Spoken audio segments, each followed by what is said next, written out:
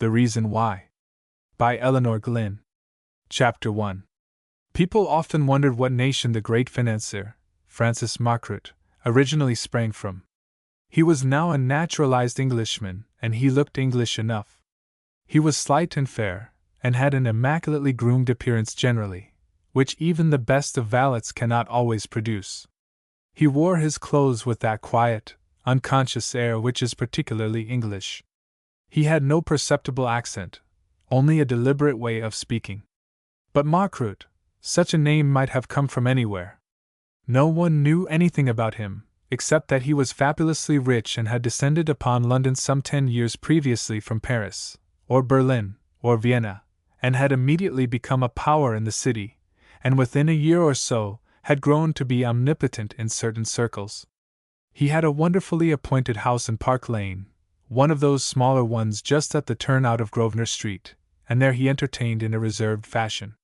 It had been remarked by people who had time to think, rare cases in these days, that he had never made a disadvantageous friend from his very first arrival. If he had to use undesirables for business purposes, he used them only for that, in a crisp, hard way, and never went to their houses. Every acquaintance even was selected with care for a definite end. One of his favorite phrases was that, "It is only the fool who coins for himself limitations."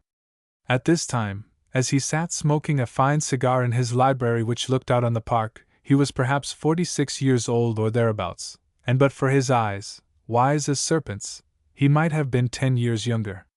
Opposite to him, facing the light, a young man lounged in a great leather chair. The visitors in Francis Margaret's library nearly always faced the light, while he himself had his back to it. There was no doubt about this visitor's nation. He was flamboyantly English. If you had wished to send a prize specimen of the race to a World's Fair, you could not have selected anything finer. He was perhaps more Norman than Saxon, for his hair was dark though his eyes were blue, and the marks of breeding in the creature showed as plainly as in a Derby winner. Francis Margaret always smoked his cigars to the end, if he were at leisure and the weed happened to be a good one, but Lord Tancred, Tristram Lorimer Giscard, 24th Baron Tancred, of Raith in the county of Suffolk, flung his into the grate after a few whiffs, and he laughed with a slightly whimsical bitterness as he went on with the conversation. "Yes, Francis, my friend, the game here is played out. I am 30, and there is nothing interesting left for me to do but emigrate to Canada, for a while at least, and take up a ranch." "Raith mortgaged heavily, I suppose?" said Mr. Margaret quietly. "Pretty well, and the northern property, too. When my mother's jointure is paid, there is not a great deal left this year, it seems. I don't mind much. I had a pretty fair time before these beastly radicals made things so difficult." The financier nodded, and the young man went on. "My forebears got rid of what they could. There was not much ready money to come into, and one had to live." Francis Margaret smoked for a minute thoughtfully. "Naturally," he said at last. "Only the question is, for how long? I understand a plunge, if you settle its duration, it is the drifting and trusting to chance, and a gradual sinking which seemed to me a poor game. Did you ever read de Musset's Rolla? The fellow who had arrived at his last night, and to whom the little girl was so kind?" "Yes, well? You reminded me of Jacques Rolla, that is all." "Oh, come! It is not as bad as that," Lord Tancred exclaimed, and he laughed. "I can collect a few thousand still, even here, and I can go to Canada. I believe there is any quantity of money to be made there with a little capital, and it is a nice, open-air life. I just looked in this afternoon on my way back from Scotland to tell you I should be going out to prospect about the end of November and could not join you for the pheasants on the 20th, as you were good enough to ask me to do." The financier half closed his eyes. When he did this, there was always something of importance working in his brain. "You have not any glaring vices, Tancred," he said. "You are no gambler either on the turf or at cards.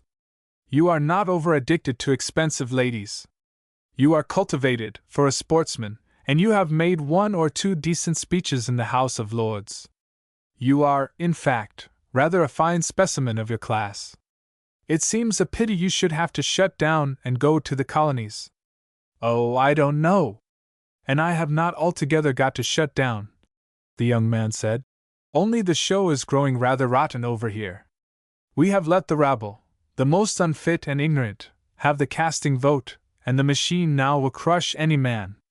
I have kept out of politics as much as I can, and I am glad. Francis Margaret got up and lowered the blind a few inches.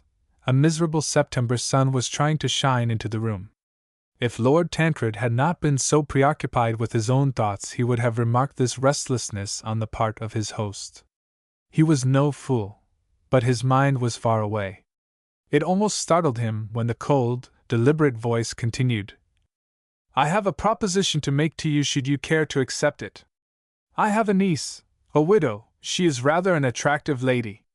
If you will marry her, I will pay off all your mortgages and settle on her quite a princely dower. Good God, said Lord Tancred. The financier reddened a little about the temples, and his eyes for an instant gave forth a flash of steel.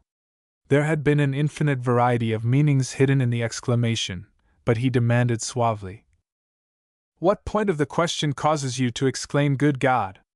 The sang-froid of Lord Tancred never deserted him. The whole thing, he said.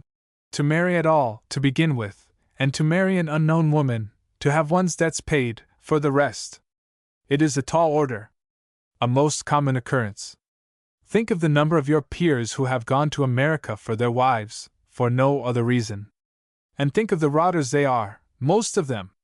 I mayn't be much catch, financially, but I have one of the oldest names and titles in England, and up to now we have not had any cads nor cowards in the family, and I think a man who marries a woman for money is both. By Jove!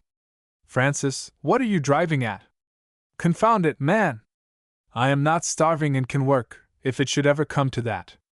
Mr. Margaret smoothed his hands. He was a peculiarly still person generally. Yes, it was a blunder, I admit, to put it this way. So I will be frank with you. My family is also, my friend, as old as yours. My niece is all I have left in the world. I would like to see her married to an Englishman. I would like to see her married to you of all Englishmen because I like you and you have qualities about you which count in life. Oh, believe me! And he raised a protesting finger to quell an interruption. I have studied you these years. There is nothing you can say of yourself or your affairs that I do not know.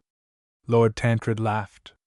My dear old boy, he said, we have been friends for a long time, and now we are coming to home truths. I must say I like your deuced cold-blooded point of view on every subject. I like your knowledge of wines and cigars and pictures, and you are a most entertaining companion. But 'pon my soul, I would not like to have your niece for a wife if she took after you. You think she would be cold-blooded too? Undoubtedly, but it is all perfectly preposterous. I don't believe you mean a word you are saying. It is some kind of a joke. Have you ever known me to make such jokes, Tancred? Mr. Margaret asked calmly. No, I haven't, and that is the odd part of it. What the devil do you mean, really, Francis? I mean what I say.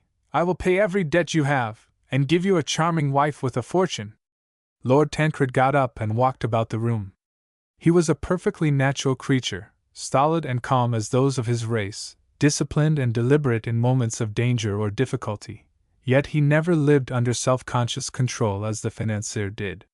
He was rather moved now, and so he walked about. He was with a friend, and it was not the moment to have to bother over disguising his feelings. Oh, it is nonsense, Francis. I could not do it. I have knocked about the world, as you know, and since you are aware of everything about me, you say, you have probably heard some of my likings and dislikings. I never go after a woman unless she attracts me, and I would never marry one of them unless I were madly in love with her, whether she had money or no, though I believe I would hate a wife with money in any case. She'd be saying like the American lady of Poor Darrowwood, it's my motor and you can't have it today. You would marry a woman then, if you were in love, in spite of everything? Francis Margaret asked. Probably, but I have never been really in love, have you? It is all storybook stuff, that almighty passion, I expect. They none of them matter very much after a while, do they, old boy? I have understood it is possible for a woman to matter, the financier said, and he drew in his lips. Well, up to now I have not, Lord Tancred announced. And may the day be far off when one does. I feel pretty safe. A strange, mysterious smile crept over Mr. Margaret's face. By the way, also, how do you know the lady would be willing to marry me, Francis? You spoke as if I only had to be consulted in the affair. So you have. I can answer for my niece. She will do as I wish, and, as I said before, you are rather a perfect picture of an English nobleman, Tancred. You have not found women recalcitrant, as a rule, no? Lord Tancred was not inordinately vain, though a man, and he had a sense of humor, so he laughed. "'Pon my word, it is amusing, you're turning into a sort of matrimonial agent. Can't you see the fun of the thing yourself? It seems quite natural to me. You have every social advantage to offer a woman, and a presentable person, and my niece has youth, and some looks, and a large fortune. But we will say no more about it. I shall be glad to be of any service I can to you, anyway, in regard to your Canadian scheme. Come and dine tonight. I happen to have asked a couple of railway magnates with interest out there, and you can get some information from them."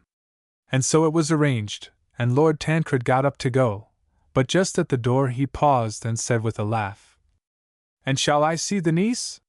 The financier had his back turned, and so he permitted the flicker of a smile to come over his mouth as he answered, "It might be, but we have dismissed the subject of the niece." And so they parted. At the sound of the closing of the door, Mr. Margaret pressed the button of a wonderful trifle of Russian enamel and emeralds, which lay on his writing table, and a quiet servant entered the room. "Tell the Countess Shulsky I wish to speak to her here immediately, please," he said. "Ask her to descend at once." But he had to walk up and down several times, and was growing impatient, before the door opened and a woman came slowly into the room. Chapter 2. The financier paused in his restless pacing as he heard the door open and stood perfectly still, with his back to the light. The woman advanced and also stood still, and they looked at one another with no great love in their eyes, though she who had entered was well worth looking at, from a number of points of view. Firstly, she had that arresting, compelling personality which does not depend upon features, or coloring, or form, or beauty. A subtle force of character, a radiating magnetism, breathed from her whole being. When Zara Shulsky came into any assemblage of people, conversation stopped and speculation began. She was rather tall and very slender, and yet every voluptuous curve of her lithe body refuted the idea of thinness. Her head was small and her face small, and short, and oval, with no wonderfully chiseled features, only the skin was quite exceptional in its white purity, not the purity of milk, but the purity of rich, white velvet, or a gardenia petal. Her mouth was particularly curved and red, and her teeth were very even, and when she smiled, which was rarely, they suggested something of great strength, though they were small and white. And now I am coming to her two wonders, her eyes and her hair. At first you could have sworn the eyes were black, just great pools of ink, or discs of black velvet, set in their broad lids and shaded with jet lashes. But if they chanced to glance up in the full light, then you knew they were slate color, not a tinge of brown or green. The whole iris was a uniform shade, strange, slumbrous, resentful eyes, under straight, thick, black brows, the expression full of all sorts of meanings, though none of them peaceful or calm. And from some far-back Spanish Jewish ancestress she probably got that glorious head of red hair, the color of a ripe chestnut when it falls from its shell, or a beautifully groomed bright bay horse. The heavy plaits which were wound tightly round her head must have fallen below her knees when they were undone. Her coiffure gave you the impression that she never thought of fashion, nor changed its form of dressing, from year to year. And the exquisite planting of the hair on her forehead, as it waved back in broad waves, added to the perfection of the Greek simplicity of the whole thing. Nothing about her had been aided by conscious art. Her dress, of some black clinging stuff, was rather poor, though she wore it with the air of a traditional empress. Indeed, she looked an empress, from the tips of her perfect fingers to her small arched feet. And it was with imperial hauteur that she asked in a low, cultivated voice with no accent, "Well, what is it? Why have you sent for me thus peremptorily?" The financier surveyed her for a moment. He seemed to be taking in all her points with a fresh eye. It was almost as though he were counting them over to himself, and his thoughts ran. You astonishingly attractive devil! You have all the pride of my father, the emperor. How he would have gloried in you! You are enough to drive any man mad. You shall be a pawn in my game for the winning of my lady and gain happiness for yourself. So in the end, Ilinka, if she is able to see from where she has gone, will not say I have been cruel to you. I asked you to come down, to discuss a matter of great importance. Will you be good enough to be seated, my niece? He said aloud with ceremonious politeness as he drew forward a chair, into which she sank without more ado, and there waited, with folded hands, for him to continue. Her stillness was always as intense as his own, but whereas his had a nervous tension of conscious repression, hers had an unconscious, quiet force. Her father had been an Englishman, but both uncle and niece at moments made you feel they were silent panthers, ready to spring. So, was all she said. And Francis Margaret went on. You have a miserable position, hardly enough to eat at times, one understands. You do not suppose I took the trouble to send for you from Paris last week for nothing, do you? You guessed I had some plan in my head, naturally. Naturally, she said with fine contempt. I did not mistake it for philanthropy. Then it is well, and we can come to the point. He went on. I am sorry I have had to be away, since your arrival, until yesterday. I trust my servants have made you comfortable? Quite comfortable, she answered coldly.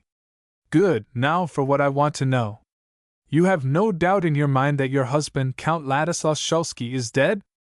There is no possible mistake in his identity? I believe the face was practically shot away, was it not? I have taken the precaution to inform myself upon every point, from the authorities at Monte Carlo, but I wish for your final testimony. Ladislaus Szulski is dead, she said quietly, in a tone as though it gave her pleasure to say it. The woman Fito caused the fray. Ivan Larsky shot him in her arms. He was her lover who paid, and Ladislaus the amant duke her for the moment. She wailed over the body like a squealing rabbit. She was there lamenting his fine eyes when they sent for me. They were gone forever, but no one could mistake his curly hair, nor his cruel, white hands. Ah! It was a scene of disgust. I have witnessed many ugly things, but that was of the worst. I do not wish to talk of it, it is past a year ago. Fito heaped his grave with flowers, and joined the hero, Larsky, who was allowed to escape, so all was well. And since then you have lived from hand to mouth, with those others. And here Francis Margaret's voice took on a new shade, there was a cold hate in it. I have lived with my little brother, Mirko, and Mimo. How could I desert them? And sometimes we have found it hard at the end of the quarter, but it was not always as bad as that, especially when Mimo sold a picture. I will not hear his name, Francis Margaret said with some excitement. In the beginning, if I could have found him I would have killed him, as you know, but now the carrion can live, since my sister is dead. He is not worth powder and shot. The Countess Szulski gave the faintest shrug of her shoulders, while her eyes grew blacker with resentment. She did not speak. Francis Margaret stood by the mantelpiece, and lit a cigar before he continued. He knew he must choose his words as he was dealing with no helpless thing. You are 23 years old, Zara, and you were married at 16, he said at last. And up to 13 at least I know you were very highly educated. You understand something of life, I expect. Life, she said, and now there was a concentrated essence of bitterness in her voice. Mon Dieu! Life, and men! Yes, you probably think you know men. She lifted her upper lip a little, and showed her even teeth. It was like an animal snarling. I know that they are either selfish weaklings, or cruel, hateful brutes like Ladislaus, or clever, successful financiers like you, my uncle. That is enough. Something we women must be always sacrificed to. Well, you don't know Englishmen. Yes, I remember my father very well, cold and hard to my darling mother.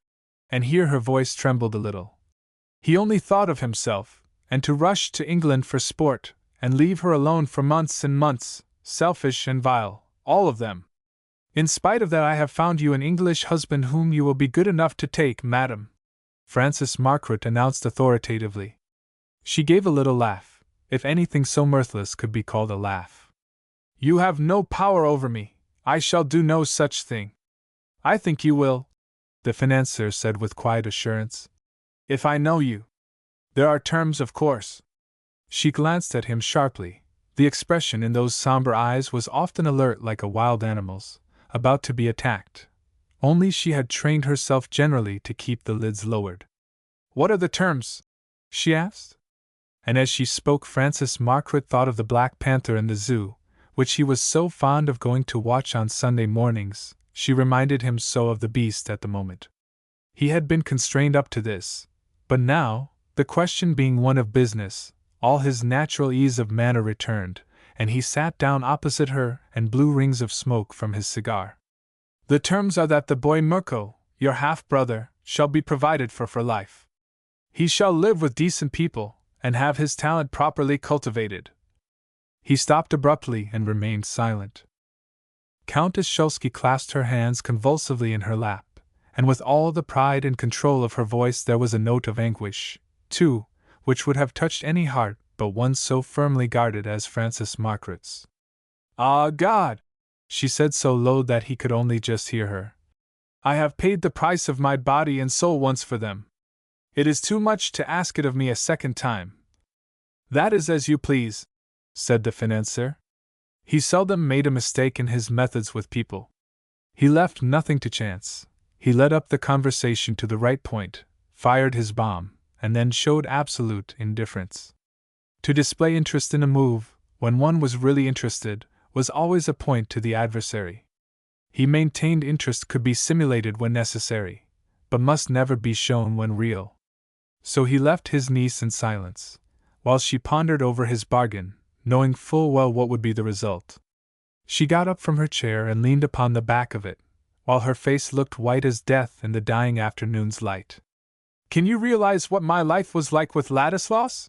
She hissed. A plaything for his brutal pleasures, to begin with, a decoy duck to trap the other men, I found afterwards, tortured and insulted from morning to night. I hated him always, but he seemed so kind beforehand, kind to my darling mother, whom you were leaving to die. Here Frances Margaret winced, and a look of pain came into his hard face while he raised a hand in protest, and then dropped it again, as his niece went on. And she was beginning to be ill even at that time, and we were so poor, so I married him.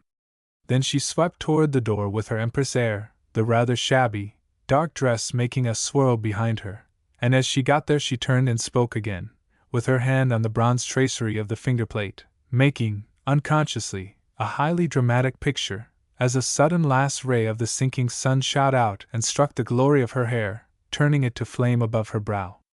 I tell you it is too much, she said, with almost a sob in her voice. I will not do it. And then she went out and closed the door. Frances Margaret, left alone, leant back in his chair and puffed his cigar calmly while he mused. What strange things were women! Any man could manage them if only he reckoned with their temperaments when dealing with them, and paid no heed to their actual words. Frances Margaret was a philosopher. A number of the shelves of this, his library, were filled with works on the subject of philosophy, and a well-thumbed volume of the Fragments of Epicurus lay on a table by his side. He picked it up now and read, He who wastes his youth on high feeding, on wine, on women, forgets that he is like a man who wears out his overcoat in the summer. He had not wasted his youth either on wine or women, only he had studied both, and their effects upon the thing which, until lately, had interested him most in the world, himself. They could both be used to the greatest advantage and pleasure by a man who apprehended things he knew. Then he turned to the Morning Post which was on a low stand near, and he read again a paragraph which had pleased him at breakfast. The Duke of Glastonbury and Lady Ethelreda Montfichet entertained at dinner last night a small party at Glastonbury House, among the guests being. And here he skipped some high-sounding titles and let his eye feast upon his own name. Mr. Francis Margaret. Then he smiled and gazed into the fire, and no one would have recognized his hard, blue eyes as he said softly, Ethelreda! Belle et blonde! Chapter 3. While the financier was contentedly musing in his chair beside the fire, His niece was hurrying into the park, wrapped in a dark cloak and thick veil. She had slipped out noiselessly, a few minutes after she left the library. The sun had completely set now, and it was damp and cold, with the dead leaves, and the sodden autumn feeling in the air. Zaruszewski shivered, in spite of the big cloak, as she peered into the gloom of the trees, when she got nearly to the Achilles statue. The rendezvous had been for 6 o'clock. It was now 20 minutes past, and it was so bad for Mirko to wait in the cold. Perhaps they would have gone on. But no, she caught sight of 2 shabby figures, close up under the statue, when she got sufficiently near. They came forward eagerly to meet her. And even in the half-light it could be seen that the boy was an undersized little cripple of perhaps 9 or 10 years old but looking much younger, as it could also be seen that even in his worn overcoat and old stained felt hat the man was a gloriously handsome creature. "What joy to see you, Cherizette!" exclaimed the child. "Papa and I have been longing and longing all the day. It seemed that 6 would never come. But now that you are here, let me eat you up!" And the thin, little arms, too long for the wizened body, clasped fondly round her neck as she lifted him, and carried him toward a seat where the 3 sat down to discuss their affairs. "I know nothing, you see, Mimo," the Countess Szulski said, "beyond that you arrived yesterday. I think it was foolish of you to risk it. At least in Paris Madame Dubois would have let you stay and owe a week's rent. But here, among these strangers—" "Now do not scold us, Mentor," the man answered, with a charming smile. "Mirko and I felt the sun had fled when you went last Thursday. It rained and rained 2-3 days, and the Dubois canary got completely on our nerves, and heavens above! The Grisoldi insisted upon cooking garlic in his food at every meal. We had thought to have broken him of the habit, you remember, and up it came from his stove. Body of Bacchus! It killed inspiration. I could not paint, my Cherizette, and Mirko could not play. And so we said, at least the sun of the hair of our Cherizette must shine in the dark England. We, too, will go there, away from the garlic and the canary, and the fogs will give us new ideas, and we shall create wonderful things. Is it not so, Mirko mio?" "But of course, Papa," the boy echoed, and then his voice trembled with a pitiful note. "You are not angry with us, darling Cherizette? Say it is not so? My little one! How can you? I could never be angry with my Mirko, no matter what he did." And the 2 pools of ink softened from the expression of the Black Panther into the divine tenderness of the Sistine Madonna, as she pressed the frail, little body to her side and pulled her cloak around it. "Only I fear it cannot be well for you here in London, and if my uncle should know, all hope of getting anything from him may be over.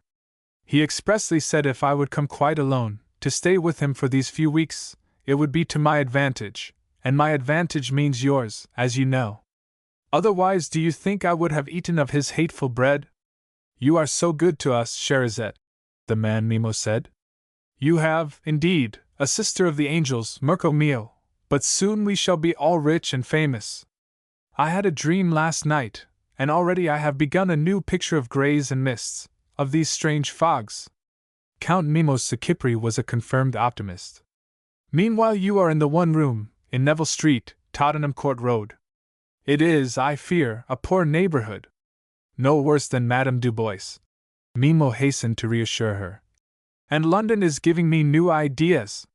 Mirko coughed harshly with a dry sound. Countess Szulski drew him closer to her and held him tight. "You got the address from the Grisoldi? He was a kind little old man, in spite of the garlic," she said. "Yes, he told us of it, as an inexpensive resting place, until our affairs prospered, and we came straight there and wrote to you at once. I was greatly surprised to receive the letter. Have you any money at all now, Mimo?" "Indeed, yes." And Count Sacipri proudly drew forth 8 bits of French gold from his pocket. "We had 200 francs when we arrived. Our little necessities and a few paints took up 2 of the 20-franc pieces, and we have 8 of them left. Oh, quite a fortune! It will keep us until I can sell the Apache. I shall take it to a picture dealer's tomorrow." Countess Szulski's heart sank. She knew so well of old how long 8 20-franc pieces would be likely to last.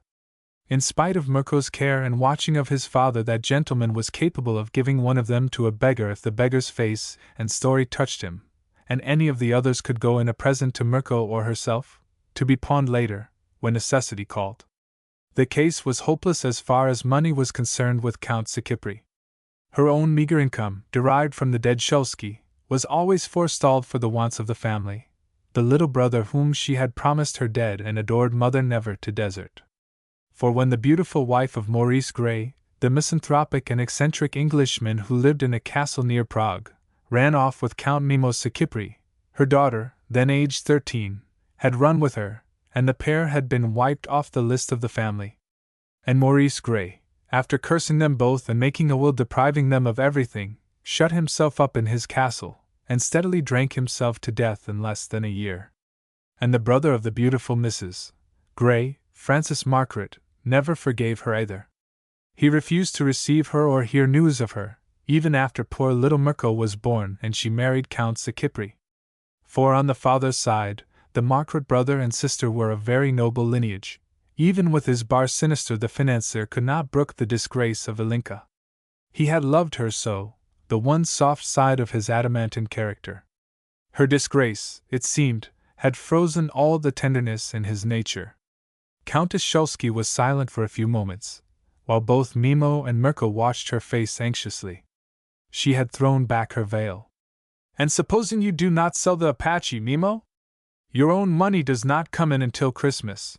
Mine is all gone until January, and it is the cold winter approaching, and cold is not good for Mirko. What then?" Count Sikipri moved uneasily. A tragic look grew in his handsome face.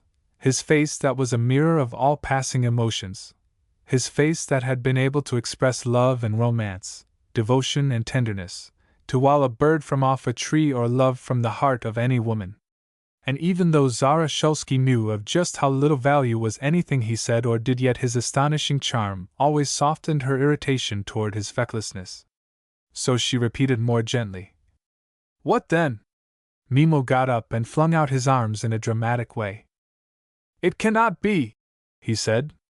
"I must sell the Apache. Besides, if I don't, I tell you these strange, gray fogs are giving me new, wonderful thoughts, dark, mysterious, two figures meeting in the mist. Oh! But a wonderful combination that will be successful in all cases."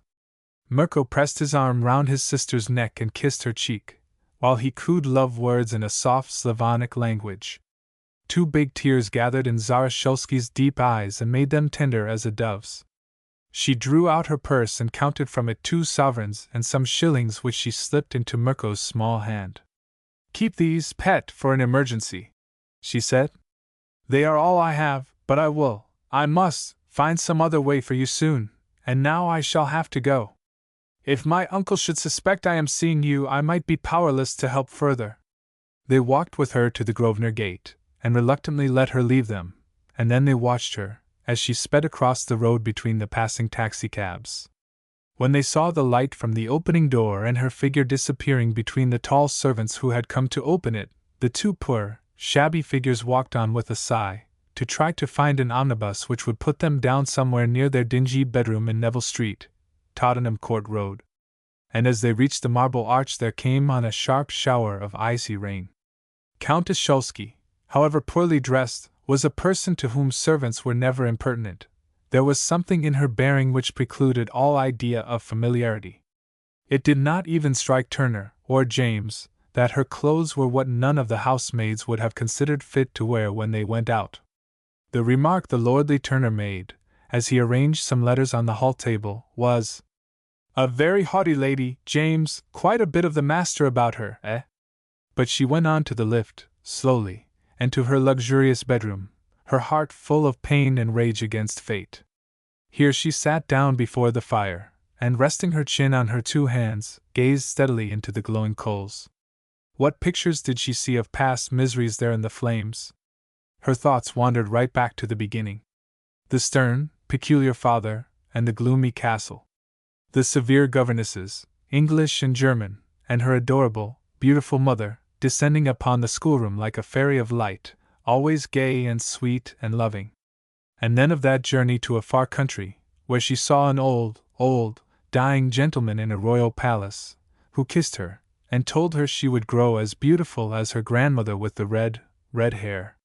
And there in the palace was Mimo, so handsome and kind in his glittering aide-de-camp's uniform, who after that often came to the gloomy castle, and with the fairy mother, to the schoolroom.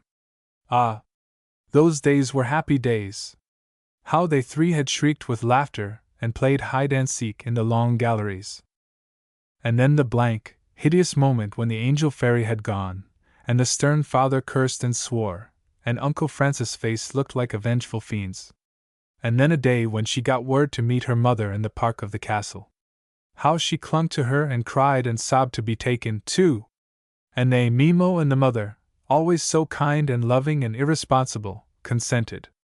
And then the flight, and weeks of happiness in luxurious hotels, until the mother's face grew pinched and white, and no letters but her own, returned, came from Uncle Francis. And ever the fear grew that if Mimo were absent from her for a moment Uncle Francis would kill him. The poor, adored mother! And then of the coming of Mirko and all their joy over it, and then, gradually, the skeleton of poverty, when all the jewels had been sold and all Mimo's uniform and swords, and nothing but his slender income, which could not be taken from him, remained. How he had worked to be a real artist, there in Paris! Oh! Poor Mimo! He had tried, but everything was so against a gentleman, and Mirko such a delicate baby, and the mother's lovely face so often sad. And then the time of the mother's first bad illness, how they had watched and prayed, and Mimo had cried tears like a child, and the doctor had said the South was the only thing to help their angel's recovery. So to marry Ladislaus Szulski seemed the only way.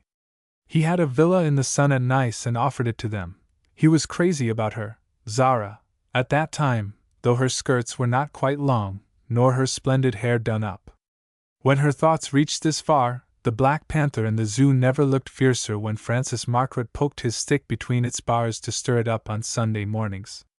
The hateful, hateful memories!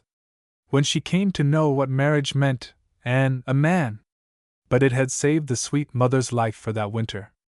And though it was a strain to extract anything from Ladislaus, still, in the years that followed, often she had been able to help until his money, too, was all gone, on gambling and women. And then the dear mother died in cold and poverty, in a poor little studio in Paris, in spite of her daughters and Mimo's frantic letters to Uncle Francis for help. She knew now that he had been far away, in South Africa, at the time, and had never received them, until too late. But then, it seemed as if God Himself had forsaken them. And now came the memory of her solemn promise. Mirko should never be deserted. The adored mother could die in peace about that. Her last words came back now, out of the glowing coals. I have been happy with Mimo, after all, my Cherizette, with you and Mimo and Mirko. It was worthwhile. And so she had gasped, and died. And here the tears gathered and blurred the flaming coals. But Zara's decision had come. There was no other way. To her uncle's bargain she must consent. She got up abruptly and flung her hat on the bed. Her cloak had already fallen from her, and without further hesitation she descended the stairs. Francis Margaret was still seated in his library. He had taken out his watch and was calculating the time. It was 25 minutes to 8. His guests would be coming to dine at 8 o'clock and he had not begun to dress. Would his niece have made up her mind by then? That there could be any doubt about the fact that she would make up her mind as he wished never entered his head. It was only a question of time, but it would be better, for every reason, if she arrived at the conclusion at once. He rose from his chair with a quiet smile as she entered the room. So she had come! He had not relied upon his knowledge of a woman's temperament in vain. She was very pale. The extra whiteness showed even on her gardenia skin, and her great eyes gleamed sullenly from beneath her lowering brows of ink. If the terms are for the certain happiness of Mirko, I consent, she said. Chapter 4. The four men, the two railway magnates, Francis Margaret, and Lord Tancred, had all been waiting a quarter of an hour before the drawing-room fire when the Countess Szulski sailed into the room. She wore an evening gown of some thin, black, transparent, woolen stuff, which clung around her with the peculiar grace her poorest clothes acquired. Another woman would have looked pitifully shabby in such a dress, but her distinction made it appear to at least 3 of the men as the robe of a goddess. Francis Margaret was too annoyed at the delay of her coming to admire anything, but even he, as he presented his guests to her, could not help remarking that he had never seen her look more wonderful, nor more contemptuously regal. They had had rather a stormy scene in the library, half an hour before. Her words had been few, but their displeasure had been unconcealed. She would agree to the bare bargain, if so be this strange man were willing, but she demanded to know the reason of his willingness. And when she was told it was a business matter between the 2 men, and that she would be given a large fortune, she expressed no more surprise than a disdainful curl of the lips. For her, all men were either brutes, or fools like poor Mimo. If she had known that Lord Tancred had already refused her hand and that her uncle was merely counting upon his own unerring knowledge of human nature, and Lord Tancred's nature in particular, she might have felt humiliated, instead of full of impotent rage. The young man, for his part, had arrived exactly on the stroke of 8, a rare effort of punctuality for him. Some underneath excitement to see his friend Margaret's niece had tingled in his veins from the moment he had left the house. What sort of a woman could it be who would be willing to marry a perfect stranger for the sake of his title and position? The quarter of an hour's wait had not added to his calm. So when the door had eventually opened for her entry, he had glanced up with intense interest, and had then drawn in his breath as she advanced up the room. The physical part of the lady at all events was extremely delectable. But when he was presented and his eyes met hers, he was startled by the look of smoldering, somber hate he saw in them. What could it all mean? Francis must have been romancing. Why should she look at him like that, if she were willing to marry him? He was piqued and interested. She spoke not a word as they went down to dinner, but he was no raw youth to be snubbed thus into silence. His easy, polished manner soon started a conversation upon the usual everyday things. He received yes and no for answers. The railway magnate on her other side was hardly more fortunate, until the entrees were in full swing. Then she unfroze a little. The elderly gentleman had said something which interested her. The part which particularly irritated Lord Tancred was that he felt sure she was not really stupid. Who could be stupid with such a face? And he was quite unaccustomed to being ignored by women. A like experience had not occurred to him in the whole of his life. He watched her narrowly. He had never seen so white a skin. The admirably formed bones of her short, small face caused, even in a side light, no disfiguring shadows to fall beside the mouth and nose, nor on the cheeks. All was velvety, smooth, and rounded. The remote Jewish touch was invisible, save in the splendor of the eyes and lashes. She filled him with the desire to touch her, to clasp her tightly in his arms, to pull down that glorious hair and bury his face in it. And Lord Tancred was no sensualist, given to instantly appraising the outward charm of women. When the grouse was being handed, he did get a whole sentence from her. It was in answer to his question whether she liked England. "How can one say, when one does not know?" she said. "I have only been here once before, when I was quite a child. It seems cold and dark." "We must persuade you to like it better," he answered, trying to look into her eyes, which she had instantly averted. The expression of resentment still smoldered there, he had noticed, during their brief glance. "Of what consequence whether I like it or no?"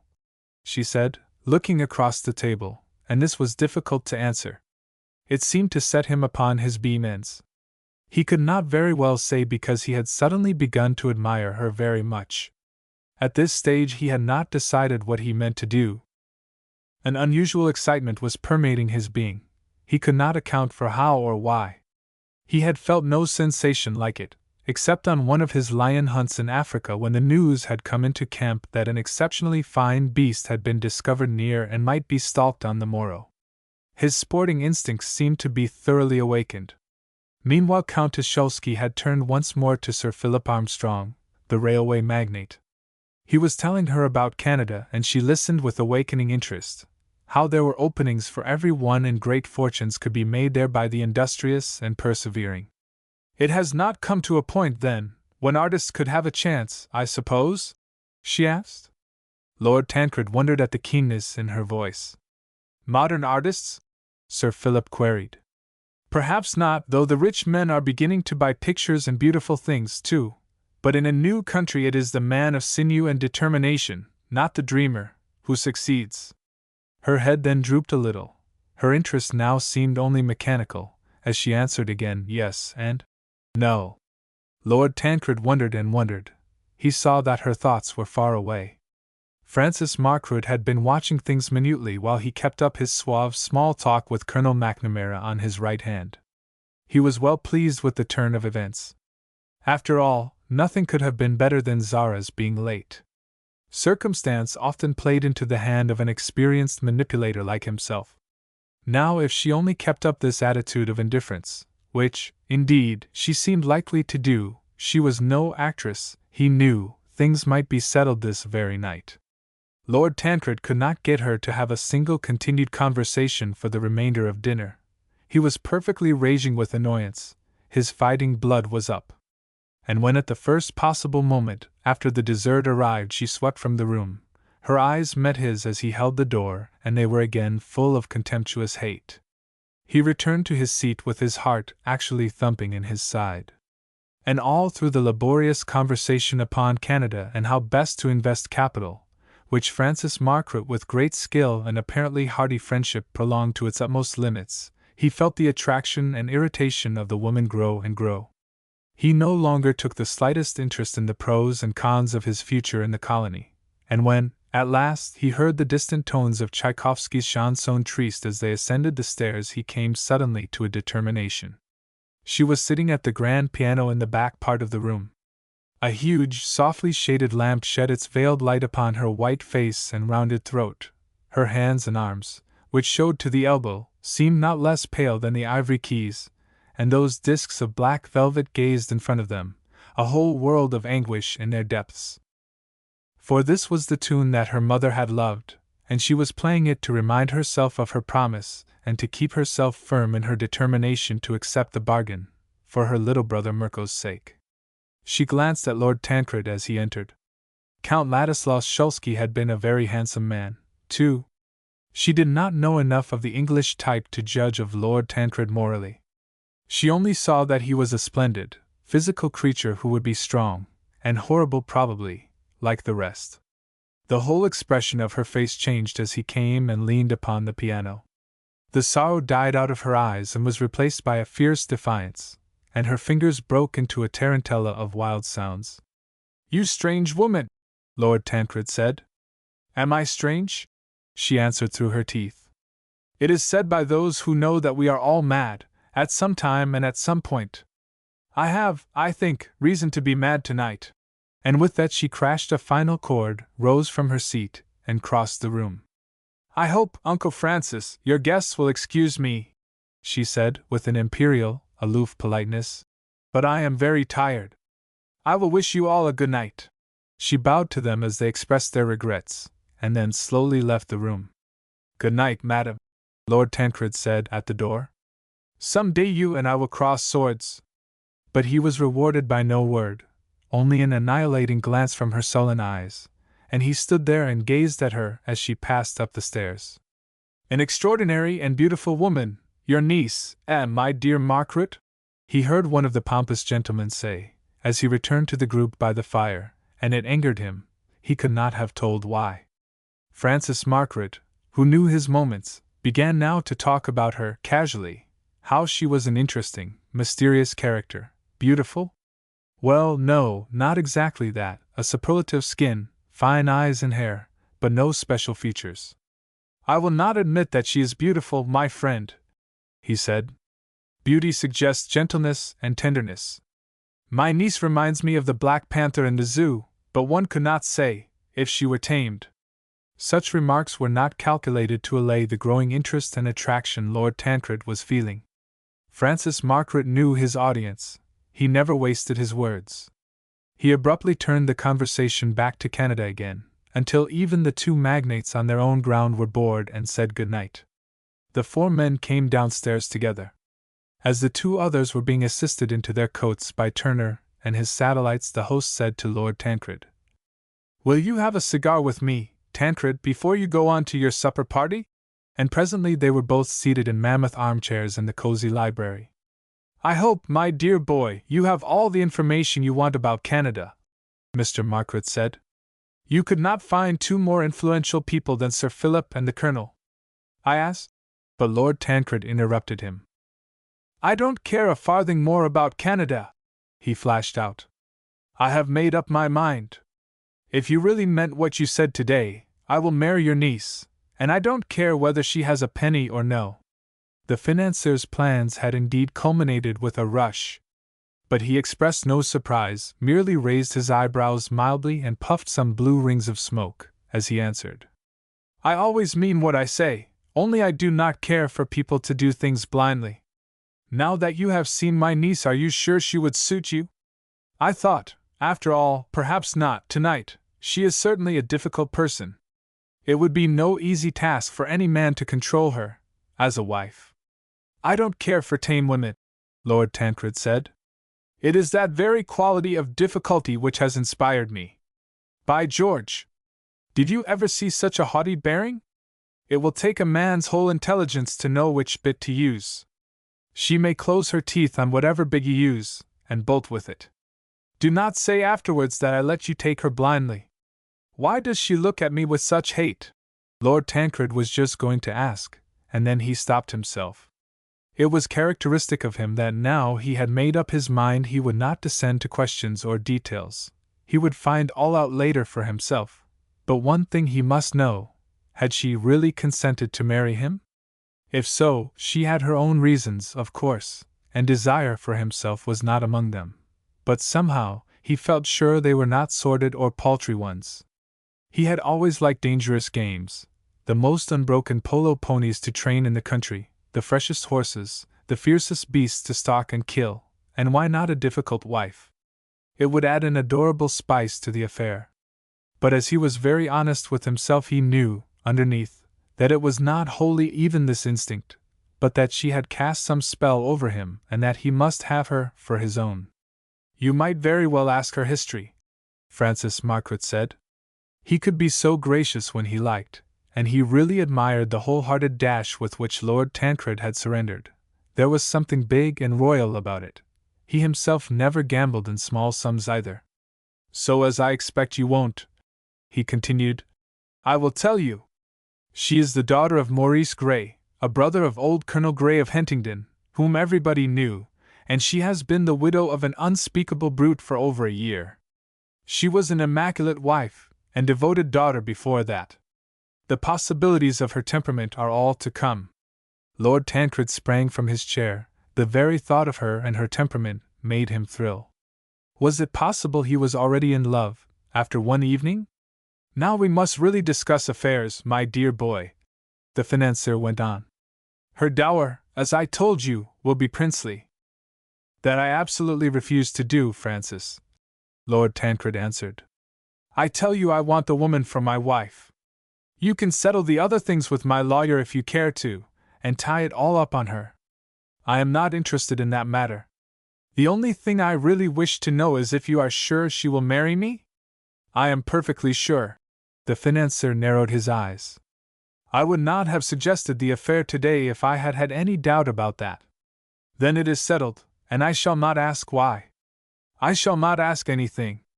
Only when may I see her again, and how soon can we be married? Come and lunch with me in the city tomorrow, and we will talk over everything. I shall have seen her, and can then tell you when to present yourself. And I suppose you can have the ceremony at the beginning of November? 6 whole weeks hence," Lord Tancred said protestingly. "Must she get such heaps of clothes? Can it be sooner? I want it to be here for my Uncle Glastonbury's first shoot on the 2nd of November, and if we are only married then, we shall be off on a honeymoon. You must come to that shoot, by the way, old boy. It is the pleasantest of the whole lot. He has one day at the partridges, and a dash at the pheasants, but he only asks the jolliest parties to this early one, for Ethelreda's birthday, and none of the boors." "It would give me great pleasure to do so," Francis Margaret said. and he looked down so that Lord Tancred should not see the joy in his eyes. Then they shook hands most heartily, and the newly made fiancé said good night, with the happy assurance in his ears that he might claim his bride in time to be back from a week's honeymoon for the Glastonbury shoot. When he had gone, Francis Margaret's first act was to sit down and write a 4-figure check for the Crippled Children's Hospital. He believed in thank offerings. Then he rubbed his hands softly together as he went up to his bed. Chapter 5. Then Lord Tancred left the house in Park Lane. He did not go on to the supper party at the Savoy he had promised to attend. That sort of affair had bored him, now for several years. Instead, he drove straight back to his rooms in St. James Street, and getting comfortably into his pet chair, he steadily set himself to think. He had acted upon a mad impulse. He knew that and did not argue with himself about it, or regret it. Some force stronger than anything he had hitherto known had compelled him to come to the decision. And what would his future life be like with this strange woman? That could not be exactly guessed. That it would contain scenes of the greatest excitement he did not doubt. She would in all cases look the part. His mother herself, the Lady Tancred, daughter of the late and sister of the present Duke of Glastonbury, could not move with more dignity, a thought which reminded him that he had better write to his parent and inform her of his intended step. He thought of all the women he had loved, or imagined he had loved, since he left Eton. The 2 affairs which had convulsed him during his second year at Oxford were perhaps the most serious. The Laura Highford, his last episode, was fortunately over and had always been rather tiresome. In any case, none of those ladies of the world, or other world, had any reasons to reproach him, and he was free and happy. And if he wished to put down a large stake on the card of marriage, he was answerable to no one. During the last 800 years, ever since a Marie Giscard of that house of Hauteville, whose daring deeds gave sovereigns to half Europe, had come over with his Duke William, and had been rewarded by the gift of the Wraith lands, seized from the Saxons, his descendants had periodically done madly adventurous things. Perhaps the quality was coming out in him. Then he thought of his lady, personally, and not of the extraordinariness of his action. She was exasperatingly attractive. How delicious it would be when he had persuaded her to talk to him, taught her to love him, because she certainly must love him, some day. It was rather cold-blooded of her to be willing to marry him, a stranger, but he was not going to permit himself to dwell upon that. She could not be really cold-blooded with that face. Its every line bespoke capability of exquisite passion. It was not the least cunning, or calculating either. It was simply adorable. And to kiss! But here he pulled himself together and wrote to his mother a note, short and to the point, which she received by the first post next morning at her small house in Queen Street, Mayfair, and then he went to bed. The note ran: My dear mother, I am going to be married at last. The lady is a daughter of Maurice Grey, a brother of old Colonel Grey of Hentingdon who died last year, and the widow of a Pole named Shulsky, Countess Shulsky she is called. He had paused here because he had suddenly remembered he did not know her Christian name. She is also the niece of Francis Margaret, whom you have such an objection to, or had, last season. She is most beautiful, and I hope you will like her. Please go and call tomorrow. I will come and breakfast with you about 10. Your affectionate son, Tancred.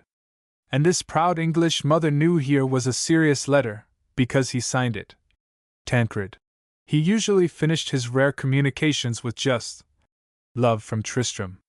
She leaned back on her pillows and closed her eyes. She adored her son, but she was, above all things, a woman of the world and given to making reasonable judgments. Tristram was past the age of a foolish entanglement. There must be some strong motive in this action. He could hardly be in love.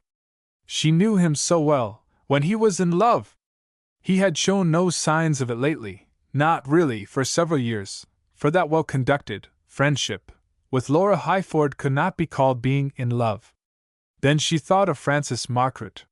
He was so immensely rich, she could not help a relieved sigh. There would be money at all events. But she knew that could not be the reason. She was aware of her son's views about rich wives. She was aware, too, that with all his sporting tastes and modern irreverence of tradition, underneath he was of a proud, reserved nature, intensely proud of the honor of his ancient name. What then could be the reason for this engagement? Well, she would soon know. It was 8:30 in the morning, and Tristram's about 10 would not mean later than 8:30 or 11:15. She rang the bell for her maid, and told her to ask the young ladies to put on dressing gowns and come to her. Soon Lord Tancred's 2 sisters entered the room. They were nice, fresh English girls, and stood a good deal in awe of their mother. They kissed her and sat down on the bed. They felt it was a momentous moment, because Lady Tancred never saw any one until her hair was arranged, not even her own daughters. "Your brother Tristram is going to be married," she said, and referred to the letter lying on the coverlet. "To a Countess Szulski, a niece of that Mr. Margaret whom one meets about." "Oh, mother, and really," gasped Emily and Mary. "Have we seen her? Do we know her?" "No, I think we can none of us have seen her. She certainly was not with Mr. Margaret at Cowes, and no one has been in town, except this last week for Flora's wedding. I suppose Tristram must have met her in Scotland, or possibly abroad. He went to Paris, you remember, at Easter, and again in July. I wonder what she is like," said Emily. "Is she young?" asked Mary. "Tristram does not say," replied Lady Tancred. "Only that she is beautiful. We are so surprised." Both girls gasped together. "Yes, it is unexpected, certainly," agreed their mother. "But Tristram has judgment. He is not likely to have chosen any one of whom I should disapprove. You must be ready to call with me, directly after lunch. Tristram is coming to breakfast, so you can have yours now, in your room. I must talk to him."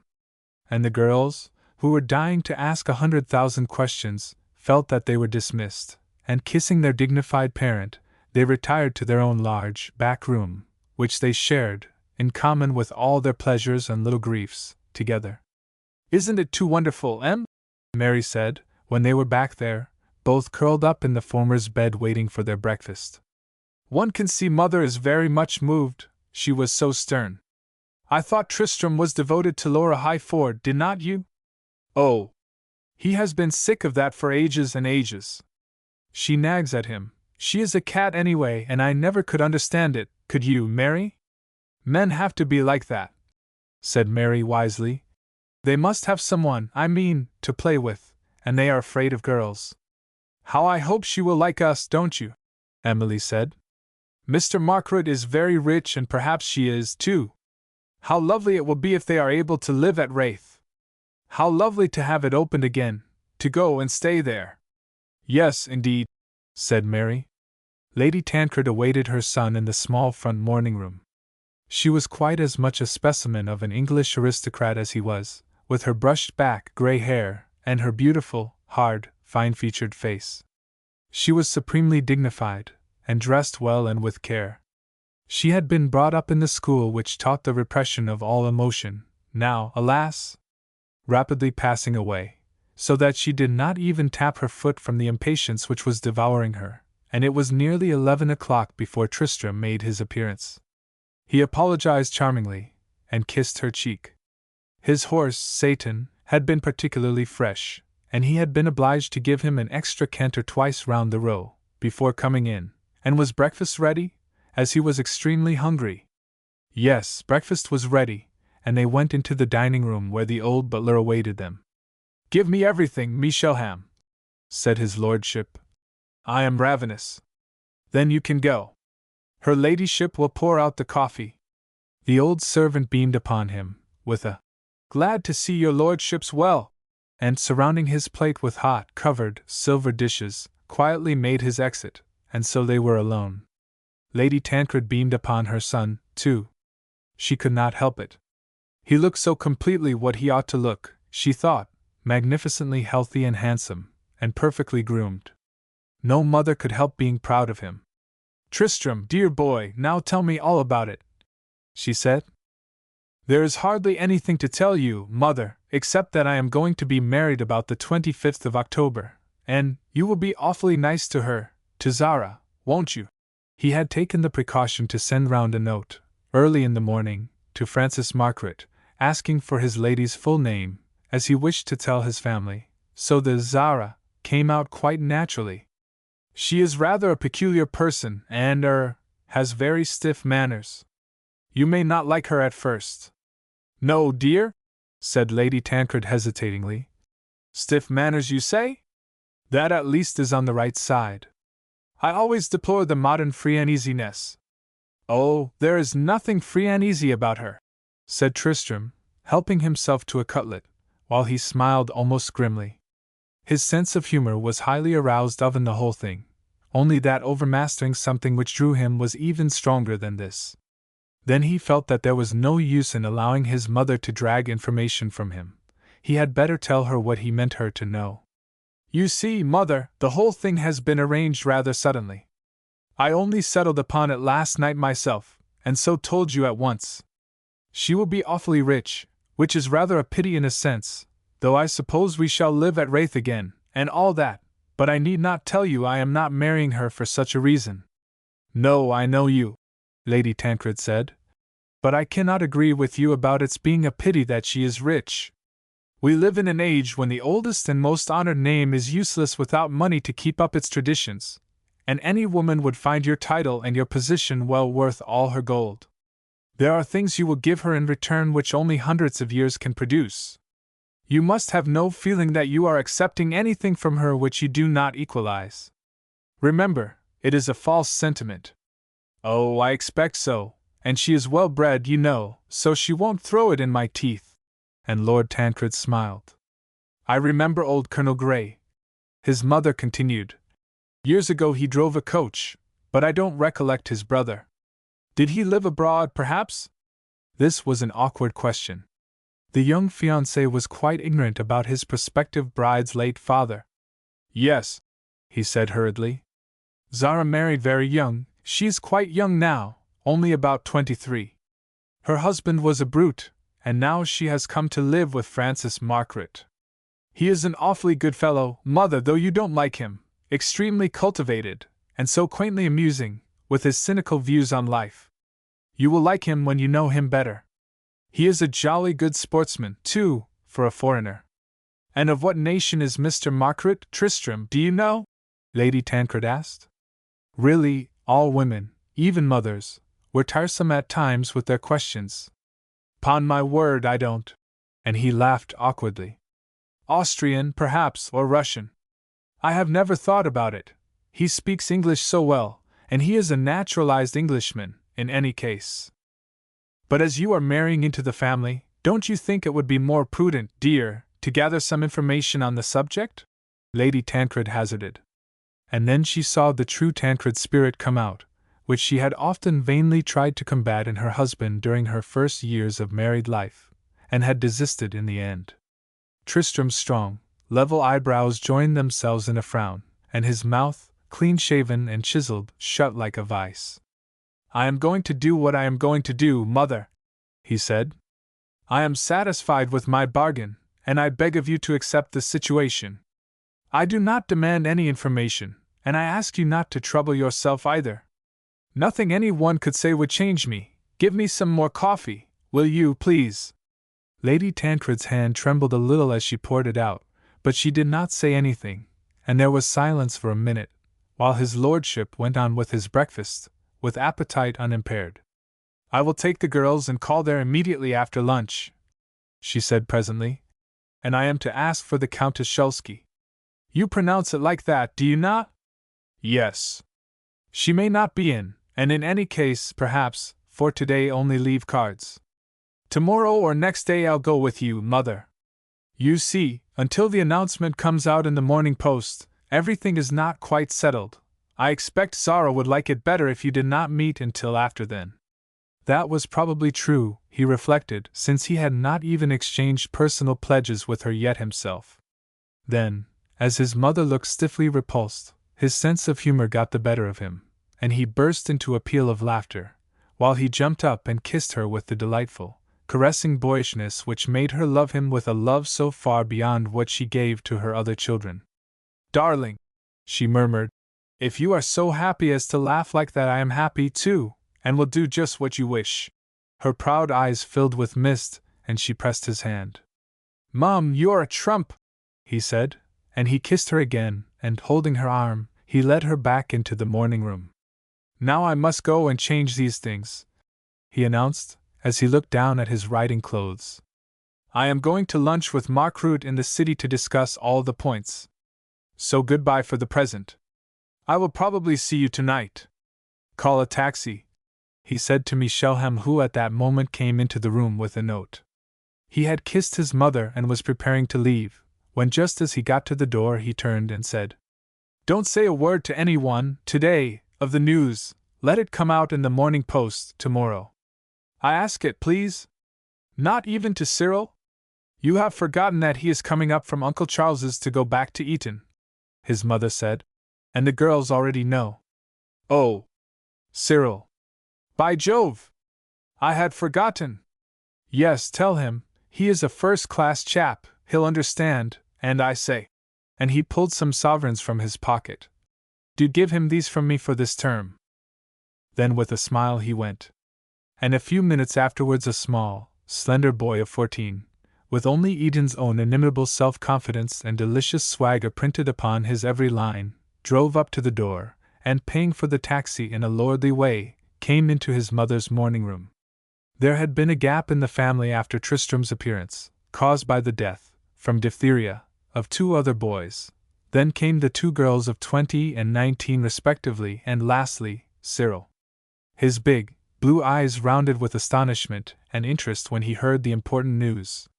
All he said was, Well, she must be a corker, if Tristram thinks her good enough. But what a beastly nuisance!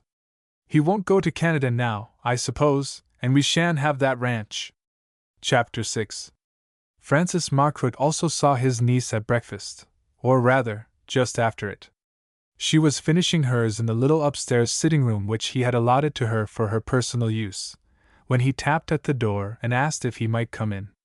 She said, Yes, and then rose, with the ceremonious politeness she always used in her dealings with him, contemptuous, resentful politeness for the most part. I have come to settle the details of your marriage, he said, while he waved her to be seated again and took a chair himself. At the word marriage, her nostrils quivered, but she said nothing. She was always extremely difficult to deal with, on account of these silences of hers. She helped no one out. Francis Margaret knew the method himself and admired it. It always made the other person state his case. You saw Lord Tancred last night. You can have no objection to him on the ground of his person, and he is a very great gentleman, my niece, as you will find. Still silence. I have arranged with him for you to be married in October, about the 25th, I suppose. So now comes the question of your trousseau. You must have clothes to fit you for so great a position. You had better get them in Paris. Then he paused, struck by the fact which he had only just noticed, that the garments she had been wearing and those she now wore were shabby enough. He realized the reason he had not before remarked this, her splendid carriage and air of breeding, and it gave him a thrill of pride in her. After all, she was his own niece. It will be a very great joy to dress you splendidly, he said. I would have done so always, if I had not known where the money would go, but we are going to settle all that now, and every one can be happy.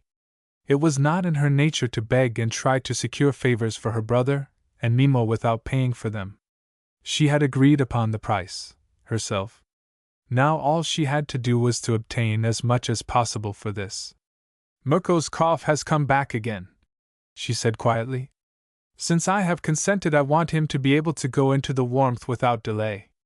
They are here in London now, he and his father, in a very poor place. I have thought it all out, Francis Margaret answered while he frowned, as he always did, at the mention of Mimo. There is a wonderfully clever doctor at Bournemouth where the air is perfect for those delicate in the lungs. I have communicated with him, and he will take the child into his own house, where he will be beautifully cared for. There he can have a tutor, and when he is stronger he can return to Paris, or to Vienna, and have his talent for the violin cultivated. I want you to understand, he continued, That if you agree to my terms your brother will not be stinted in any way. And her thoughts said, and Mimo? But she felt it wiser not to ask anything about him just then. To have Mirko cared for by a really clever doctor, in good air, with some discipline as to bedtime, and not those unwholesome meals, snatched at odd hours at some restaurant, seemed a wonderfully good thing. If the little fellow would only be happy separated from his father, that was the question. Are there children in the house? She asked. Mirko was peculiar, and did not like other little boys. The doctor has an only little girl of about your brother's age. He is 9.5, is it not so? And she is delicate too, so they could play together. This sounded more promising. I would wish to go down and see the doctor first, and the home, she said. You shall do so, of course, when you like. I will set aside a certain sum every year, to be invested for him, so that when he grows up he will have a competence, even a small fortune. I will have a deed drawn out for you to sign, it shall be all en règle. That is well, she said. And now give me some money, please, that I may relieve their present necessities until my brother can go to this place. I do not consent to give myself, unless I am certain that I free those I love from anxieties. I should like, immediately, 1,000 francs. 40 pounds of your money, isn't it? I will send the notes up in a few minutes, Francis Margaret said. He was in the best of tempers today. Meanwhile, that part of the arrangement being settled, I must ask you to pay some attention to the thought of seeing your fiancé. I do not wish to see him, she announced. Her uncle smiled. Possibly not, but it is part of the bargain. You can't marry the man without seeing him. He will come and call upon you this afternoon, and no doubt will bring you a ring. I trust to your honor not to show so plainly your dislike that no man could carry through his side. Please remember your brother's welfare depends upon your actual marriage. If you cause Lord Tancred to break off the match, the bargain between you and me is void. The Black Panther's look again appeared in her eyes, and an icy stillness settled upon her. But she began to speak rather fast, with a catch in the breath between the sentences. Then, since you wish this so much for your own ends, which I cannot guess, I tell you, arrange for me to go to Paris, alone, away from him, until the wedding day. He must hate the thought as much as I do. We are probably both only marionettes in your hands. Explain to the man that I will not go through the degradation of the pretense of an engagement, especially here in this England, where, Maman said, they parade affections, and fiancés are lovers. Mon Dieu! I will play my part, for the visits of ceremony to his family, which I suppose must take place even here, but beyond that, after today, I will not see him alone nor have any communication with him. Is it understood? Francis Margaret looked at her with growing admiration. She was gorgeously attractive in this mood. He obtained endless pleasure out of life by his habit of abstract observation. He was able to watch people in the throes of emotion, like a master seeing his hunters being put through their paces. It shall be understood, he said. He knew it was wiser to insist upon no more. Her temper would never brook it. He knew he could count upon her honor and her pride to fulfill her part of the bargain if she were not exasperated beyond bearing. I will explain everything to Lord Tancred at luncheon, he said. That you will receive him this afternoon, and that then you are going to Paris, and will not return until the wedding. You will concede the family interviews that are absolutely necessary, I suppose? I have already said so, only let them be few and short. Then I will not detain you longer now. You are a beautiful woman, Zara, Francis Margaret said, as he rose and kissed her hand. None of the royal ladies, your ancestresses, ever looked more like a queen, and he bowed himself out of the room, leaving her in her silence. When she was alone she clenched her hands and walked up and down for a few moments, and her whole serpentine body writhed with passionate anger and pain. Yes, she was a beautiful woman, and had a right to her life and joys like another, and now she was to be tied and bound again to a husband. Less infames, she hissed aloud. But for that part I will not bear it. Until the wedding I will dissemble as best I can, but afterwards. And if Lord Tancred could have seen her then he would have known that all the courage he had used when he faced the big lion would be needed soon again. But before a servant brought up the envelope with the notes, she had calmed herself and was preparing to go out. The good part of the news must be told to the two poor ones in their Tottenham Court Road retreat. As she sped along in the taxi, her uncle had placed one of his several motors at her disposal, but it was not for such localities. She argued with herself that it would be wiser not to give Mimo all the money at once. She knew that that would mean not only the necessary, instantaneous move to a better lodging, but an expensive dinner at the nearest restaurant as well, and certainly bonbons and small presents for Mirko, and new clothes. Twice as much would be spent, if credit could be obtained, and then there would be the worry of the bills and the anxiety. If only Mirko would consent to be parted from his fond and irresponsible parent for a time, it would be so much better for his health, and his chance of becoming of some use in the world. Mimo always meant so kindly and behaved so foolishly.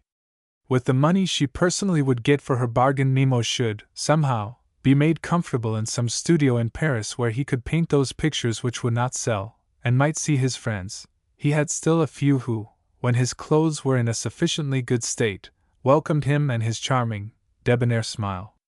Mimo could be a delightfully agreeable guest, even though he was changed by years and poverty. And Mirko would be in healthy surroundings. Surely it was worth it, after all. The taxi drew up in the mean street, and she got out, paid the man, and then knocked at the dingy door. A slatternly, miserable, little general servant opened it. No, the foreign gentleman and the little boy were not in. They said they would be back in a few minutes. Would the lady step up and wait? She followed the lumpy, untidy figure upstairs to a large attic at the top. It was always let as a studio, apparently.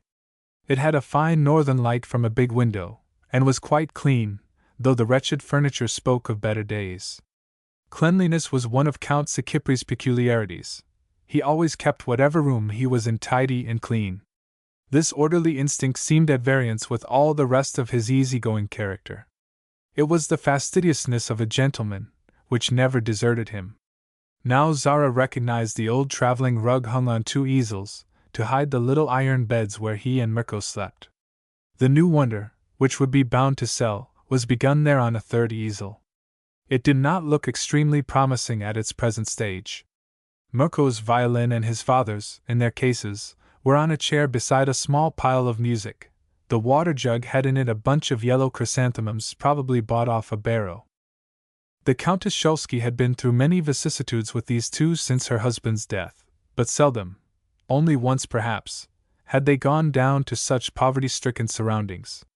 Generally it was some small apartment in Paris, or Florence, that they occupied, with rather scanty meals when the end of the quarter came.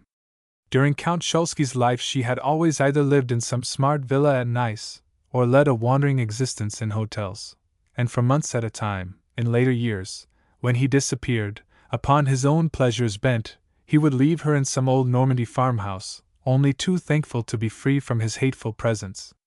Here Mimo and Mirko would join her, and while they painted and played, she would read. Her whole inner life was spent with books. Among the shady society her husband had frequented she had been known as the Stone. She never unbent, and while her beauty and extraordinary type attracted all the men she came across, they soon gave up their pursuit. She was quite hopeless, they said, and half-witted, some added. No woman could sit silent like that for hours, otherwise. Zara thought of all these things, as she sat on the rickety chair in the Neville Street lodging. How she had loathed that whole atmosphere! How she loathed bohemians and adventurers, no words could tell. While her mother had lived there had been none of them about. For all her personal downfall, Elinka, Margaret's sister, and an emperor's daughter, remained an absolute grande dame, never mixing or mingling with any people but her own belongings. But now that she was dead, poor Mimo had sometimes gone for company into a class other than his own. As yet Zara's thoughts had not turned upon her new existence which was to be. She had drawn a curtain over it in her mind. She knew but vaguely about life in England, she had never had any English friends. One or two gamblers had often come to the nice villa, but except that they were better-looking types and wore well-made clothes, she had classed them with the rest of her husband's acquaintances. She had read numbers of English classics but practically no novels, so she could not very well picture a state of things she was ignorant about. Sufficient for the day was the evil thereof. She was getting slightly impatient when at last the two came in. They had been told of her arrival. She knew that by their glad, hurried mounting of the stairs and the quick opening of the door. "Cherizette, angel! But what joy!" And Mirko hurled himself into her arms, while Mimo kissed her hand. He never forgot his early palace manners. "I have brought you good news," she said, as she drew out 2 10-pound notes. "I have made my uncle see reason. Here is something for the present. He has such a kind and happy scheme for Mirko's health. Listen, and I will tell you about it." They clustered around her while she explained in the most attractive manner she could the picture of the boy's future, but in spite of all that, his beautiful little face fell as he grasped that he was to leave his father. "It will only be for a time, darling," Zara said. "Just until you get quite well and strong, and learn some lessons. All little boys go to school, and come home for the holidays. You know Maman would have wished you to be educated like a gentleman. But I hate other boys, and you have taught me so well. Oh! Cherizette, what shall I do? And to whom play my violin, who will understand? Oh, but Mirko mio, it is a splendid offer. Think, dear child, a comfortable home and no anxieties," Mimo said. "Truly your sister is an angel, and you must not be so ungrateful. Your cough will get quite well. Perhaps I can come and lodge in the town, and we could walk together." But Mirko pouted. Zara sighed and clasped her hands. "If you only knew how hard it has been to obtain this much," she said with despair in her voice. "Oh, Mirko, if you love me you will accept it. Can't you trust me that I would not ask you to go where they are hard or cruel? I am going down to the place tomorrow, to see it and judge for myself. Won't you be good and try to please me?" Then the little cripple fell to sobbing and kissing her, nestling in her arms with his curly head against her neck.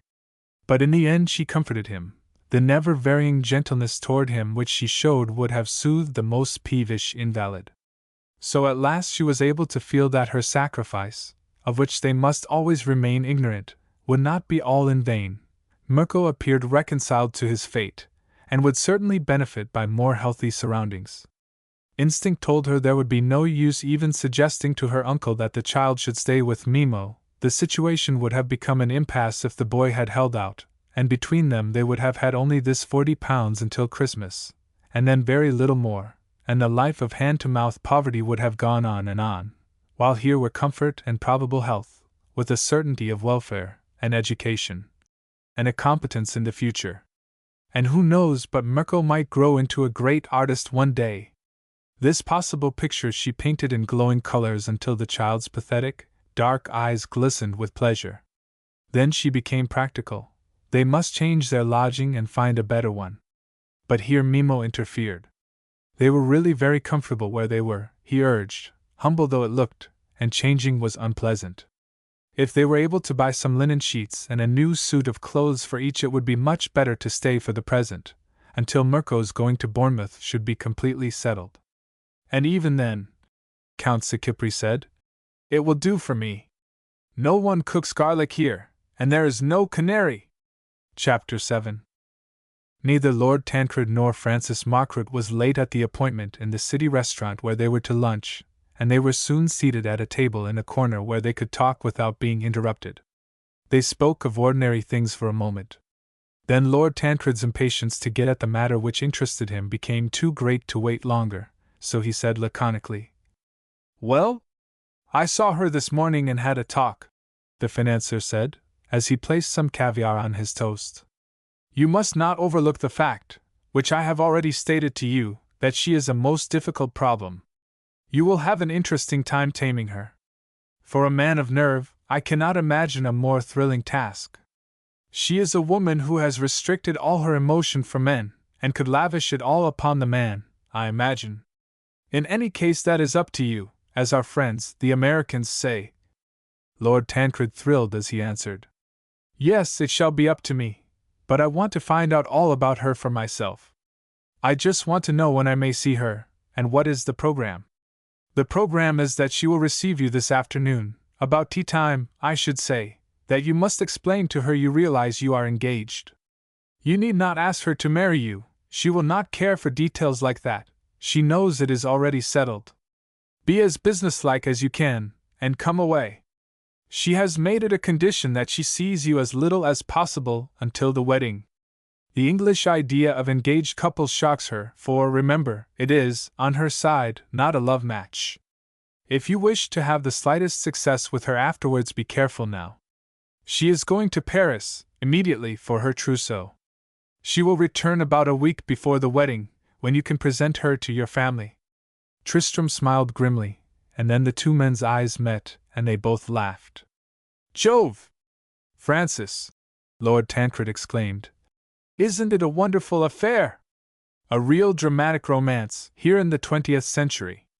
Would not everyone think I was mad, if they knew?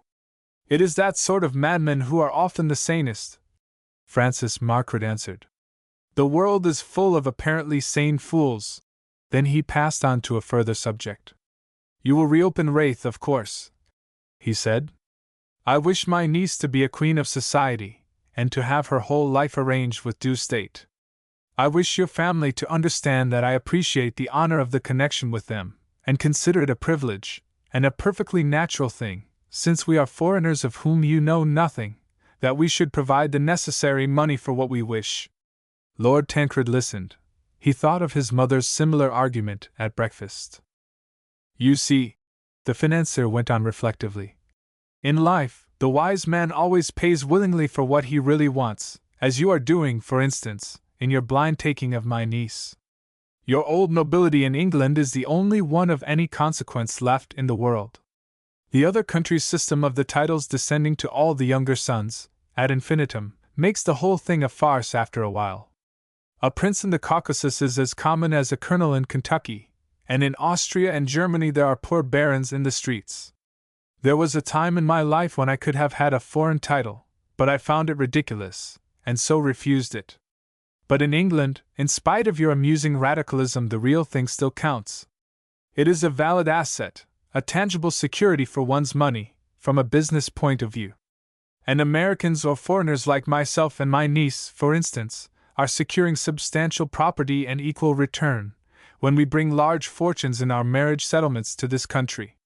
What satisfaction comparable to the glory of her English position as Marchioness of Darrowwood could Miss Clara D. Wagenheimer have got out of her millions, if she had married one of her own countrymen, or an Italian count? Yet she gives herself the airs of a benefactress to poor Darrowwood and throws her money in his teeth, whereas Darrowwood is the benefactor, if there is a case of it either way. But to me, a sensible business man, the bargain is equal. You don't go to an art dealer's and buy a very valuable Rembrandt for its marketable value, and then, afterwards, jibe at the picture and reproach the art dealer. Money is no good without position, and here in England you have had such hundreds of years of freedom from invasion, that you have had time, which no other country has had, to perfect your social system. Let the radicals and the uninformed of other lands rail as they will, your English aristocracy is the finest body of thinkers and livers in the world. One hears ever of the black sheep, the few luridly glaring failures, but never of the hundreds of great and noble lives which are England's strength. By Jove! Said Lord Tancred. You ought to be in the House of Lords, Francis. You'd wake them up. The financier looked down at his plate. He always lowered his eyes when he felt things. No one must ever read what was really passing in his soul, and when he felt, it was the more difficult to conceal, he reasoned. I am not a snob, my friend, he said, after a mouthful of salad. I have no worship for aristocracy in the abstract. I am a student, a rather careful student of systems and their results, and incidentally a breeder of thoroughbred livestock, too, which helps one's conclusions, and above all I am an interested watcher of the progress of evolution. You are abominably clever, said Lord Tancred. Think of your uncle, the Duke of Glastonbury, the financier went on. He fulfills his duties in every way, a munificent landlord, and a sound, level-headed politician. What other country or class could produce such as he? Oh, the Duke's all right, his nephew agreed. He is a bit hard up like a number of us at times, but he keeps the thing going splendidly, and my cousin Ethelreda helps him. She is a brick. But you know her, of course, don't you think so? The Lady Ethelreda seems to me a very perfect young woman, Francis Margaret said, examining his claret through the light. I wish I knew her better. We have few occasions of meeting. She does not go out very much into general society, as you know. Oh, I'll arrange that, if it would interest you. I thought you were perfectly cynical about and even rather bored with women, Lord Tancred said. I think I told you, was it only yesterday, that I understood it might be possible for a woman to count. I have not time for the ordinary pair-chatters one meets. There are 3 classes of the species female, those for the body, those for the brain, and those for both. The last are dangerous. The other 2 merely occupy certain moods in man. Fortunately for us, the double combination is rare. Lord Tancred longed to ask under which head Francis Margaret placed his niece, but of course he restrained himself. He, personally, felt sure she would be of the combination. That was her charm. Yes, as he thought over things, that was the only really dangerous kind, and he had so seldom met it. Then his imagination suddenly pictured Laura Highford with her tiny mouth and pointed teeth. She had a showy little brain, absolutely no heart, and the senses of a cat or a ferret. What part of him had she appealed to? Well, thank God, that was over and done with, and he was perfectly free to make his discoveries in regard to Zara, his future wife. I tell you what, Francis, he said presently, after the conversation had drifted from these topics and cigars and liqueurs had come. I would like my cousin Ethelreda to meet Countess Szulski pretty soon. I don't know why, but I believe the 2 would get on. There is no use suggesting any meetings until my niece returns from Paris, the financier said. She will be in a different mood by then. She had not, when she came to England, quite put off her mourning. She will then have beautiful clothes, and be more acquiescent in every way. Now she would be antagonistic. See her this afternoon and be sensible. Make up your mind to postpone things until her return. And even then be careful until she is your wife. Lord Tancred looked disappointed. It is a long time, he said. Let me arrange to give a dinner at my house, at which perhaps the Duke and Lady Ethelreda would honor me by being present, and your mother and sisters and any other member of your family you wish, let us say, on the night of my niece's return. He drew a small calendar notebook from his pocket. That will be Wednesday, the 18th, and we will fix the wedding for Wednesday the 25th, a week later. That gets you back from your honeymoon on the 1st of November.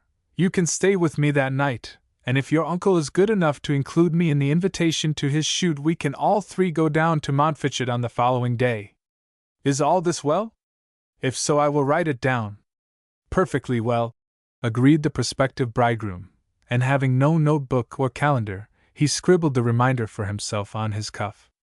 Higgins, his superb valet, knew a good deal of his lordship's history from his lordship's cuffs. I don't think I shall wait for tea time, Francis, he said, when they got out of the restaurant into the hall. I think I'll go now, and get it over, if she will be in. Could I telephone and ask? He did so and received the reply from Turner that Countess Szulski was at home, but could not receive his lordship until 4:30. Damn! Said that gentleman as he put the receiver down, and Francis Margaret turned away to hide his smile. You had better go and buy an engagement ring, hadn't you? He said. It won't do to forget that. Good Lord, I had forgotten, gasped Tristram. Well, I have lots of time to do it now, so I'll go to the family jewelers. They are called old-fashioned, but the stones are so good. So they said good-bye, the young man speeding westwards in a taxi, the lion hunter's excitement thrilling in his veins. The financier returned to his stately office and passed through his obsequious rows of clerks to his inner sanctum. Then he lit another cigar and gave orders that he was not to be disturbed for a quarter of an hour. He reposed in a comfortable chair and allowed himself to dream. All his plans were working. There must be no rush. Great emergencies required rush, but to build to the summit of one's ambitions, one must use calm and watchful care. Chapter 8. Countess Szulski was seated in her uncle's drawing-room when Lord Tancred was announced. It was rather a severe room, purely French, with very little furniture, each piece a priceless work of art. There were no touches of feminine influence, no comfortable sofas as in the morning room or library. All was stiff, and dignified, and in pure style. She had chosen to receive him there on purpose. She wished the meeting to be short and cold. He came forward, a look of determination upon his handsome face. Zara rose as he advanced, and bowed to him. She did not offer to shake hands, and he let his, which he had half outstretched, drop. She did not help him at all. She remained perfectly silent, as usual. She did not even look at him, but straight out of the window into the pouring rain, and it was then he saw that her eyes were not black but slate. "You understand why I have come, of course?" he said by way of a beginning. "Yes," she replied and said nothing more. "I want to marry you, you know," he went on. "Really?" she said. "Yes, I do." And he set his teeth. Certainly she was difficult. "That is fortunate for you, since you are going to do so." This was not encouraging. It was also unexpected. "Yes, I am," he answered. "On the 25th of October, with your permission. I have already consented." And she clasped her hands. "May I sit down beside you and talk?" he asked. She pointed to a Louis XVI Bergera which stood opposite, and herself took a small armchair at the other side of the fire. So they sat down, she gazing into the blazing coals and he gazing at her. She was facing the gloomy afternoon light, though she did not think out these things like her uncle, so he had a clear and wonderful picture of her. How could so voluptuous-looking a creature be so icily cold? He wondered. Her wonderful hair seemed burnished like dark copper, in the double light of fire and day, and that gardenia skin looked fit to eat. He was thrilled with a mad desire to kiss her. He had never felt so strong an emotion towards a woman in his life. "Your uncle tells me you are going away tomorrow, and that you will be away until a week before our wedding. I wish you were not going to be, but I suppose you must, for clothes and things." "Yes, I must." He got up. He could not sit still, he was too wildly excited. He stood leaning on the mantelpiece, quite close to her, for a moment, his eyes devouring her with the passionate admiration he felt. She glanced up, and when she saw their expression her jet brows met, while a look of infinite disgust crept over her face. So it had come, so soon! He was just like all men, a hateful, sensual beast. She knew he desired to kiss her, to kiss a person he did not know. Her experience of life had not encouraged her to make the least allowance for the instinct of man. For her, that whole side of human beings was simply revolting. In the far back recesses of her mind she knew and felt that caresses and such things might be good if one loved, passionately loved, but in the abstract, just because of the attraction of sex, they were hideous. No man had ever had the conceited tip of her little finger, although she had been forced to submit to unspeakable exhibitions of passion from Ladislas, her husband. For her, Tristram appeared a satyr, but she was no timid nymph, but a fierce panther ready to defend herself. He saw her look and drew back, cooled.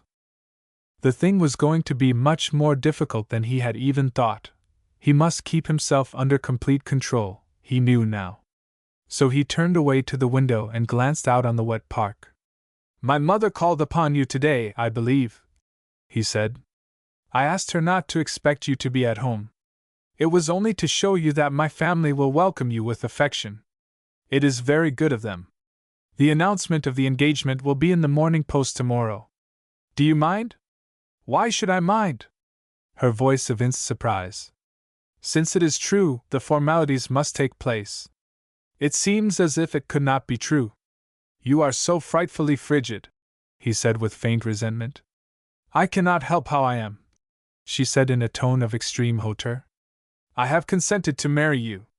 I will go through with all the necessary ceremonies, the presentations to your family, and such affairs, but I have nothing to say to you. Why should we talk when once these things are settled? You must accept me as I am, or leave me alone, that is all." And then her temper made her add, in spite of her uncle's warning, "For I do not care." He turned now. He was a little angry and nearly flared up, but the sight of her standing there, magnificently attractive, stopped him. This was merely one of the phases of the game.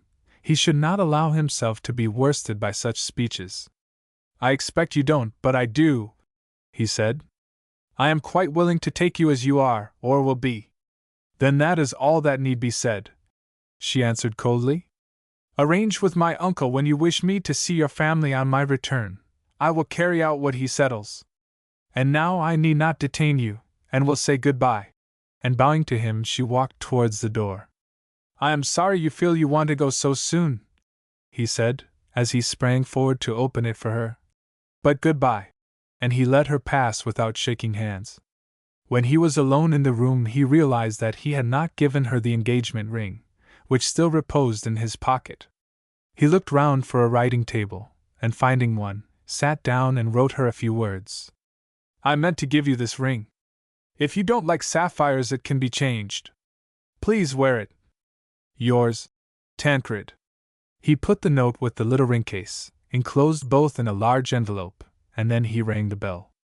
"Send this up to the Countess Shulsky," he said to the footman who presently came. "And is my motor at the door?" It was, so he descended the stairs. "To Glastonbury House," he ordered his chauffeur. Then he leaned back against the cushions, no look of satisfaction upon his face. Ethelreda might be having tea, and she was always so soothing and sympathetic. Yes, her ladyship was at home, and he was shown up into his cousin's own sitting-room. Lady Ethelreda Montfichet had kept house for her father, the Duke of Glastonbury, ever since she was 16 when her mother had died, and she acted as hostess at the ducal parties, with the greatest success. She was about 25 now, and one of the sweetest of young women. She was very tall, rather plain, and very distinguished.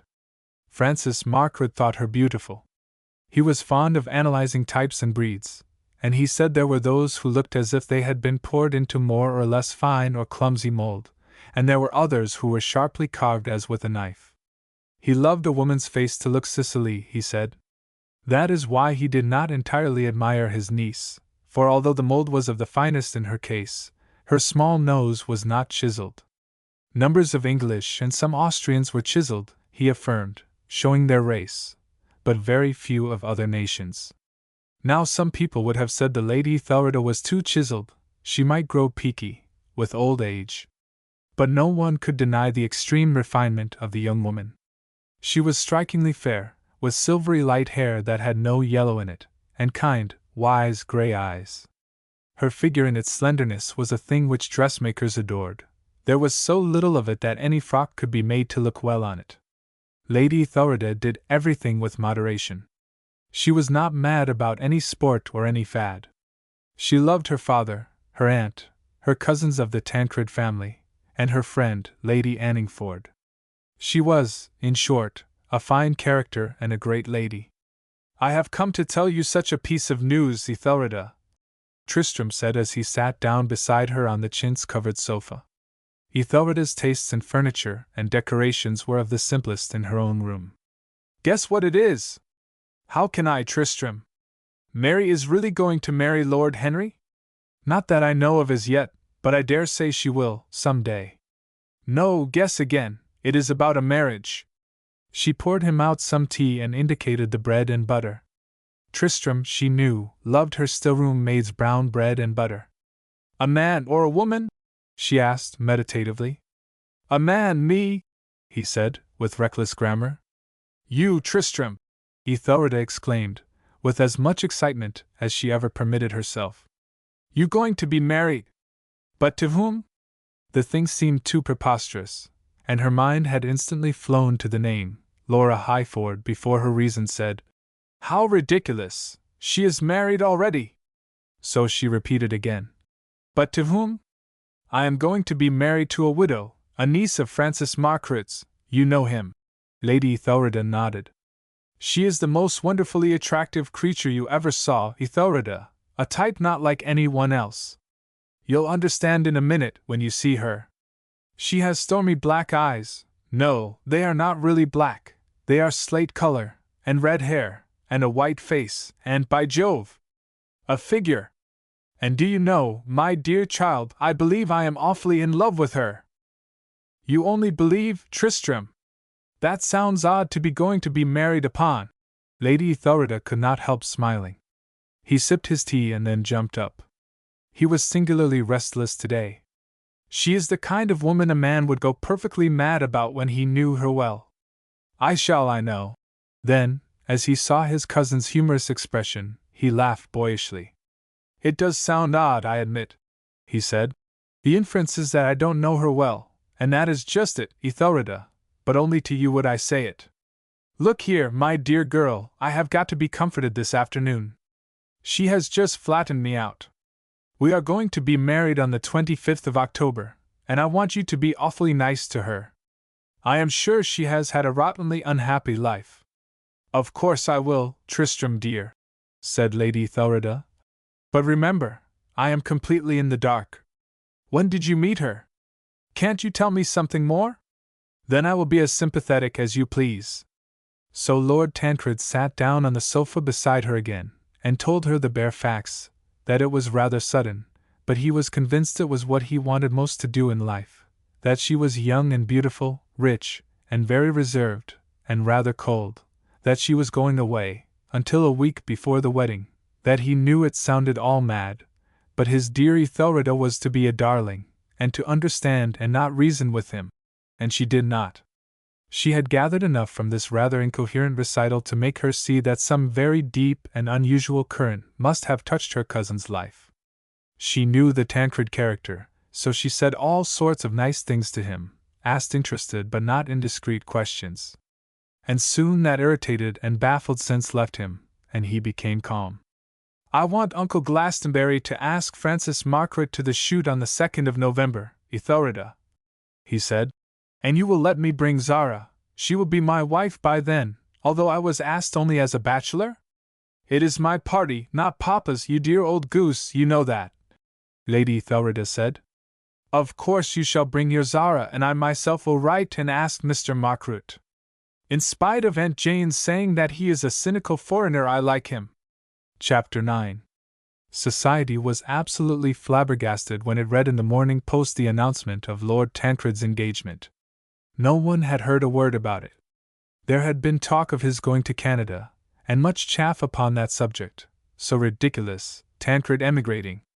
But of a prospective bride the most gossip-loving busybody at White's had never heard. It fell like a bombshell.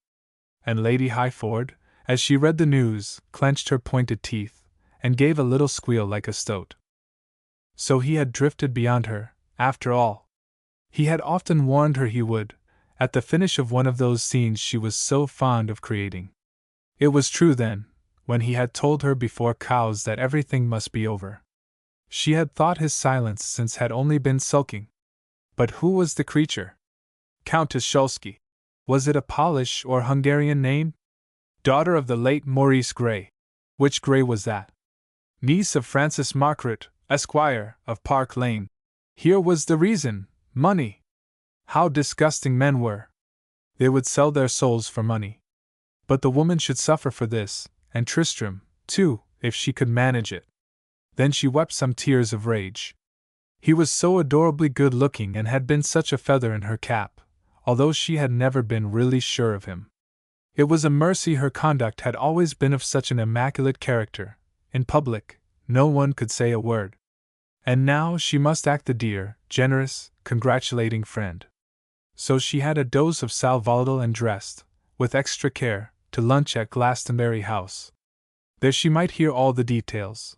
Only Ethelreda was so superior, and uninterested in news or gossip. There was a party of only 5 assembled. When she arrived, she was always a little late. The Duke and Lady Ethelreda, Constance Radcliffe, and 2 men, an elderly politician, and another cousin of the family. She could certainly chatter about Tristram, and hear all she could. They were no sooner seated than she began. Is not this wonderful news about your nephew Duke? No one expected it of him just now, though I as one of his best friends have been urging him to marry, for the last 2 years. Dear Lady Tancred must be so enchanted. I am sure you gave him good counsel, said the Duke, screwing his eyeglass which he wore on a long black ribbon into his whimsical old blue eye. But Tristram's a tender mouth, and a bit of a bolter, got to ride him on the snaffle, not the curb. Lady Highford looked down at her plate, while she gave an answer quite at variance with her own methods. Snaffle or curb, no one would ever try to guide Lord Tancred. And what is the charming lady like? You all know her, of course? Why, no, said His Grace. The uncle, Mr. Margaret, dined here the other night. He's been very useful to the party, in a quiet way, and seems a capital fellow, but Ethelreda and I have never met the niece. Of course, no one has been in town since the season, and she was not here then. We only came up, like you, for Flora's wedding, and go down tomorrow. This is thrilling, said Lady Highford. An unknown bride. Have you not even heard what she is like, young or old? A widow always sounds so attractive. I am told that she is perfectly beautiful, said Lady Ethelreda from the other side of the table. There had been a pause. And Tristram seems so happy. She is quite young and very rich. She had always been amiably friendly and indifferent to Laura Highford. It was Ethelreda's way to have no likes and dislikes for the general circle of her friends. Her warm attachment was given to so very few, and the rest were just all of a band. Perhaps if she felt anything definite, it was a tinge on the side of dislike for Laura. Thinking to please Tristram at the time she had asked her to this, her birthday party, when they had met at Cowes in August, and now she was faced with the problem how to put her off, since Tristram and his bride would be coming.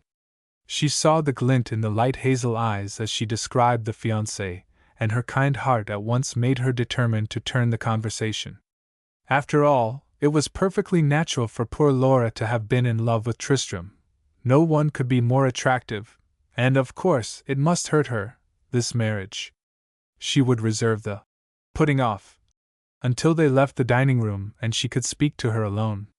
So with her perfect tact and easy grace she diverted the current of conversation to the political situation, and luncheon went on. But this was not what Lady Highford had come for. She wanted to hear everything she could about her rival, in order to lay her plans, and the moment Ethelreda was engaged with the politician and the Duke had turned to Mrs.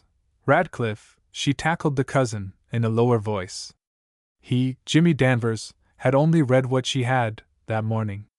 He had seen Tristram at the turf on Tuesday after lunch, the day before yesterday, and he had only talked of Canada, and not a word of a lady then.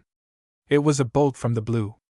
And when I telephoned to the old boy this morning, he said, and asked him to take me to call upon his damsel today, he told me she had gone to Paris and would not be back until a week before the wedding. How very mysterious, piped Laura. Tristram is off to Paris too, then, I suppose? He did not say. He seemed in the deuce of a hurry and put the receiver down. He is probably only doing it for money, poor darling boy, she said sympathetically. It was quite necessary for him. Oh, that's not Tristram's measure, Sir James Danvers interrupted. He'd never do anything for money. I thought you knew him awfully well, he added, surprised. Apprehension of situations was not one of his strong qualities. Of course I do, Laura snapped out and then laughed. But you men! Money would tempt any of you. You may bet your last farthing, Lady Highford, Tristram is in love, crazy. If you asked me, he'd not have been so silent about it all otherwise. The Canada affair was probably because she was playing the poor old chap, and now she's given in, and that, of course, is chucked. Money, as the motive, Lady Highford could have borne, but to hear about love drove her wild. Her little pink and white face with its carefully arranged childish settings suddenly looked old and strained, while her eyes grew yellow in the light. They won't be happy long, then, she said. Tristram could not be faithful to anyone. I don't think he's ever been in love before, so we can't judge, the blundering cousin continued, now with malice prepense. He's had lots of little affairs, but they have only been come and go. Lady Highford crumbled her bread and then turned to the Duke. There was nothing further to be got out of this quarter. Finally luncheon came to an end, and the three ladies went up to Ethelreda's sitting room. Mrs. Radcliffe presently took her leave to catch a train, so the two were left alone. I am so looking forward to your party, dear Ethelreda, Lady Highford cooed. I am going back to Hampshire tomorrow, but at the end of the month I come up again and will be with you in Norfolk on the 2nd. I was just wondering, said Lady Thelrida. "If after all you would not be bored, Laura? Your particular friends, the Sedgeworths, have had to throw us over, his father being dead. It will be rather a family sort of collection, and not so amusing this year, I am afraid. Em and Mary, Tristram and his new bride, and Mr. Margaret, the uncle, and the rest as I told you. Why, my dear child, it sounds delightful. I shall long to meet the new Lady Tancred. Tristram and I are such dear friends, poor darling boy. I must write and tell him how delighted I am with the news. Do you know where he is at the moment? He is in London, I believe. Then you really will stick to us and not be bored? How sweet of you!" Lady Thelrida said without a change in her level voice while her thoughts ran. "It is very plucky of Laura, or she has some plan. In any case, I can't prevent her coming now, and perhaps it is best to get it over. But I had better warn Tristram, surprises are so unpleasant."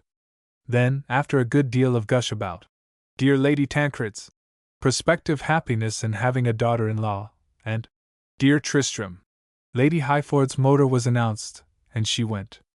And when she had gone, Lady Thelrida sat down and wrote her cousin a note, just to tell him in case she did not see him before she went back to the country tomorrow that her list, which she enclosed, was made up for her November party, but if he would like any one else for his bride to meet, he was to say so.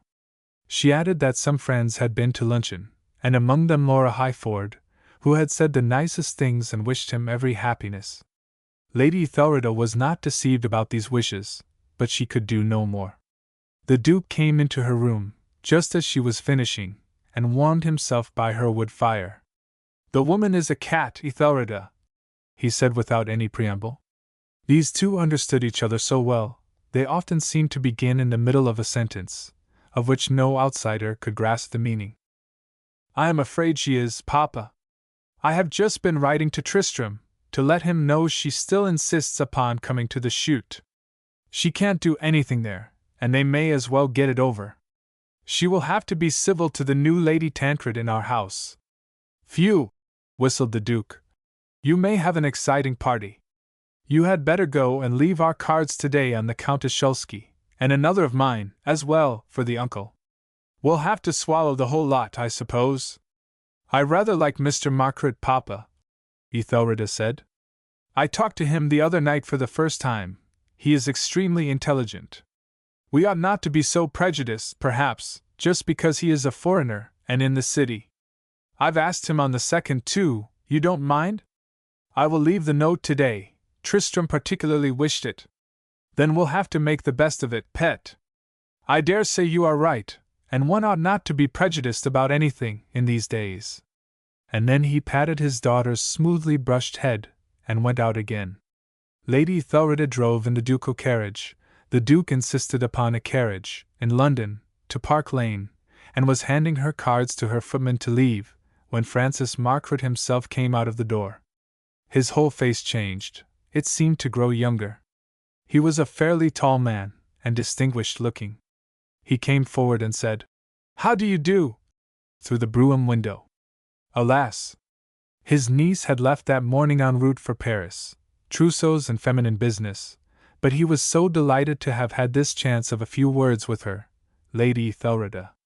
"I was leaving a note to ask you to come and shoot with my father at Montfichet, Mr. Margaret," she said, "on the 2nd of November. Tristram says he hopes they will be back from the honeymoon in time to join us, too. I shall be delighted, and my niece will be delighted at your kindness in calling so soon."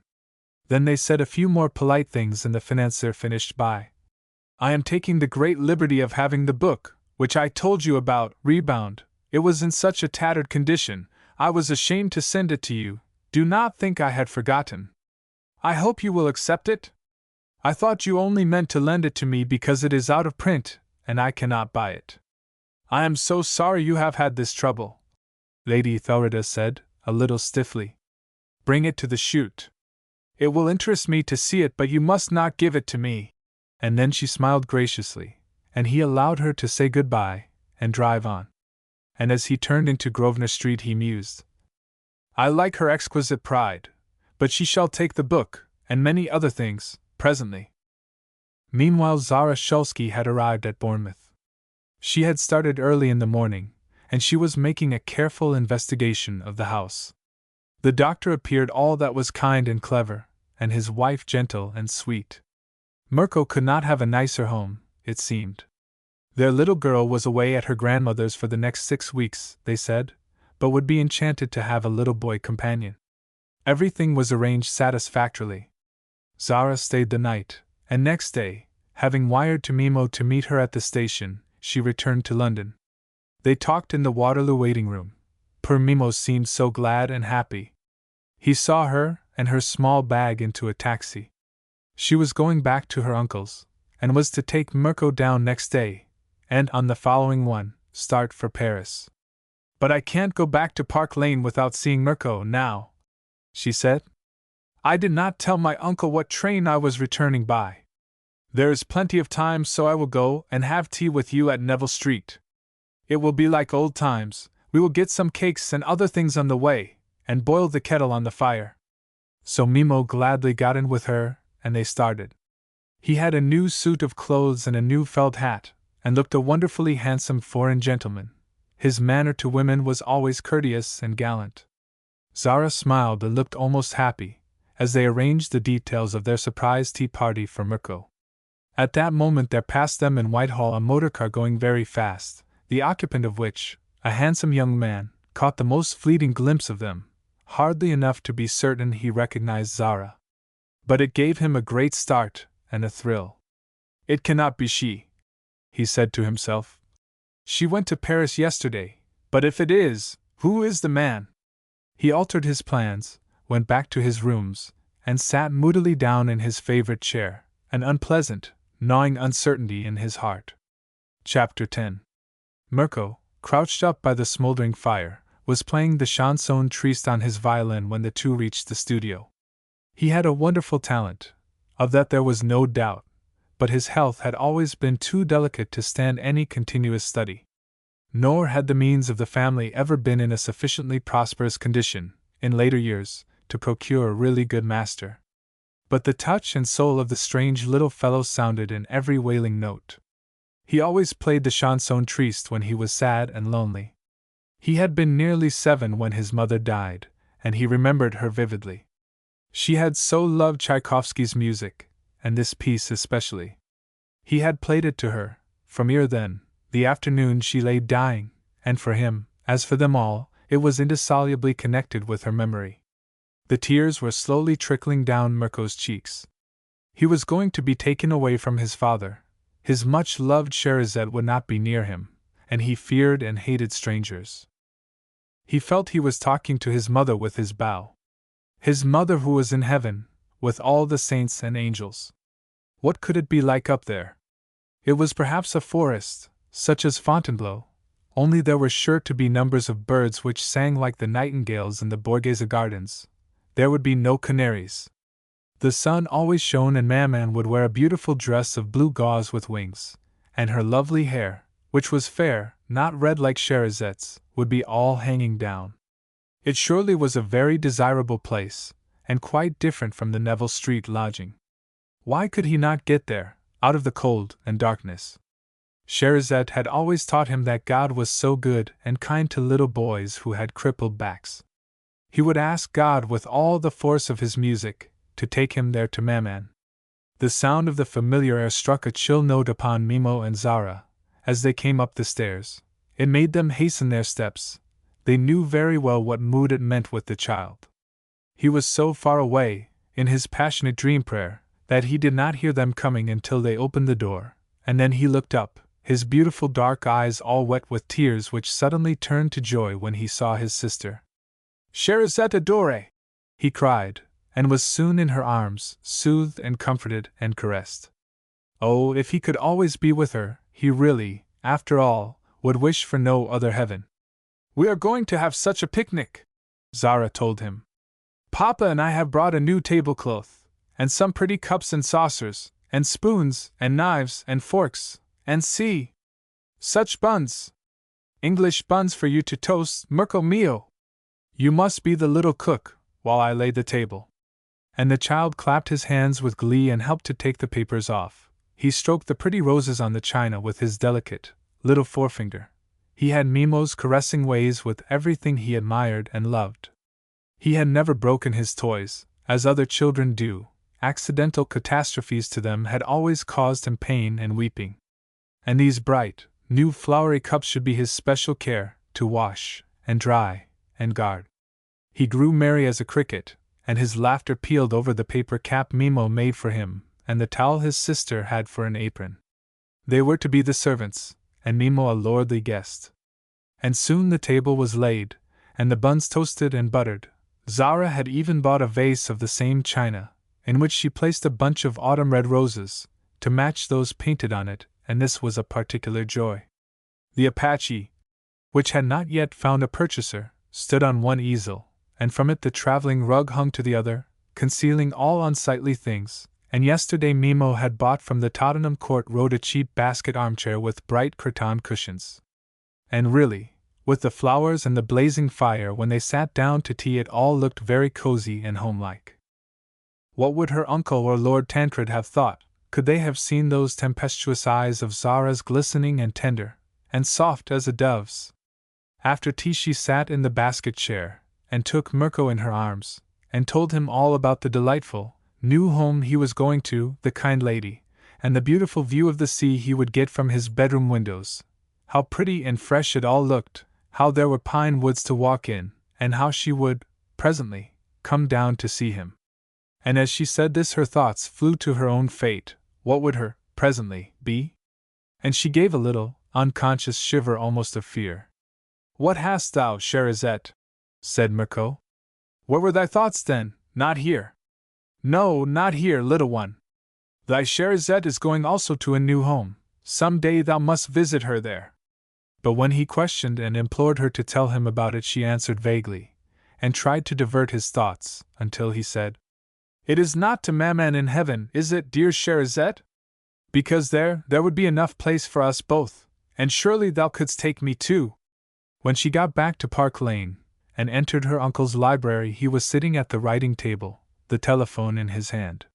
He welcomed her with his eyes and went on speaking, while she took a chair. "Yes, do come and dine. May you see her if by chance she did not go to Paris?" He looked up at Zara, who frowned. "No, she is very tired and has gone to her room for the evening. She has been in the country today, seeing some friends.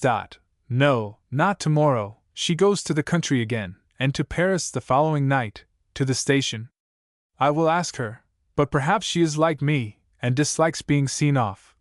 Then a laugh, and then, "All right, well, come and dine at 8, goodbye." The financier put the receiver down and looked at his niece, a whimsical smile in his eyes.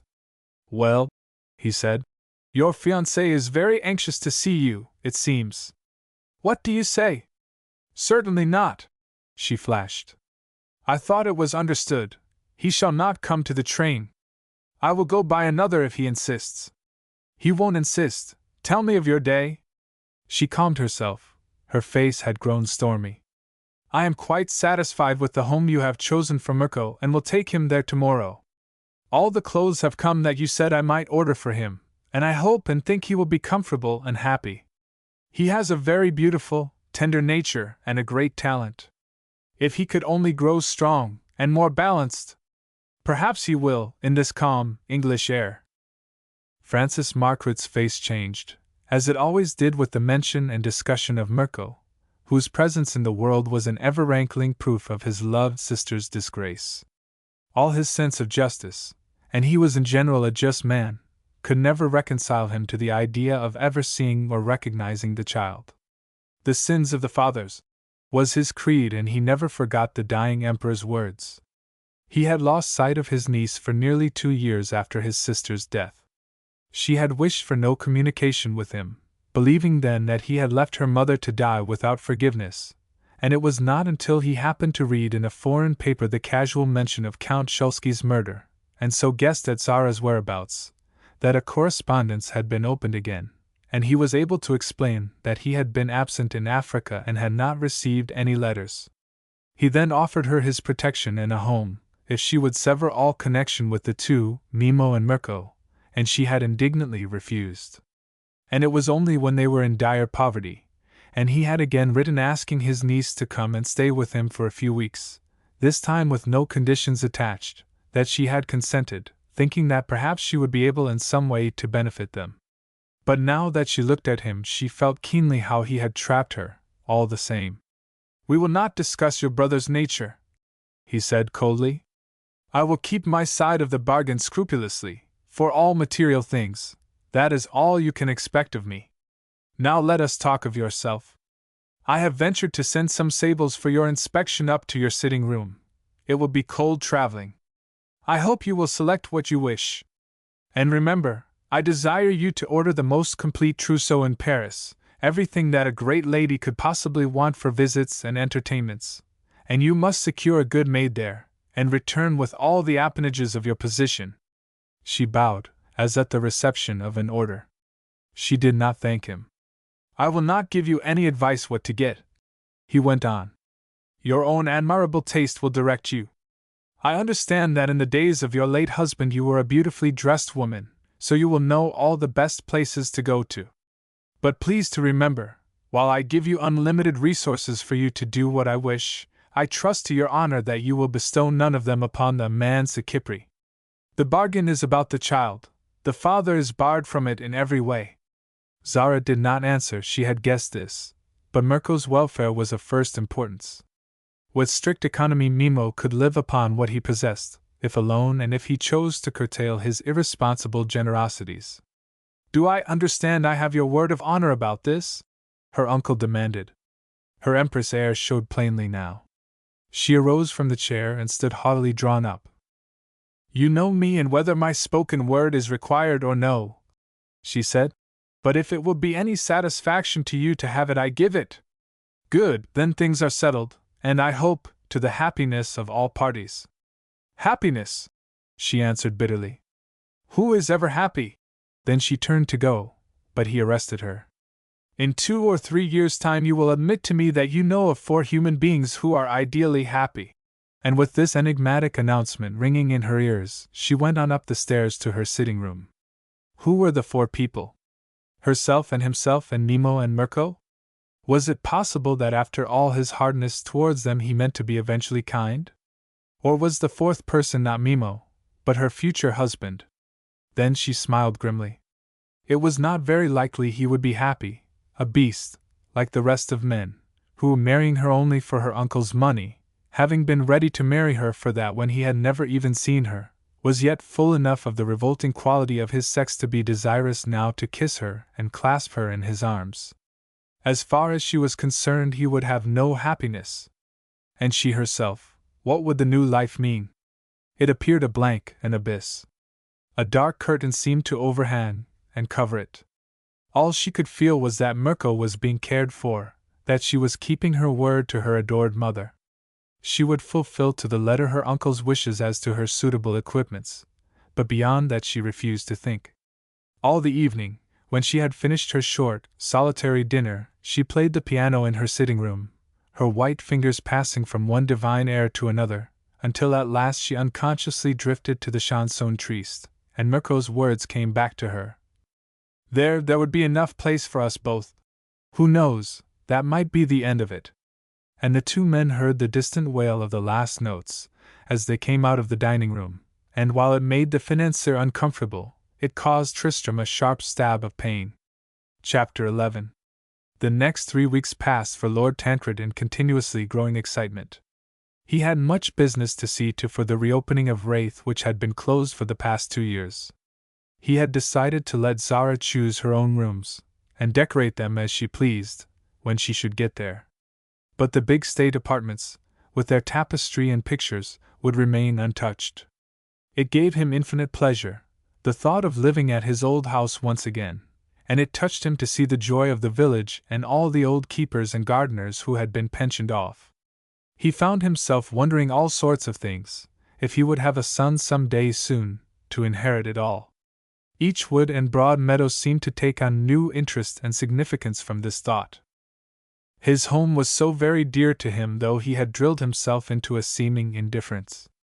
The great, round tower of the original Norman keep was still there, connected with the walls of the later house, a large, wandering edifice built at all periods from that epoch upwards, and culminating in a shocking early Victorian Gothic wing and porch.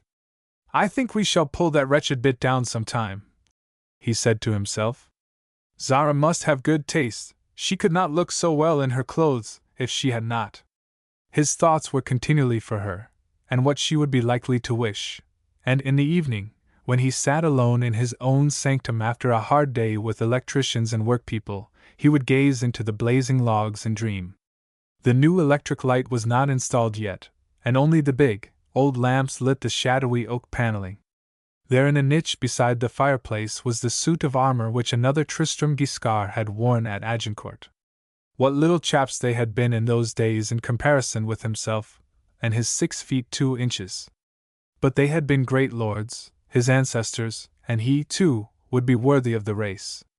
There were no wars just now to go to and fight for his country, but he would fight for his order, with his uncle, the Duke, that splendid, old specimen of the hereditary legislator. Francis Margaret, who was a good judge, had said that he had made some decent speeches in the House of Lords already, and he would go on and do his best, and Zara would help him. He wondered if she liked reading and poetry. He was such a magnificently healthy sportsman, he had always been a little shy of letting people know his inner and gentler tastes. He hoped so much she would care for the books he did. There was a deep strain of romance in his nature, undreamed of by such women as Laura Highford, and these evenings, alone, musing and growing in love with a phantom, drew it forth. His plan was to go to Paris, to the Ritz, for the honeymoon. Zara, who did not know England, would probably hate the solemn servants staring at her in those early days if he took her to Orton, one of the Duke's places which he had offered him for the blissful week. Paris was much better, they could go to the theatre there, because he knew it would not all be plain sailing by any means. And every time he thought of that aspect, his keen, blue eyes sparkled with the instinct of the chase, and he looked the image of the Baron Tancred who, carved in stone, with his crusader's crossed feet, reposed in state in the church of Raith.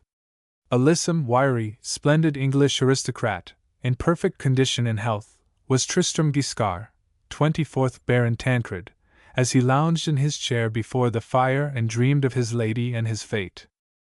And when they were used to one another, at the end of the week, there would be the party at Montfichet where he would have the joy and pride of showing his beautiful wife, and Laura would be there. He suddenly thought of her. Poor old Laura! She had been awfully nice about it, and had written him the sweetest letter. He would not have believed her capable of it, and he felt so kindly disposed towards her, little as she deserved it if he had only known. Then when these gaieties were over, he and Zara would come here to Raith. And he could not help picturing how he would make love to her in this romantic setting, and perhaps soon she, too, would love him. When he got thus far in his picturings he would shut his eyes, stretch out his long limbs, and call to Jake, his solemn bulldog, and pat his wrinkled head. And Zara, in Paris, was more tranquil in mind than was her wont. Mirko had not made much difficulty about going to Bournemouth. Everything was so pretty, the day she took him there, the sun shining gaily and the sea almost as blue as the Mediterranean, and Mrs. Morley, the doctor's wife, had been so gentle and sweet, and had drawn him to her heart at once, and petted him, and talked of his violin. The doctor had examined his lungs and said they certainly might improve with plenty of the fine air if he were very carefully fed and tended, and not allowed to catch cold. The parting with poor Mimo had been very moving. They had said good-bye to him in the Neville Street lodging, as Zara thought it was wiser not to risk a scene at the station. The father and son had kissed and clasped one another and both wept, and Mimo had promised to come to see him soon. Then there had been another painful wrench when she herself left Bournemouth. She had put off her departure until the afternoon of the following day. Mirko had tried to be as brave as he could, but the memory of the pathetic little figure, as she saw it waving a hand to her from the window, made those rare tears brim up and splash on her glove, as she sat in the train. In her short life with its many moments of deep anguish she had seldom been able to cry. There were always others to be thought of first, and an iron self-control was one of her inheritances from her grandfather, the Emperor, just as that voluptuous, undulating grace, and the red, lustrous hair, came from the beautiful opera dancer and great artiste, her grandmother. She had cautioned Mrs. Morley, if she should often hear Mirko playing the chanson triste, to let her know, and she would come to him. It was a sure indication of his state of mind. And Mrs.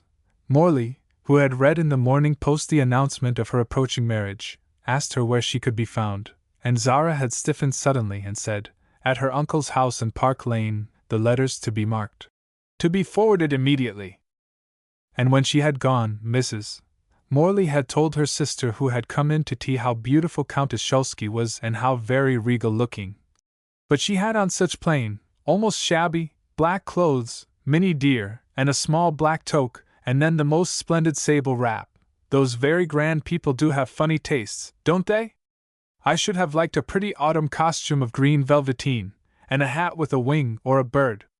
The financier had insisted upon his niece wearing the sable wrap, and somehow, in spite of all things, the beautiful, dark, soft fur had given her pleasure.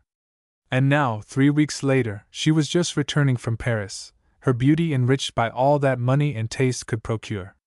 It was the 18th of October, exactly a week before her wedding.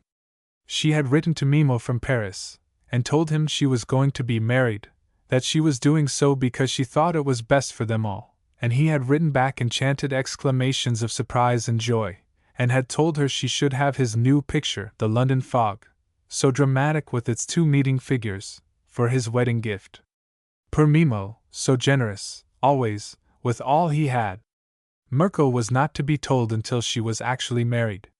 She had written to her uncle and asked him as a great favor that she might only arrive the very day of the family dinner party.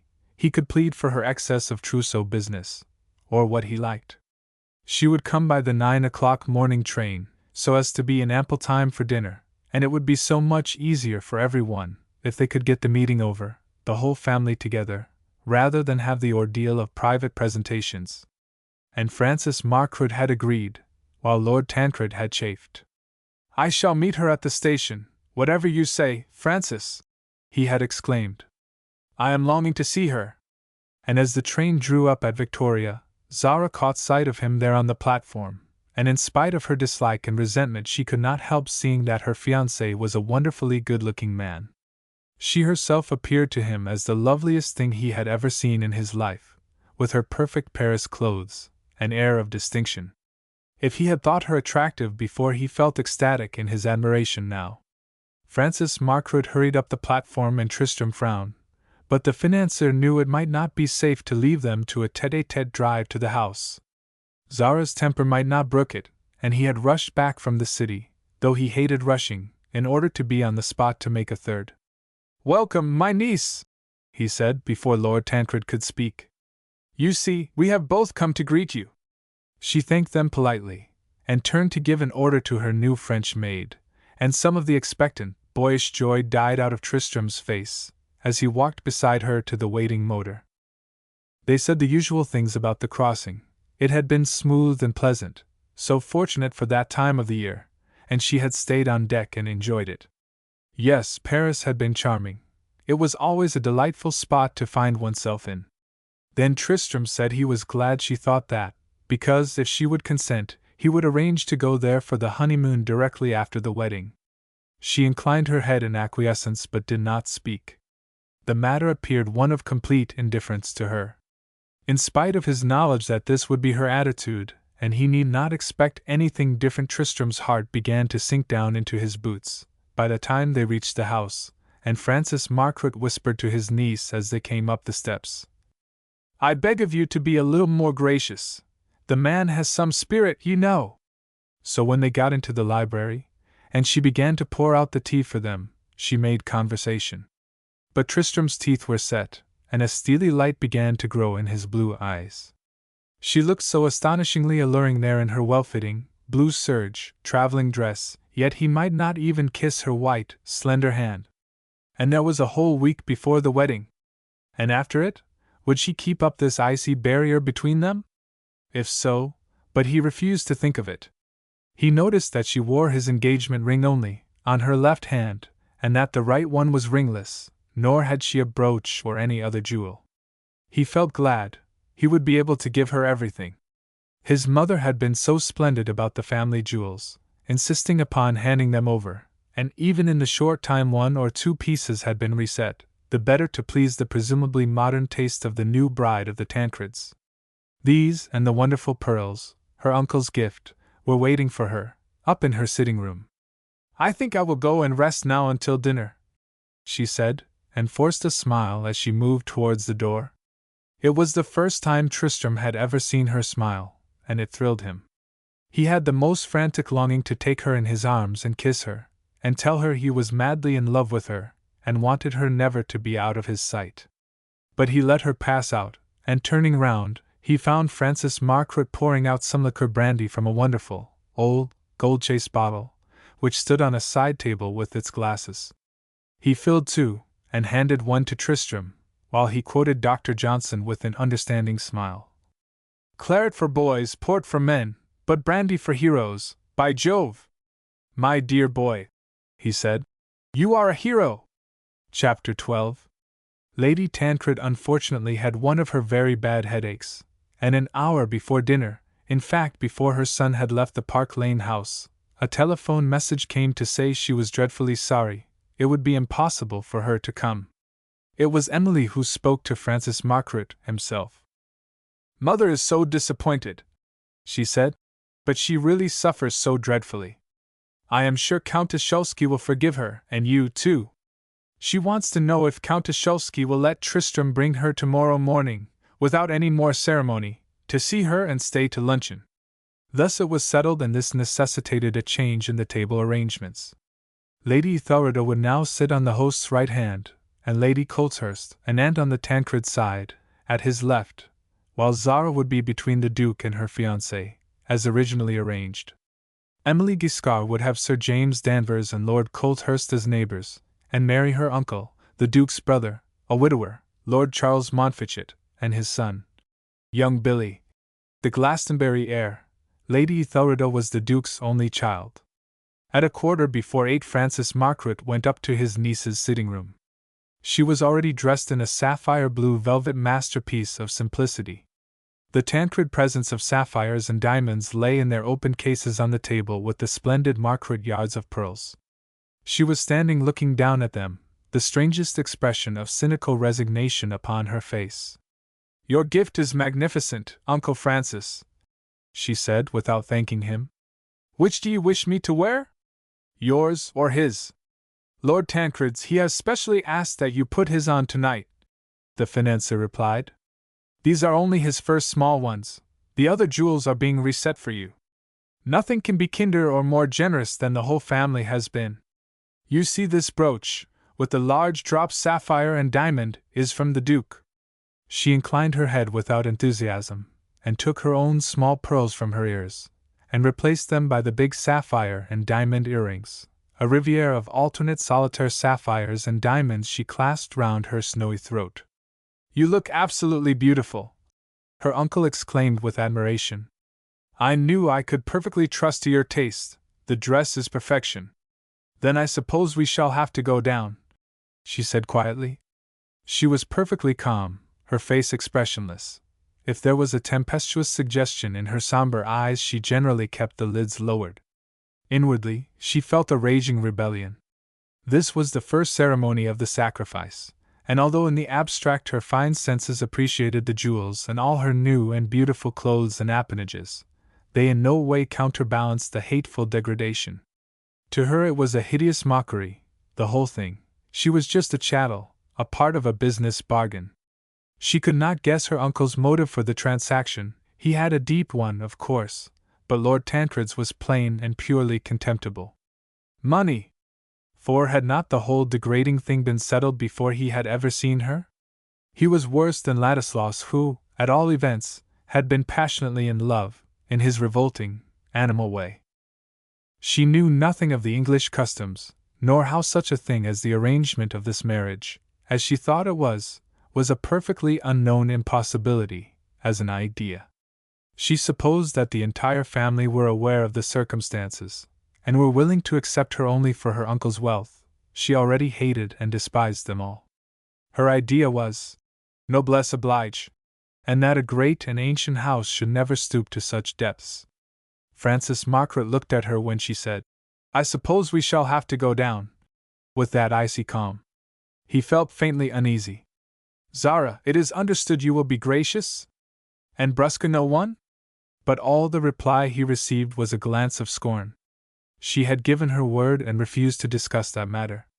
And so they descended the stairs just in time to be standing ready to receive Lord and Lady Coltshurst, who were the first to be announced. He was a spare, unintelligent, henpecked, elderly man, and she, a stout, forbidding-looking lady. She had prominent, short-sighted eyes, and she used long-handled glasses. She had also 3 chins, and did not resemble the Guiscards in any way, except for her mouth and her haughty bearing. Zara's manner was that of an empress graciously receiving foreigners in a private audience. The guests now arrived in quick succession. Lord Charles and his son, young Billy, then Tristram and his sisters, and Jimmy Danvers, and lastly, the Duke and Lady Ethelreda. They were all such citizens of the world there was no awkwardness, and the old Duke had kissed his fair, prospective niece's hand when he had been presented, and had said that some day he should claim the privilege of an old man and kiss her cheek. And Zara had smiled for an instant, overcome by his charm, and so she had put her fingers on his arm, and they had gone down to dinner, and now they were talking suavely. Frances Margaret had a theory that certain human beings are born with moral antennae, a sort of extra combination beyond the natural of the senses of sight, smell, hearing and understanding, which made them apprehend situations and people even when these chanced to be of a hitherto unknown race or habit. Zara was among those whose antennae were highly developed. She had apprehended almost instantaneously that whatever their motives were underneath, her future husband's family were going to act the part of receiving her for herself. It was a little ridiculous, but very well bred, and she must fall in with it when with them collectively like this. Before they had finished the soup, the Duke was saying to himself that she was the most attractive creature he had ever met in his life, and no wonder Tristram was mad about her, for Tristram's passionate admiration tonight could not have been mistaken by a child. And yet Zara had never smiled, but that once, in the drawing-room. Lady Ethelreda from where she sat could see her face through a gap in the flowers. The financier had ordered a tall arrangement on purpose. If Zara by chance should look haughtily indifferent, it were better that her expression should escape the observation of all but her nearest neighbors. However, Lady Ethelreda just caught the picture of her through an oblique angle, against a background of French paneling. And with her quiet, calm judgment of people, she was wondering what was the cause of that strange look in her eyes. Was it of a stag at bay? Was it temper or resentment, or only just pain? And Tristram had said their color was slate gray. For her part, she saw nothing but pools of jet ink. There is some tragic story hidden here, she thought, and Tristram is too much in love to see it. But she felt rather drawn to her new prospective cousin, all the same. Frances Margaret seemed perfectly happy. His manner as a host left nothing to be desired. He did not neglect the uninteresting aunt, who formed golden opinions of him, but he contrived to make Lady Ethelreda feel that he wished only to talk to her, not because she was an attractive young woman, but because he was impressed with her intelligence, in the abstract. It made things very easy. The Duke asked Zara if she knew anything about English politics. "You will have to keep Tristram up to the mark," he said. "He has done very well now and then, but he is a rather lazy fellow." And he smiled. Tristram, she thought. So his name is Tristram. She had actually never heard it before, nor troubled herself to inquire about it. It seemed incredible, it aroused in her a grim sense of humor, and she looked into the old Duke's face for a second and wondered what he would say if she announced this fact, and he caught the smile, cynical though it was, and continued. "I see you have noticed his laziness.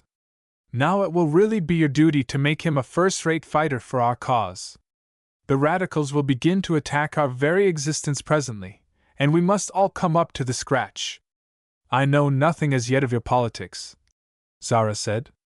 "I do not understand which party is which, though my uncle says one consists of gentlemen, and the other of the common people. I suppose it is like in other countries, every one wanting to secure what someone above him has got, without being fitted for the administration of what he desires to snatch. That is about it, smiled the Duke. It would be reasonable, if they were all oppressed here, as in France before the Great Revolution, but are they? Oh, dear, no, interrupted Tristram. All the laws are made for the lower classes. They have compensations for everything, and they have openings to rise to the top of the tree if they wish to. It is wretched landlords like my uncle and myself who are oppressed. And he smiled delightedly, he was so happy to hear her talk. When I shall know, I shall perhaps find it all interesting, she continued to the Duke. Between us we shall have to instruct you thoroughly, Tristram, my boy. And then you must be a great leader, and have a salon, as the ladies of the 18th century did. We want a beautiful young woman to draw us all together. Well, don't you think I have found you a perfect specimen, uncle? Tristram exclaimed, and he raised his glass and kissed the brim, while he whispered, Darling, my sweet lady, I drink to your health. But this was too much for Zara. He was overdoing the part, and she turned and flashed upon him a glance of resentment and contempt. Beyond the Duke sat Jimmy Danvers, and then Emily Giscard and Lord Coltshurst, and the two young people exchanged confidences in a low voice. I say, Emily, isn't she a corker? Sir James said. She don't look a bit English, though. She reminds me of I'm not good at history or dates, but someone in the old Florentine time. She looks as if she could put a dagger into one or give a fellow a cup of poison, without turning a hair. Oh, Jimmy! How horrid! Exclaimed Emily. She does not seem to me to have a cruel face, she only looks peculiar and mysterious, and unsmiling. Do you think she loves Tristram? Perhaps that is the foreign way, to appear so cold. At that moment Sir James Danvers caught the glance which Zara gave her fiancé for his toast. Jehoshaphat! He exclaimed. But he realized that Emily had not seen, so he stopped abruptly. Yes, one can never be sure of things with foreigners, he said, and he looked down at his plate. That poor devil of a Tristram was going to have a thorny time in the future, he thought, and he was to be best man at the wedding. It would be like giving the old chap over to a tigress. But by Jove, such a beautiful one would be worth being eaten by, he added to himself. And during one of Francis Margaret's turnings to his left-hand neighbor Lord Coltshurst said to Lady Ethelreda, I think Tristram's choice peculiarly felicitous, Ethelreda, do not you? But I fear her ladyship, and he glanced timidly at his wife, will not take this view. She has a most unreasonable dislike for young women with red hair. Ungovernable temperaments, she affirms. I trust she won't prejudice your Aunt Jane. Aunt Jane always thinks for herself, said Lady Ethelreda. She announced no personal opinion about Tristram's fiancé, nor could Lord Coltshurst extort one from her. As the dinner went on she felt a growing sense that they were all on the edge of a volcano. Lady Ethelreda never meddled in other people's affairs, but she loved Tristram as a brother, and she felt a little afraid. She could not see his face, from where she sat. The table was a long one with oval ends, but she, too, had seen the flash from Zara which had caused Jimmy Danvers to exclaim, Jehoshaphat! The host soon turned back from duty to pleasure, leaving Lady Coltshurst to Lord Charles Montfichet. The conversation turned upon types. Types were not things of chance, Francis Margaret affirmed. If one could look back far enough there was always a reason for them. People are so extremely unthinking about such a number of interesting things, Lady Ethelreda, he said. Their speculative faculties seem only to be able to roam into cut and dried channels. We have had great scientists like Darwin investigating our origin, and among the Germans there are several who study the atavism of races, but in general even educated people are perfectly ignorant upon the subject, and they expect little Tommy Jones and Katie Robinson, or Jacques Dubois and Marie Blanc, to have the same instincts as your cousin, Lord Tancred, and you, for instance. Whatever individual you are dealing with, you should endeavor to understand his original group. In moments of great excitement when all acquired control is in abeyance the individual always returns to the natural action of his group. How interesting, said Lady Ethelreda. Let us look round the table and decide to what particular group each one of us belongs. Most of you are from the same group, he said meditatively. Eliminating myself and my niece, Sir James Danvers has perhaps had the most intermixtures. Yes, said Lady Ethelreda, and she laughed. Jimmy's grandmother was the daughter of a very rich Manchester cotton spinner. That is what gives him his sound common sense. I am afraid Tristram and the rest of us except Lord Colthurst have not had anything sensible like that in us for hundreds of years, so what would be your speculation as to the action of our group? That you would have high courage and fine senses, and highly strung, nervous force, and chivalry and good taste, and broad and noble aims in the higher half, and that in the lower portion you would run to the decadence of all those things, the fine turn to vices. Yet even so I would not look for vulgarity, or bad taste, or cowardice in any of you. No, said Lady Ethelreda. I hope not. Then, according to your reasoning, it is very unjust of us when we say, as perhaps you have heard it said, that Lady Darrowwood is to blame when she is noisy and assertive and treats Lord Darrowwood with bad taste. Certainly, she only does those things when she is excited and has gone back to her group. When she is under her proper control, she plays the part of an English marchioness very well. It is the prerogative of a new race to be able to play a part, the result of the cunning and strength which have been required of the immediate forebears in order to live at all under unfavorable conditions. Now, had her father been a Deptford ox slaughterer instead of a Chicago pig sticker, she could never have risen to the role of a marchioness at all. This is no new country, it does not need nor comprehend bluff, and so produces no such type as Lady Darrowwood. At this moment Lady Ethelreda again caught sight of Zara. She was silent at the instant, and a look of superb pride and disdain was on her face. Almost before she was aware of it, Ethelreda had exclaimed, "Your niece looks like an empress, a wonderful, Byzantine, Roman empress." Francis Margaret glanced at her, sideways, with his clever eyes. Had she ever heard anything of Zara's parentage? He wondered for a second, and then he smiled at himself for the thought. Lady Ethelreda was not likely to have spoken so in that case. She would not be acting up to her group. "There are certain reasons why she should," he said.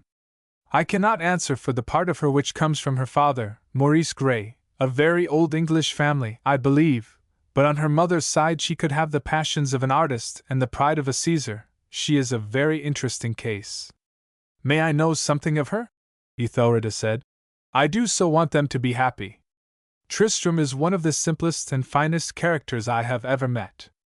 He will love her very much, I fear." "Why do you say you fear?" Lady Ethelreda reddened a little. A soft, warm flush came into her delicate face and made it look beautiful. She never spoke of love to men. "Because a great love is a very powerful and sometimes a terrible thing, if it is not returned in like measure. And oh, forgive me for saying so, but the Countess Szulski does not look as if she loved Tristram much." Francis Margaret did not speak for an instant, then he turned and gazed straight into her eyes gravely, as he said, "Believe me, I would not allow your cousin to marry my niece if I were not truly convinced that it will be for the eventual great happiness of them both. Will you promise me something, Lady Ethelreda? Will you help me not to permit any one to interfere between them for some time, no matter how things may appear? Give them the chance of settling everything themselves." Ethelreda looked back at him, with a seriousness equal to his own as she answered, "I promise." And inwardly the sense of some unknown undercurrent that might grow into a rushing torrent made itself felt, stronger than before. Meanwhile Lady Colthurst, who could just see Zara's profile all the time when she put up those irritating, long-handled glasses of hers, now gave her opinion of the bride-elect to Lord Charles Montfichet, her neighbor on the left hand. "I strongly disapprove of her, Charles. Either her hair is dyed or her eyes are blackened. That mixture is not natural, and if, indeed, it should be in this case, then I consider it uncanny and not what one would wish for in the family." "Oh, I say, my lady," objected Lord Charles, "I think she is the most stunning-looking young woman I've seen in a month of Sundays." Lady Colthurst put up her glasses again and glared. "I cannot bear your modern slang, Charles, but stunning, used literally, is quite appropriate. She does stun one, that is exactly it. I fear poor Tristram with such a type can look forward to very little happiness, or poor Jane to any likelihood that the Tancred name will remain free from scandal." Lord Charles grew exasperated and retaliated. By George! A demure mouse can cause scandal to a name, with probably more certainty than this beauty.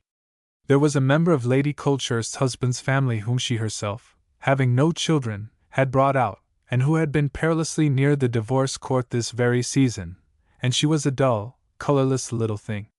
Her ladyship turned the conversation abruptly, with an annihilating glance. And fortunately, just then Zara rose, and the ladies filed out of the room, and so this trying dinner was over. Chapter 13. Nothing could exceed Zara's dignity, when they reached the drawing-room above. They at first stood in a group by the fire in the larger room, and Emily and Mary tried to get a word in and say something nice in their frank girlish way. They admired their future sister-in-law so immensely, and if Zara had not thought they were all acting a part, as she herself was, she would have been touched at their sweetness. As it was, she inwardly froze more and more, while she answered with politeness, and Lady Ethelreda, watching quietly for a while, grew further puzzled.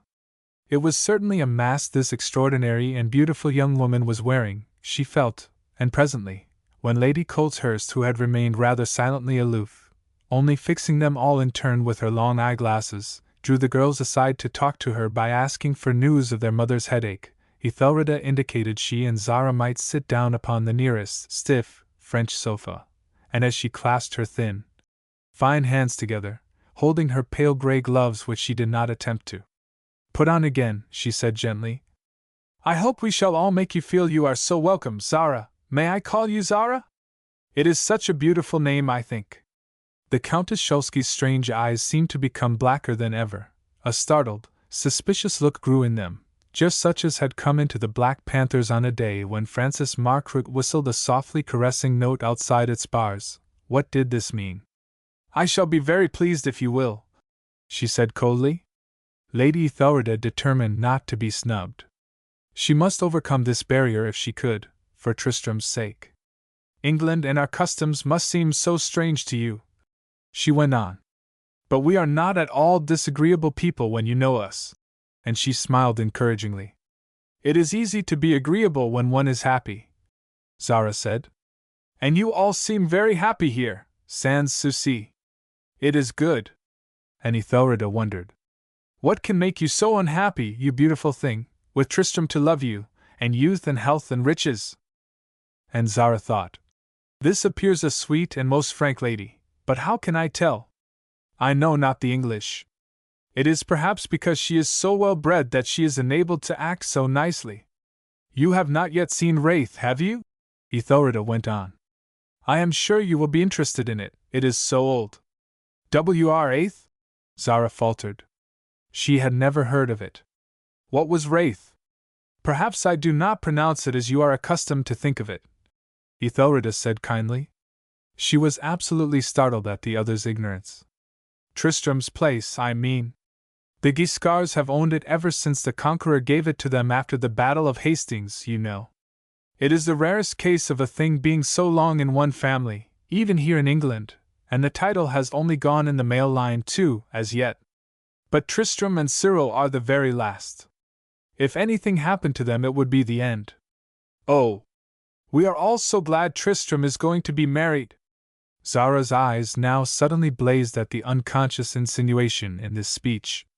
Anyone who has ever watched a caged creature of the cat tribe and seen how the whole gamut of emotions, sullen endurance, suspicion, resentment, hate and rage, as well as contentment and happiness, can appear in its orbs without the slightest aid from lids or eyebrows, without the smallest alteration in mouth or chin, will understand how Zara's pools of ink spoke while their owner remained icily still.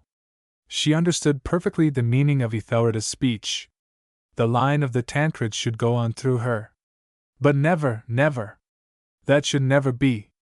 If they were counting upon that, they were counting in vain. The marriage was never intended to be anything but an empty ceremony, for mercenary reasons. There must be no mistake about this. What if Lord Tancred had such ideas too? And she quivered suddenly and caught in her breath with the horror of this thought. And who was Cyril? Zara had no knowledge of Cyril, any more than of Wraith. But she did not ask. If Francis Margaret had heard this conversation, he would have been very much annoyed with himself, and would have blamed himself for stupidity.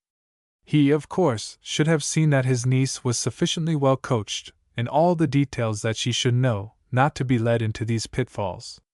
Ethelreda felt a sensation of a sort of petrified astonishment. There is a French word, ahuri, which expresses her emotion exactly, but there is no English equivalent. Tristram's fiancée was evidently quite ignorant of the simplest facts about him, or his family, or his home. Her eyes had blazed at Ethelreda's last speech, with a look of self-defense and defiance. And yet Tristram was evidently passionately in love with her. How could such things be? It was a great mystery. Ethelreda was thrilled and interested. Francis Margaret guessed the lady's lonely moments would be most difficult to pass, so he had curtailed the enjoyment of the port and old brandy and cigars to the shortest possible dimensions, Tristram aiding him. His one desire was to be near his fiancée. The overmastering magnetic current which seemed to have drawn him from the very first moment he had seen her now had augmented into almost pain. She had been cruelly cold and disdainful at dinner whenever she had spoken to him, her contempt showing plainly in her eyes, and it had maddened and excited him. And when the other men had all drunk the fiancée's health and wished them happiness, he had gulped down the old brandy, and vowed to himself, "Before a year is out I will make her love me as I love her, so help me God." And then they all had trooped up into the drawing-room just as Ethelreda was saying, "The northern property, Morndale, is not half so pretty as Wraith." But when she saw them enter she rose and ceded her place to Tristram, who gladly sank into the sofa beside his lady. He was to have no tête-à-tête, however, for Jimmy Danvers, who felt it was his turn to say something to the coming bride, came now, and leant upon the mantelpiece beside them. "I am going to be the most severe best man next Wednesday, Countess," he said. "I shall see that Tristram is at St. George's a good half-hour before the time, and that he does not drop the ring. You trust to me?" And he laughed nervously. Zara's face was so unresponsive.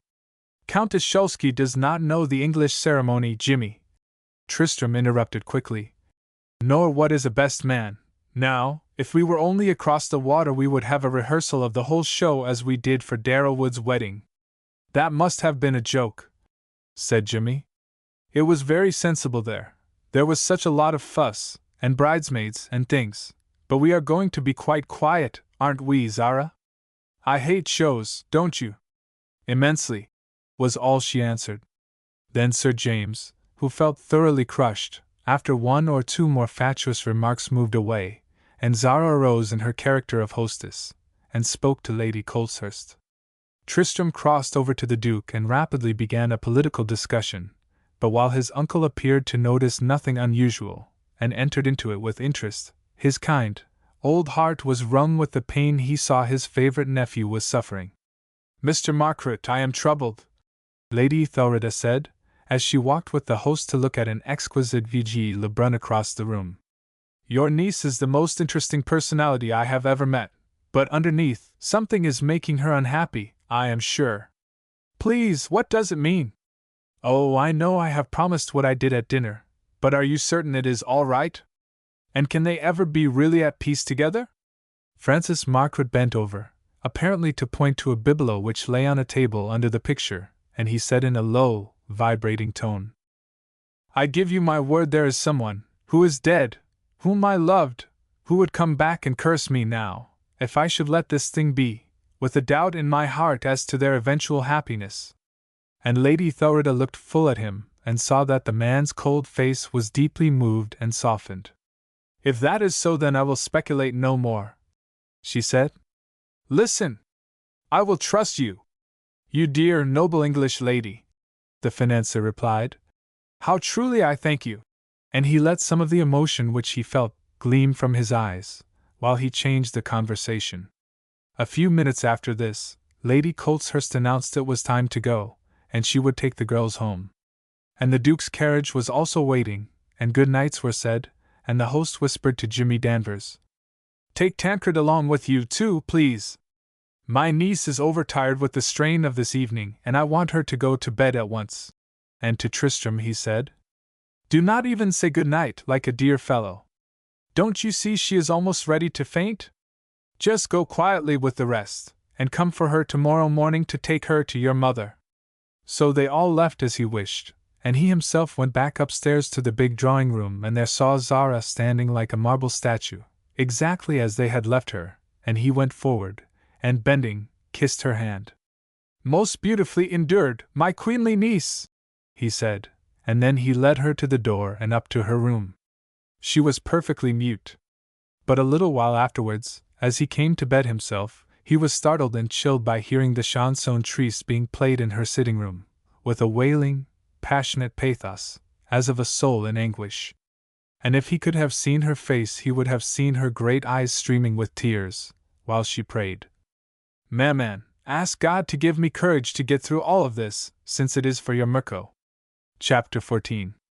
Satan was particularly fresh next morning when Tristram took him for a canter round the park. He was glad of it. He required something to work off steam upon.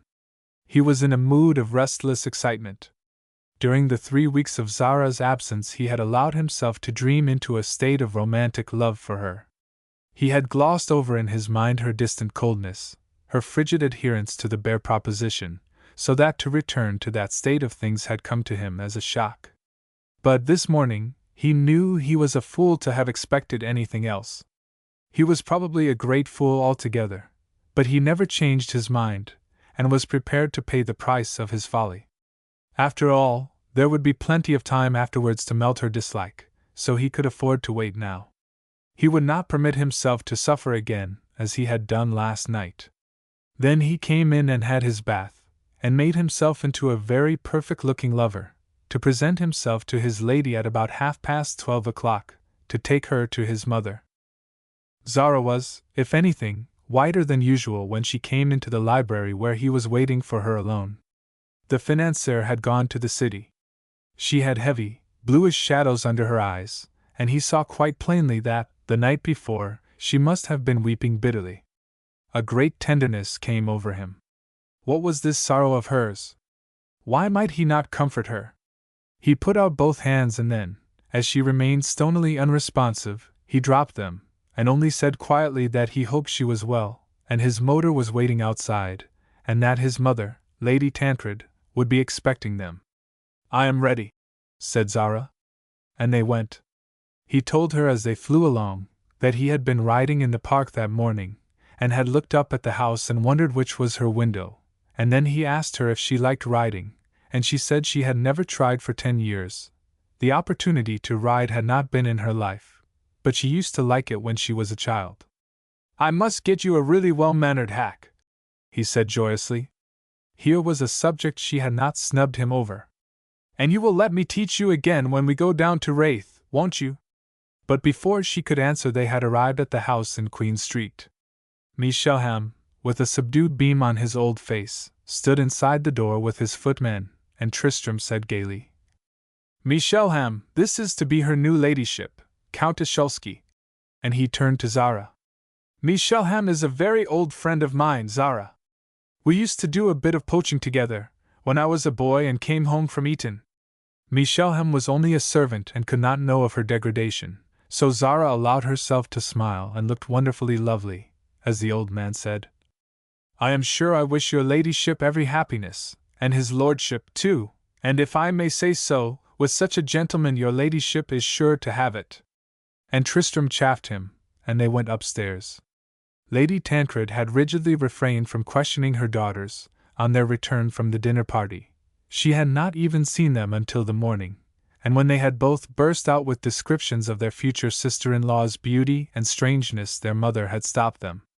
"Do not tell me anything about her, dear children," she had said. "I wish to judge for myself without prejudice." But Lady Coltshurst could not be so easily repressed. She had called early, on purpose to give her views, with the ostensible excuse of an inquiry about her sister-in-law's health. "I am afraid you will be rather unfavorably impressed with Tristram's choice, when you have seen her, Jane," she announced. "I confess I was.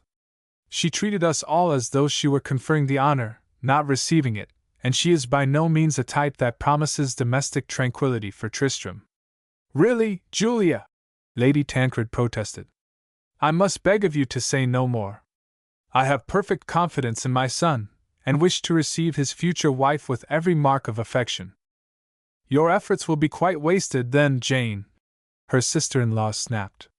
She is most forbidding, and never once unbent nor became genial, the whole evening. And besides, for a lady, she is much too striking-looking. She cannot help being beautiful, Lady Tancred said. I am sure I shall admire her very much, from what the girls tell me. But we will not discuss her. It was so kind of you to come, and my head is much better. Then I will be off. Lady Coltshurst sniffed in a slightly offended tone. Really, relations were so tiresome. They never would accept a word of advice or warning in the spirit it was given, and Jane in particular was unpleasantly difficult.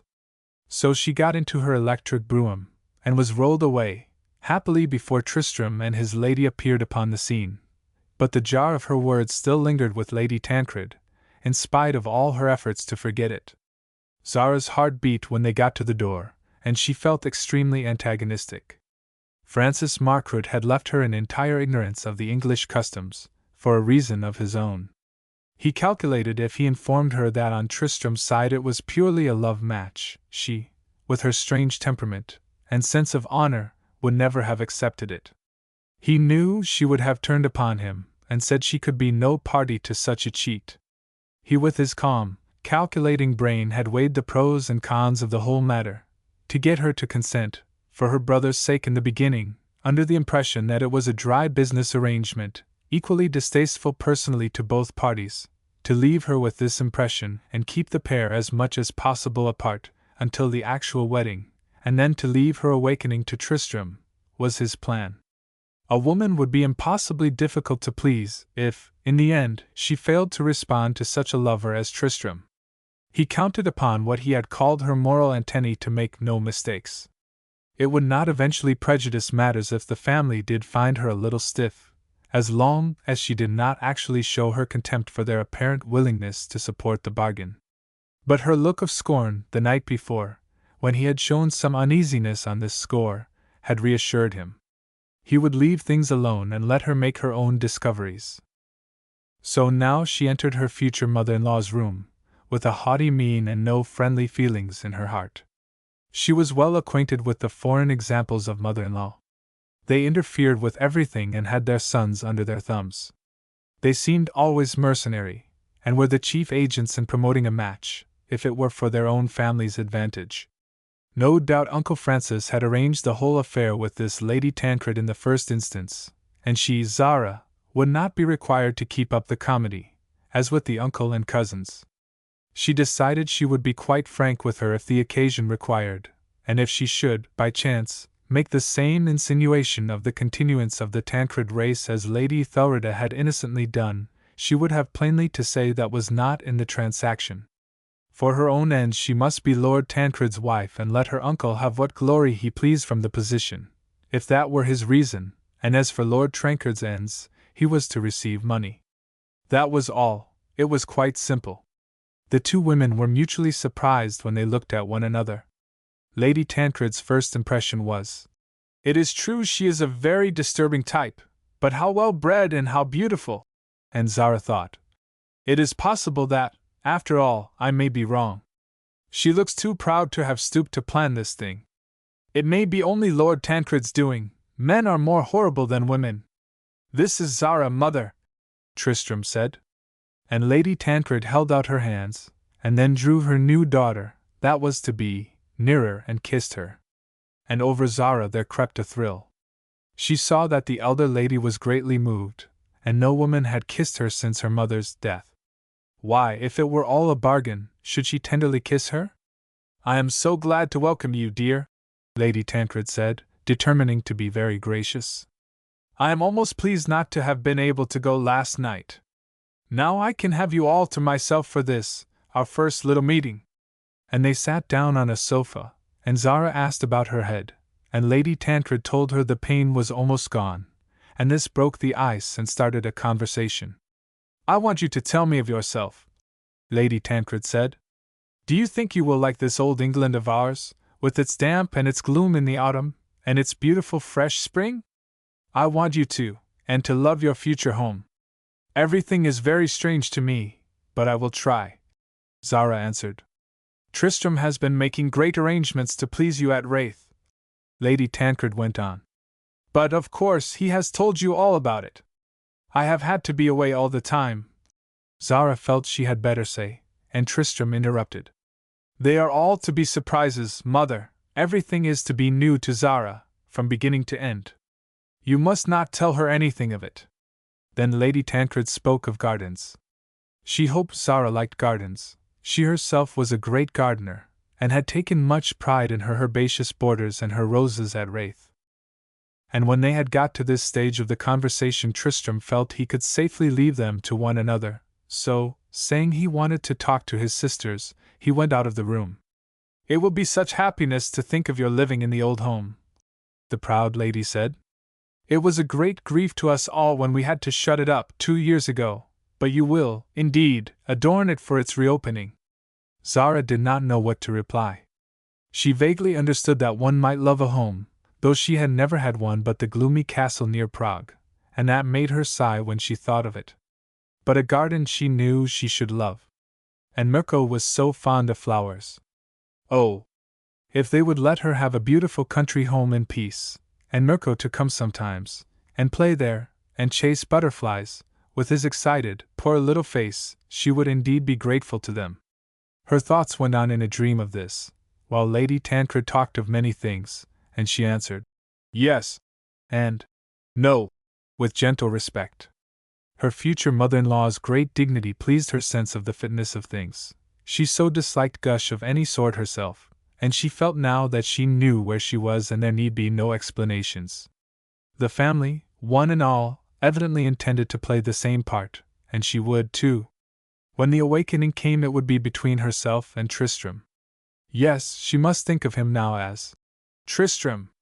Her thoughts had wandered again when she heard Lady Tancred's voice saying, I wanted to give you this myself. And she drew a small case from a table near and opened it, and there lay a very beautiful diamond ring. It is my own little personal present to you, my new dear daughter. Will you wear it sometimes, Zara, in remembrance of this day and in remembrance that I give into your hands the happiness of my son, who is dearer to me than any one on earth? And the two proud pairs of eyes met, and Zara could not answer, and there was a strange silence between them for a second.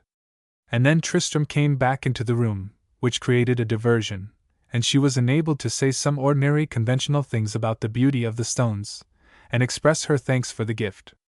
Only, in her heart, she determined never to wear it. It would burn her hand, she thought, and she could never be a hypocrite. Luncheon was then announced, and they went into the dining room. Here she saw Tristram in a new light, with only young Billy, and Jimmy Danvers who had dropped in, and his mother and sisters. He was gay as a schoolboy, telling Billy, who had not spoken a word to Zara the night before, that now he should sit beside her, and that he was at liberty to make love to his new cousin.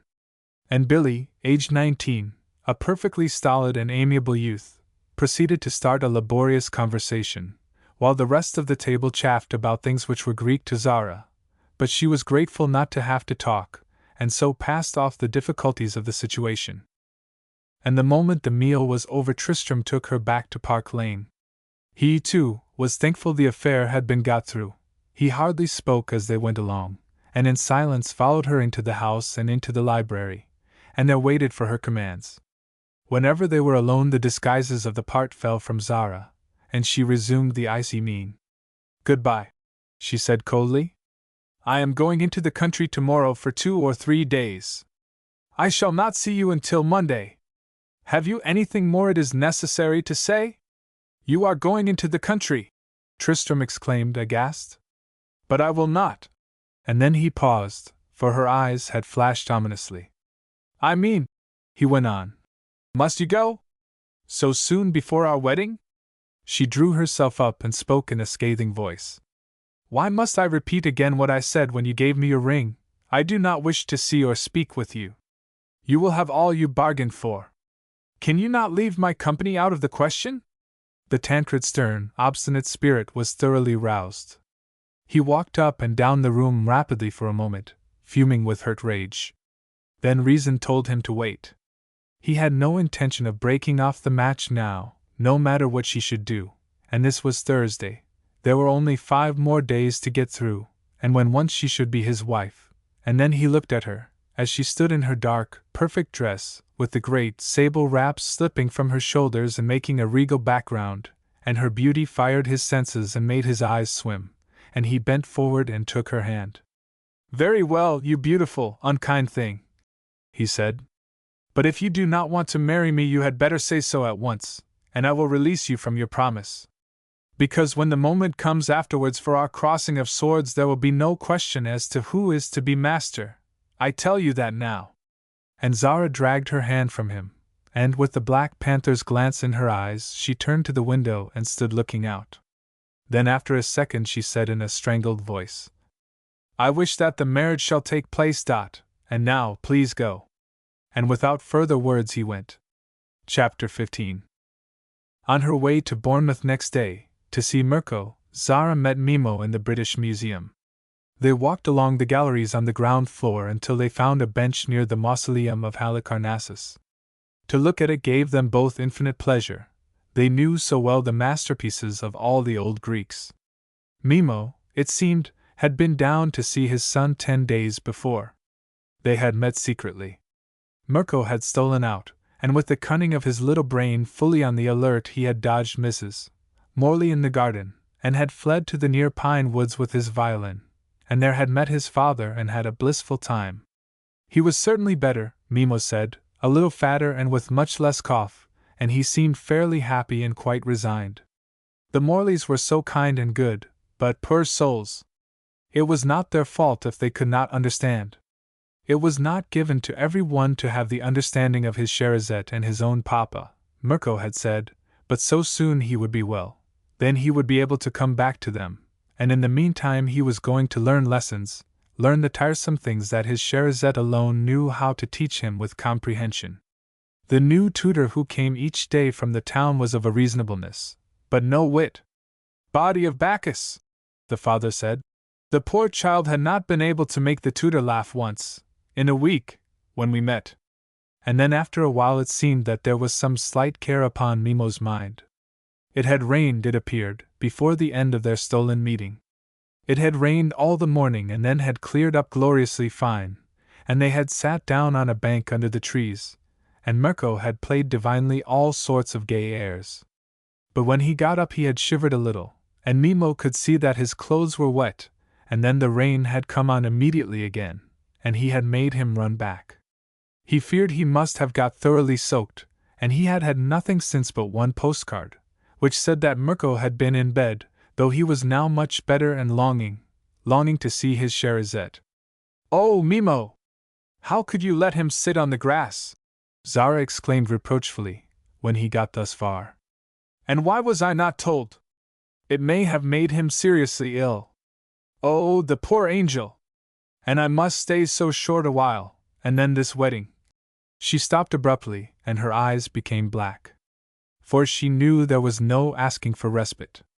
To obtain her brother's possible life she must be ready and resigned, at the altar at St. George's, Hanover Square, on Wednesday the 25th of October, at 2 o'clock, and once made a wife, she must go with Lord Tancred to the Lord Warren Hotel at Dover, to spend the night. She rose with a convulsive quiver, and looked with blank, sightless eyes at an Amazon in the frieze hard by. The Amazon, she saw, when vision came back to her, was hurling a spear at a splendid young Greek. That is how she felt she would like to behave to her future husband. Men and their greed of money, and their revolting passions, and her poor little Mirko ill, perhaps, from his father's carelessness, how could she leave him? And if she did not, his welfare would be at an end and life an abyss. There was no use scolding Mimo. She knew of old no one was sorrier than he for his mistakes, for which those he loved best always had to suffer. It had taken the heart out of him, the anxious thought, he said, but, knowing that Cherizette must be so busy arranging to get married, he had not troubled her, since she could do nothing until her return to England, and then he knew she would arrange to go to Mirko at once, in any case. He, Mimo, had been too depressed to work, and the picture of the London fog was not much further advanced, and he feared it would not be ready for her wedding gift. "Oh, never mind," said Zara. "I know you will think of me kindly, and I shall like that as well as any present." And then she drove to the Waterloo station alone, a gnawing anxiety in her heart. And all the journey to Bournemouth her spirits sank lower and lower until, when she got there, it seemed as if the old cab horse were a cow in its slowness to get to the doctor's trim house. "Yes, Mrs. Morley said as soon as she arrived. Your little brother has had a very sharp attack. He escaped from the garden about 10 days before," she explained, "and was gone at least 2 hours, and then returned wet through, and was a little light-headed that night, and had talked of Maman and the angels, and Papa and Cherizette. But they could obtain no information from him as to why he went, nor whom he had seen. He had so rapidly recovered that the doctor had not thought it necessary to let any one know, and she, Mrs. Morley, guessing how busy one must be ordering a trousseau, when there was no danger, had refrained from sending a letter, to be forwarded from the given address. Here Zara's eyes had flashed, and she had said sternly, "The trousseau was not of the slightest consequence in comparison to my brother's health." Mirko was upstairs in his pretty bedroom, playing with a puzzle and the nurse. He had not been told of his sister's proposed coming, but some sixth sense seemed to inform him it was she, when her footfalls sounded on the lower stairs, for they heard an excited voice shouting, "I tell you I will go to her, my Cherizette." And Zara hastened the last part, to avoid his rushing, as she feared he would do, out of his warm room into the cold passage. The passionate joy he showed at the sight of her made a tightness round her heart. He did not look ill, only, in some unaccountable way, he seemed to have grown smaller. There was, too, even an extra pink flush in his cheeks. He must sit on her lap and touch all her pretty things. She had put on her uncle's big pearl earrings and one string of big pearls, on purpose to show him. He so loved what was beautiful and refined. "Thou art like a queen, Cherizette," he told her. "Much more beautiful than when we had our tea party, and I wore Papa's paper cap. And everything new. The uncle, then, is very rich," he went on, while he stroked the velvet on her dress. And she kissed and soothed him to sleep in her arms, when he was ready for his bed. It was getting quite late, and she sang a soft, Slavonic cradle song, in a low cooing voice, and every now and then, before the poor little fellow sank entirely to rest, he would open his beautiful, pathetic eyes, and they would swim with love and happiness, while he murmured, "Adored Cherizette!" The next day, Saturday, she never left him. They played games together, and puzzles. The nurse was kind, but of a thickness of understanding, like all the rest, he said, and with his sister there, he could dispense with her services for the moment. He wished, when it grew dusk and they were to have their tea, to play his violin to only her, in the firelight, and there he drew forth divine sounds for more than an hour, tearing at Zara's heartstrings with the exquisite notes until her eyes grew wet. And at last he began something that she did not know, and the weird, little figure moved as in a dance in the firelight, while he played this new air as one inspired, and then stopped suddenly with a crash of joyous chords. "It is Maman who has taught me that," he whispered. "When I was ill she came often and sang it to me, and when they would give me back my violin I found it at once, and now I am so happy. It talks of the butterflies in the woods, which are where she lives, and there is a little white one which flies up beside her with her radiant blue wings.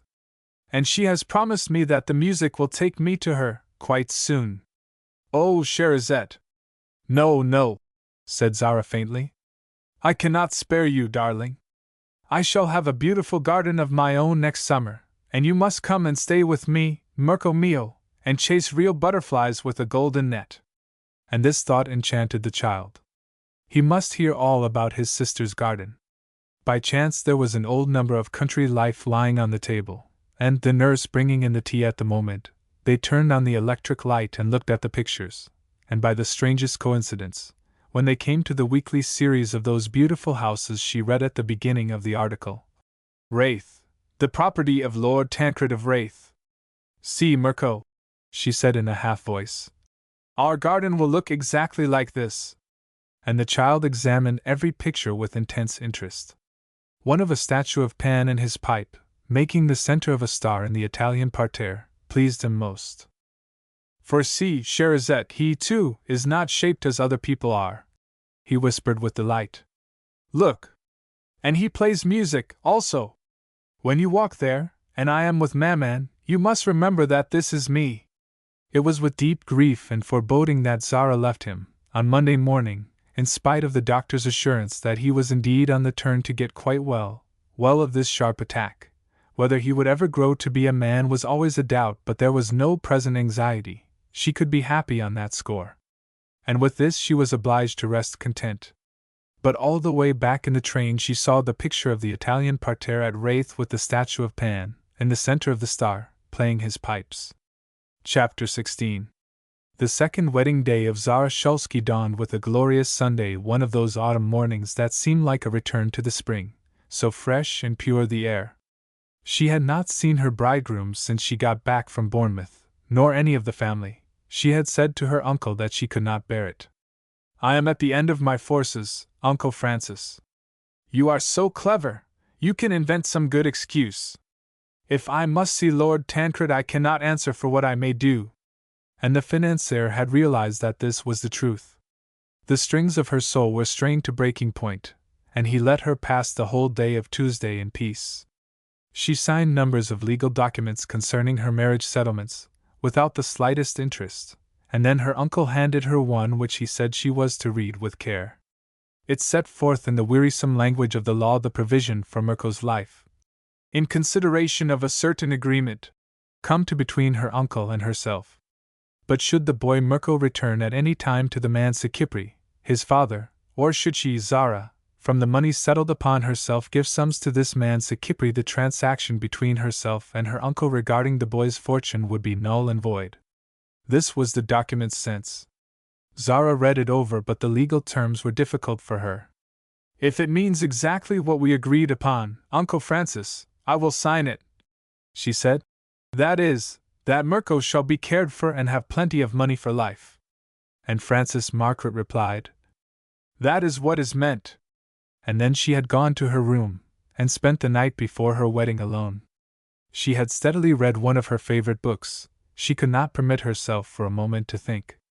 There was a man going to be hanged on the morrow, she had seen in the papers, and she wondered if, this last night in his cell, the condemned wretch was numb, or was he feeling at bay, like herself? Then, at last she opened the window and glanced out on the moon. It was there above her, over the park, so she turned out the lights, and putting her furs around her, she sat for a while and gazed above the treetops, while she repeated her prayers.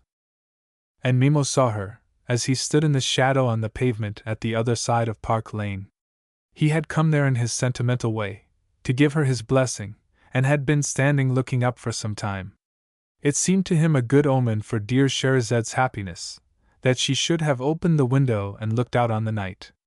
It was quite early, only about 10:30, and Tristram, after a banquet with his bachelor friends on the Monday night, had devoted this, his last evening, to his mother, and had dined quietly with her alone. He felt extremely moved, and excited, too, when he left. She had talked to him so tenderly, the proud mother who so seldom unbent. How marriage was a beautiful but serious thing, and he must love and try to understand his wife, and then she spoke of her own great love for him, and her pride in their noble name and descent. And I will pray to God that you have strong, beautiful children, Tristram, so that there may in years to come be no lack of the Tancreds of Raith. When he got outside in the street the moonlight flooded the road, so he sent his motor away and decided to walk. He wanted breathing space, he wanted to think, and he turned down into Curzon Street and from thence across Great Stanhope Street and into the park. And tomorrow night, at this time, the beautiful Zara would be his. And they would be dining alone together at Dover, and surely she would not be so icily cold, surely he could get her to melt. And then further visions came to him, and he walked very fast, and presently he found himself opposite his lady's house. An impulse just to see her window overcame him, and he crossed the road and went out of the gate. And there on the pavement he saw Mimo, also with face turned, gazing up. And in a flash he thought he recognized that this was the man he had seen that day in Whitehall, when he was in his motor car, going very fast. A mad rage of jealousy and suspicion rushed through him. Every devil whispered, "Here is a plot. You know nothing of the woman whom tomorrow you are blindly going to make your wife. Who is this man? What is his connection with her? A lover's, of course. No one but a lover would gaze up at a window on a moonlight night." And it was at this moment that Zara opened the window, and for a second, both men saw her slender, rounded figure standing out sharply against the ground of the room. Then she turned, and put out the light. A murderous passion of rage filled Lord Tancred's heart. He looked at Mimo and saw that the man's lips were muttering a prayer, and that he had drawn a little silver crucifix from his coat pocket, and also that he was unconscious of any surroundings, for his face was rapt, and he stepped close to him and heard him murmur, in his well-pronounced English, "Mary, Mother of God, pray for her, and bring her happiness." And his common sense reassured him somewhat. If the man were a lover, he could not pray so, on this, the night before her wedding to another. It was not in human, male nature, he felt, to do such an unselfish thing as that. Then Mimo raised his soft felt hat in his rather dramatic way to the window, and walked up the street. And Tristram, a prey to all sorts of conflicting emotions, went back into the park. It seemed to Francis Margaret that more than half the nobility of England had assembled in St. George's, Hanover Square, next day, as, with the beautiful bride on his arm, he walked up the church. She wore a gown of dead white velvet, and her face looked the same shade, under the shadow of a wonderful picture creation, of black velvet and feathers, in the way of a hat. The only jewels she had on were the magnificent pearls which were her uncle's gift. There was no color about her except in her red burnished hair and her red, curved mouth. And the whole company thrilled as she came up the aisle. She looked like the princess in a fairy tale, but just come to life. The organ stopped playing, and now, as in a dream, she knew that she was kneeling beside Tristram and that the bishop had joined their hands. She repeated the vows mechanically, in a low, quiet voice. All the sense of it that came to her brain was Tristram's firm utterance. "I, Tristram Lorimer Giscard, take thee, Zara Alinka, to be my wedded wife." And so, at last, the ceremony was over, and Lord and Lady Tancred walked into the vestry to sign their names. And as Zara slipped her hand from the arm of her newly made husband, he bent down his tall head and kissed her lips. And fortunately, the train of coming relations and friends were behind them, as yet, and the bishops were looking elsewhere, or they would have been startled to observe the bride shiver, and to have seen the expression of passionate resentment which crept into her face. But the bridegroom saw it, and it stabbed his heart. Then it seemed that a number of people kissed her, his mother and sisters, and Lady Thelrida, and lastly the Duke. "I am claiming my privilege as an old man," this latter said gaily, "and I welcome you to all our hearts, my beautiful niece." And Zara had answered, but had hardly been able to give even a mechanical smile. And when they got into the smart, new motor, after passing through the admiring crowds, she had shrunk into her corner, and half closed her eyes. And Tristram, intensely moved and strained with the excitement of it all, had not known what to think. But pride made his bride play her part when they reached her uncle's house. She stood with her bridegroom, and bowed graciously to the countless, congratulatory friends of his, who passed and shook hands.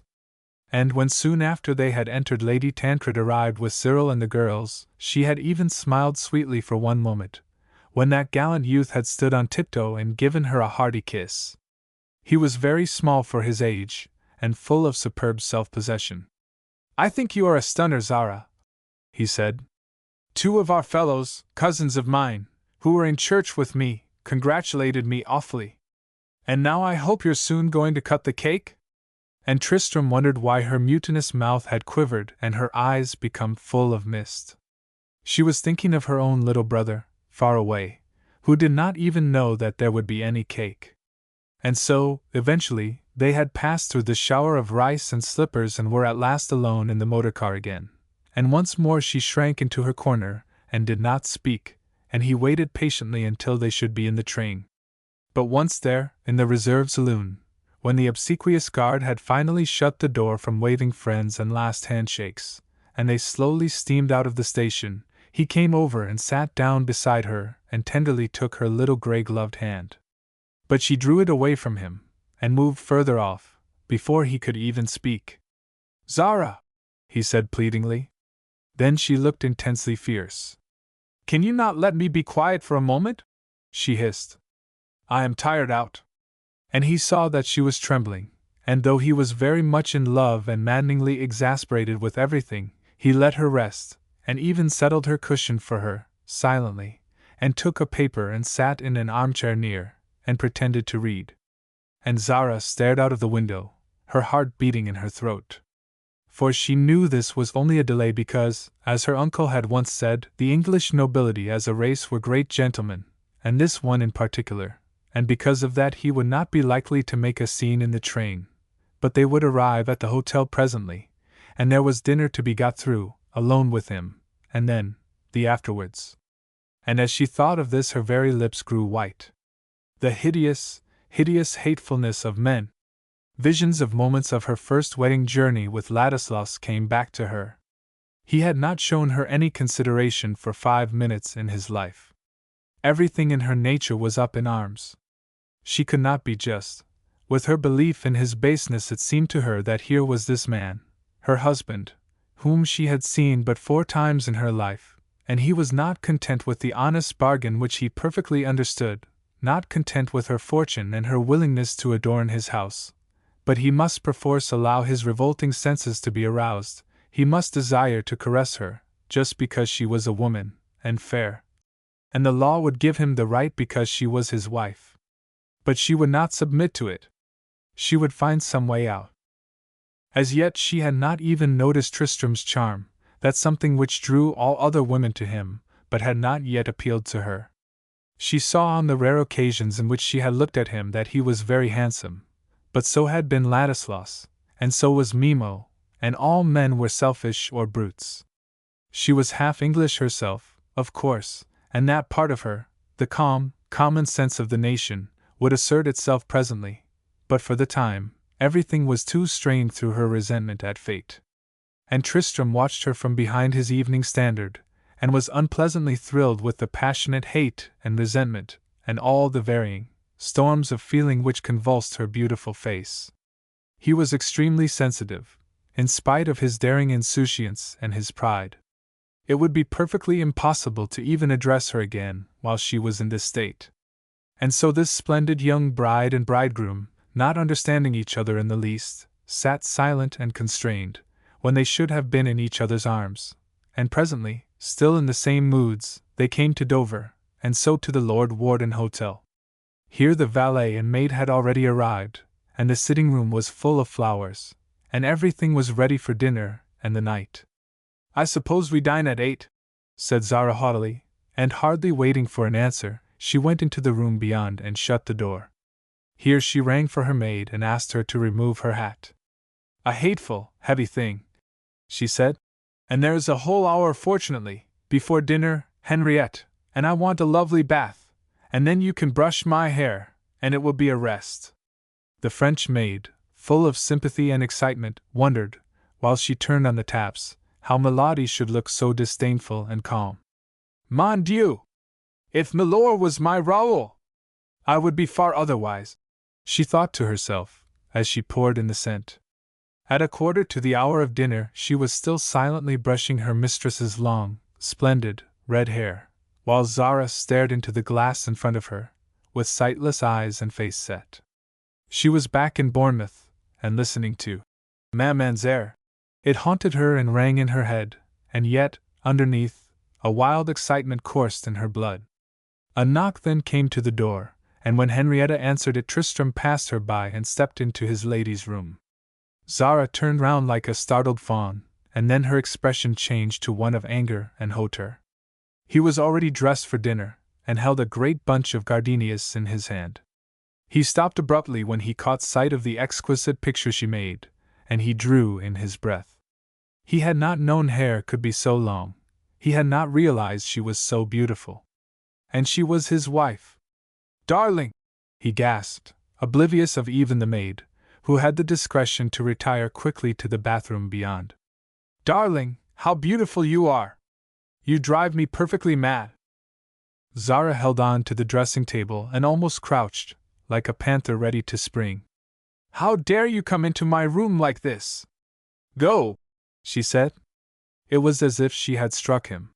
He drew back, and flung the flowers down into the grate. "I only came to tell you dinner was nearly ready," he said haughtily, "and to bring you those. But I will await you in the sitting room, when you are dressed." And he turned round and left through the door by which he had come. And Zara called her maid rather sharply, and had her hair plaited and done, and got quickly into her dress. And when she was ready she went slowly into the sitting room. She found Tristram leaning upon the mantelpiece, glaring moodily into the flames. He had stood thus for 10 minutes, coming to a decision in his mind. He had been very angry just now, and he thought was justified, but he knew he was passionately in love, as he had never dreamed nor imagined he could be in the whole of his life. Should he tell her at once about it, and implore her not to be so cold and hard? But no, that would be degrading. After all, he had already shown her a proof of the most reckless devotion, in asking to marry her, after having seen her only once. And she, what had her reasons been? They were forcible enough, or she would not have consented to her uncle's wishes before they had even ever met, and he recalled, when he had asked her only on Thursday last if she would wish to be released, that she had said firmly that she wished the marriage to take place. Surely she must know that no man with any spirit would put up with such treatment as this, to be spoken to as though he had been an impudent stranger bursting into her room. Then his tempestuous thoughts went back to Mimo, that foreign man whom he had seen under her window. What if, after all, he was her lover, and that accounted for the reason she resented his, Tristram's, desire to caress? And all the proud, obstinate fighting blood of the Guiscards got up in him.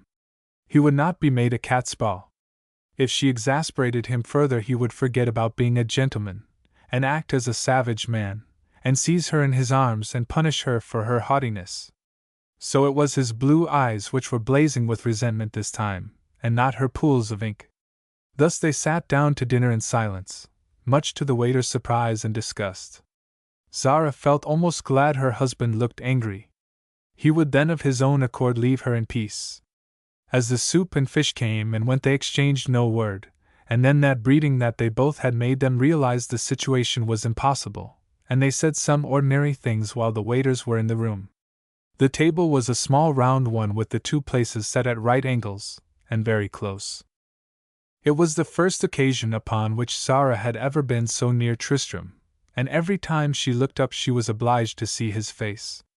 She could not help owning to herself that he was extraordinarily distinguished looking, and that there were strong, noble lines in his whole shape. At the end of their repast, for different reasons, neither of the two felt calm. Tristram's anger had died down, likewise his suspicions. After a moment's thought the sane point of view always presented itself to his brain. No, whatever her reasons were for her disdain of him, having another lover was not the cause.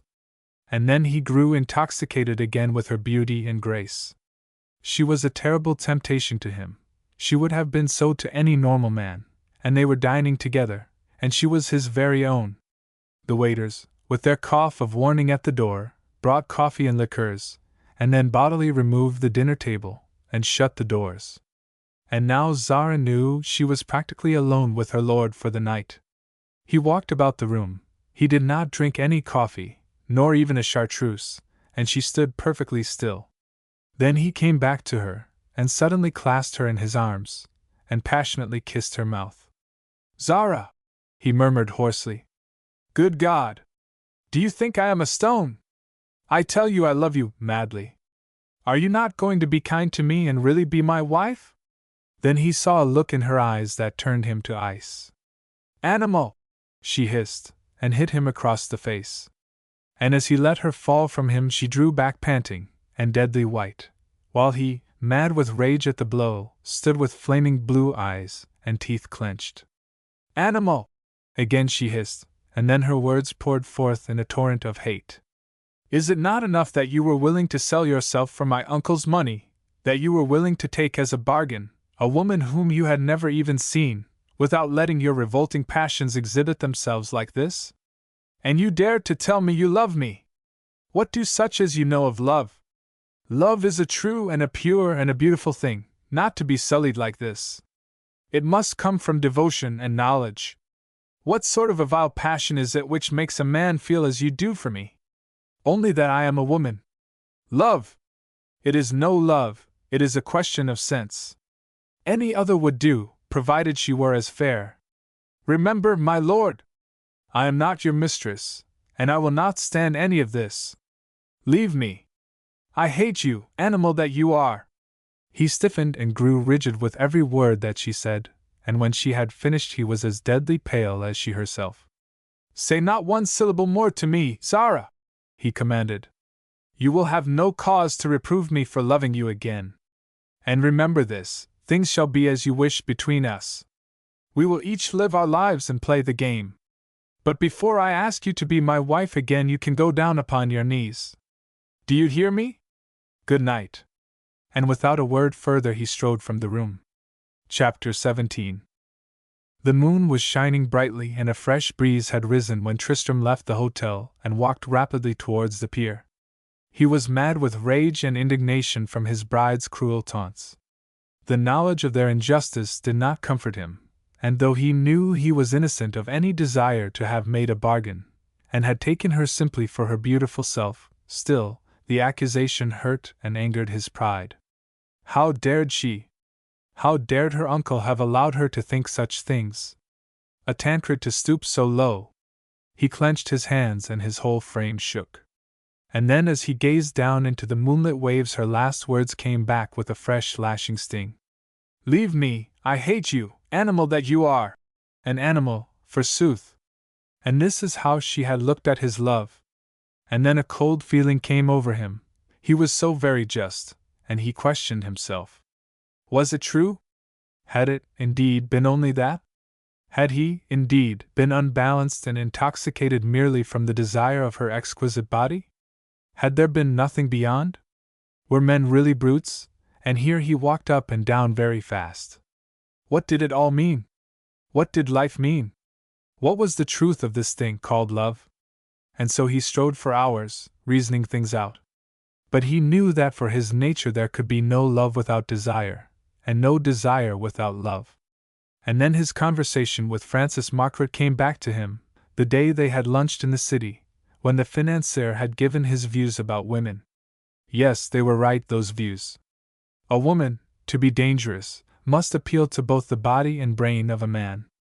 If his feeling for Zara were only for the body, then it was true that it was only lust. But it was not true, and he thought of all his dreams of her at Wraith, of the pictures he had drawn of their future life together, of the tenderness with which he had longed for this night. And then his anger died down, and was replaced by a passionate grief. His dream lay in ruins, and there was nothing to look forward to but a blank, soulless life. It did not seem to him then, in the cold moonlight, that things could ever come right. He could not for his pride's sake condescend to any further explanation with her. He would not stoop to defend himself. She must think what she chose, until she should of herself find out the truth. And then his level mind turned and tried to see her point of view. He must not be unjust. And he realized that if she thought such base things of him, she had been more or less right. But even so, there was some mystery beyond all this, some cruel and oppressing dark shadow in her life. And his thoughts went back to the night they had first met, and he remembered then that her eyes had been full of hate, resentment and hate, as though he, personally, had caused her some injury. Francis Margaret was so very clever. What plan had he had in his head? By what scorpion whip had he perhaps forced her to consent to his wishes and become his, Tristram's, wife? And once more the disturbing remembrance of Mimo returned, so that, when at last dawn came and he went back to the hotel, tired out in body and soul, it would not let him rest in his bed. His bed, in the next room his wife. But one clear decision he had come to. He would treat her with cold courtesy, and they would play the game. To part now, in a dramatic manner, the next day after the wedding, was not in his sense of the fitness of things, was not what was suitable or seemly for the Tancred name. And when he had left her, Zara had stood quite still. Some not understood astonishment caused all her passion to die down. For all the pitifully cruel experiences of her life, she was still very young and ignorant of any but the vilest of men. Hitherto she had felt when they were kind that it was for some gain, and if a woman relented a second she would be sure to be trapped. For her self-respect and her soul's sake she must go armed at all points. And after her hurling at him all her scorn, instead of her husband turning round and perhaps beating her, as, certainly, Ladislas would have done, he had answered with dignity and gone out of the room. And she remembered her father's cold mien. Perhaps there was something else in the English, some other finer quality which she did not yet understand. The poor, beautiful creature was like some ill-treated animal ready to bite to defend itself at the sight of a man.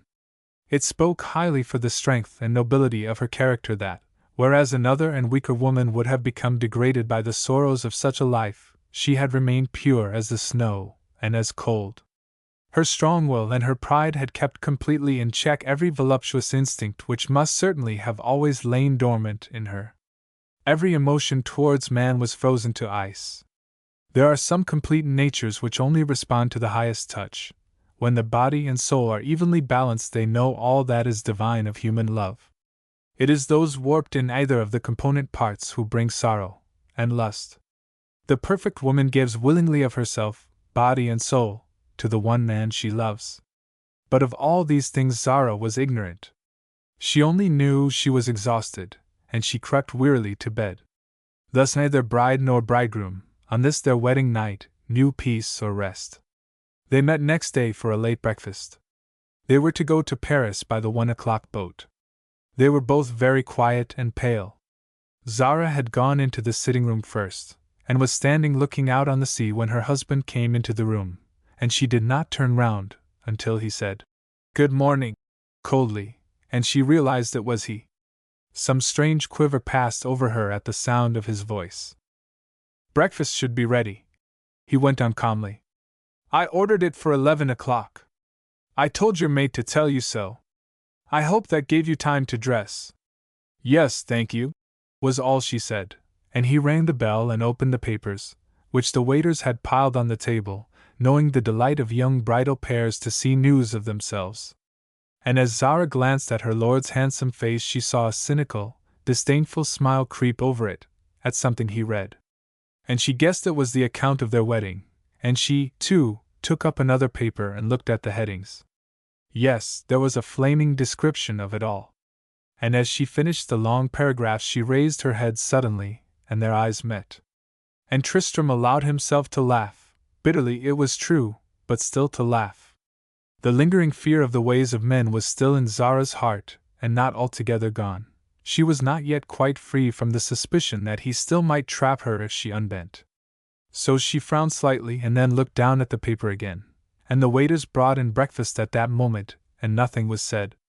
They did not seem to have much appetite, nor to care what they ate, but, the coffee being in front of her, politeness made Zara ask what sort her husband took, and when he answered, none at all, he wanted tea, she was relieved, and let him pour it out at the side table himself. "The wind has got up fiercely, and it will be quite rough," he said presently. "Do you mind the sea?" And she answered, "No, not a bit." Then they both continued reading the papers until all pretense of breakfast was over, and he rose, and asking if she would be ready at about 12:30, to go on board, so as to avoid the crowd from the London train, he went quietly out of the room, and from the window she afterwards saw him taking a walk on the pier. And for some unexplained psychological reason, although she had now apparently obtained exactly the terms she had decided were the only possible ones on which to live with him, she experienced no sense of satisfaction or peace. No pair could have looked more adorably attractive and interesting than Lord and Lady Tancred did as they went to their private cabin on the boat. An admiring group of Dover young ladies thought, watching from the raised part above where the steamer starts.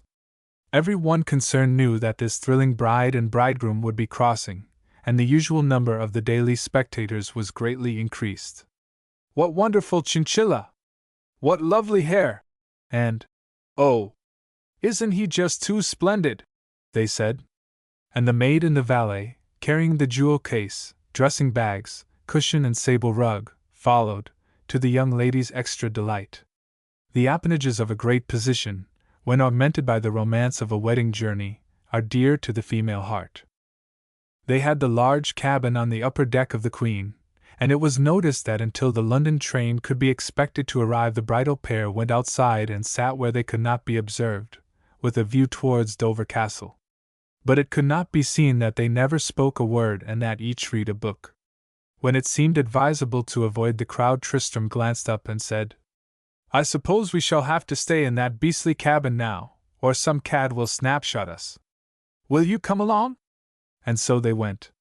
"It is going to be really quite rough," he continued, when the door was shut. "Would you like to lie down, or what?" "I am never the least ill, but I will try and sleep," Zara answered resignedly, as she undid her chinchilla coat.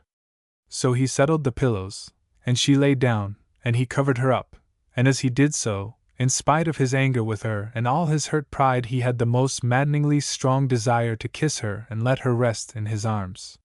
So he turned away brusquely and sat down at the farther end, where he opened the window to let in some air, and pulled the curtain over it, and then tried to go on with his book. But every pulse in his body was throbbing, and at last he could not control the overmastering desire to look at her. She raised herself a little, and began taking the finely worked, small-stoned, sapphire pins out of her hat.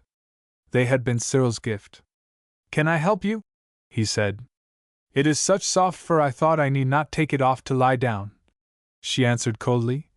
"But there is something hurting in the back."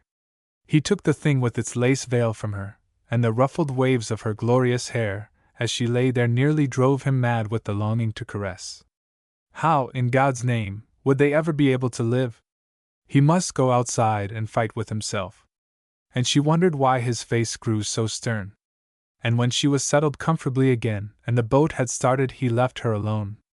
It was, fortunately, so rough that there were very few people about, and he went far forward and leant on the rail, and let the salt air blow into his face.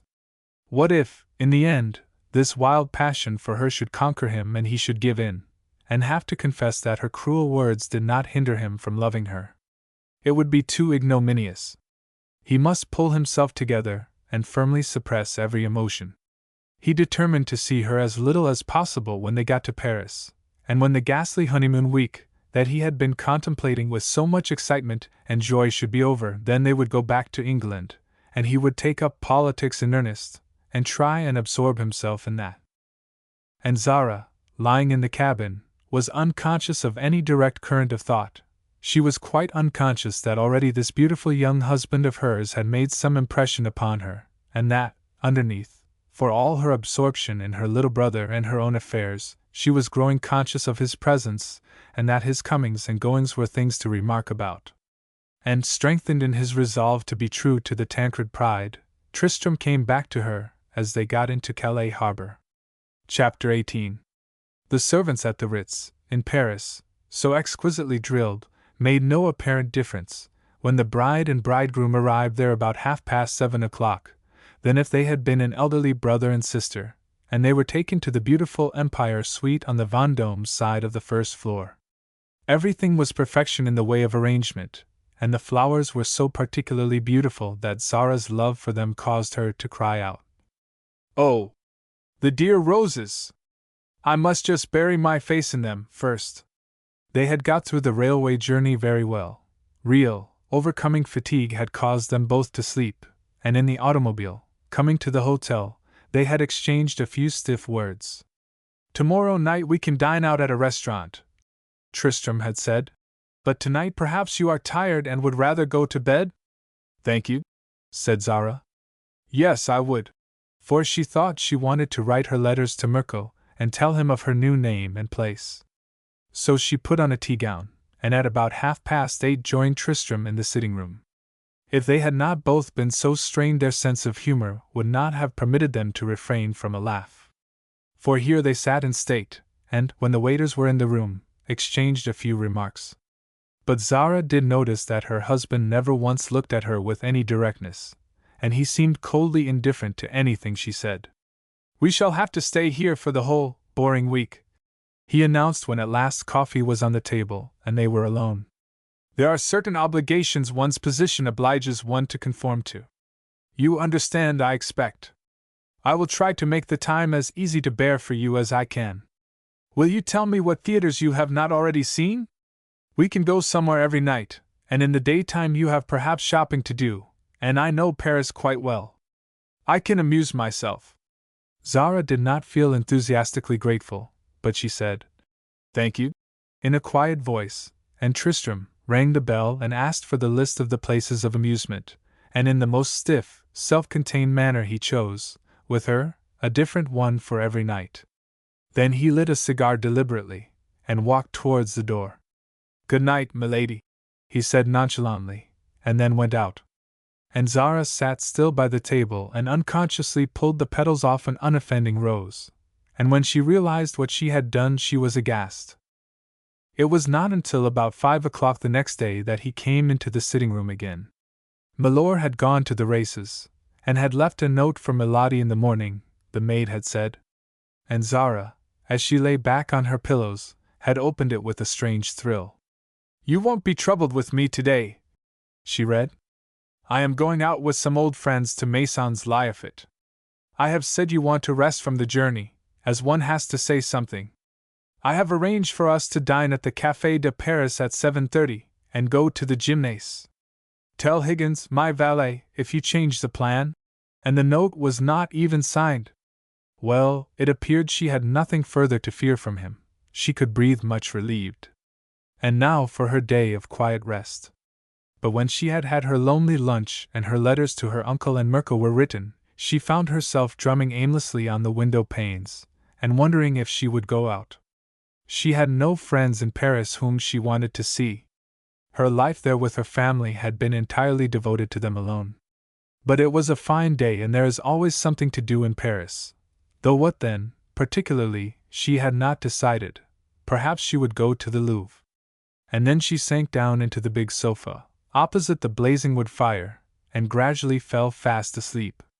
She slept, with unbroken deepness, until late in the afternoon, and was, in fact, still asleep there when Tristram came in. He did not see her at first. The lights were not on, and it was almost dark in the streets. The fire, too, had burnt low. He came forward, and then went back again and switched on the lamps, and with the blaze Zara sat up and rubbed her eyes. One great plait of her hair had become loosened and fell at the side of her head, and she looked like a rosy, sleepy child. "I did not see you!" Tristram gasped, and realizing her adorable attractions, he turned to the fire and vigorously began making it up. Then, as he felt he could not trust himself for another second, he rang the bell and ordered some tea to be brought, while he went to his room to leave his overcoat. And when he thought the excuse of the repast would be there, he went back. Zara felt nothing in particular. Even yet she was rather on the defensive, looking out for every possible attack. So they both sat down quietly, and for a few moments neither spoke. She had put up her hair during his absence, and now looked wide awake and quite neat. "I had a most unlucky day," he said, for something to say. "I could not back a single winner. On the whole, I think I am bored with racing." "It has always seemed boring to me," she said. "If it were to try the mettle of a horse one had bred, I could understand that, or to ride it oneself and get the better of an adversary, but just with sharp practices, and for money. It seems so common a thing, I never could take an interest in that. Does anything interest you?" he hazarded, and then he felt sorry he had shown enough interest to ask. "Yes," she said slowly, "but perhaps not many games. My life has always been too ordered by the games of others, to take to them myself." And then she stopped abruptly. She could not suppose her life interested him much. But, on the contrary, he was intensely interested, if she had known. He felt inclined to tell her so, and that the whole of the present situation was ridiculous, and that he wanted to know her innermost thoughts. He was beginning to examine her all critically, and to take in every point. Beyond his passionate admiration for her beauty there was something more to analyze. What was the subtle something of mystery and charm? Why could she not unbend and tell him the meaning in those fathomless, dark eyes? What could they look like, if filled with love and tenderness. Ah! And if he had done as he felt inclined at the moment, the ice might have been broken, and at the end of the week they would probably have been in each other's arms. But fate ordered otherwise, and an incident that night, at dinner, caused a fresh storm.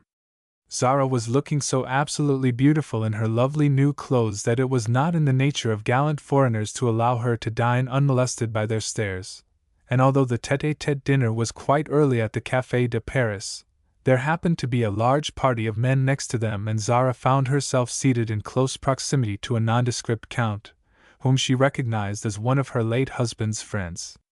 Everyone who knows the Café de Paris can realize how this happened. The long velvet seats without divisions and the small tables in front make, when the place is full, the whole side look as if it were one big group. Lord Tancred was quite accustomed to it. He knew Paris well, as he had told her, so he ought to have been prepared for what could happen, but he was not. Perhaps he was not on the alert, because he had never before been there with a woman he loved. Zara's neighbor was a great, big, fierce-looking creature from some wild quarter of the south, and was perhaps also just a little drunk. She knew a good deal of their language, but taking for granted that this Englishman and his lovely lady would be quite ignorant of what they said, the party of men were most unreserved in their remarks. Her neighbor looked at her devouringly, once or twice, when he saw Tristram could not observe him, and then began to murmur immensely entreprenant love sentences in his own tongue, as he played with his bread. She knew he had recognized her. And Tristram wondered why his lady's little nostrils should begin to quiver, and her eyes to flash. She was remembering like scenes in the days of Ladislas, and how he used to grow wild with jealousy, in the beginning when he took her out, and once had dragged her back upstairs by her hair, and flung her into bed. It was always her fault when men looked at her, he assured her. And the horror of the recollection of it all was still vivid enough. Then Tristram gradually became greatly worried. Without being aware that the man was the cause, he yet felt something was going on. He grew jealous and uneasy, and would have liked to have taken her home. And because of the things she was angrily listening to, and because of her fear of a row, she sat there looking defiant and resentful, and spoke never a word. And Tristram could not understand it, and he eventually became annoyed. What had he said or done to her again? It was more than he meant to stand, for no reason, to put up with such airs. For Zara sat frowning, her mouth mutinous and her eyes black as night. If she had told Tristram what her neighbor was saying, there would at once have been a row. She knew this, and so remained in constrained silence, unconscious that her husband was thinking her rude to him, and that he was angry with her. She was so strung up with fury at the foreigner, that she answered Tristram's few remarks at random, and then abruptly rose while he was paying the bill, as if to go out. And as she did so, the Count slipped a folded paper into the sleeve of her coat. Tristram thought he saw something peculiar, but was still in doubt, and with his English self-control and horror of a scene, he followed his wife to the door, as she was walking rapidly ahead, and there helped her into the waiting automobile. But as she put up her arm, in stepping in, the folded paper fell to the brightly lighted pavement, and he picked it up. He must have some explanation. He was choking with rage. There was some mystery. He was being tricked. "Why did you not tell me you knew that fellow who sat next to you?" he said in a low, constrained voice. "Because it would have been a lie," she said haughtily. "I have never seen him but once before in my life." "Then what business have you to allow him to write notes to you?" Tristram demanded, too overcome with jealousy to control the anger in his tone. She shrank back in her corner. Here it was beginning again. After all, in spite of his apparent agreement to live on the most frigid terms with her, he was now acting like Ladislas. Men were all the same. "I am not aware the creature wrote me any note," she said. "What do you mean? How can you pretend like this?" Tristram exclaimed furiously. "When it fell out of your sleeve? Here it is. Take me back to the hotel," she said with a tone of ice. "I refuse to go to the theater to be insulted. How dare you doubt my word? If there is a note, you had better read it and see what it says."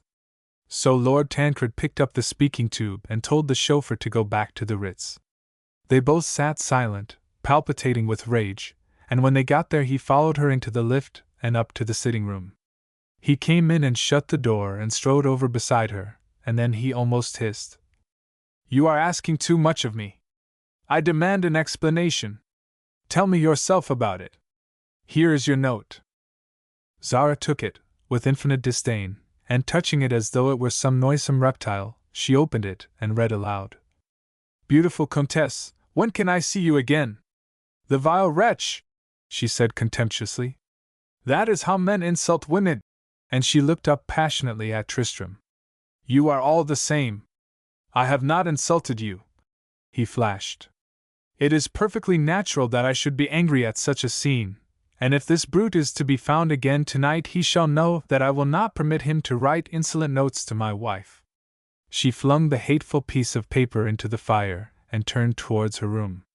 "I beg you to do nothing further about the matter," she said. "This loathsome man was half drunk. It is quite unnecessary to follow it up. It will only make a scandal, and do no good. But you can understand another thing. I will not have my word doubted, nor be treated as an offending domestic, as you have treated me tonight." And without further words she went into her room. Tristram, left alone, paced up and down. He was wild with rage, furious with her, with himself, and with the man. With her because he had told her once, before the wedding, that when they came to cross swords there would be no doubt as to who would be master.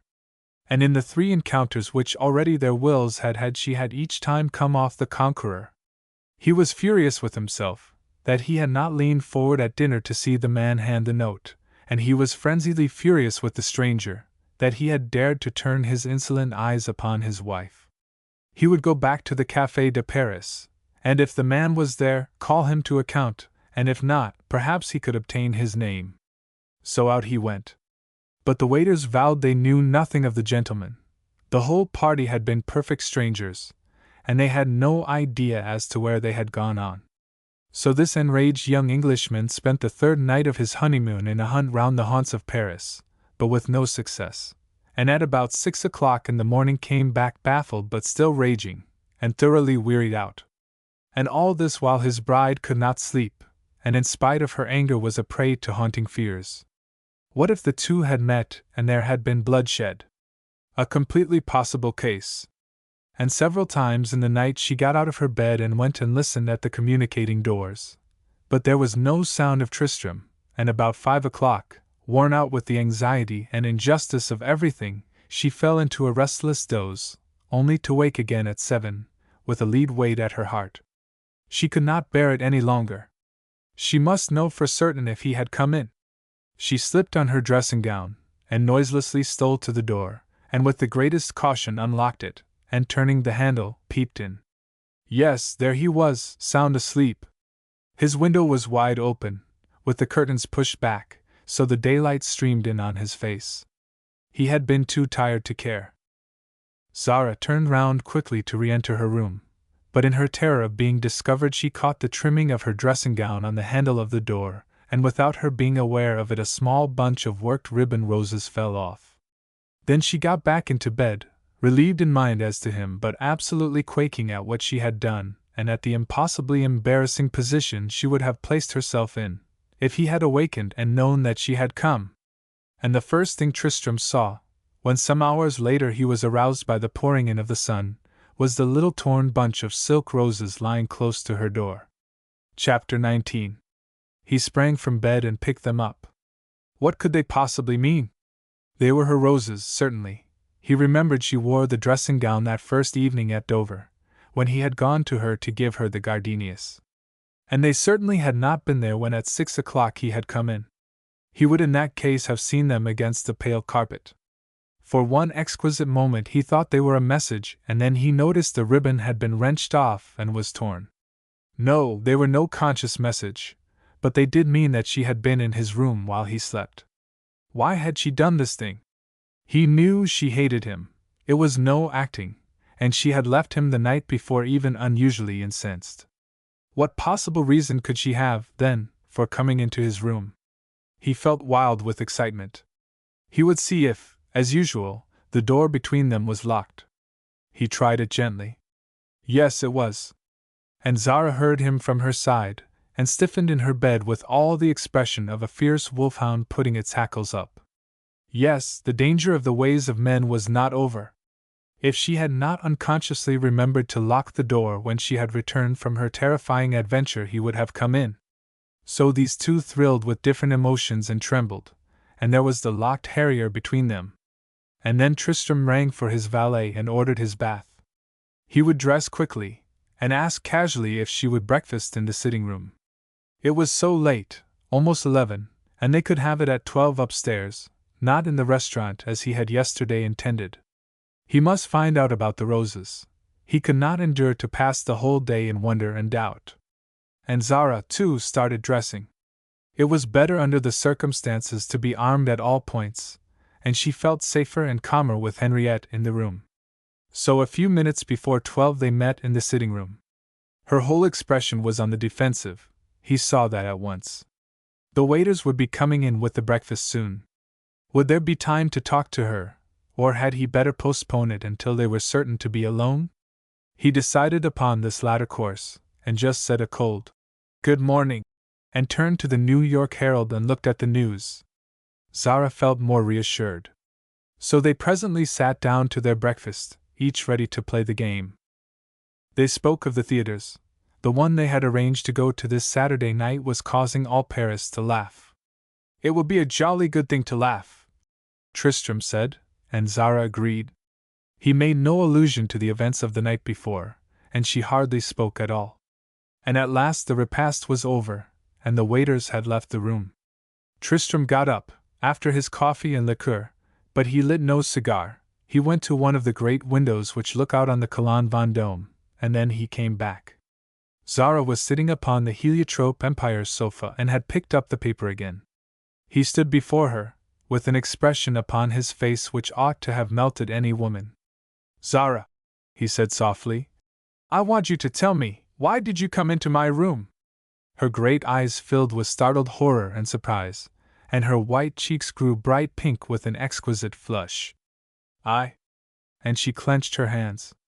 How did he know? Had he seen her then? But he evidently did know, and there was no use to lie.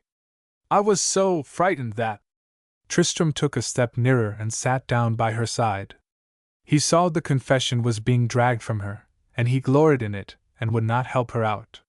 She moved further from him, then, with grudging reluctance, she continued, "There can be such unpleasant quarrels with those horrible men. It was so very late, I wished to be sure that you had come safely in." Then she looked down, and the rose died out of her face, leaving it very white. And if Tristram's pride in the decision he had come to, on the fatal wedding night, that she must make the first advances before he would again unbend, had not held him, he would certainly have risked everything and clasped her in his arms. As it was, he resisted the intense temptation to do so, and made himself calm, while he answered, "It mattered to you, then, in some way, that I should not come to harm?" He was still sitting on the sofa near her, and that magnetic essence which is in propinquity appealed to her. Ignorant of all such emotions as she was, she only knew something had suddenly made her feel nervous, and that her heart was thumping in her side. "Yes, of course it mattered," she faltered, and then went on coldly, as he gave a glad start. "Scandals are so unpleasant, scenes and all those things are so revolting. I had to endure many of them in my former life." Oh, so that was it. Just for fear of a scandal, and because she had known disagreeable things. Not a jot of feeling for himself. And Tristram got up quickly and walked to the fireplace. He was cut to the heart. The case was utterly hopeless, he felt.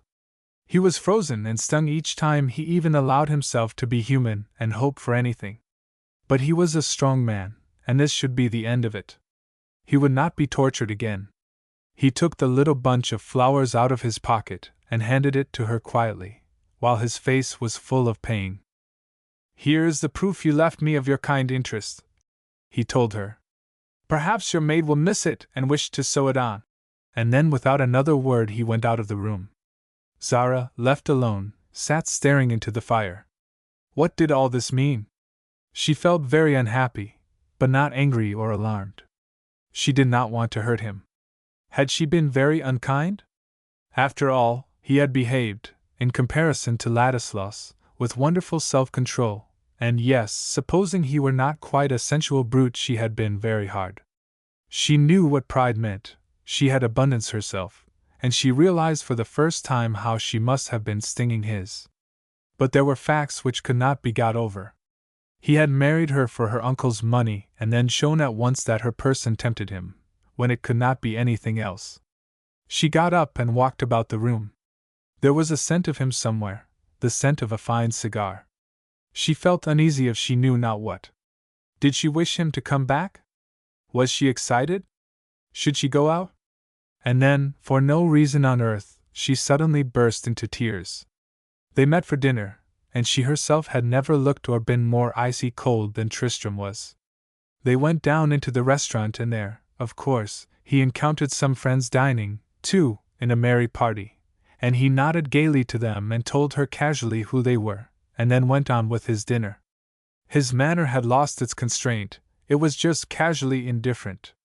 And soon they started for the theater, and it was he who drew as far away as he could, when they got into the automobile. They had a box, and the piece had begun. It was one of those impossibly amusing Paris farces, on the borderland of all convention but so intensely comic that none could help their mirth, and Tristram shook with laughter and forgot for the time that he was a most miserable young man. And even Zara laughed. But it did not melt things between them. Tristram's feelings had been too wounded for any ordinary circumstances to cause him to relent. "Do you care for some supper?" he said coldly when they came out. But she answered, "No." So he took her back, and as far as the lift where he left her, politely saying, "Good night," and she saw him disappear towards the door, and knew he had again gone out. And going on to the sitting-room alone, she found the English mail had come in, and there were the letters on the table, at least a dozen for Tristram, as she sorted them out, a number in women's handwriting, and but two for herself. One was from her uncle, full of agreeable congratulations subtly expressed, and the other, forwarded from Park Lane, from Mirko, as yet ignorant of her change of state, a small, funny, pathetic letter that touched her heart. He was better, and again able to go out, and in a fortnight Agatha, the little daughter of the Morleys, would be returning, and he could play with her. That might be a joy. Girls were not so tiresome and did not make so much noise as boys. Zara turned to the piano, which she had not yet opened, and sat down and comforted herself with the airs she loved, and the maid who listened, while she waited for her mistress to be undressed, turned up her eyes in wonder. "Quel drôle de couple," she said. And Tristram re-encountered his friends and went off with them to sup. Her ladyship was tired, he told them, and had gone to bed. And two of the English women who knew him quite well teased him and said how beautiful his bride was and how strange-looking, and what an iceberg he must be to be able to come out to supper and leave her alone. And they wondered why he then smiled cynically. "For," said one to the other on their way home, "the new Lady Tancred is perfectly beautiful. Fancy, Gertrude, Tristram leaving her for a minute! And did you ever see such a face? It looks anything but cold." Zara was wide awake when, about 2, he came in. She heard him in the sitting-room and suddenly became conscious that her thoughts had been with him ever since she went to bed, and not with Mirko and his letter. She supposed he was now reading his pile of correspondence, he had such numbers of fond friends. And then she heard him shut the door and go round into his room, but the carpets were very thick and she heard no more. If she could have seen what happened beyond that closed door, would it have opened her eyes, or made her happy? Who can tell? For Higgins, with methodical tidiness, had emptied the pockets of the coat his master had worn in the day, and there on top of a letter or two and a card case was one tiny pink rose, a wee bud that had become detached from the torn bunch. And when Tristram saw it his heart gave a great bound. So it had stayed behind, when he had returned the others, and was there now to hurt him with remembrance of what might have been. He was unable to control the violent emotion which shook him. He went to the window and opened it wide. The moon was rather over, but still blazed in the sky. Then he bent down and passionately kissed the little bud, while a scorching mist gathered in his eyes. Chapter 20. So at last the Wednesday morning came, and they could go back to England. From that Saturday night until they left Paris, Tristram's manner of icy, polite indifference to his bride never changed. She had no more quaking shocks nor any fear of too much ardor. He avoided every possible moment of her society he could, and when forced to be with her seemed aloof and bored. And the freezing manner of Zara was caused no longer by haughty self-defense but because she was unconsciously numb at heart. Unknown, undreamed of emotion came over her, whenever she chanced to find him close, and during his long absences her thoughts followed him, sometimes with wonderment. Just as they were going down to start for the train on the Wednesday morning, a telegram was put into her hand. It was addressed, La Baronne de Tancred, and she guessed at once this would be Mimo's idea of her name. Tristram, who was already down the steps by the concierge's desk, turned and saw her open it, with a look of intense strain. He saw that as she read her eyes widened and stared out in front of them for a moment, and that her face grew pale. For Mimo had wired, Mirko not quite so well. She crumpled the blue paper in her hand, and followed her husband through the bowing personnel of the hotel into the automobile. She controlled herself and was even able to give one of her rare smiles in farewell, but when they started she leaned back, and again her face went white. Tristram was moved. Whom was her telegram from? She did not tell him, and he would not ask, but the feeling that there were in her life things and interests of which he knew nothing did not please him. And this particular thing, what was it? Was it from a man? It had caused her some deep emotion, he could plainly see that. He longed to ask her but was far too proud, and their terms had grown so distant he hardly liked to express even solicitude, which, however, he did. I hope you have not had any bad news? Then she turned her eyes upon him, and he saw that she had hardly heard him. They looked blank. What? She asked vaguely, and then, recollecting herself confusedly, she went on.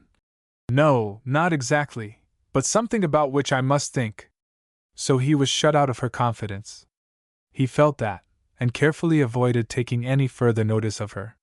When they got to the station he suddenly perceived she was not following him as he made way for her in the crowd, but had gone over to the telegraph office by herself. He waited and fumed. It was evidently something about which she wished no one to see what she wrote, for she could perfectly well have given the telegram to Higgins to take, who would be waiting by the saloon door.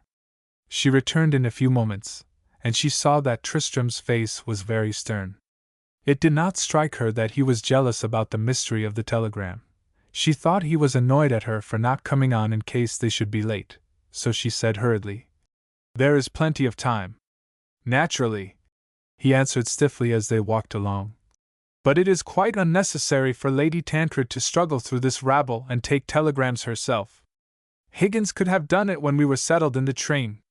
And with unexpected meekness all she said was, I am very sorry. So the incident ended there, but not the uneasy impression it left. Tristram did not even make a pretense of reading the papers when the train moved on. He sat there staring in front of him, with his handsome face shadowed by a moody frown. And any close observer who knew him would have seen that there was a change in his whole expression, since the same time the last week. The impossible disappointment of everything. What kind of a nature could his wife have, to be so absolutely mute and unresponsive as she had been? He felt glad he had not given her the chance to snub him again. These last days he had been able to keep to his determination, and at all events did not feel himself humiliated. How long would it be before he should cease to care for her? He hoped to God, soon, because the strain of crushing his passionate desires was one which no man could stand long. The little, mutinous face, with its alluring, velvet, white skin, her slightly full lips, all curved and red, and tempting, and anything but cold in shape, and the extraordinary magnetic attraction of her whole personality, made her a most dangerous thing, and then his thoughts turned to the vision of her hair undone that he had had on that first evening at Dover. He had said once to Francis Margaret, he remembered, that these great passions were storybook stuff. Good God! Well, in those days he had not known. He thought, as he returned from his honeymoon this day, that he could not be more frightfully unhappy, but he was really only beginning the anguish of the churning of his soul, if he had known. And Zara sat in her armchair, and pretended to read, but when he glanced at her he saw that it was a farce and that her expressive eyes were again quite blank. And finally, after the uncomfortable hours, they arrived at Calais and went to the boat. Here Zara seemed to grow anxious again and on the alert, and stepping forward, asked Higgins to inquire if there was a telegram for her, addressed to the ship.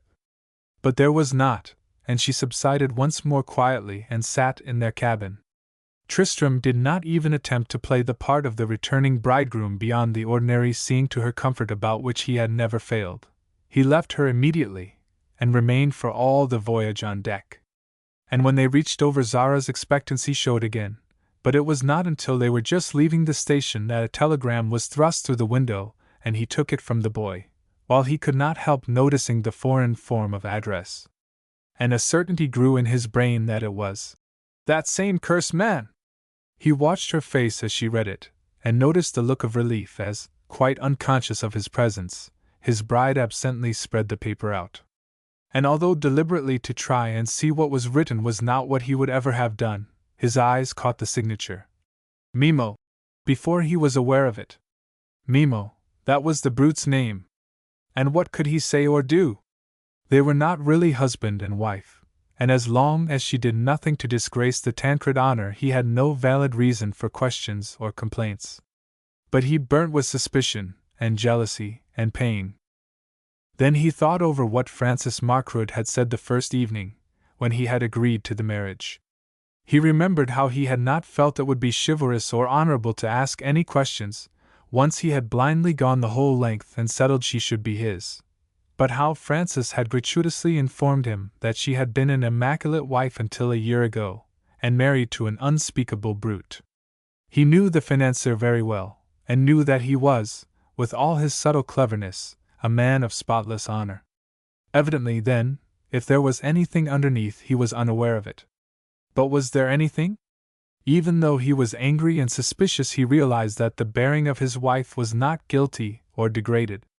She was a magnificently proud and noble-looking creature, but perhaps even the noblest women could stoop to trick from love. And this thought caused him to jump up suddenly, much to Zara's astonishment. And she saw the veins show on the left side of his temple as in a knot, a peculiarity, like the horseshoe of the Redgauntlets, which ran in the Tancred race. Then he felt how foolish he was, causing himself suffering over an imaginary thing. And here this piece of white marble sat opposite him in cold silence, while his being was wrung. He suddenly understood something which he had never done before, when he read of such things in the papers, how, passionately loving, a man could yet kill the thing he loved. And Zara, comforted by the telegram, much better again today, had leisure to return to the subject which had lately begun unconsciously to absorb her, the subject of her lord. She wondered what made him look so stern. His nobly cut face was as though it were carved in stone. Just from an abstract, artistic point of view, she told herself, she honestly admired him and his type. It was finer than any other race could produce, and she was glad she was half English, too. The lines were so slender and yet so strong, and every bone balanced, and the look of superb health and athletic strength. Such must have been the young Greeks who ran in the gymnasium at Athens, she thought. And then, suddenly, an intense quiver of unknown emotion rushed over her. And if at that moment he had clasped her and kissed her, instead of sitting there glaring into space, the rest of this story need never have been written. But the moment passed, and she crushed whatever it was she felt of the dawning of love, and he dominated the uneasy suspicions of her fidelity, and they got out of the train at Charing Cross, after their remarkable wedding journey. Chapter 21. Francis Markroyd's moral antennae upon which he prided himself informed him that all was not as it should be between this young bride and bridegroom.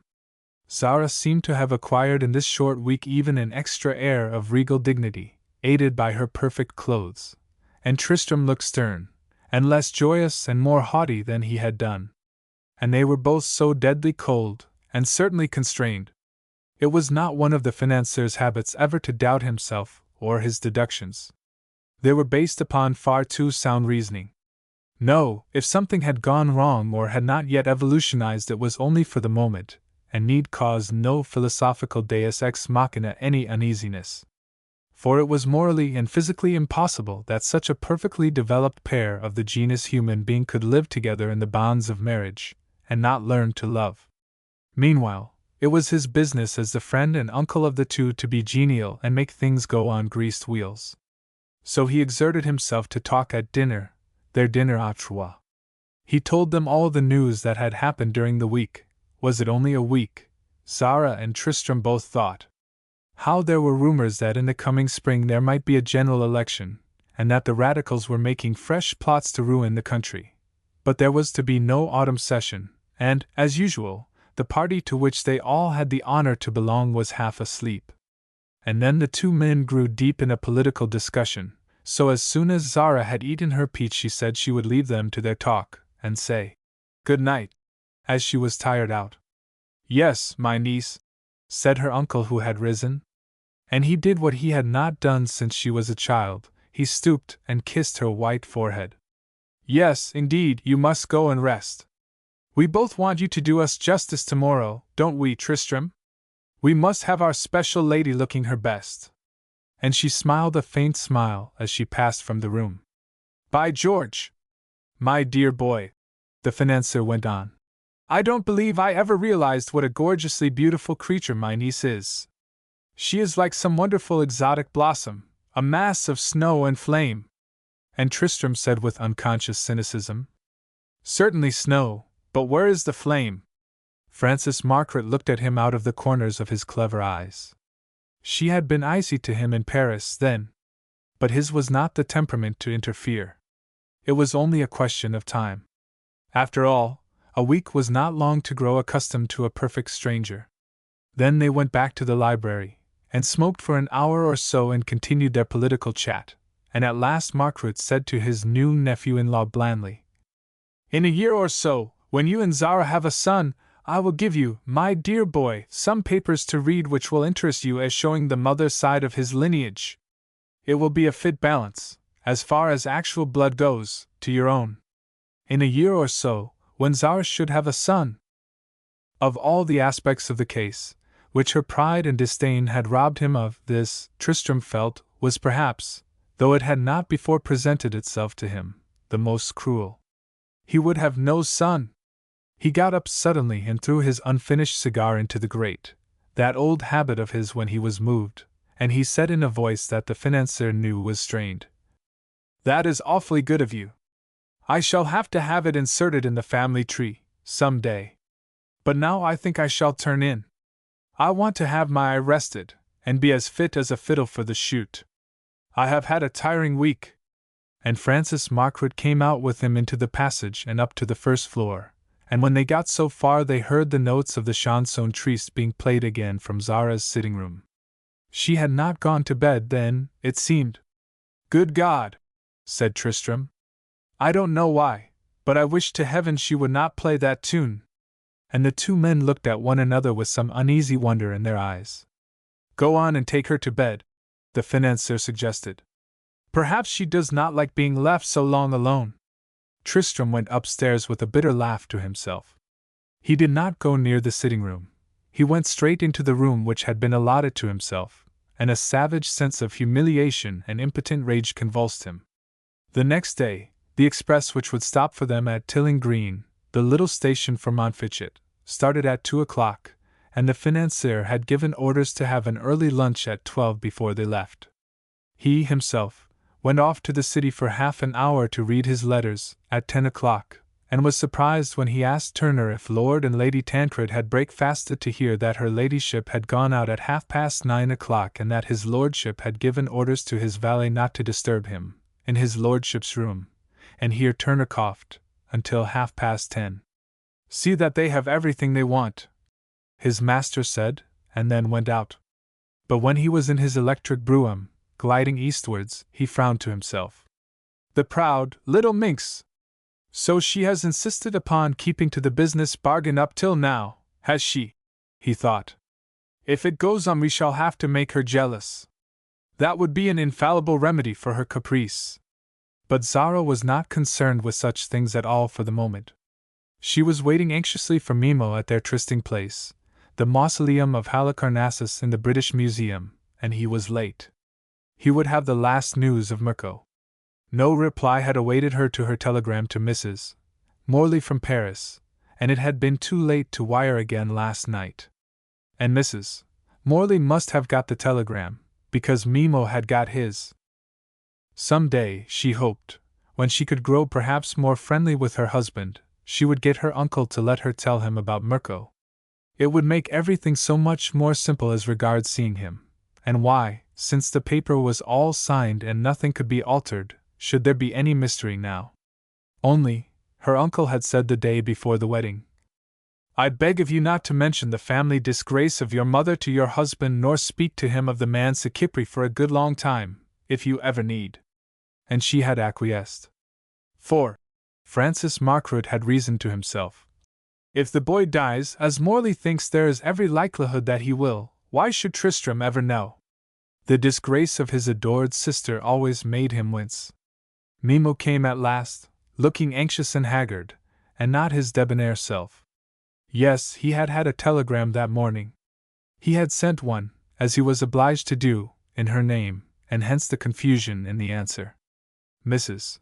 Morley had replied to the Neville Street address, and Zara wondered if she knew London very well and would see how impossible such a locality would be for the Lady Tancred. But Mirko was better, decidedly better. The attack had again been very short. So she felt reassured for the moment, and was preparing to go when she remembered that one of the things she had come for was to give Mimo some money in notes, which she had prepared for him.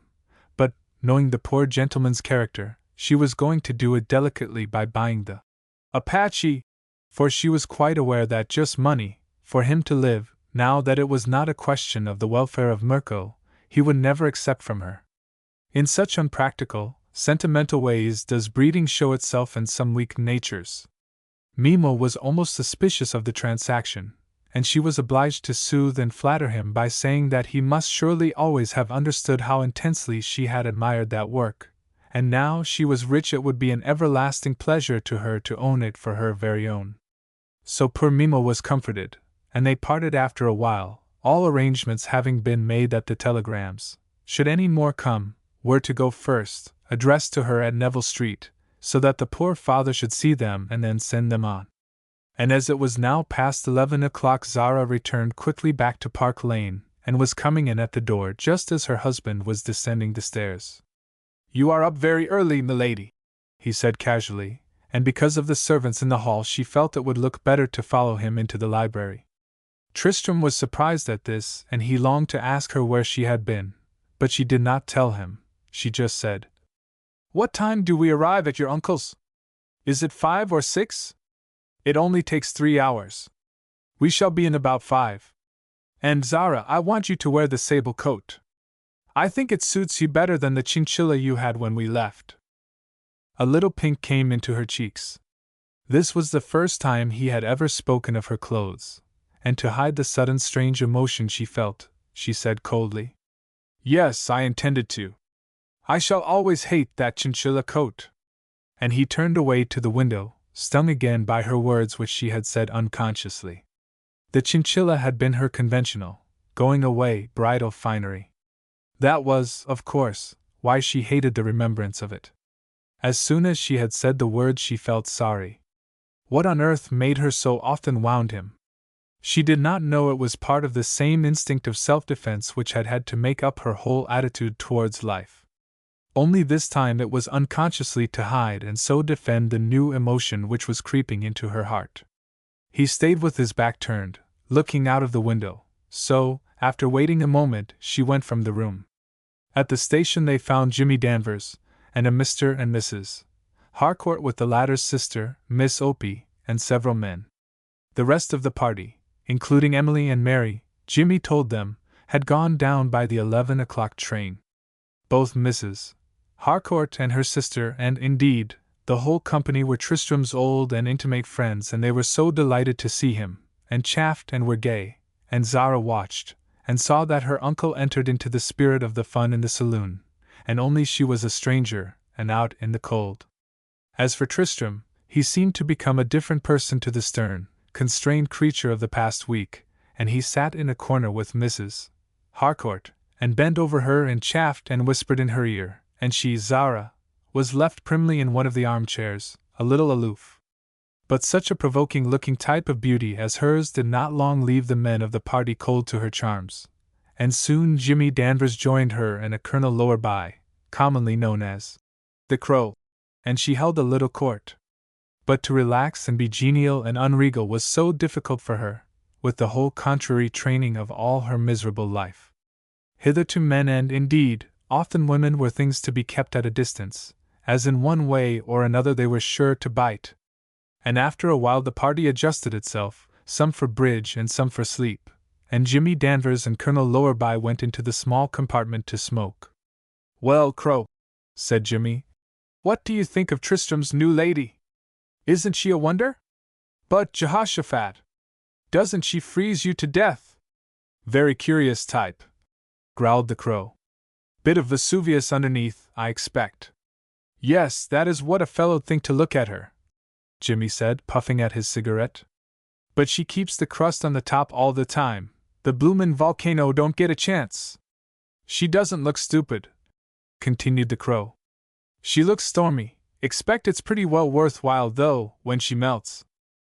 Poor old Tristram don't look as if he had had a taste of paradise with his hurry, for his week, does he?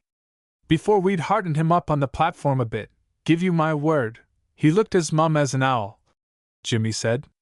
"And she looked like an iceberg, as she's done all the time. I've never seen her once warm up." "He's awfully in love with her," grunted the Crow. "I believe that is about the measure, though I can't see how you've guessed it.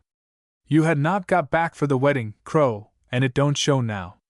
The Crow laughed, one of his chuckling, cynical laughs which to his dear friend Lady Anningford meant so much that was in his mind. "Oh, doesn't it?" he said. "Well, tell me, what do you really think of her?" Jimmy went on. "You see, I was best man at the wedding, and I feel kind of responsible if she is going to make the poor old boy awfully unhappy." "She's unhappy herself," said the Crow. "It's because she is unhappy she's so cold. She reminds me of a rough terrier I bought once, when I was a lad, from a particularly brutal bargeman. It snarled at every one who came near it, before they could show if they were going to kick or not, just from force of habit." "Well?" questioned Jimmy, who, as before has been stated, was rather thick. "Well, after I had had it for a year it was the most faithful and the gentlest dog I ever owned. That sort of creature wants oceans of kindness. Expect Tristram's pulled the curb, doesn't understand as yet.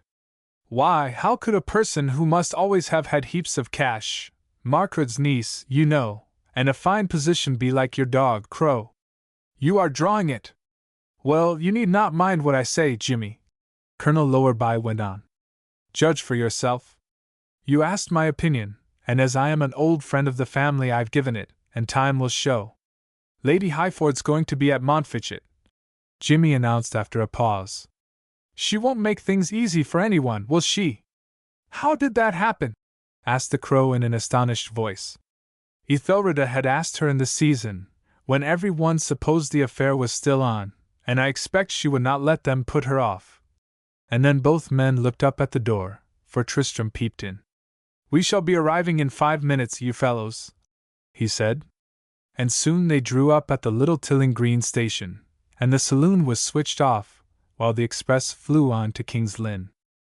There were motor cars and an omnibus to meet them, and Lady Ethelreda's own comfortable coupe for the bridal pair. They might just want to say a few words together alone before arriving, she had kindly thought. And so, though either of the two were very eager for this tête-à-tête, they got in and started off. The little coupe had very powerful engines and flew along, so they were well ahead of the rest of the party and would get to the house first, which was what the hostess had calculated upon. Then Tristram could have the pleasure of presenting his bride to the assembled company at tea, without the interruptions of the greetings of the other folk. Zara felt excited. She was beginning to realize that these English people were all of her dead father's class, not creatures whom one must beware of until one knew whether or not they were gamblers or rogues. And it made her breathe more freely, and the Black Panther's look died out of her eyes. She did not feel nervous, as she well might have done, only excited and highly worked up. Tristram, for his part, wished to heaven Ethelreda had not arranged to send the coupe for them. It was such a terrible temptation for him to resist for 5 miles, sitting so near her all alone in the dusk of the afternoon. He clenched his hands under the rug, and drew as far away from her as he could, and she glanced at him and wondered, almost timidly, why he looked so stern. "I hope you will tell me, if there is anything special you wish me to do, please," she said. "Because, you see, I have never been in the English country before, and my uncle has given me to understand the customs are different to those abroad." He felt he could not look at her. The unusual gentleness in her voice was so alluring, and he had not forgotten the hurt of the chinchilla coat. If he relented in his attitude at all, she would certainly snub him again, so he continued staring in front of him, and answered ordinarily, "I expect you will do everything perfectly right, and every one will only want to be kind to you, and make you have a good time, and my uncle will certainly make love to you, but you must not mind that." And Zara allowed herself to smile as she answered, "No, I shall not in the least object to that."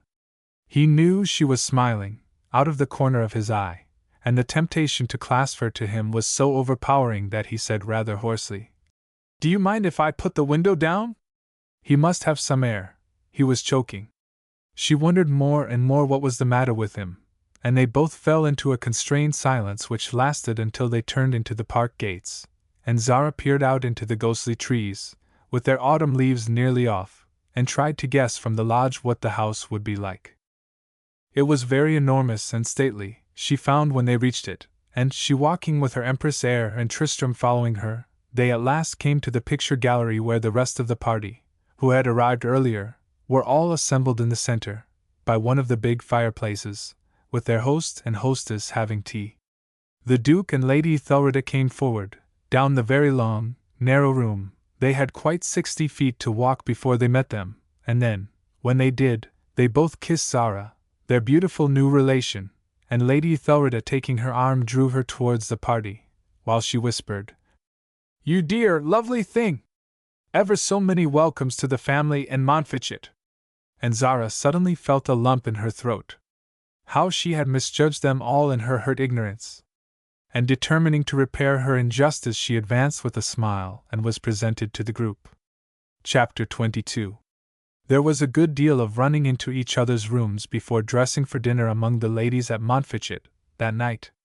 They had, they felt, to exchange views about the new bride, and the opinions were favorable, on the whole, unanimous, as to her beauty and magnetic attraction, divided, as to her character, but fiercely and venomously antagonistic in one mean, little heart.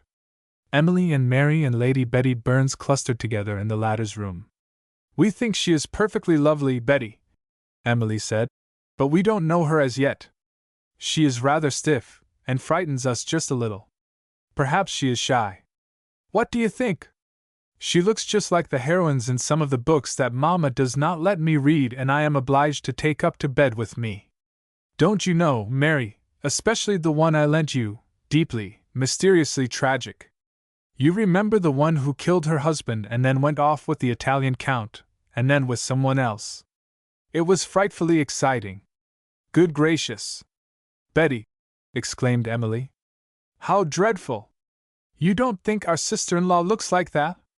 "I really don't know," said Lady Betty, who was 19 and wrote lurid melodramas, to the waste of much paper and the despair of her mother. "I don't know.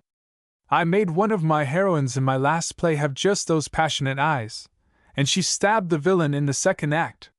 "Yes, but," said Mary, who felt she must defend Tristram's wife, "Zara isn't in a play and there's no villain, and why, Betty, no one has tragedies in real life."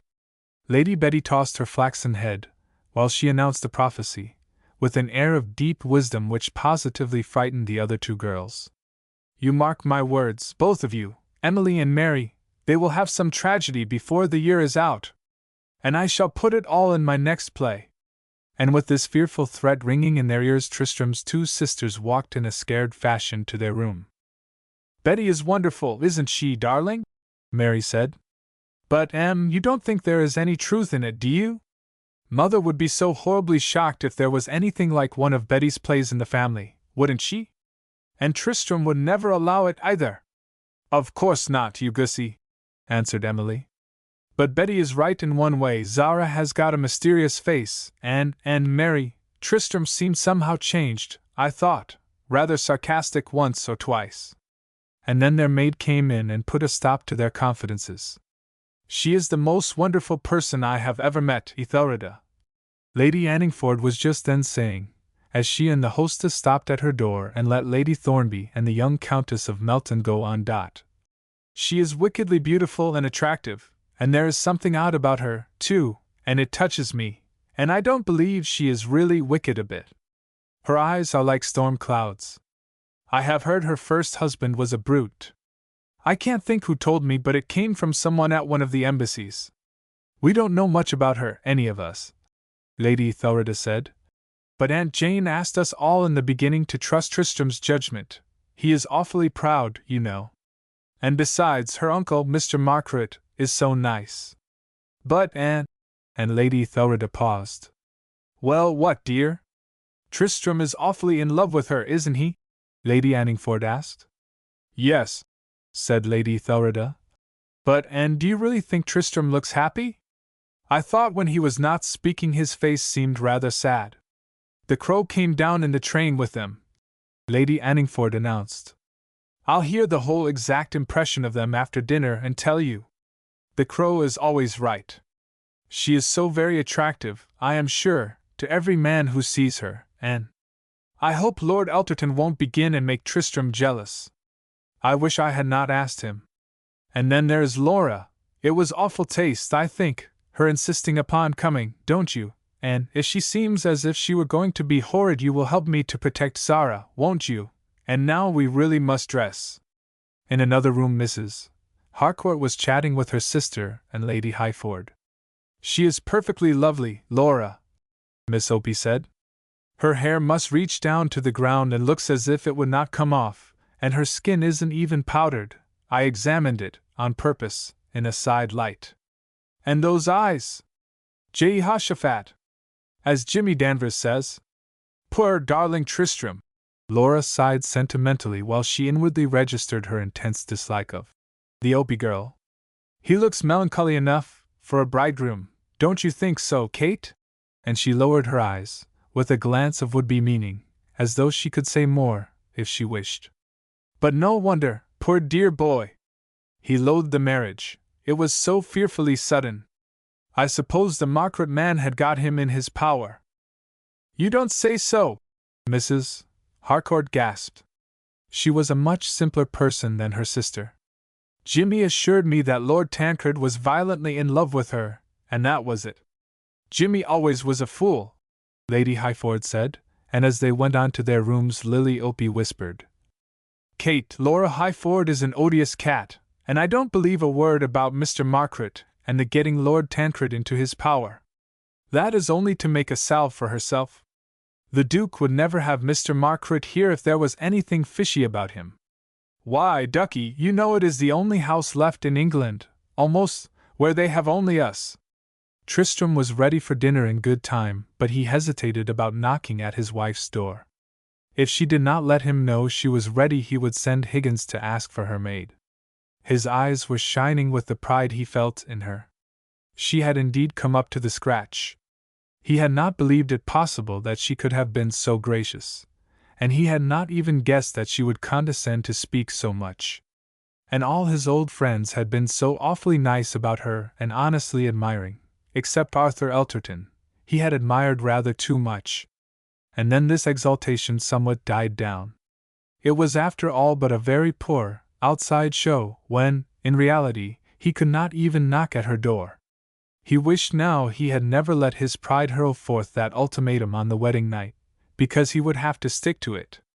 He could not make the slightest advance, and it did not look as if she meant to do so. Tristram, in an ordinary case when his deep feelings were not concerned, would have known how to display 1,000 little tricks for the allurement of a woman, would have known exactly how to cajole her, to give her a flower, and hesitate when he spoke her name, and a number of useful things. But he was too terribly in earnest to be anything but a real, natural man, that is, hurt from her coldness and diffident of himself, and iron-bound with pride. And Zara at the other side of the door felt almost happy. It was the first evening in her life she had ever dressed without some heavy burden of care. Her self-protective, watchful instincts could rest for a while. These new relations were truly, not only seemingly, so kind. The only person she immediately and instinctively disliked was Lady Highford, who had gushed and said one or two bittersweet things which she had not clearly nor literally understood, but which, she felt, were meant to be hostile. And her husband, Tristram. It was plain to be seen every one loved him, from the old Duke to the old setter by the fire. And how was it possible for them all to love a man, when, and then her thoughts unconsciously turned to if he were capable of so base a thing as his marriage with her had been? Was it possible there could be any mistake? On the first opportunity she would question her uncle, and although she knew that gentleman would only tell her exactly as much as he wished her to know, that much would be the truth. Dinner was to be at 8:30. She ought to be punctual, she knew, but it was all so wonderful, and refined, and old-world, in her charming room, she felt inclined to dawdle and look around. It was a room as big as her mother's had been, in the gloomy castle near Prague, but it was full of cozy touches, beyond the great gilt state bed, which she admired immensely, and with which she instinctively felt only the English, and only such English, know how to endow their apartments. Then she roused herself. She must dress. Fortunately her hair did not take any time to twist up. "Milady is a dream!" Henriette exclaimed when at last she was ready. "Milor will be proud!" And he was. She sent Henriette to knock at his door in the passage, not the one between their rooms, just on the stroke of 8:30. He was at that moment going to send Higgins on a like errand. And his sense of humor at the grotesqueness of the situation made him laugh a bitter laugh. The two servants as the messengers, when he ought to have been in there himself, helping to fix on her jewels, and playing with her hair, and perhaps kissing exquisite bits of her shoulders when the maid was not looking, or fastening her dress. Well, the whole thing was a ghastly farce that must be got through. He would take up politics, and be a wonderful landlord to the people at Wraith, and somehow he would get through with it, and no one should ever know, from him, of his awful mistake. He hardly allowed himself to tell her she looked very beautiful as they walked along the great corridor. She was all in deep sapphire blue gauze, with no jewels on at all but the Duke's splendid brooch. That was exquisite of her, he appreciated that fine touch. Indeed, he appreciated everything about her, if she had known. People were always more or less on time in this house, and after the silent hush of admiration caused by the bride's entrance, they all began talking and laughing, and none but Lady Highford and another woman were late. And as Zara walked along the white drawing-room, on the old Duke's arm, she felt that somehow she had got back to a familiar atmosphere, where she was at rest after long years of strife. Lady Ethelreda had gone in with the bridegroom. Tonight everything was done with strict etiquette, and on her left hand she had placed the bride's uncle. The new relations were to receive every honor, it seemed. And Francis Margaret, as he looked round the table, with the perfection of its taste, and saw how everything was going on beautifully, felt he had been justified in his schemes. Lady Anningford sat beyond Tristram, and often these two talked, so Lady Ethelreda had plenty of time, without neglecting him, to converse with her other interesting guest. "I am so glad you like our old home, Mr. Margaret," she said. "Tomorrow I will show you a number of my favorite haunts. It seems sad, does it not, as so many people assert, that the times are trending to take all these dear, old things away from us, and divide them up? It will be a very bad day for England when that time comes," the financier said. "If only the people could study evolution and the meaning of things, there would not be any of this nonsensical class hatred. The immutable law is that no one long retains any position unless he, or she, is suitable for it. Nothing endures that is not harmonious. It is because England is now out of harmony that this seething is going on. You and your race have been fitted for what you have held for hundreds of years. That is why you have stayed, and your influence, and such as you, have made England great. Then how do you account for the whole thing being now out of joint? Lady Thelrida asked. As my father and I and, as far as I know, numbers of us have remained just the same, and have tried as well as we can to do our duty to everyone. Have you ever studied the laws of Lycurgus, Lady Thelrida? He asked. And she shook her sleek, fine head. Well, they are worth glancing at, when you have time. He went on. An immense value was placed upon discipline, and as long as it lasted in its iron simplicity the Spartans were the wonder of the then known world. But after their conquest of Athens, when luxury poured in and every general wanted something for himself and forgot the good of the state, then their discipline went to pieces, and so, the whole thing. And that, applied in a modern way, is what is happening to England. All classes are forgetting their discipline, and without fitting themselves for what they aspire to, they are trying to snatch from some other class. And the whole thing is rotten with mawkish sentimentality, and false prudery, and abeyance of common sense. Yes, said Lady Thelrida, much interested.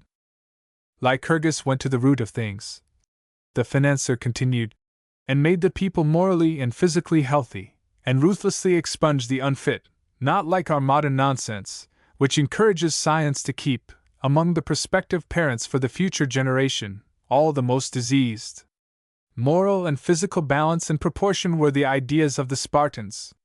They would not have even been allowed to compete in the games if they were misshapen. And the analogy is, no one unfitted for a part ought to aspire to it, for the public good. Any one has a right to scream, if he does not obtain it when he is fitted for it. Yes, I see, said Lady Thelrida.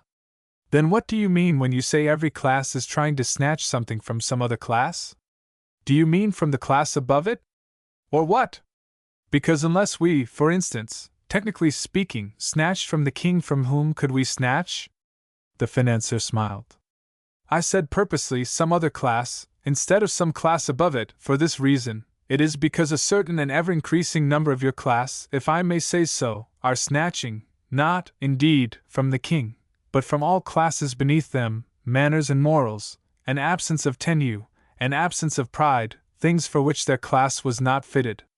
They had their own vices formerly, which only hurt each individual and not the order, as a stain will spoil the look of a bit of machinery but will not upset its working powers like a piece of grit.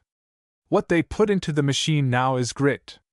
And the middle classes are snatching what they think is gentility, and ridiculous pretenses to birth and breeding, and the lower classes are snatching everything they can get from the pitiful fall of the other two, and shouting that all men are equal, when, if you come down to the practical thing, the foreman of some ironworks, say, where the opinions were purely socialistic, in the abstract, would give the last joint stoker a sound trouncing for aspirations in his actual work above his capabilities, because he would know that if the stoker were then made foreman the machinery could not work. The stokers of life should first fit themselves to be foremen before they shout. Then, as Lady Thelrida looked very grave, and Francis Margaret was really a whimsical person, and seldom talked so seriously to women, he went on, smiling. The only really perfect governments in the world are those of the bees and ants, because they are both ruled with ruthless discipline and no sentiment, and every individual knows his place. I read once somewhere that it has been discovered, said Lady Thelrida gently, she never laid down the law, that the reason why the wonderful Greeks came to an end was not really because their system of government was not a good one, but because the mosquitoes came and gave them malaria, and enervated them and made them feeble, and so they could not stand against the stronger peoples of the north. Perhaps, she went on, England has got some moral malarial mosquitoes and the scientists have not yet discovered the proper means for their annihilation. Here Tristram, who overheard this, interrupted. And it would not be difficult to give the noisome insects their English names, would it, Francis? Some of them are in the cabinet. And the three laughed. But Lady Thelrida wanted to hear something more from her left-hand neighbor, so she said, Then the inference to be drawn from what you have said is, we should aim at making conditions so that it is possible for every individual to have the chance to make himself practically, not theoretically, fit for anything his soul aspires to. Is that it? Absolutely in a nutshell, dear lady, Francis Margaret said, and for a minute he looked into her eyes with such respectful, intense admiration that Lady Thelrida looked away. Chapter 23. In the white drawing-room, afterwards, Lady Highford was particularly gushing to the new bride. She came with a group of other women to surround her, and was so playful and charming to all her friends. She must be allowed to sit next to Zara, because, she said, your husband and I are such very dear, old friends. And how lovely it is to think that now he will be able to reopen Wraith. Dear Lady Tancred is so glad, she purred. Zara just looked at her politely. What a done-up ferret woman, she thought. She had met many of her tribe. At the rooms at Monte Carlo, and in another class and another race, they were the kind who played in the smallest stakes themselves, and often snatched the other people's money. I have never heard my husband speak of you, she said presently, when she had silently borne a good deal of vitriolic gush. You have perhaps been out of England for some time? And Lady Anningford whispered to Ethelreda, we need not worry to be ready to defend her, pet. She can hold her own. So they moved on to the group of the girls. But at the end of their conversation, though Zara had used her method of silence in a considerable degree and made it as difficult as she could for Lady Highford, still, that artist in petty spite had been able to leave behind her some rankling stings. She was a mistress of innuendo. So that when the men came in, and Tristram, from the sense of not funking things, which was in him, deliberately found Laura and sat down upon a distant sofa with her, Zara suddenly felt some unpleasant feeling about her heart. She found that she desired to watch them, and that, in spite of what anyone said to her, her attention wandered back to the distant sofa in some unconscious speculation and unrest. And Laura was being exceedingly clever. She scented with the cunning of her species that Tristram was really unhappy, whether he was in love with his hatefully beautiful wife or not. Now was her chance, not by reproaches, but by sympathy, and if possible, by planting some venom towards his wife in his heart.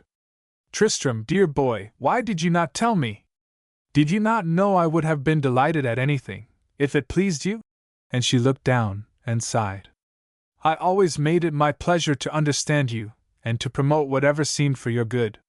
And in his astonishment at this attitude Tristram forgot to recall the constant scenes and reproaches, and the paltry little selfishnesses of which he had been the victim during the year their friendship had lasted. He felt somehow soothed. Here was someone who was devoted to him, even if his wife were not. You are a dear, Laura, he said. And now you must tell me if you are really happy, Tristram. She lingered over his name. She is so lovely, your wife, but looks very cold. And I know, dear. Another hesitation over the word. I know you don't like women to be cold. We will not discuss my wife, he said. Tell me what you have been doing, Laura. Let me see, when did I see you last? In June. And the venom came to boiling point in Laura's adder gland.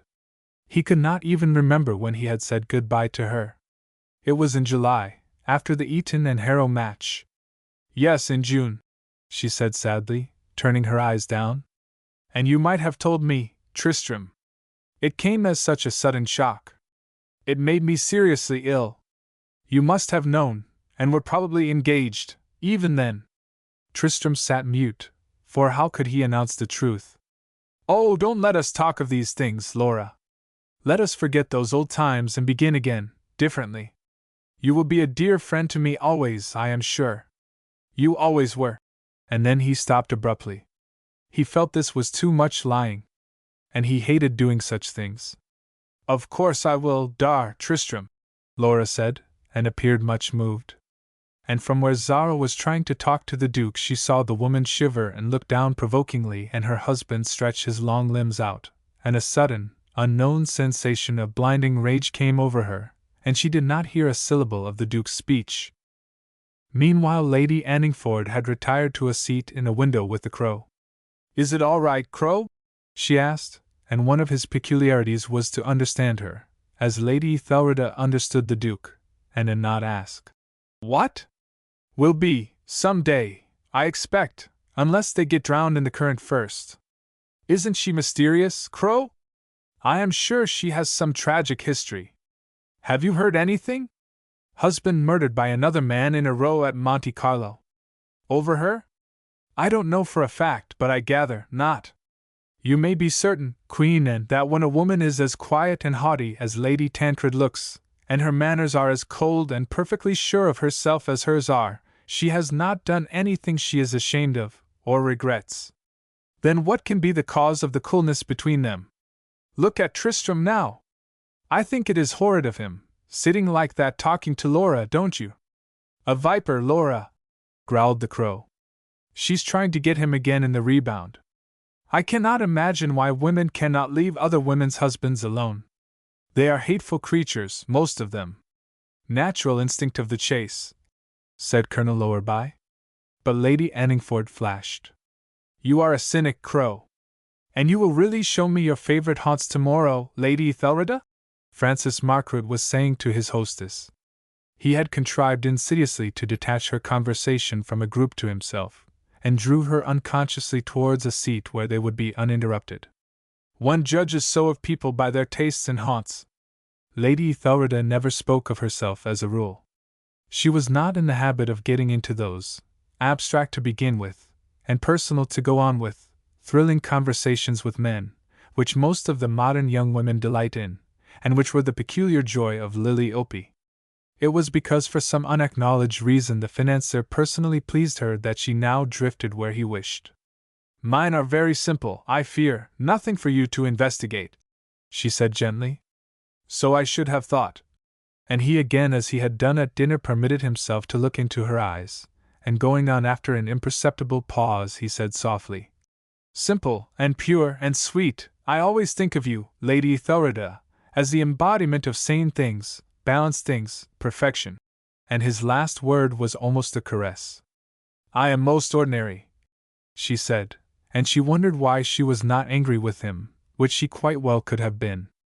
It is only perfect balance in all things, if we but know it, which appeals to the sane eye. He went on, pulling himself up. All weariness and satiety are caused in emotion, in pleasure in persons, places, or things, by the want of proportion in them somewhere which, like all simple things, is the hardest to find. Do you make theories about everything, Mr. Margaret? She asked, and there was a smile in her eye. It is a wise thing to do sometimes. It keeps one from losing one's head. Lady Ethelreda did not answer. She felt deliciously moved. She had often said to her friend, Anne Anningford, when they had been talking, that she did not like elderly men. She disliked to see their hair getting thin, and their chins getting fat, and their little habits and mannerisms growing pronounced.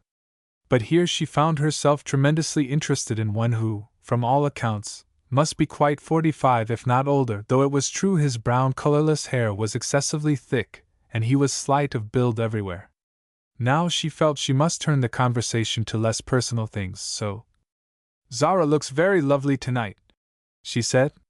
Yes, replied the financier, with an air of detaching himself unwillingly from a thrilling topic, which was, indeed, what he felt. Yes, and I hope some day they will be exceedingly happy. Why do you say some day? Lady Ethelreda asked quickly. I hope they were happy now. Not very, I am afraid, he said. But you remember our compact at dinner? They will be ideally so if they are left alone. And he glanced casually at Tristram and Laura. Ethelreda looked, too, following his eyes. Yes, she said. I wish I had not asked her. And then she stopped abruptly, and grew a deep pink. She realized what the inference in her speech was, and if Mr. Margaret had never heard anything about the silly affair between her cousin and Lady Highford, what would he think? What might she not have done? That won't matter, he said with his fine smile. It will be good for my niece. I meant something quite different. But what he meant, he would not say. And so the evening passed smoothly. The girls, and all the young men in the Crow, and young Billy, and giddy, irresponsible people like that, had gathered at one end of the room. They were arranging some especial picnic for the morrow, as only some of them were going to shoot. And into their picnic plans they drew Zara, and barred Tristram out, with chaff. You are only an old, married man now, Tristram, they teased him with. But Lady Tancred is young and comes with us. And I will take care of her, announced Lord Elterton, looking sentimental, much to Tristram's disgust. Ethelreda seemed to have collected a lot of rotters, he thought to himself, although it was the same party he had so enjoyed last year. Lady Thornby and Lady Melton and Lily Opie and her sister are going out to the shooters' lunch, Laura said sweetly. As you are going to be deprived of your lovely wife, Tristram, I will come too. And so, finally good nights were said and the ladies retired to their rooms, and Zara could not think why she no longer found the atmosphere of hers peaceful and delightful, as she had done before she went down. For the first time in her life she felt she hated a woman. And Tristram, her husband, when he came up an hour or so later, wondered if she were asleep. Laura had been perfectly sweet, and he felt greatly soothed. Poor old Laura! He supposed she had really cared for him rather, and perhaps he had behaved casually, even though she had been impossible, in the past. But how had he ever even for 5 minutes fancied himself in love with her? Why, she looked quite old tonight. And he had never remarked before how thin and fluffed out her hair was. Women ought certainly to have beautifully thick hair. And then all the pretenses of any healing of his aches fell from him, and he went and stood by the door that separated him from his loved one, and he stretched out his arms and said aloud, "Darling, if only you could understand how happy I would make you, if you would let me. But I can't even break down this hateful door as I want to, because of my vow."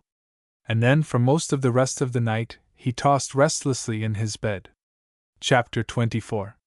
The next day did not look at all promising as regards the weather, but still the shooters, Tristram among them, started early for their sport. And after the merriest breakfast at little tables in the great dining room, the intending picnickers met in conclave to decide as to what they should do. "It is perfectly sure to rain," Jimmy Danvers said. "There is no use attempting to go to Linton Heights. Why don't we take the lunch to Montfichet Tower and eat it in the big hall? There we wouldn't get wet." "Quite right, Jimmy," agreed the Crow, who, with Lady Anningford, was to chaperone the young folk. "I'm all for not getting wet, with my rheumatic shoulder, and I hear you and young Billy are a couple of first-class cooks." "Then," interrupted Lady Betty enthusiastically, "we can cook our own lunch. Oh, how delightful! We will make a fire in the big chimney. Uncle Crow, you are a pet. I will go and give orders for everything at once." Lady Ethelreda agreed delightedly. "Jimmy, what a bright boy to have thought of the plan!" And by 12 o'clock all was arranged.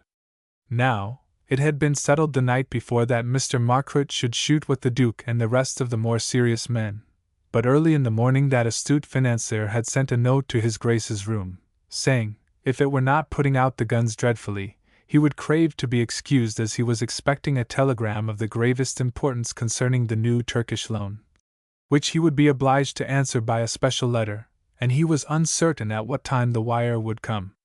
He was extremely sorry, but, he added whimsically, the Duke must remember he was only a poor businessman. At which his Grace had smiled, as he thought of his guest's vast millions, in comparison to his own. Thus it was that just before 12 o'clock, when the young party were ready to start for their picnic, Mr. Margaret, having written his letter and dispatched it by express to London, chanced upon Lady Ethelreda in a place where he felt sure he should find her, and expressing his surprise that they were not already gone, he begged to be allowed to come with them. He, too, was an excellent cook, he assured her, and would be really of use. And they all laughingly started. And if she could have seen the important letter concerning the new Turkish loan, she would have found it contained a pressing reminder to Bumpus to send down that night certain exquisitely bound books. Above all, the young ladies had demanded they should have no servants at their picnic. Everything, even the fire, was to be made by themselves. Jimmy was to drive the donkey cart, with Lady Betty, to take all the food. The only thing they permitted was that the pots and pans and the wood for the fire might be sent on. And they were all so gay and looked so charming and suitably clad, in their rough, short, tweed frocks. Zara, who walked demurely by Lord Elterton, had never seen anything of the sort. She felt like a strange little child at its first party. Before he had started in the morning, Tristram had sent her a note. He could not stand the maid and valet as verbal messengers. It made him laugh too bitterly. It was just a few lines. "You asked me to tell you anything special about our customs, so this is to say, just put on some thick, short, ordinary suit, And mind you have a pair of thick boots. And it was signed, Tancred, not Tristram. She gave a little quiver as she read it, and then asked and found his lordship had already gone down. She was to breakfast later with the non-shooters. She would not see him, then, for the entire day. And that odious woman with whom he was so friendly would have him all to herself. These thoughts flashed into her mind before she was aware of it, and then she crushed them out, furious with herself. For of what possible matter could her husband's doings be to her? And yet, as she started, she found herself hoping it would rain, so that the 5 ladies who intended joining the Guns in the farmhouse, for luncheon at 2, would be unable to go. For just as she had come into the saloon where some of the party were writing letters that morning, she had heard Lady Highford say to Mrs. Harcourt, in her high voice, "Yes, indeed, we mean to finish the discussion this afternoon after luncheon. Dear Tristram, there is a long wait at the Fulton Beat. We shall have plenty of time alone." And then she had turned round, and seemed confused at seeing her, Zara, and gushed more than the night before. But she did not get the satisfaction of perceiving the bride turn a hair, though as Zara walked on to the end of the room she angrily found herself wondering who was this woman, and what had she been to Tristram. What was she now? Lord Elterton had already fallen in love. He was a true cavalier servant. He knew, like the financier, as a fine art, how to manipulate the temperaments of most women. He prided himself upon it. Indeed, he spent the greater part of his life doing nothing else. Exquisite gentleness and sympathy was his method. There were such heaps of rough, rude brutes about that one would always have a chance by being the contrast, and husbands, he reasoned, were nearly always brutes, after a while, in the opinion of their wives. He had hardly ever known this plan to fail with the most devoted wife. So although Lady Tancred had only been married a week, he hoped to render her not quite indifferent to himself in some way. He had seen at once that she and Tristram were not on terms of passionate love, and there was something so piquant about flirting with a bride. He divided women as a band into about 4 divisions: the quite impossible, the recalcitrant, the timid, and the bold. For the impossible he did not waste powder and shot.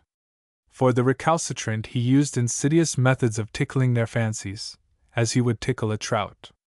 For the timid he was tender and protective, and for the bold subtly indifferent, but always gentle and nice. He was not sure yet in which of the 4 divisions he should have to place his new attraction, probably the second, but he frankly admitted he had never before had any experience with one of her type. Her strange eyes thrilled him, he felt, when she turned the deep slate, melting discs upon him. His heart went down into his bloomin' boots, as Jimmy Danvers would have described the sensation. So he began with extreme gentleness and care. "You have not been long in this country, Lady Tancred, have you? One can see it, you are so exquisitely chic. And how perfectly you speak English! Not the slightest accent. It is delicious. Did you learn it when very young?" "My father was an Englishman," said Zara, disarmed from her usual chilling reserve by the sympathy in his voice. "I always spoke it until I was 13, and since then, too. It is a nice, honest language, I think. You speak numbers of others, probably?" Lord Elterton went on, admiringly. "Yes, about 4 or 5. It is very easy when one is moving in the countries, and certain languages are very much alike. Russian is the most difficult." "How clever you are!" "No, I am not a bit. But I have had time to read a good deal." And then Zara stopped. It was so against her habit to give personal information to anyone like this. Lord Elterton saw the little check, and went on another tack. "I have been an idle fellow and am not at all learned," he said. "Tristram and I were at Eton together in the same house, and we were both dunces, but he did rather well at Oxford, and I went straight into the Guards." Zara longed to ask about Tristram. She had not even heard before that he had been to Oxford. And it struck her suddenly how ridiculous the whole thing was. She had sold herself for a bargain, she had asked no questions of any one, she had intended to despise the whole family and remain entirely aloof, and now she found every one of her intentions being gradually upset. But as yet she did not admit for a second to herself that she was falling in love. It would be such a perfectly impossible thing to do in any case, when now he was absolutely indifferent to her, and showed it in every way. It made the whole thing all the more revolting, to have pretended he loved her on that first night. Yes, with certain modifications of classes and races, men were all perfectly untrustworthy, if not brutes, and a woman, if she could relax her vigilance, as regards the defense of her person and virtue, could not afford to unbend a fraction as to her emotions. And all the time she was thinking this out she was silent, and Lord Elterton watched her, thrilled with the attraction of the unobtainable. He saw plainly she had forgotten his very presence, and though piqued, he grew the more eager. "I would love to know what you were thinking of," he said softly, and then with great care he pulled a bramble aside so that it should not touch her. They had turned into a lane beyond the kitchen garden and the park. Zara started. She had, indeed, been far away. "I was thinking," she said, and then she paused for a suitable lie, but none came, so she grew confused, and stopped, and hesitated, and then she blurted out, "I was thinking, was it possible there could ever be any one whom one could believe?" Lord Elterton looked at her. "What a strange woman!" "Yes," he said simply. "You can believe me when I tell you I have never been so attracted by any one in my life." "Oh! For that!" she answered contemptuously. "Mon Dieu! How often I have heard of that!" This was not what he had expected. There was no empty boast about the speech, as there would have been if Laura Highford had uttered it. She was fond of demonstrating her conquests and power in words. There was only a weariness as of something banal and tiring. He must be more careful. "Yes, I quite understand," he said sympathetically. "You must be bored with the love of men. I have never seen any love of men." "Do men know love?" she asked, not with any bitterness, only as a question of fact. What had Tristram been about? Lord Elterton thought. Here he had been married to this divine creature for a whole week, and she was plainly asking the question from her heart. And Tristram was no fool in a general way, he knew. There was some mystery here, but whatever it was, there was the more chance for him. So he went on very tactfully, trying insidiously to soothe her, so that at last when they had arrived Zara had enjoyed her walk. Montfichet Tower was all that remained of the old castle destroyed by Cromwell's Ironsides. It was just one large, square room, a sort of great hall. It had stood roofless for many years and then been covered in by the old Duke's father, and contained a splendid stone chimney-piece of colossal proportions. It had also been floored, and had the raised place still, where the family had eaten. Above the salt, the rest of the old castle was a complete ruin, and at the Restoration the new one had been rebuilt about a mile further up the park. Lady Thelrida had collected several pieces of rough oak furniture to put into this great room, which in height reached 3 stories up, and the supports of the mantelpieces of the upper floors could be seen on the blackened stone walls. It was here she gave her school treats and tenants' summer dances, because there was a great stretch of green, turfy lawn beyond, down to the river, where they could play their games. And on a wet day it was an ideal picnic place. A bright wood fire was already blazing on top of the ashes that for many years had never been cleared out, and a big jack swung in front of it, for appearance sake. What fun everyone seemed to be having, Zara thought, as from an oak bench she watched them all busy as bees over their preparations for the repast. She had helped to make a salad, and now sat with the crow, and surveyed the rest. Jimmy Danvers had turned up his sleeves and was thoroughly in earnest over his part, and he and young Billy had gathered some brown bracken, and put it sprouting from a ham, to represent, they said, the peacock. For, they explained, a banquet in a baronial hall had to have a peacock, as well as a boar's head, and an ox roasted whole.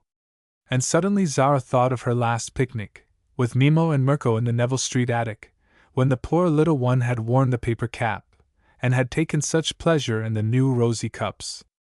And the crow, who was watching her closely, wondered why this gay scene should make the lovely bride look so pitifully sad. How Maman would have loved all this, she was thinking, with her gay, tender soul, and her delight in make-believe and joyous picnics. And her father, he had known all these sorts of people, they were his own class, and yet he had come to live in the great, gloomy castle, out of his own land, and expected his exquisite, young wife to stay there alone, most of the time. The hideous cruelty of men!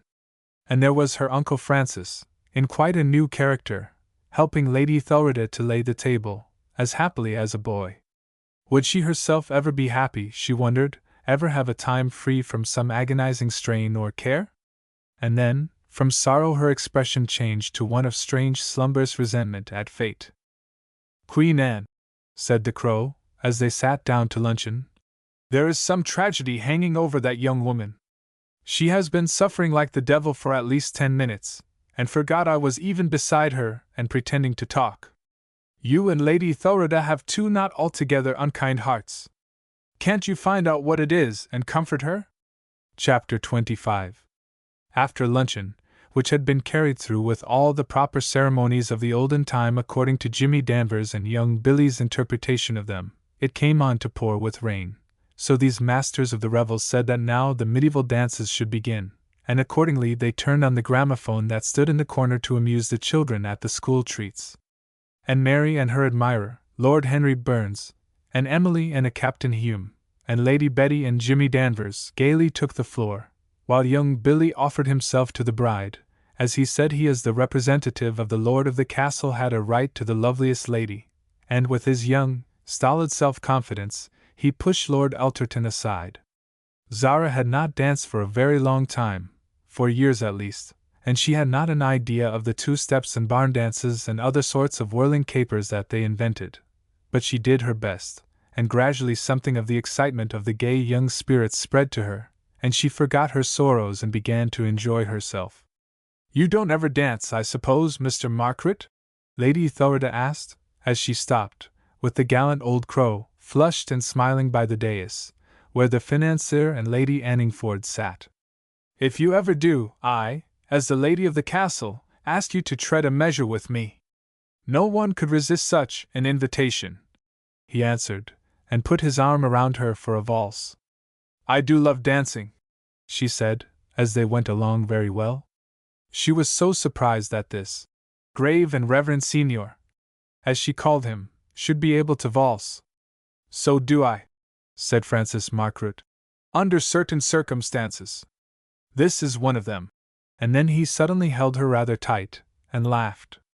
"Think of it all," he went on.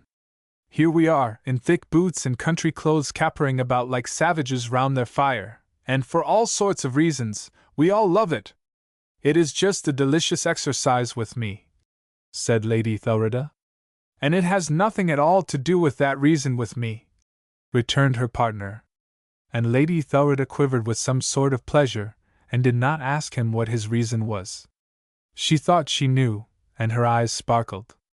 They were the same height, and he saw her look, and as they went on, he whispered, "I have brought you down the book we spoke of, you know, and you will take it from me, won't you? Just as a remembrance of this day, and how you made me young for an hour."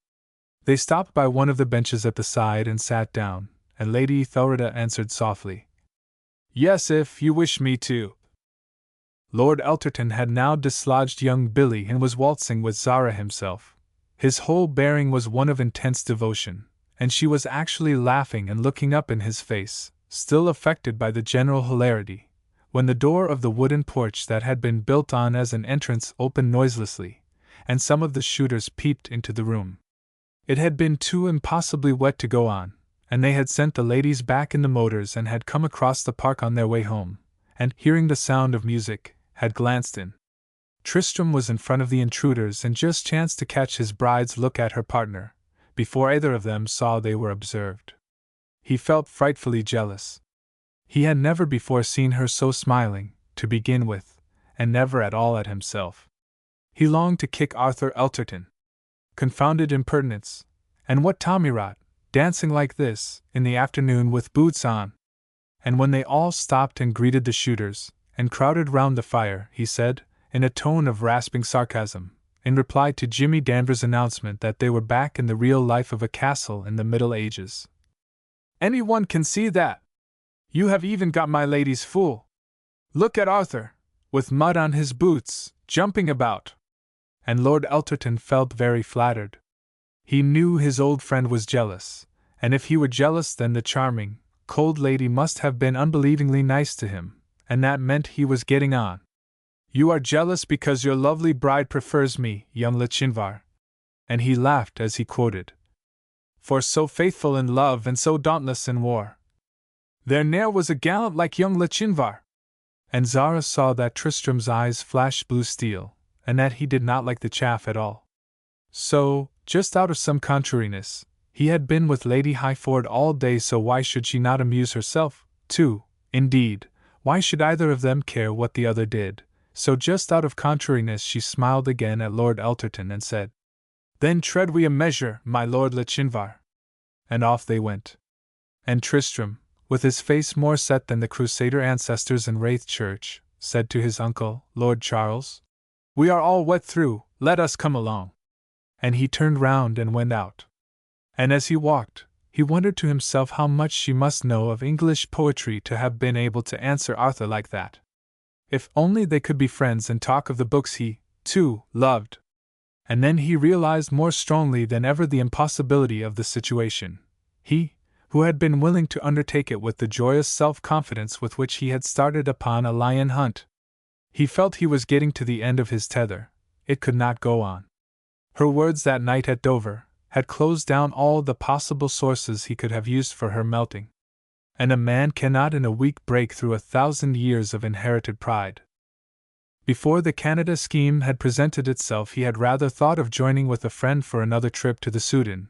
It might not be too late still, when they had got over the Wraith ordeal, the tenants' dinners, and the speeches, and the cruel mockery of it all. He would see, perhaps, what could be done, but to go on living in this daily torture he would not submit to, for the loving her less had not yet begun. And when he had left, although she would not own it to herself, Zara's joy in the day was gone. The motors came to fetch them presently, and they all went back to the castle to dress and have tea. Tristram's face was still stony, and he had sat down in a sofa by Laura, when a footman brought a telegram to Zara. He watched her open it, with concentrated interest. Whom were these mysterious telegrams from? He saw her face change as it had done in Paris, only not so seriously, and then she crushed up the paper into a ball and threw it in the fire. The telegram had been very slightly feverish again, and signed, Mimo. Now I remember where I have seen your wife before, said Laura. And Tristram said absently, Where? In the waiting room at Waterloo Station, and yet, no, it could not have been she, because she was quite ordinarily dressed, and she was talking very interestedly to a foreign man. She watched Tristram's face and saw she had hit home for some reason, so she went on, enchanted. Of course it could not have been she, naturally, but the type is so peculiar that any other like it would remind one, would it not? I expect so, he said. It could not have been Zara, though, because she was in Paris until just before the wedding. I remember the occasion quite well. It was the day after the engagement was announced, because I had been up for Flora's wedding, and was going down into the country. Then in a flash it came to him that that was the very day he himself had seen Zara in Whitehall, the day when she had not gone to Paris. And rankling, uncomfortable suspicions overcame him again. Laura felt delighted. She did not know why he should be moved at her announcement, but he certainly was, so it was worth while rubbing it in. Has she a sister, perhaps? Because, now I come to think of it, the resemblance is extraordinary. I remember I was rather interested at the time because the man was so awfully handsome, and as you know, dear boy, I always had a passion for handsome men. My wife was an only child, Tristram answered. What was Laura driving at? Well, she has a double then. She laughed. I watched them for quite 10 minutes, so I am sure. I was waiting for my maid, who was to meet me, and I could not leave for fear of missing her. How interesting, said Tristram coldly. He would not permit himself to demand a description of the man. Perhaps after all it was she, before she went to Paris, and I may be mistaken about the date, Laura went on. It might have been her brother. He was certainly foreign, but no, it could not have been a brother. And she looked down and smiled knowingly. Tristram felt gradually wild with the stings her words were planting, and then his anger rebounded upon herself. Little natures always miscalculate the effect of their actions, as factors in their desires, for their ultimate ends. Laura only longed, after hurting Tristram as a punishment, to get him back again, but she was not clever enough to know that to make him mad with jealousy about his wife was not the way. "I don't understand what you wish to insinuate, Laura," he said in a contemptuous voice. "But whatever it is having no effect upon me. I absolutely adore my wife, and know everything she does or does not do." "Oh, the poor, angry darling, there!" She laughed spitefully. "And was it jealous? Well, it shan't be teased. But what a clever husband, to know all about his wife! He should be put in a glass case in a museum." And she got up and left him alone. Tristram would like to have killed someone, he did not know whom, this foreign man. Mimo. Most likely, he had not forgotten the name. If his pride had permitted him, he would have gone up to Zara, who had now retired to her room, and asked straight out for an explanation. He would, if he had been sensible, have simply said he was unhappy, and he would have asked her to reassure him. It would all have been perfectly simple and soon ended if treated with common sense. But he was too obstinate, and too hurt, and too passionately in love. The bogey of his insulted Tancred pride haunted him always, and, like all foolish things, caused him more suffering than if it had been a crime. So once more the pair dressed to go down to the ducal dinner, with deeper estrangement in their hearts. And when Tristram was ready tonight, he went out into the corridor and pretended to look at the pictures. He would have no more servants' messages, and there he was, with a bitter smile on his face, when Lady Anningford, coming from her room beyond, stopped to talk. She wondered at his being there, a very different state of things to her own with her dear old man, she remembered, who, after the wedding day, for weeks and weeks would hardly let her out of his sight. Then Henriette peeped out of the door, and saw that the message she was being sent upon was in vain, and went back, and immediately Zara appeared. Her dress was pale grey tonight, with her uncle's pearls, and both Lady Anningford and Tristram noticed that her eyes were slumbrous and had in them that smouldering fierceness of pain. And remembering the crow's appeal, Lady Anningford slipped her hand within her arm, and was very gentle and friendly as they went down to the saloon. Chapter 26.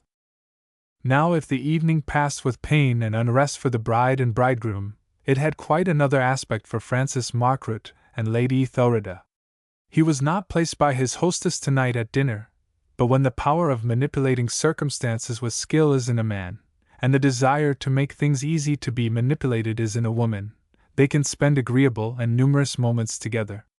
So it fell about that without any apparent or pointed detachment from her other guests, Lady Ethelreda was able to sit in one of the embrasures of the windows in the picture gallery, whither the party had migrated tonight, and talk to her interesting new friend, for that he was growing into a friend she felt. He seemed so wonderfully understanding, and was so quiet and subtle and undemonstrative, and underneath, you could feel his power and strength. It had been his insidious suggestion, spread among the company, which had caused them to be in the picture gallery tonight, instead of in one of the great drawing rooms. For in a very long narrow room it was much easier to separate people, he felt. Of course this was not built at the time the house was, in about 1670, Lady Ethelreda said. It was added by the second Duke, who was ambassador to Versailles in the time of Louis XV, and who thought he would like a Galerie de Glaces in imitation of the one there. And then, when the walls were up, he died, and it was not decorated until 35 years later, in the Regent's time, and it was turned into a picture gallery then. People's brands of individuality in their houses are so interesting, Francis Margaret said. I believe Wraith is a series of human fancies, from the Norman castle upwards, is it not? I have never been there. Oh, Wraith is much more interesting than this, she answered. Parts of it are so wonderfully old. There are stone floors in the upper rooms and one of the inner courtyards. They did not suffer, you see, from the hateful Puritans, because the then Tancred was only an infant when the Civil War began, and his mother was a Frenchwoman, and they stayed in France all the time, and only came back when Charles II returned. He married a Frenchwoman, too. She was a wonderful person and improved many things. Wraith has 2 long galleries and a chapel of Henry VII's time, and numbers of staircases in unexpected places, and then a fine suite of state-rooms, built on by Adam, and then the most awful early Victorian imitation Gothic wing and porch which one of those dreadful people, who spoilt such numbers of places, added in 1850. It sounds wonderful, said the financier. Lots of it is very shabby, of course, because Tristram's father was always very hard up, and nothing much had been done either in the grandfather's time, except the horrible wing. But with enough money to get it right again, I cannot imagine anything more lovely than it could be. It will be a great amusement to them in the coming year to do it all, then. Zara has the most beautiful taste, Lady Ethelreda. When you know her better, I think you will like my niece. But I do now, she exclaimed. Only I do wish she did not look so sad. May I ask it because of our bargain? And she paused with gentle timidity. Will you tell me, do you know of any special reason today to make her unhappy? I saw her face at dinner tonight, and all the while she talked there was an anxious, haunted look in her eyes. Francis Margaret frowned for a moment. He had been too absorbed in his own interests to have taken in anything special about his niece. If there were something of the sort in her eyes, it could only have one source: anxiety about the health of the boy Mirko. He himself had not heard anything. Then his lightning calculations decided him to tell Lady Ethelreda nothing of this. Zara's anxiety would mean the child's illness, and illness, Dr. Morley had warned him, could have only one end.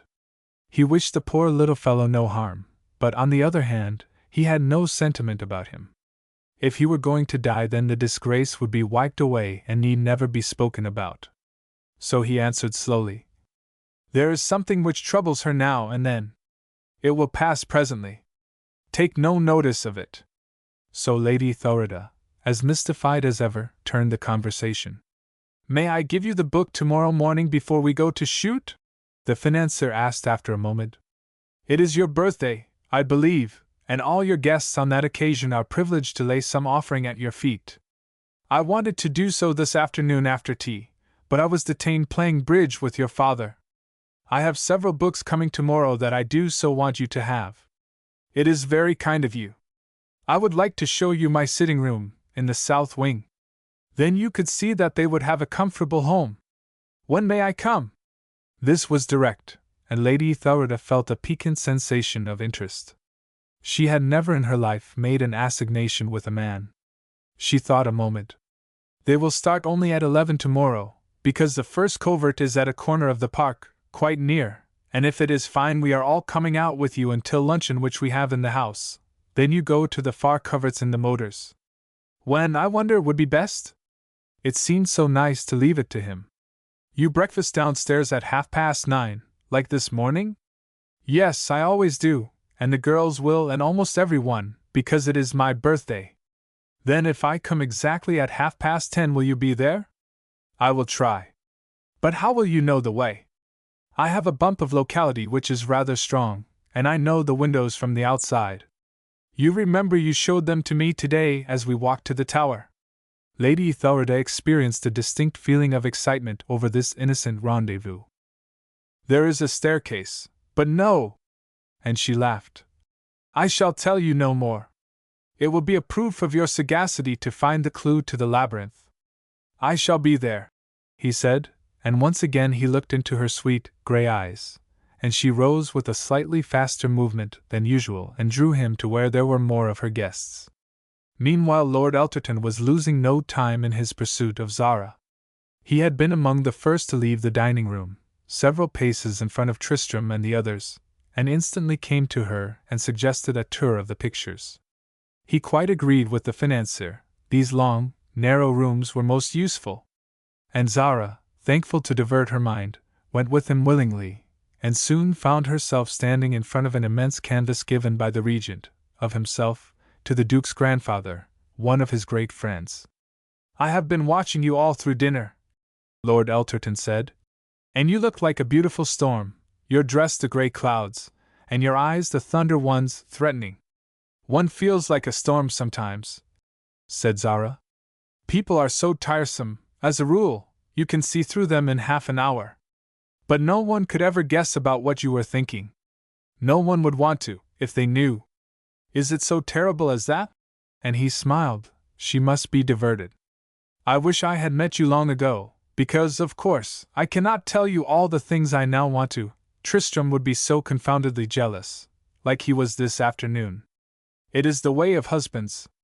Zara did not reply. She quite agreed to this, for of the jealousy of husbands she had experience. Now if I were married, Lord Elterton went on, I would try to make my wife so happy, and would love her so much she would never give me cause to be jealous. Love, said Zara. How you talk of love, and what does it mean? Gratification to oneself, or to the loved person? Both, said Lord Elterton, and looked down so devotedly into her eyes that the old Duke, who was near, with Laura, thought it was quite time the young man's innings should be over. So he joined them. Come with me, Zara, while I show you some of Tristram's ancestors on his mother's side. And he placed her arm in his gallantly, and led her away to the most interesting pictures. Well, upon my soul, he said, as they went along, things are vastly changed since my young days. Here, Tristram, and he beckoned to his nephew who was with Lady Anningford. Come here and help me to show your wife some of your forebears. And then he went on with his original speech. Yes, as I was saying, things are vastly changed since I brought Ethelreda's dear mother back here, after our honeymoon, a month in those days. I would have punched any other young blood's head, who had even looked at her. And you philander off with that fluffy, little empty putty, Laura, and Arthur Elterton makes love to your bride. A pretty state of things, 'pon my soul! And he laughed reprovingly. Tristram smiled with bitter sarcasm as he answered, You are absurdly old-fashioned, uncle. But perhaps Aunt Corisande was different to the modern woman. Zara did not speak. The Black Panther's look, on its rare day of slumberous indifference when it condescends to come to the front of the cage, grew in her eyes, but the slightest touch could make her snarl. Oh! You must not ever blame the women, the Duke, this per chevalier said. If they are different, it is the fault of the men. I took care that my Duchess wanted me. Why, my dear boy, I was jealous of even her maid, for at least a year. And Tristram thought to himself that he went further than that, and was jealous of even the air Zara breathed. You must have been awfully happy, uncle, he said with a sigh. But Zara spoke never a word.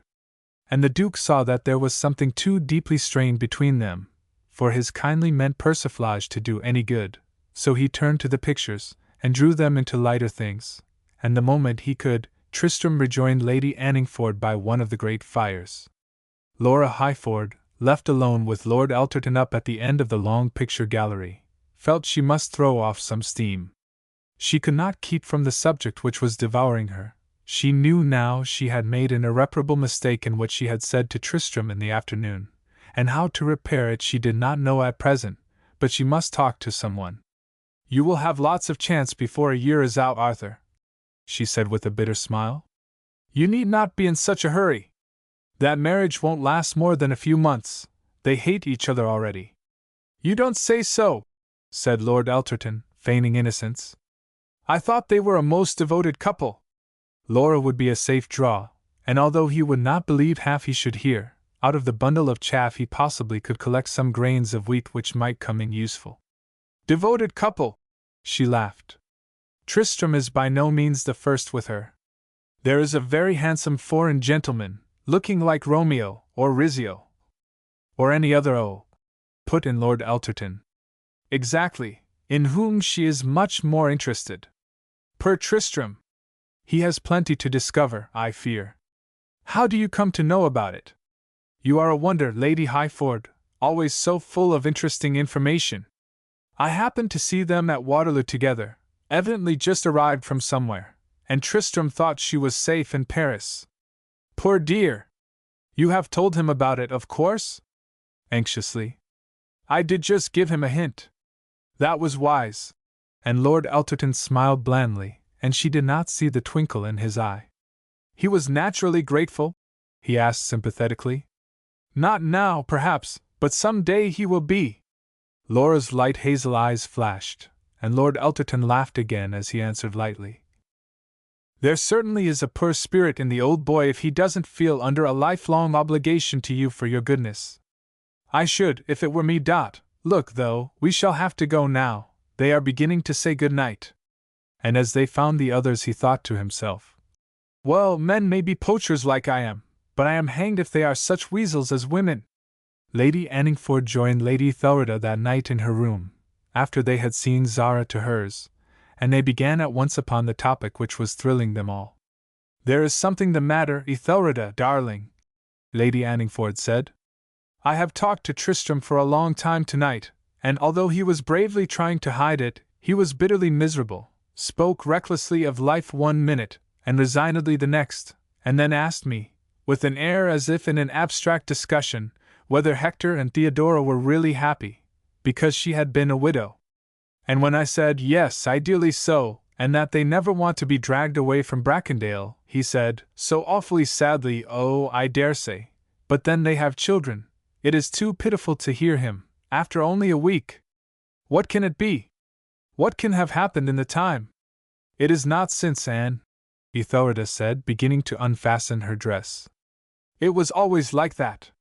She had just a look in her eyes the night we all first met her, at Mr. Markrod's at dinner, that strange, angry, pained, sorrowful look, as though she were a furnace of resentment against some fate. I remember an old colored picture we had on a screen. It is now in the housekeeper's room. It was one of those badly drawn, lurid scenes of prisoners being dragged off to Siberia in the snow, and there was a woman in it who had just been separated from her husband and baby and who had exactly the same expression. It used to haunt me as a child, and Mamma had it taken out of the old nursery. And Zara's eyes haunt me now in the same way.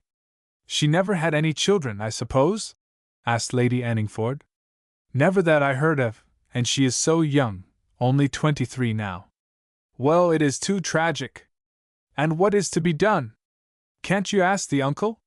He must know.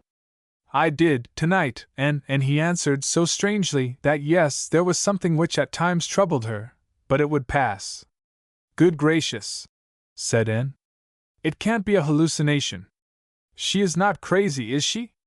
That would be worse than anything. Oh, no, cried Ethelreda, aghast. It is not that in the least, thank goodness. Then perhaps there are some terrible scenes, connected with her first husband's murder, which she can't forget. The Crow told me Count Shulsky was shot at Monte Carlo, in a fray of some sort. That must be it, of course, said Ethelreda, much relieved. Then she will get over it in time. And surely Tristram will be able to make her love him, and forget them. I do feel better about it now, and shall be able to sleep in peace. So they said good night, and separated, comforted. But the object of their solicitude did not attempt to get into her bed when she had dismissed her maid. She sat down in one of the big gilt William and Mary armchairs, and clasped her hands tightly, and tried to think. Things were coming to a crisis with her. Destiny had given her another cross to bear, for suddenly this evening, as the Duke spoke of his wife, she had become conscious of the truth about herself. She was in love with her husband. And she herself had made it impossible that he could ever come back to her. For, indeed, the tables were turned, with one of those ironical twists of fate. And she questioned herself, why did she love him? She had reproached him on her wedding night, when he had told her he loved her, because in her ignorance she felt then it could only be a question of sense. She had called him an animal. She remembered, and now she had become an animal herself. For she could prove no loftier motive for her emotion towards him than he had had for her then. They knew one another no better. It had not been possible for her passion to have arisen from the reasons she remembered having hurled at him as the only ones from which true love could spring, namely, knowledge, and tenderness, and devotion. It was all untrue, she understood it now. Love, deep and tender, could leap into being from the glance of an eye. They were strangers to each other still, and yet this cruel, terrible thing called love had broken down all the barriers in her heart, melted the disdainful ice, and turned it to fire. She felt she wanted to caress him, and take away the stern, hard look from his face. She wanted to be gentle, and soft, and loving, to feel that she belonged to him. And she passionately longed for him to kiss her, and clasped her to his heart. Whether he had consented originally to marry her for her uncle's money or not, was a matter, now, of no further importance. He had loved her after he had seen her, at all events, and she had thrown it all away. Nothing but a man's natural jealousy of his possessions remained. "Oh, why did I not know what I was doing?" she moaned to herself, as she rocked in the chair. "I must have been very wicked in some former life, to be so tortured in this." But it was too late now. She had burned her ships, and nothing remained to her but her pride.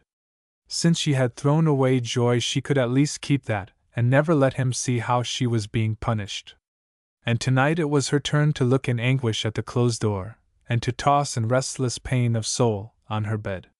Chapter 27. A bombshell, in the shape of Lady Betty Burns, burst into the bedroom of Emily and Mary next morning, while the two girls were sitting up in their great bed at about 8 o'clock, reading their letters and sipping their tea. "May I come in, darlings?" a voice full of purpose said, and a flaxen head peeped in. "Why, Betty, of course," both girls answered, and, in a blue silk dressing gown and a long fair plait of hair hanging down, Lady Betty stalked in. None of the council of three, going to deliver secret sentence, could have advanced with more dignity or consciousness of the solemnity of the occasion. Emily and Mary were thrilled. "Be prepared," she said dramatically, while she climbed to the foot of the bed and sat down. "It is just what I told you. She's been the heroine of a murder, if she did not do it herself." "Heavens! Betty, who?" almost screamed the girls. "Your sister-in-law. I had to come at once to tell you, darlings. Last night, Aunt Muriel, the young Lady Melton was her uncle's second wife and chaperoning her to the party, would drag me into her room, and I could not get to you. You would have been asleep when I at last escaped, so I determined to come the first thing this morning and tell you my news." 4 round eyes of excited horror fixed themselves upon her, so with deep importance of voice and manner, Lady Betty went on. "I sat with Captain Hume in the picture gallery, just before we went to bed. Believe me, I have not been able to sleep all night from it, dears. Well, we had been speaking of that fighting scene by Teniers in a beer house, you know, the one which hangs by the big Snyders.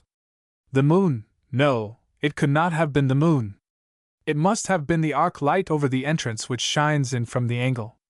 Anyway, it felt as if it were the moon, when I drew aside the blind, and it struck my heart with a cold foreboding, as he said such things, fights, happen now sometimes, and he was at Monte Carlo when Count Shulsky was shot, and though it was hushed up by the authorities and no one hardly heard of it much, still it made a stir. And," continued Lady Betty, now rising majestically and pointing an accusing forefinger at Emily and Mary, "Countess Shulsky was your sister-in-law's name." "Oh, hush, Betty," said Emily, almost angrily. "You must not say such things. There might have been a lot of Count Shulskys. Foreigners are all counts." But Lady Betty shook her head with tragic sorrow and dignity, much at variance with her sweet little childish turned-up nose. "Alas, darlings, far be it from me to bring the terrible conviction home to you. Great occasions like this required a fine style, she felt. Far be it from me. But Captain Hume went on to say that, of course, was the reason of Lady Tancred's dreadfully mysterious and remorseful look. It is perfectly impossible, Betty," Mary cried excitedly. "But even if her husband were shot, it does not prove she had anything to do with it." "Of course it does," said Lady Betty, forgetting for a moment her style. "There's always a scene of jealousy, in which the husband stabs the other man, and then falls dead himself. Unless," and this new bright thought came to her, "she were a political spy." "Oh, Betty!" they both exclaimed at once. And then Emily said gravely, "Please do tell us exactly what Captain Hume really said. Remember, it is our brother's wife you are speaking of, not one of the heroines in your plays." Thus admonished, Lady Betty got back onto the bed, and gradually came down to facts, which were meager enough. For Captain Hume had instantly pulled himself up, it appeared, and he had merely said that, as her first husband had been killed in a row, Lady Tancred had caused to have tragedy imprinted upon her face. "Betty, dearest," Emily then said, Please, please don't tell anything of your exciting story to anyone else, will you? Because people are so unkind." At this, Lady Betty bounced off again offendedly. "You are an ungrateful pair," she flashed. "Before I brave meeting Jimmy Danvers in the passage again, in my dressing gown, to come and tell you delicious things, I'll be hanged." And it was with difficulty that Emily and Mary mollified her, and got her to reseat herself on the bed and have a bit of their bread and butter. She had fled to announce her thrilling news before her own tea had come. "I do think men look perfectly horrid with their hair unbrushed in the morning, don't you, Em?" she said presently as she munched, while Mary poured her out some tea into the emptied sugar basin and handed it to her. "Henry's fortunate because his is curly." Here Mary blushed. "And I believe Jimmy Danvers gets his valet to glue his down before he goes to bed. But you should see what Aunt Muriel has to put up with, when Uncle Aubrey comes in to talk to her, while I am there. The front, anyhow, and a lock sticking up in the back. There is one thing I am determined about. Before I'm married, I shall insist upon knowing how my husband stands the morning light. I thought you said just now Jimmy's was quite decent and glued down," Emily retorted slyly. "Poof!" said Lady Betty, with superb calm. "I have not made up my mind at all about Jimmy. He is dying to ask me, I know, but there is Bobby Harland, too. However, this morning—" "You've seen Jimmy this morning, Betty!" Mary exclaimed. "Well, how could I help it, girls?" Lady Betty went on, feeling that she was now a heroine. "I had to come to you. It was my bounden duty, and it's miles away, for Aunt Muriel always will have me in the dressing room next her, when she takes me to stay out, and Uncle Aubrey across the passage, and it makes him so cross. But that's not it. I mean, it is not my fault, if the Duke has only arranged 3 new bathrooms down the bachelor's wing, and people are obliged to be waiting about for their turn, and I had to pass the entrance to that passage, and it happened to be Jimmy's, and he was just going in, when he saw me and rushed along, and said good morning, not a bit put out. I thought it would look silly to run, so I said good morning, too, and then we both giggled, and I came on. But I am rather glad after all, because now I've seen him, and he looks better, like that, than I am sure Bobby would have done, so perhaps, after all, I'll marry him. And you will be my bridesmaids, darlings, and now I must run." Upon such slender threads, the brushing of his hair, how often does the fate of man hang? If he but knew! Almost every one was punctual for breakfast. They all came in with their gifts for Lady Thurida, and there was much chaffing and joking, and delightful little shrieks of surprise as the parcels were opened. Every soul loved Lady Thurida, from the lordly groom of the chambers to the humblest pantry boy and scullery maid, and it was their delight every year to present her, from them all, with a huge trophy of flowers, while the post brought countless messages and gifts of remembrance from absent friends. No one could have been more sweet and gracious than her ladyship was, and underneath, her gentle heart was beating with an extra excitement, when she thought of her rendezvous at 10:30. Would she no longer thought of him as Mr. Margaret, would he be able to find the way? "I must go and give some orders now," she said about 10:15, to the group which surrounded her, when they had all got up and were standing beside the fire. "And we all assemble in the hall at 11. And so she slipped away. Francis Margaret, she noticed, had retired some moments before. "Heinrich," he had said to his Austrian valet, the previous evening, as he was helping him on with his coat for dinner, "I may want to know the locality of the Lady Thurida's sitting room early tomorrow. Make it your business to become friendly with her ladyship's maid, so that I can have a parcel of books, which will arrive in the morning, placed safely there at any moment I want to, unobserved. Unpack the books, leaving their tissue papers still upon them, and bring them in when you call me. I will give you further orders then for their disposal. You understand?" It was as well to be prepared for anything, he thought, which was most fortunate, as it afterwards turned out. He had meant to make her ask him to her sitting room in any case, and his happiness was augmented, as they had talked in the picture gallery, when she did it of her own accord. Lady Thurida stood looking out of her window, in her fresh, white-panelled, lilac chintz bower. Her heart was actually thumping now. She had not noticed the books, which were carefully placed in a pile down beside her writing table. Would he ever get away from her father, who seemed to have taken to having endless political discussions with him? Would he ever be able to come in time to talk for a moment, before they must both go down? She had taken the precaution to make herself quite ready to start, short skirt, soft felt hat, thick boots and all. Would he? But as 10:30 chimed from the Dresden clock on the mantelpiece, there was a gentle tap at the door, and Francis Margaret came in. He knew in an instant, experienced fowler that he was, that his bird was fluttered with expectancy, and it gave him an exquisite thrill. He was perfectly cognizant of the value of investing simple circumstances with delightful mystery, at times, and he knew, to the Lady Thurida, this trysting with him had become a momentous thing. "You see, I found the way," he said softly, and he allowed something of the joy and tenderness he felt to come into his voice. And Lady Thurida answered a little nervously that she was glad, and then continued quickly that she must show him her bookcases, because there was so little time.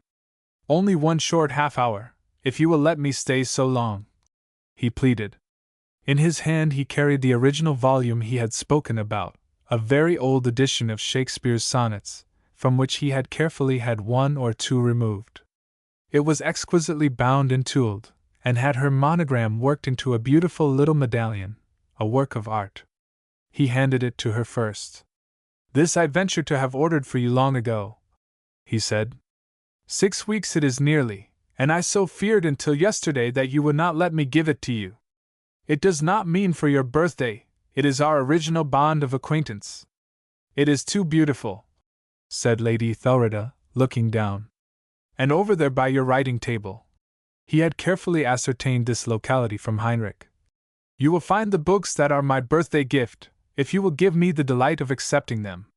She went forward with a little cry of surprise and pleasure, while, instantaneously, the wonder of how he should know where they would be presented itself to her mind. They were about 6 volumes. A Heine, a couple of de Musset's, and then 3 volumes of selected poems, from numbers of the English poets. Lady Thurida picked them up delightedly. They, too, were works of art, in their soft mauve morocco bindings, chiffer, with her monogram like the other, and tooled with gold. "How enchanting!" she said. "And look! They match my room. How could you have guessed?" And then she broke off and again looked down. "You told me, the night I dined with you at Glastonbury House, that you loved mauve as a color and that violets were your favorite flower." "How could I forget?" And he permitted himself to come a step nearer to her. She did not move away. She turned over the leaves of the English volume rather hurriedly. The paper was superlatively fine, and the print a gem of art. And then she looked up, surprised. "I have never seen this collection before," she said wonderingly. "All the things one loves under the same cover." And then she turned to the title page to see which edition it was, and she found that, as far as information went, it was blank. Simply, "To the Lady Thurida Montfichet, from F.M." was inscribed upon it in gold. A deep pink flush grew on her delicate face, and she dared not raise her eyes. It would be too soon yet to tell her everything that was in his heart, he reasoned. All could be lost by one false step. So, with his masterly self-control, he resisted all temptation to fold her in his arms, and said gently, "I thought it would be nice to have, as you say, all the bits one loves put together, and I have a very intelligent friend at my bookbinder's, who, when I had selected them, had them all arranged and printed for me, and bound as I thought you might wish. It will gratify me greatly, if it has pleased you." "Pleased me," she said, and now she looked up, for the sudden conviction came to her that to have this done took time and a great deal of money, and except once or twice before, casually, she had never met him until the evening, when, among a number of her father's political friends, he had dined at their London house. When could he have given the order, and what could this mean? He read her thoughts. "Yes," he said simply. "From the very first moment I ever saw you, Lady Thurida, to me you seemed all that was true and beautiful, the embodiment of my ideal of womanhood. I planned these books then, 2 days after I dined with you at Glastonbury House, and if you had refused them, it would have caused me pain. Ethelreda was so moved by some new, sudden and exquisite emotion that she could not reply for a moment. He watched her with growing and passionate delight, but he said nothing. He must give her time. It is too nice of you, she said softly, and there was a little catch in her breath. No one has ever thought of anything so exquisite for me before, although, as you saw this morning, every one is so very kind. How shall I thank you, Mr. Margaret? I do not know. You must not thank me at all, you gracious lady, he said. And now I must tell you that the half-hour is nearly up, and we must go down. But will you let me come again, perhaps tomorrow afternoon? I want to tell you, if it would interest you, the history of a man. Ethelreda had turned to look at the clock, also, and had collected herself. She was too single-minded to fence now, or to push this new, strange joy out of her life, so she said, "When the others go out for a walk, then, after lunch, yes, you may come." And without anything further, they left the room. At the turn in the corridor to the other part of the house, he bent suddenly, and with deep homage kissed her hand, then let her pass on, while he turned to the right and disappeared towards the wing, where was his room. Chapter 28. Zara had, at first, thought she would not go out with the shooters. She felt numb, as if she could not pluck up enough courage to make conversation with anyone. She had received a letter from Mimo, by the second post, with all details of what he had heard of Mirko. Little Agatha, the Morley's child, was to return home the following day, and Mirko himself had written an excited little letter to announce this event, which Mimo enclosed. He seemed perfectly well then, only at the end, as she would see, he had said he was dreaming of Maman every night, and Mimo knew that this must mean he was a little feverish again, so he had felt it wiser to telegraph. Mirko had written out the score of the air which Maman always came and taught him, and he was longing to play it to his dear papa and his Cherizette, the letter ended with. And the pathos of it all caused Zara a sharp pain. She did not dare to look ahead, as far as her little brother was concerned. Indeed, to look ahead, in any case, meant nothing very happy. She was just going up the great staircase at about 11:15, with the letter in her hand, when she met Tristram coming from his room, with his shooting boots on, ready to start. He stopped and said coldly, they had not spoken a word yet that day, "You had better be quick putting your things on. My uncle always starts punctually." Then his eye caught the foreign writing on the letter, and he turned brusquely away, although, as he reasoned with himself a moment afterwards, it was ridiculous of him to be so moved, because she would naturally have a number of foreign correspondents. She saw him turn away, and it angered her in spite of her new mood. He need not show his dislike so plainly, she thought. So she answered haughtily, "I had not intended to come. I am tired, and I do not know this sport, or whether it will please me. I should feel for the poor birds, I expect." "I am sorry you are tired," he answered, contrite in an instant. "Of course, you must not come if you are. They will be awfully disappointed. But never mind. I will tell Ethelreda. It is nothing, my fatigue, I mean. If you think your cousin will mind, I will come." And she turned, without waiting for him to answer, and went on to her room. And Tristram, after going back to his for something he had forgotten, presently went on down the stairs, a bitter smile on his face, and at the bottom met Laura Highford. She looked up into his eyes, and allowed tears to gather in hers. She had always plenty at her command. "Tristram," she said with extreme gentleness, "you were cross with me yesterday afternoon, because you thought I was saying something about your wife. But don't you know, can't you understand, what it is to me to see you devoted to another woman? You may be changed, but I am always the same, and I. And here she buried her face in her hands and went into a flood of tears. Tristram was overcome with confusion and horror. He loathed scenes. Good heavens! If any one should come along. "Laura, for goodness' sake! My dear girl, don't cry!" he exclaimed. He felt he would say anything to comfort her, and get over the chance of someone seeing this hateful exhibition. But she continued to sob. She had caught sight of Zara's figure on the landing above, and her vengeful spirit desired to cause trouble, even at a cost to herself. Zara had been perfectly ready, all but her hat, and had hurried exceedingly to be in time, and thus had not been 5 minutes after her husband. "Tristram!" wailed Laura, and putting up her hands placed them on his shoulders. "Darling, just kiss me once, quickly, to say good-bye." And it was at this stage that Zara came full upon them, from a turn in the stairs. She heard Tristram say disgustedly, "No, I won't," and saw Lady Highford drop her arms, and in the 3 steps that separated them, her wonderful iron self-control, the inheritance of all her years of suffering, enabled her to stop as if she had seen nothing, and in an ordinary voice ask if they were to go to the great hall. The woman, as she called Laura, should not have the satisfaction of seeing a trace of emotion in her, or Tristram either. He had answered immediately, "Yes," and had walked on by her side, in an absolutely raging temper. How dare Laura drag him into a disgraceful and ridiculous scene like this?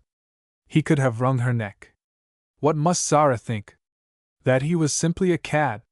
He could not offer a single explanation either, indeed, she had demanded none.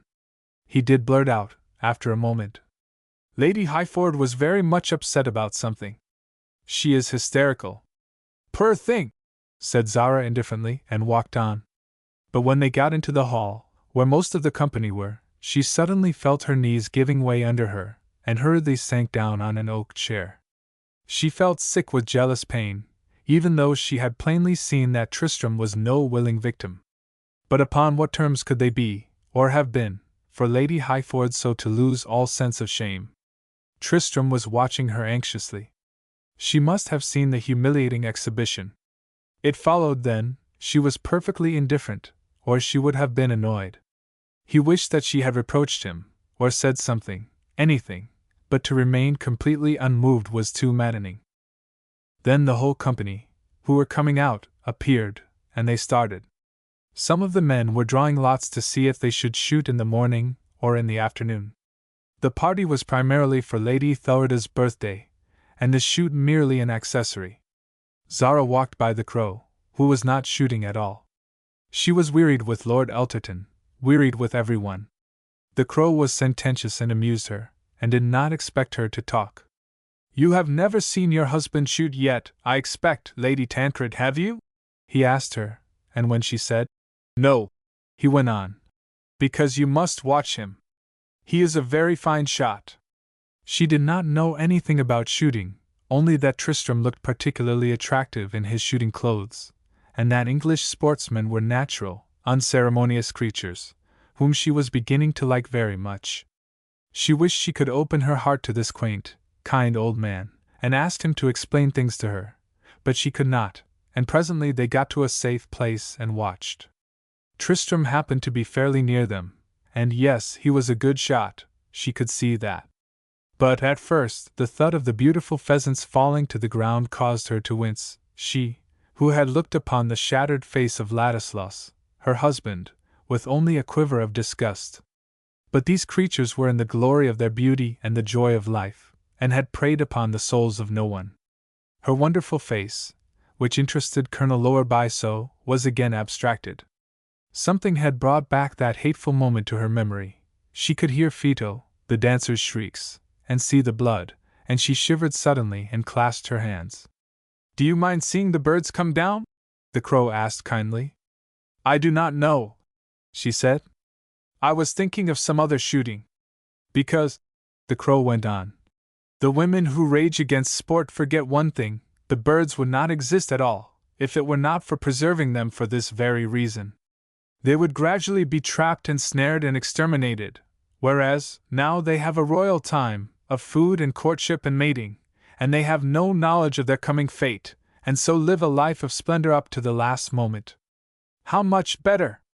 Yes, indeed, I will never be foolish about them again. I will think of that." Then she exclaimed, "Oh, that was wonderful!" For Tristram got 2 rocketers at right and left, and then another with his second gun. His temper had not affected his eye, it seemed. "Tristram is one of the best all-round sportsmen I know," the Crow announced, "and he has one of the kindest hearts. I have known him since he was a toddler.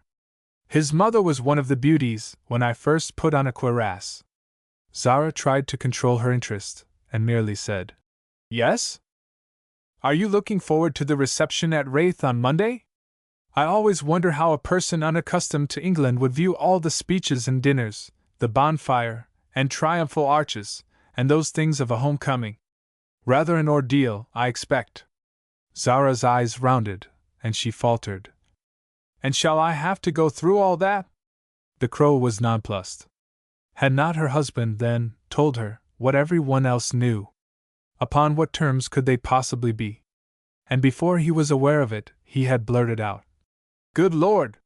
Then, recollecting himself, he said, Why, yes. Tristram will say I have been frightening you.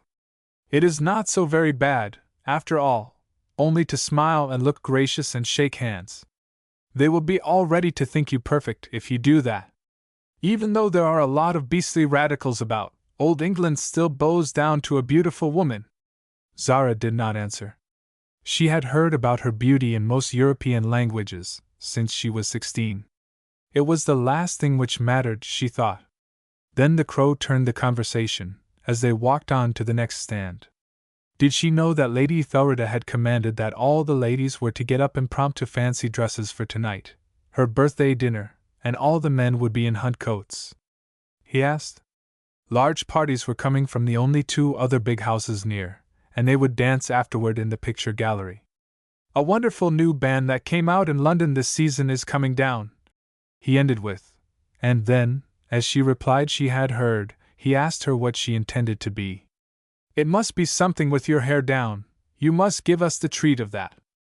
I have left it all to Lady Ethelreda and my sisters-in-law, she said. We are going to contrive things the whole afternoon, after lunch. Tristram came up behind them then, and the Crow stopped. I was telling your wife she must give us the pleasure of seeing her hair down, tonight, for the tomfool's dinner, but I can't get a promise from her. We will have to appeal to you to exert your lordly authority. Can't be deprived of a treat like that.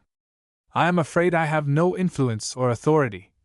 Tristram answered shortly, for with a sudden pang he thought of the only time he had seen the glorious beauty of it, her hair, spread like a cloak around her, as she had turned and ordered him out of her room at Dover. She remembered the circumstance, too, and it hurt her equally, so that they walked along silently, staring in front of them, and each suffering pain, when, if they had had a grain of sense, they would have looked into each other's eyes, read the truth, and soon been in each other's arms. But they had not yet dreed their weird, and fate, who mocks at fools, would not yet let them be. So the clouds gathered overhead, as in their hearts, and it came on to pour with rain, and the ladies made a hurried rush to the house. The hostess did not stand near Francis Margaret during the shooting. Some shy pleasure made her avoid him for the moment. She wanted to hug the remembrance of her great joy of the morning, and the knowledge that tomorrow, Sunday, after lunch, would bring her a like pleasure. And for the time being there was the delight of thinking over what he had said, the subtlety of his gift, and the manner of its giving. Nothing so goes to the head of a woman of refined sensibilities as the intoxicating flattery of thought-out action in a man, when it is to lay homage at her feet, and the man is a grave and serious person, who is no worshipper of women. Ethelreda trod on air, and looked unusually sweet and gracious. And Francis Margaret watched her quietly, with great tenderness in his heart, and not the faintest misgiving. Slow and sure was his motto, and thus he drew always the current of success and contentment. His only crumpled rose-leaf was the face of his niece, which rather haunted him. There seemed no improvement in the relations of the pair, in spite of Zara having had ample cause to feel jealous about Lady Highford since their arrival. Ilinka, too, had had strange and unreasonable turns in her nature. That is what had made her so attractive. What if Zara and this really fine young Englishman, with whom he had mated her, should never get on? Then he laughed, when he thought of the impossibility of his calculations finally miscarrying. It was, of course, only a question of time. However, he would tell her before she left for her homecoming at Wraith on Monday, what he thought it was now safe and advisable that she should know, namely, that on her husband's side the marriage had been one of headlong desire for herself, after having refused the bargain before he had seen her. That would give her some bad moments of humiliation, he admitted, which perhaps she had not deserved, though it would certainly bring her to her knees and so, to Tristram's arms. But for once, being really quite preoccupied with his own affairs and a little unbalanced by love as well, he miscalculated the force of a woman's pride. Zara's one idea now was to hide from Tristram the state of her feelings, believing, poor, bruised, wounded thing, that he no longer cared for her, believing that she herself had extinguished the torch of love. Chapter 29. There was an air of restrained excitement, importance and mystery among the ladies at luncheon. They had got back to the house in time to have their conclave before that meal, and everything was satisfactorily settled. Lady Anningford, who had not accompanied them out shooting, had thought out a whole scheme, and announced it upon their return amidst acclamations. They would represent as many characters as they could from the Idylls of the King. Because the style would be such loose, hanging kinds of garments, the maids could run up the long straight seams in no time. And it would be so much more delightful, all to carry out one idea, than the usual powdered heads and nondescript things people chose for such impromptu occasions. It only remained to finally decide the characters. She considered that Ethelreda should undoubtedly be Guinevere. But, above all, Zara must be Isolde. Of course, of course! They all cried unanimously, while Zara's eyes went black. Tristram and Isolde! How splendid! And I shall be Brangæna, and give the love potion. Lady Anningford went on. Although it does not come into the Idylls of the King, it should do so. It is just because Tennyson was so fearfully, respectably early Victorian. I have been looking all the real thing up in the Morte d'Arthur in the library, and in the beautiful edition of Tristram and Isolde in Ethelreda's room. How perfectly enchanting! Cried Lady Betty.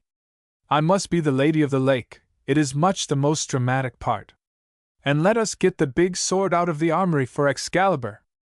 I can have it, and brandish it as I enter the room. Oh, nonsense, Betty darling, Ethelreda said. You are the very picture of Lynette, with your enchanting nose tip-tilted like the tender petal of a flower, and your shameful treatment of poor Jimmy. And Lady Betty, after bridling a little, consented. Then the other parts were cast.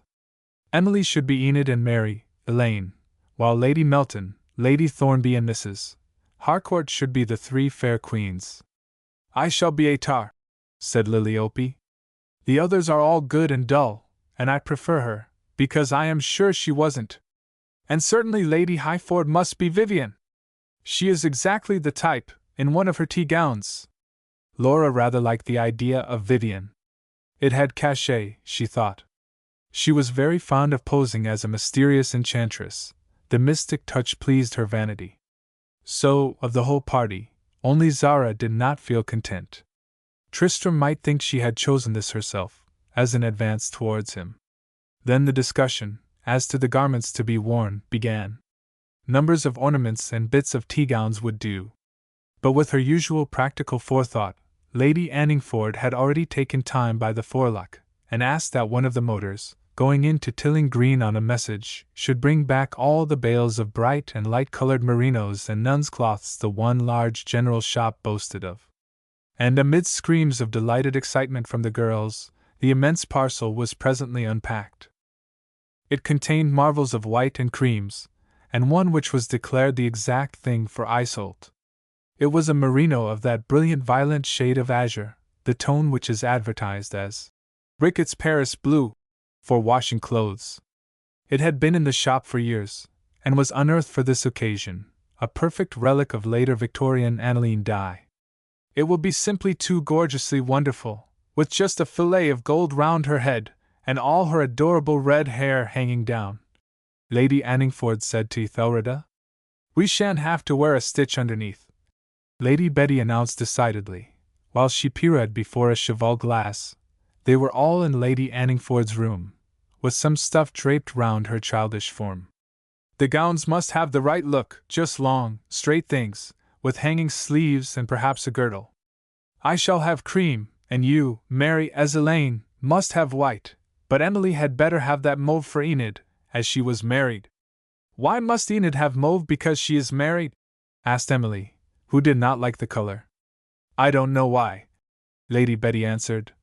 Except that, if you are married, you can't possibly have white, like Mary and me, who aren't. People are quite different, after, and mauve is very respectable for them. She went on. Grammar never troubled her little ladyship, when giving her valuable opinion upon things in life. I think Enid was a goose, said Emily, pouting. Not half as much as Elaine, said Mary. She had secured her Geraint, whereas Elaine made a perfect donkey of herself over Lancelot, who did not care for her. I like our parts much the best, Lily's and mine, said Lady Betty. I do give my Jim, Gareth, a lively time, at all events. Just what I should do, if it were in real life.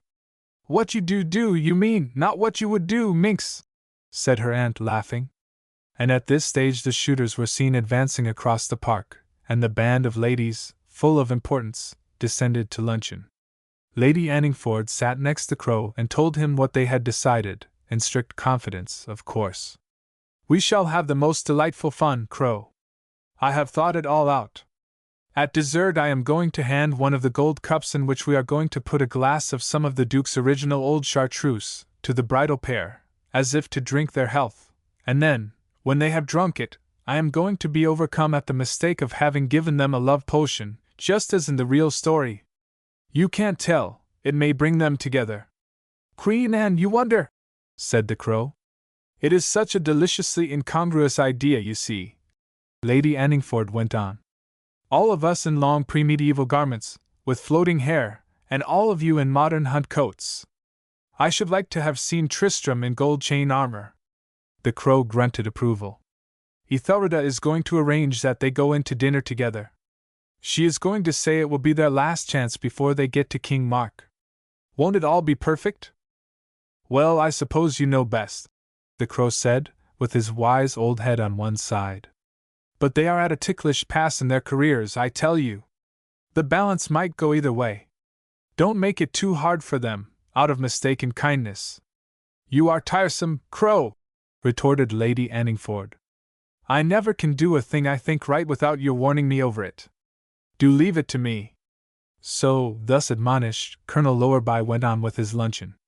Zara's eyes looked more stormy than ever, when her husband chanced to see them.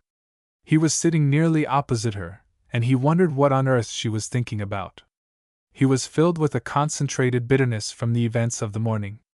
Her utter indifference over the Laura incident had galled him unbearably, although he told himself, as he had done before, the unconscionable fool he was to allow himself to go on being freshly wounded by each continued proof of her disdain of him. Why, when he knew a thing, should he not be prepared for it? He had a strong will. He would overcome his emotion for her. He could, at least, make himself treat her, outwardly with the same apparent insolent indifference, as she treated him. He made a firm resolve once again. He would not speak to her at all, any more than he had done the last 3 days in Paris. He would accept the position until the Wraith rejoicings were over, and then he would certainly make arrangements to go and shoot lions, or travel, or something. There should be no further, perhaps, about it. Life, with the agonizing longing for her, seeing her daily and being denied, was more than could be borne. There was something about Zara's type, the white, exquisite beauty of her skin, her slenderly voluptuous shape, the stormy suggestion of hidden passion in her slumberous eyes, which had always aroused absolutely mad emotions in men. Tristram, who was a normal Englishman, self-contained and reserved, and too completely healthy to be highly strung, felt undreamed of sensations rise in him when he looked at her, which was as rarely as possible. He understood now what was meant by an obsession, all the states of love he had read of in French novels and dismissed as tommyrot. She did not only affect him with a thrilling physical passion. It was an obsession of the mind as well. He suffered acutely. As each day passed it seemed as if he could not bear any more, and the next always brought some further pain. They had actually only been married for 10 days. And it seemed an eternity of anguish to both of them, for different reasons. Zara's nature was trying to break through the iron bands of her life training. Once she had admitted to herself that she loved her husband. Her suffering was as deep as his, only that she was more practiced in the art of suppressing all emotion. But it was no wonder that they both looked pale and stern, and quite unbridled. The sportsmen started immediately after lunch again, and the ladies returned to their delightful work, and when they all assembled for tea, everything was almost completed. Zara had been unable to resist the current of light-hearted gaiety which was in the air, and now felt considerably better, so she allowed Lord Elterton to sit beside her after tea and pour homage at her feet, with the expression of an empress listening to an address of loyalty from some distant colony, and the Crow leant back in his chair and chuckled to himself, much to Lady Anningford's annoyance. "What in the world is it, Crow?" she said. "When you laugh like that, I always know some diabolically cynical idea is floating in your head, and it is not good for you. Tell me at once what you mean." But Colonel Lowerby refused to be drawn, and presently took Tristram off into the billiard-room.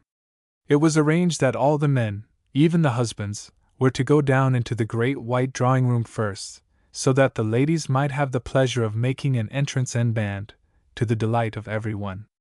And when this group of Englishmen, so smart in their scarlet hunt coats, were assembled at the end, by the fireplace, footmen opened the big double doors, and the groom of the chambers announced, "Her Majesty, Queen Guinevere, and the ladies of her court." And Ethelreda advanced, her fair hair in 2 long plaits, with her mother's all-round diamond crown upon her head, and clothed in some white brocade garment, arranged with a blue merino cloak, trimmed with ermine and silver.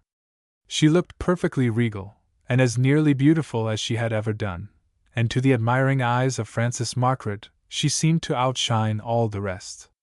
Then, their names called as they entered, came Enid and Elaine, each fair and sweet, and Vivian and Atar, then Lynette walking alone, with her saucy nose in the air and her flaxen curls spread out over her cream robe, a most bewitching sight. Several paces behind her came the 3 fair queens, all in wonderfully contrived garments, and misty, floating veils, and lastly, quite 10 paces in the rear, walked Isolde, followed by her Brangæna. And when the group by the fireplace caught sight of her, they one and all drew in their breath.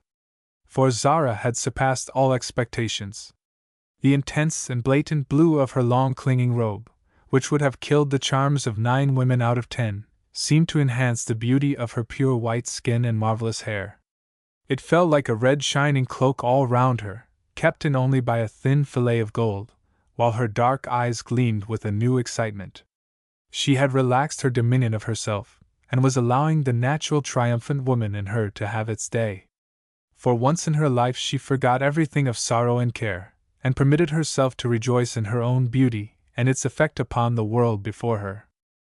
"Jehoshaphat!"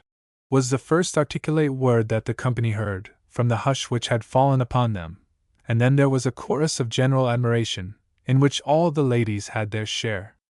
And only the Crow happened to glance at Tristram, and saw that his face was white as death. Then the 2 parties, about 20 people in all, began to arrive from the other houses, and delighted exclamations of surprise at the splendor of the impromptu fancy garments were heard all over the room, and soon dinner was announced, and they went in. "My Lord Tristram," Ethelreda had said to her cousin, "I beg of you to conduct to my festal board your own most beautiful Lady Isolde. Remember, on Monday you leave us for the realm of King Mark, so make the most of your time." And she turned and led forward Zara, and placed her hand in his. She, and they all, were too preoccupied with excitement and joy to see the look of deep pain in his eyes. He held his wife's hand until the procession started, and neither of them spoke a word. Zara, still exalted with the spirit of the night, felt only a wild excitement. She was glad he could see her beauty and her hair, and she raised her head and shook it back, as they started, with a provoking air. But Tristram never spoke, and by the time they had reached the banqueting hall, some of her exaltation died down, and she felt a chill. Her hair was so very long and thick that she had to push it aside, to sit down, and in doing so a mesh flew out and touched his face, and the Crow, who was watching the whole drama intently, noticed that he shivered and, if possible, grew more pale. So he turned to his own servant, behind his chair, who with some of the other valets, was helping to wait, and whispered to him, "Go and see that Lord Tancred is handed brandy at once before the soup." And so the feast began. On Zara's other hand sat the Duke, and on Tristram's, Brangæne, for so she and Ethelreda had arranged for their later plan, and after the brandy, which Tristram dimly wondered why he should have been handed, he pulled himself together, and tried to talk, and Zara busied herself with the Duke. She quite came out of her usual silence, and laughed, and looked so divinely attractive that the splendid old gentleman felt it all going to his head, and his thoughts wondered bluntly how soon, if he were his nephew, he would take her away after dinner and make love to her all to himself. But these modern young fellows had not half the mettle that he had had.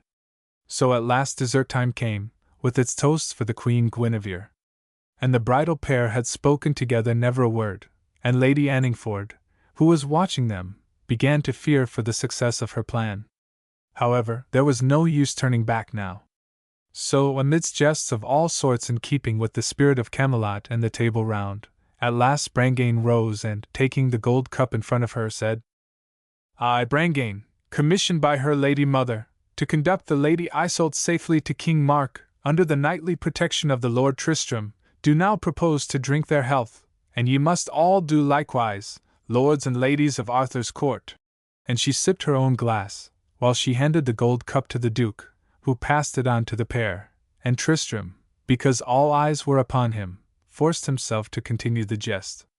So he rose and, taking Zara's hand, while he bowed to the company, gave her the cup to drink, and then took it himself, while he drained the measure. And every one cried, amidst great excitement, "The health and happiness of Tristram and Iseult!"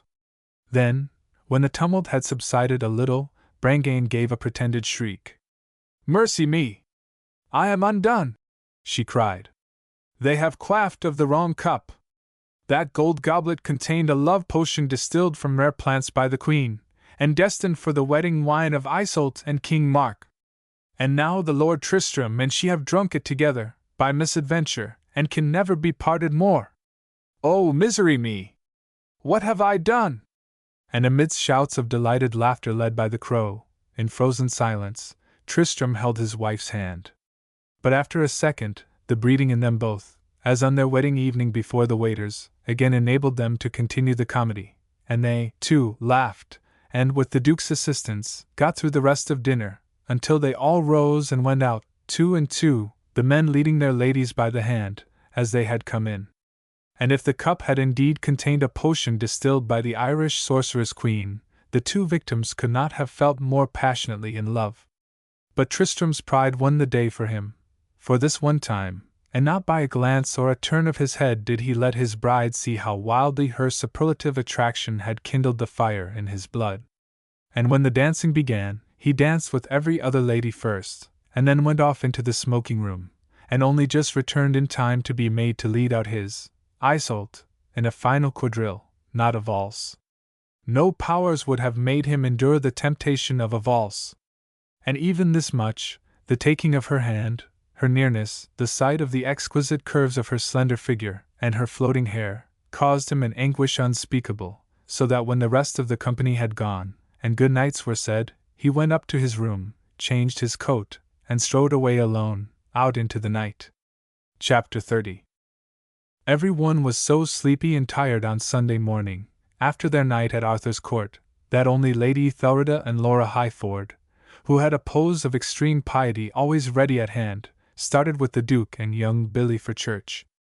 Francis Margaret watched them go from his window, which looked upon the entrance, and he thought how stately and noble his fair lady looked, and he admired her disciplined attitude, no carousal being allowed to interfere with her duties. She was a rare and perfect specimen of her class. His lady fair. For he had determined, if fate plainly gave him the indication, to risk asking her today to be his fair lady indeed. A man must know when to strike, if the iron is hot. He had carefully prepared all the avenues, and had made himself of great importance to the Duke, allowing his masterly brain to be seen in glimpses, and convincing his Grace of his possible great usefulness to the party to which he belonged.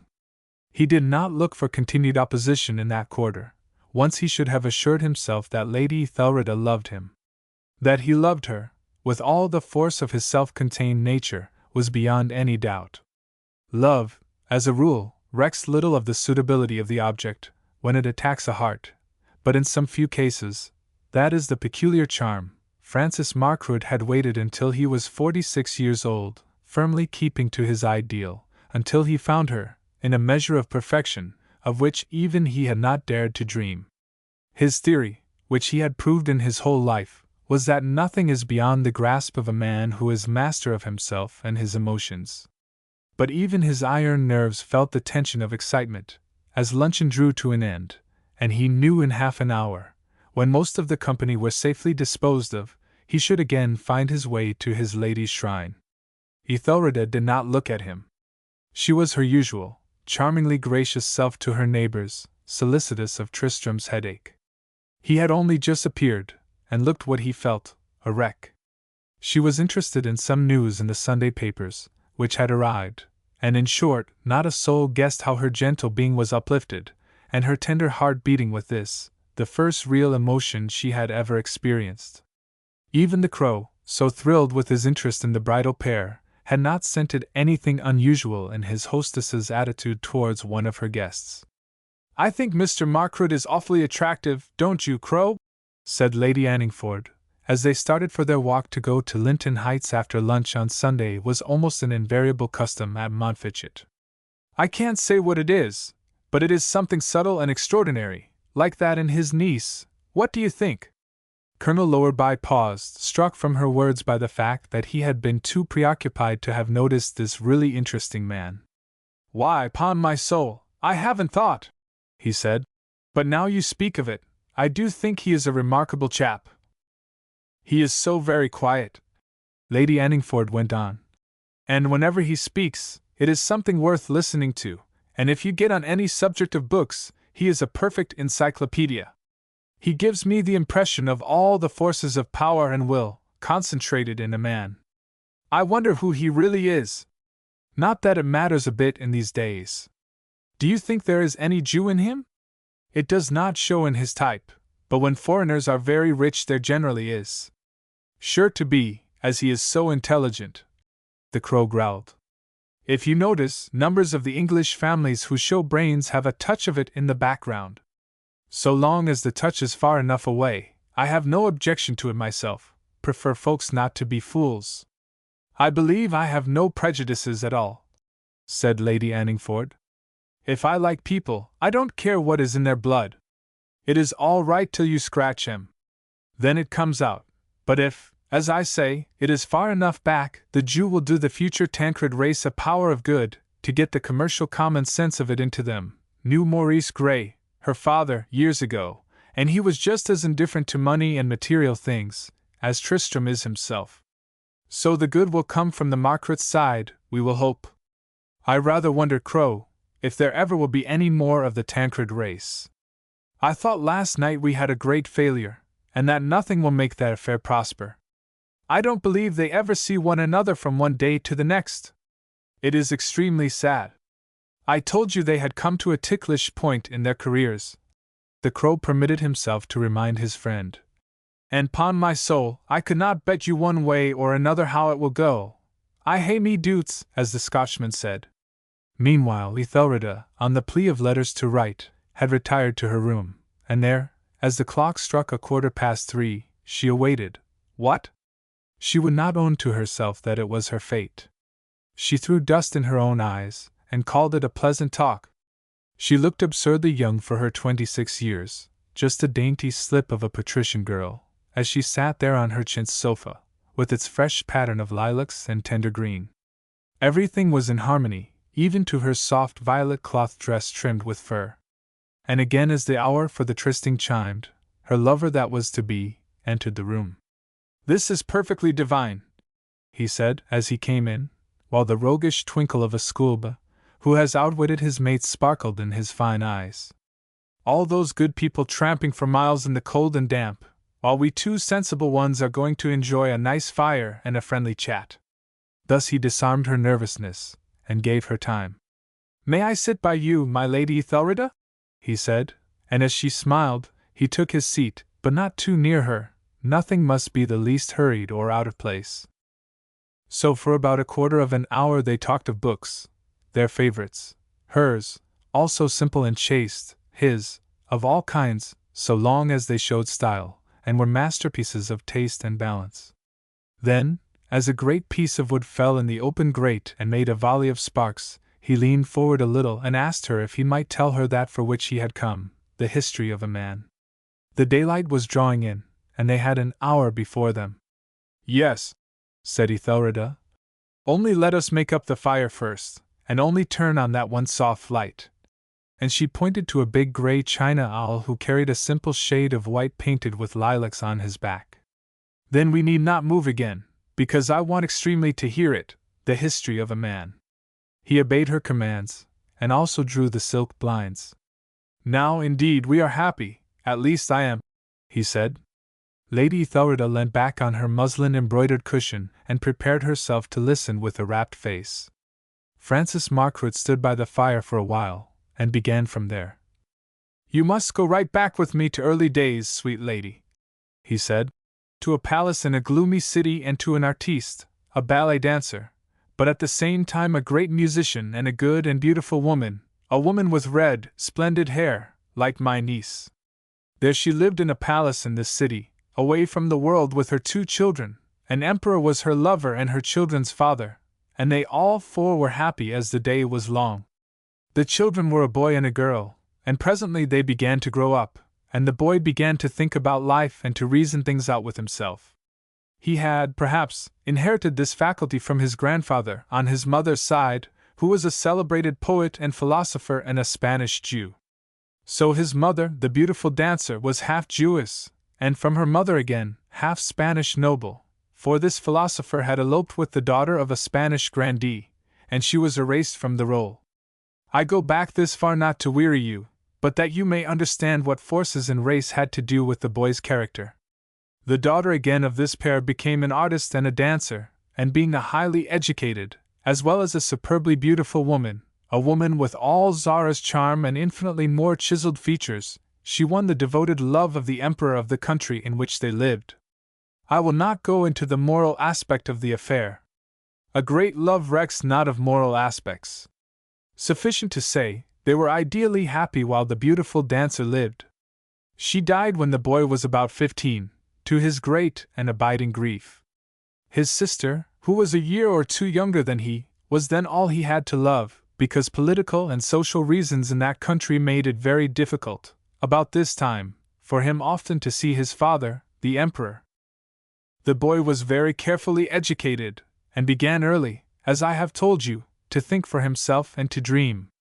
He dreamed of things which might have been, had he been the heir and son of the empress, instead of the child of her who seemed to him so much the greater lady and queen, his own mother, the dancer, and he came to see that dreams that are based upon regrets are useless and only a factor in the degradation, not the uplifting of a man. The boy grew to understand that from that sweet mother, even though the world called her an immoral woman, he had inherited something much more valuable to himself than the imperial crown, the faculty of perception and balance, physical and moral, to which the family of the emperor, his father, could lay no claim. From them, both he and his sister had inherited a stubborn, indomitable pride. You can see it, and have already remarked it, in Zara, that sister's child. So when the boy grew to be about 20, he determined to carve out a career for himself, to create a great fortune, and so make his own little kingdom, which should not be bound by any country or race. He had an English tutor, he had always had one, and in his studies of countries and peoples and their attributes, the English seemed to him to be much the finest race.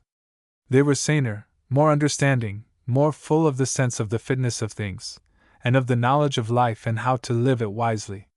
So the boy, with no country, and no ingrained patriotism for the place of his birth, determined he, being free and of no nation, should, when he had made this fortune, migrate there, and endeavor to obtain a place among those proud people, whom he so admired in his heart. That was his goal, in all his years of hard work, during which time he grew to understand the value of individual character, regardless of nation or of creed. And so, when finally he did come to this country, it was not to seek, but to command. And here Francis Margaret, master of vast wealth and the destinies of almost as many human souls as his father, the Emperor, had been, raised his head. And Lady Ethelreda, daughter of 100 noble lords, knew her father, the Duke, was no prouder than he, the Spanish dancer's son. And something in her fine spirit went out to him, and she, there in the firelight with the soft owl lamp silvering her hair, stretched out her hand to him, and he held it and kissed it tenderly, as he took his seat by her side. "My sweet and holy one," he said, "and so you understand?" "Yes, yes," said Ethelreda. "Oh, please go on." And she leaned back against her pillow, but she did not seek to draw away her hand. There came a great grief, then, in the life of the boy who was now a grown man. His sister brought disgrace upon herself, and died under extremely distressful circumstances, into which I need not enter here, and for a while these things darkened and embittered his life.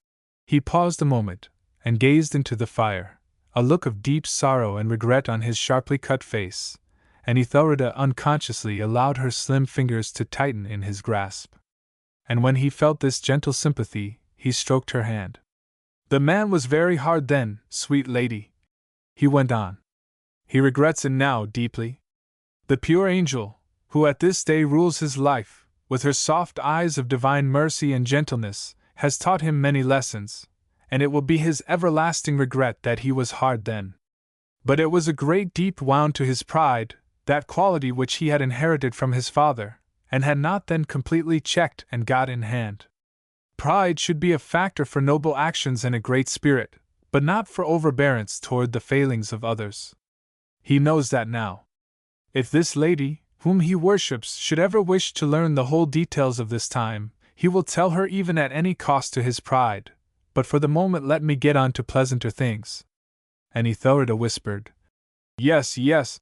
So he continued, "All his life from a boy's to a man's, this person we are speaking of had kept his ideal of the woman he should love. She must be fine and shapely, and noble and free, she must be tender and devoted, and gracious and good. But he passed all his early manhood and grew to middle age, before he even saw her shadow across his path. He looked up one night, 18 months ago, at a court ball, and she passed him on the arm of a royal duke, and unconsciously brushed his coat with her soft dove's wing, and he knew that it was she, after all those years, so he waited and planned, and met her once or twice. But fate did not let him advance very far, and so a scheme entered his head. His niece, the daughter of his dead sister, had also had a very unhappy life, and he thought she, too, should come among these English people, and find happiness with their level ways.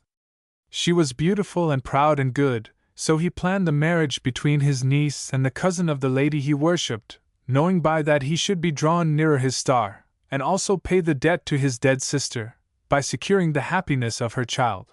But primarily it was his desire to be nearer his own worship star, and thus it has all come about." He paused, and looked full at her face, and saw that her sweet eyes were moist with some tender, happy tears. So he leaned forward, took her other hand, and kissed them both, placing the soft palms against his mouth for a second. Then he whispered hoarsely, his voice at last trembling with the passionate emotion he felt, "Ethelreda, darling, I love you with my soul. Tell me, my sweet lady, will you be my wife?" And the Lady Ethelreda did not answer, but allowed herself to be drawn into his arms. And so in the firelight, with the watchful grey owl, the two rested blissfully content. Chapter 31. When Lady Ethelreda came down to tea, her sweet face was prettily flushed, for she was quite unused to caresses and the kisses of a man. Her soft grey eyes were shining with a happiness of which she had not dreamed, and above all things, she was filled with the exquisite emotion of having a secret of which even her dear friend and was ignorant, a blessed secret, just shared between her lover and herself. And Lady Anningford, who had no idea that she had spent the afternoon with the financier, but believed she had religiously written letters alone, wondered to herself what on earth made Ethelreda look so joyous and not the least fatigued, as most of the others were. She really got prettier, she thought, as she grew older, and was always the greatest dear in the whole world.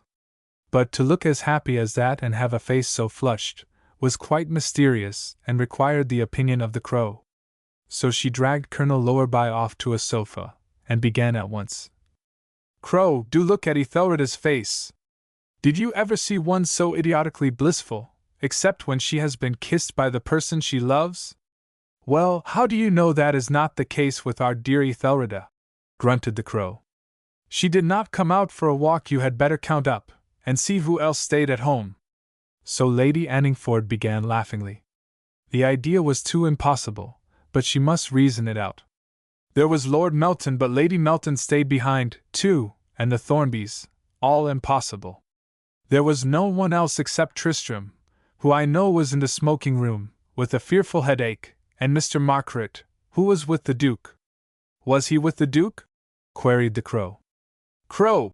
almost gasped Lady Anningford. "Do you mean to tell me that you think Ethelrida would have her face looking like that about a foreigner? My dear friend, you must have taken leave of your seven senses." And then she paused, for several trifles came back to her recollection, connected with these two, which, now that the Crow had implanted a suspicion in her breast, began to assume considerable proportions. Ethelrida had talked of most irrelevant matters always during their good-night chats, unless the subject happened to be Zara, and she had never once mentioned Mr. Margaret personally or given any opinion about him. And yet, as Anne had seen, they had often talked. There must be something in it, but that was not enough to account for Ethelrida's face. A pale, rather purely colorless complexion like hers did not suddenly change to bright scarlet cheeks, without some practical means. And, as Anne very well knew, kisses were a very practical means. But her friend Ethelrida would never allow any man to kiss her, unless she had promised to marry him. Now, if it had been Lilyope, she could not have been so sure, though she hoped she could be sure of any nice girl. But about Ethelrida she could take her oath. It followed, as Ethelrida had been quite pale at lunch and was not a person who went to sleep over fires, something extraordinary must have happened. But what? "Crow, dear, I have never been so thrilled in my life," she said, after her thoughts had come to this stage. "The lurid tragedy of the honeymoon pair cannot compare in interest to anything connected with my sweet Ethelrida for me, so it is your duty to put that horribly wise, cynical brain of yours to work and unravel me this mystery. Look, here is Mr. Margaret coming in, let us watch his face." But although they subjected the financier to the keenest good-natured scrutiny, he did not show a sign or give them any clue. He sat down quietly, and began talking casually to the group by the tea-table, while he methodically spread his bread and butter with blackberry jam. Such delicious schoolroom teas the company indulged in, at the hospitable tea-table of Montfichet. He did not seem to be even addressing Ethelrida. What could it be? "I believe we have made a mistake after all, Crow," Lady Anningford said disappointedly. "Look, he is quite unmoved." The Crow gave one of his chuckles, while he answered slowly, between his sips of tea. "A man doesn't handle millions in the year, and twist and turn about half the governments of Europe, if he can't keep his face from showing what he doesn't mean you to see. Bless your dear heart, Mr. Francis Margaret is no infant." And the chuckle went on.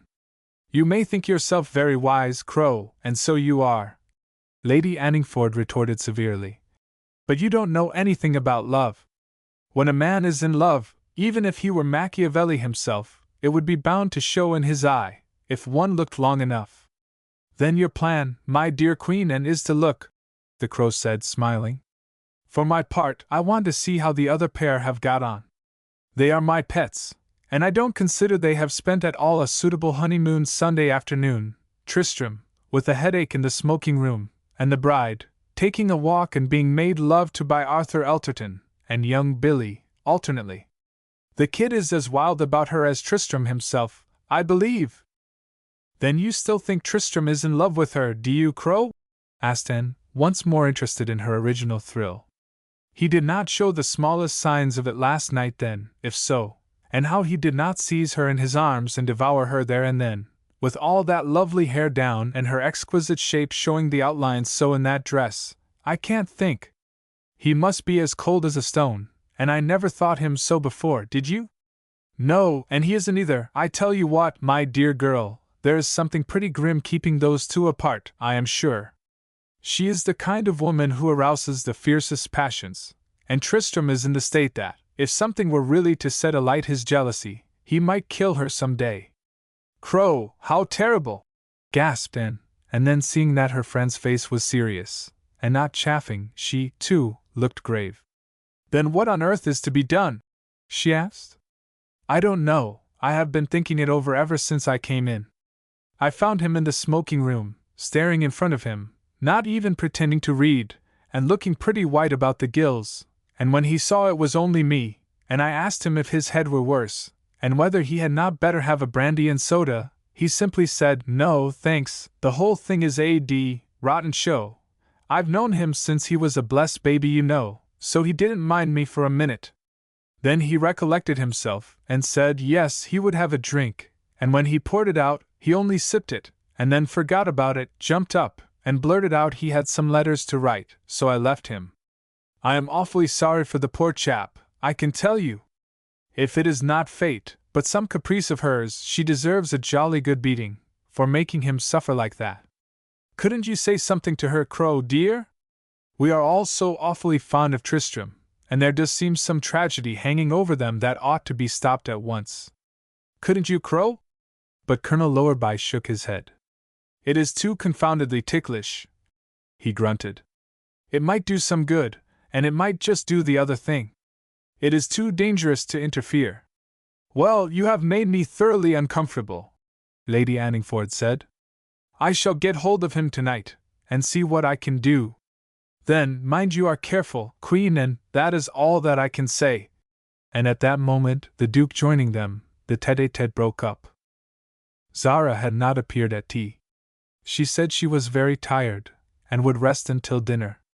If she had been there, her uncle had meant to take her aside into one of the smaller sitting rooms, and tell her the piece of information he deemed it now advisable for her to know. But as she did not appear, or Tristram, either, he thought after all they might be together, and his interference would be unnecessary. But he decided, if he saw the same frigid state of things at dinner, he would certainly speak to her after it, and relieved from duty, he went once more to find his lady love in her sitting room. "Frances," she whispered, as he held her next his heart for a moment, "you must not stay 10 minutes, for Lady Anningford or Lady Melton is sure to come in, and, especially, who has been looking at me with such reproachful eyes for having neglected her all this, our last afternoon. I care not for 1,000 annas, Ethelreda mine," he said softly, as he kissed her. "If she does come, will it matter? Would you rather she did not guess anything yet, my dearest?" "Yes," said Ethelreda. "I don't want anyone to know, until you have told my father. Will you do so tonight, or wait until tomorrow?"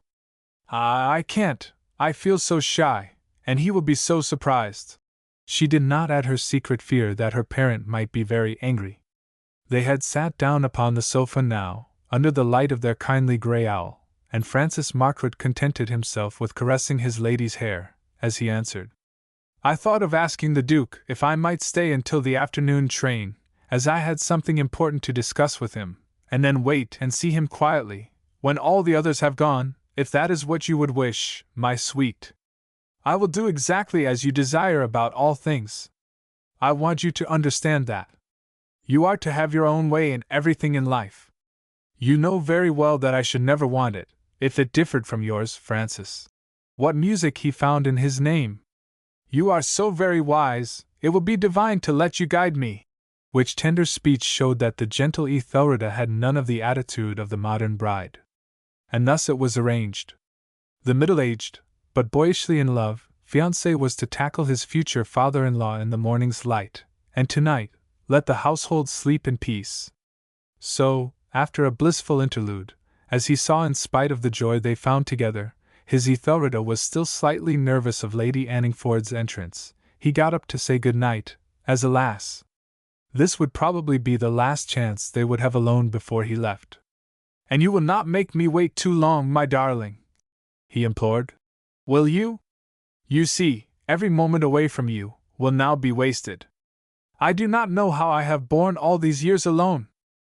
And she promised everything he wished, for Francis Margaret, at 46, had far more allurements than an impetuous young lover. Not a tenderness, a subtlety of flattery and homage, those things so dear to a woman's heart, were forgotten by him. He really worshipped Ethelreda, and his fashion of showing his feeling was in all ways to think first of what she would wish, which proved that if her attitude were unmodern, as far as women were concerned, his was even more so among men. Tristram had gone out for another walk alone, after the Crow had left him. He wanted to realize the details of the coming week, and settle with himself how best to get through with them. He and Zara were to start in their own motor at about 11 for Raith, which was only 40 miles across the border into Suffolk. They would reach it inside of 2 hours easily, and arrive at the first triumphal arch of the park before 1, and so go on through the shouting villagers to the house, where in the great banqueting hall, which still remained, a relic of Henry IV's time, joined on to the Norman keep, they would have to assist at a great luncheon to the principal tenants, while the lesser fry feasted in a huge tent in the outer courtyard. Here, endless speeches would have to be made and listened to, and joy simulated, and a general air of hilarity kept up, and the old housekeeper would have prepared the large rooms in the Adam wing for their reception, and they would not be free to separate until late at night, for there would be the servants' and employees' ball, after a tete-a-tete dinner in state, where their every action would be watched and commented upon by many curious eyes. Yes, it was a terrible ordeal to go through, under the circumstances, and no wonder he wanted the cold, frosty evening air to brace him up. At the end of his troubled thoughts he had come to the conclusion that there was only one thing to be done. He must speak to her tonight, tell her what to expect, and ask her to play her part. She is fortunately game, even if cold as stone, he said to himself. And if I appeal to her pride she will help me out. So he came back into the house, and went straight up to her room. He had been through too much suffering and anguish of heart, all night and all day, to be fearful of temptation. He felt numb, as he knocked at the door and an indifferent voice called out, "Come in." He opened it a few inches and said, "It is I, Tristram. I have something I must say to you. May I come in? Or would you prefer to come down to one of the sitting rooms? I dare say we could find one empty, so as to be alone." "Please come in," her voice said, and she was conscious that she was trembling from head to foot. So he obeyed her, shutting the door firmly after him and advancing to the fireplace. She had been lying upon the sofa wrapped in a soft blue tea-gown, and her hair hung in the 2 long plaits, which she always unwound when she could to take its weight from her head. She rose from her reclining position and sat in the corner, and after glancing at her for a second, Tristram turned his eyes away, and leaning on the mantelpiece, began in a cold, grave voice. "I have to ask you to do me a favor. It is to help me through tomorrow and the few days after, as best you can, by conforming to our ways. It has been always the custom in the family, when a Tancred brought home his bride, to have all sorts of silly rejoicings. There will be triumphal arches in the park, and collections of village people, a lunch for the principal tenants, speeches, and all sorts of boring things. Then we shall have to dine alone in the state dining room, with all the servants watching us, and go to the household and tenants' ball in the great hall. It will all be ghastly, as you can see." He paused a moment, but he did not change the set tone in his voice when he spoke again, nor did he look at her. He had now come to the hardest part of his task. "All these people, who are my people," he went on, "think a great deal of these things, and of us, that is, myself, as their landlord, and you as my wife. We have always been friends, the country folk at Raith and my family, and they adored my mother.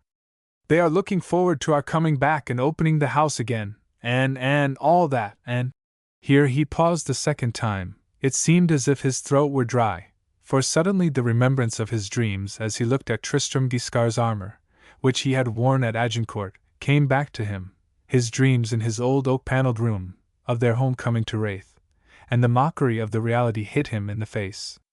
Zara clasped her hands, and if he had glanced at her again, he would have seen all the love and anguish which was convulsing her shining in her sad eyes. He mastered the emotion which had hoarsened his voice, and went on in an even tone. "What I have to ask is that you will do your share, wear some beautiful clothes, and smile, and look as if you cared, and if I feel that it will be necessary to take your hand or even kiss you, do not frown at me, or think I am doing it from choice. I ask you, because I believe you are as proud as I am, I ask you, please, to play the game." And now he looked up at her, but the terrible emotion she was suffering had made her droop her head. He would not kiss her or take her hand, from choice. That was the main thing her woman's heart had grasped, the main thing, which cut her like a knife. "You can count upon me," she said so low he could hardly hear her, and then she raised her head proudly, and looked straight in front of her, but not at him, while she repeated more firmly, "I will do in every way what you wish, what your mother would have done. I am no weakling, you know, and as you said, I am as proud as yourself." He dared not look at her, now the bargain was made, so he took a step towards the door, and then turned and said, "I thank you, I shall be grateful to you. Whatever may occur, please believe that nothing that may look as if it was my wish to throw us together, as though we were really husband and wife, will be my fault, and you can count upon my making the thing as easy for you as I can, and when the mockery of the rejoicings are over, then we can discuss our future plans." And though Zara was longing to cry aloud in passionate pain, "I love you!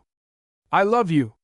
Come back and beat me, if you will, only do not go coldly like that," she spoke never a word. The strange iron habit of her life held her, and he went sadly from the room. And when he had gone, she could control herself no longer, and forgetful of coming maid and approaching dinner, she groveled on the white bearskin rug before the fire, and gave way to passionate tears, only to recollect in a moment the position of things.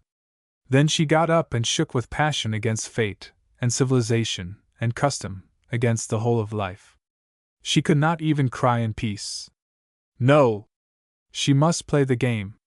So her eyes had to be bathed, the window opened, and the icy air breathed in, and at last she had quieted herself down to the look of a person with a headache, when the dressing gong sounded, and her maid came into the room.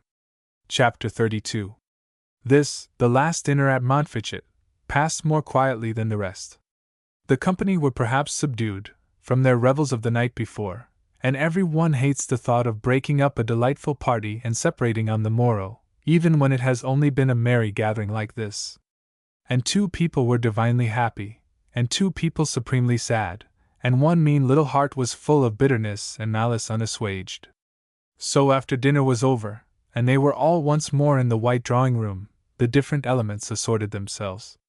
Lady Anningford took Tristram aside and began, with great tact and much feeling, to see if he could be cajoled into a better mood, and finally got severely snubbed for her trouble, which hurt her more because she realized how deep must be his pain than from any offense to herself. Then Laura caught him and implanted her last sting. "You are going away tomorrow, Tristram, into your new life. And when you have found out all about your wife, and her handsome friend, you may remember that there was one woman who loved you truly." And then she moved on and left him sitting there, too raging to move. After this, his uncle had joined him, had talked politics, and just at the end, for the hearty old gentleman could not believe a man could really be cold or indifferent to as beautiful a piece of flesh and blood as his new niece, he had said, "Tristram, my dear boy, I don't know whether it is the modern spirit, or not, but if I were you, I'd be hanged if I would let that divine creature, your wife, out of my sight day or night. When you get her alone at Wraith, just kiss her until she can't breathe, and you'll find it is all right." With which absolutely sensible advice he had slapped his nephew on the back, fixed in his eyeglass, and walked off, and Tristram had stood there, his blue eyes hollow with pain, and had laughed a bitter laugh, and gone to play bridge, which he loathed, with the Meltons and Mrs. Harcourt. So for him, the evening had passed. And Francis Margaret had taken his niece aside to give her his bit of salutary information. He wished to get it over as quickly as possible, and had drawn her to a sofa rather behind a screen, where they were not too much observed. "We have all had a most delightful visit, I am sure, Zara," he had said, "but you and Tristram seem not to be yet as good friends as I could wish." He paused a moment, but as usual she did not speak, so he went on. "There is one thing you might as well know. I believe you have not realized it yet, unless Tristram has told you of it himself." She looked up now, startled. Of what was she ignorant then? "You may remember the afternoon I made the bargain with you about the marriage." Francis Margaret went on. Well, that afternoon Tristram, your husband, had refused my offer of you and your fortune with scorn. He would never wed a rich woman, he said, or a woman he did not know or love, for any material gain, but I knew he would think differently when he had seen how beautiful and attractive you were, so I continued to make my plans. You know my methods, my dear niece. Zara's blazing and yet pitiful eyes were all his answer.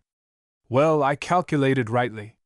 He came to dinner that night, and fell madly in love with you, and at once asked to marry you himself, while he insisted upon your fortune being tied up entirely upon you, and any children that you might have, only allowing me to pay off the mortgages on Wraith for himself. It would be impossible for a man to have behaved more like a gentleman. I thought now, in case you had not grasped all this, you had better know. And then he said anxiously, Zara, my dear child, what is the matter? For her proud head had fallen forward on her breast, with a sudden deadly faintness. This, indeed, was the filling of her cup. His voice pulled her together, and she sat up, and to the end of his life, Francis Margaret will never like to remember the look in her eyes. And you let me go on and marry him, playing this cheat? You let me go on and spoil both our lives? What had I ever done to you, my uncle, that you should be so cruel to me? Or is it to be revenged upon my mother for the hurt she brought to your pride? If she had reproached him, stormed at him, anything, he could have borne it better. But the utter lifeless calm of her voice, the hopeless look in her beautiful white face, touched his heart, that heart but newly unwrapped and humanized from its mummifying encasements by the omnipotent God of love. Had he, after all, been too coldly calculating about this human creature of his own flesh and blood? Was there some insurmountable barrier grown up from his action? For the first moment in his life he was filled with doubt and fear. Zara, he said anxiously, tell me, dear child, what you mean. I let you go on in the cheat, as you call it, because I knew you never would consent to the bargain, unless you thought it was equal on both sides. I know your sense of honor, dear, but I calculated, and I thought rightly, that, Tristram being so in love with you, he would soon undeceive you, directly you were alone. I never believed a woman could be so cold as to resist his wonderful charm. Zara, what has happened, won't you tell me, child? But she sat there turned to stone. She had no thought to reproach him. Her heart and her spirit seemed broken, that was all. Zara, would you like me to do anything? Can I explain anything to him? Can I help you to be happy? I assure you it hurts me awfully, if this will not turn out all right, Zara. For she had risen a little unsteadily from her seat beside him. You cannot be indifferent to him forever. He is too splendid a man. Cannot I do anything for you, my niece? Then she looked at him, and her eyes in their deep tragedy seemed to burn out of her deadly white face. No, thank you, my uncle, there is nothing to be done, everything is now too late. Then she added in the same monotonous voice, I am very tired, I think I will wish you a good night. And with immense dignity, she left him, and making her excuses with gentle grace to the Duke and Lady Ethelreda, she glided from the room. And Francis Margaret, as he watched her, felt his whole being wrung with emotion and pain. My God! He said to himself. She is a glorious woman, and it must, come right, even yet. And then he set his brain to calculate how he could assist them, and finally his reasoning powers came back to him, and he comforted himself with the deductions he made. She was going away alone with this most desirable young man into the romantic environment of Wraith. Human physical passion, to say the least of it, was too strong to keep them apart forever, so he could safely leave the adjusting of this puzzle to the discretion of fate. And Zara, freed at last from eye of friend or maid, collapsed onto the white bearskin in front of the fire again, and tried to think. So she had been offered as a chattel and been refused. Here her spirit burnt with humiliation. Her uncle, she knew, always had used her merely as a pawn in some game. What game? He was not a snob. The position of uncle to Tristram would not have tempted him alone. He never did anything without a motive and a deep one. Could it be that he himself was in love with Lady Ethelreda? She had been too preoccupied with her own affairs to be struck with those of others. But now, as she looked back, he had shown an interest which was not in his general attitude towards women. How her mother had loved him, this wonderful brother! It was her abiding grief always, his unforgiveness, and perhaps, although it seemed impossible to her, Lady Ethelreda was attracted by him, too. Yes, that must be it. It was to be connected with the family, to make his position stronger in the Duke's eyes, that he had done this cruel thing. But would it have been cruel if she herself had been human and different? He had called her from struggling in poverty, had given her this splendid young husband, and riches and place. No, there was nothing cruel in it, as a calculated action. It should have given her her heart's desire. It was she, herself, who had brought about things as they were, because of her ignorance. That was the cruelty, to have let her go away with Tristram, in ignorance. Then the aspect of the case that she had been offered to him, and refused, scourged her again, then the remembrance that he had taken her, for love. And what motive could he imagine she had had? This struck her for the first time, how infinitely more generous he had been, for he had not allowed what he must have thought was pure mercenariness and desire for position on her part to interfere with his desire for her personally. He had never turned upon her, as she saw now he very well could have done, and thrown this in her teeth.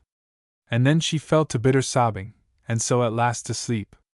And when the fire had died out, towards the grey dawn, she woke again shivering and in mortal fright, for she had dreamed of Mirko, and that he was being torn from her, while he played the chanson triste.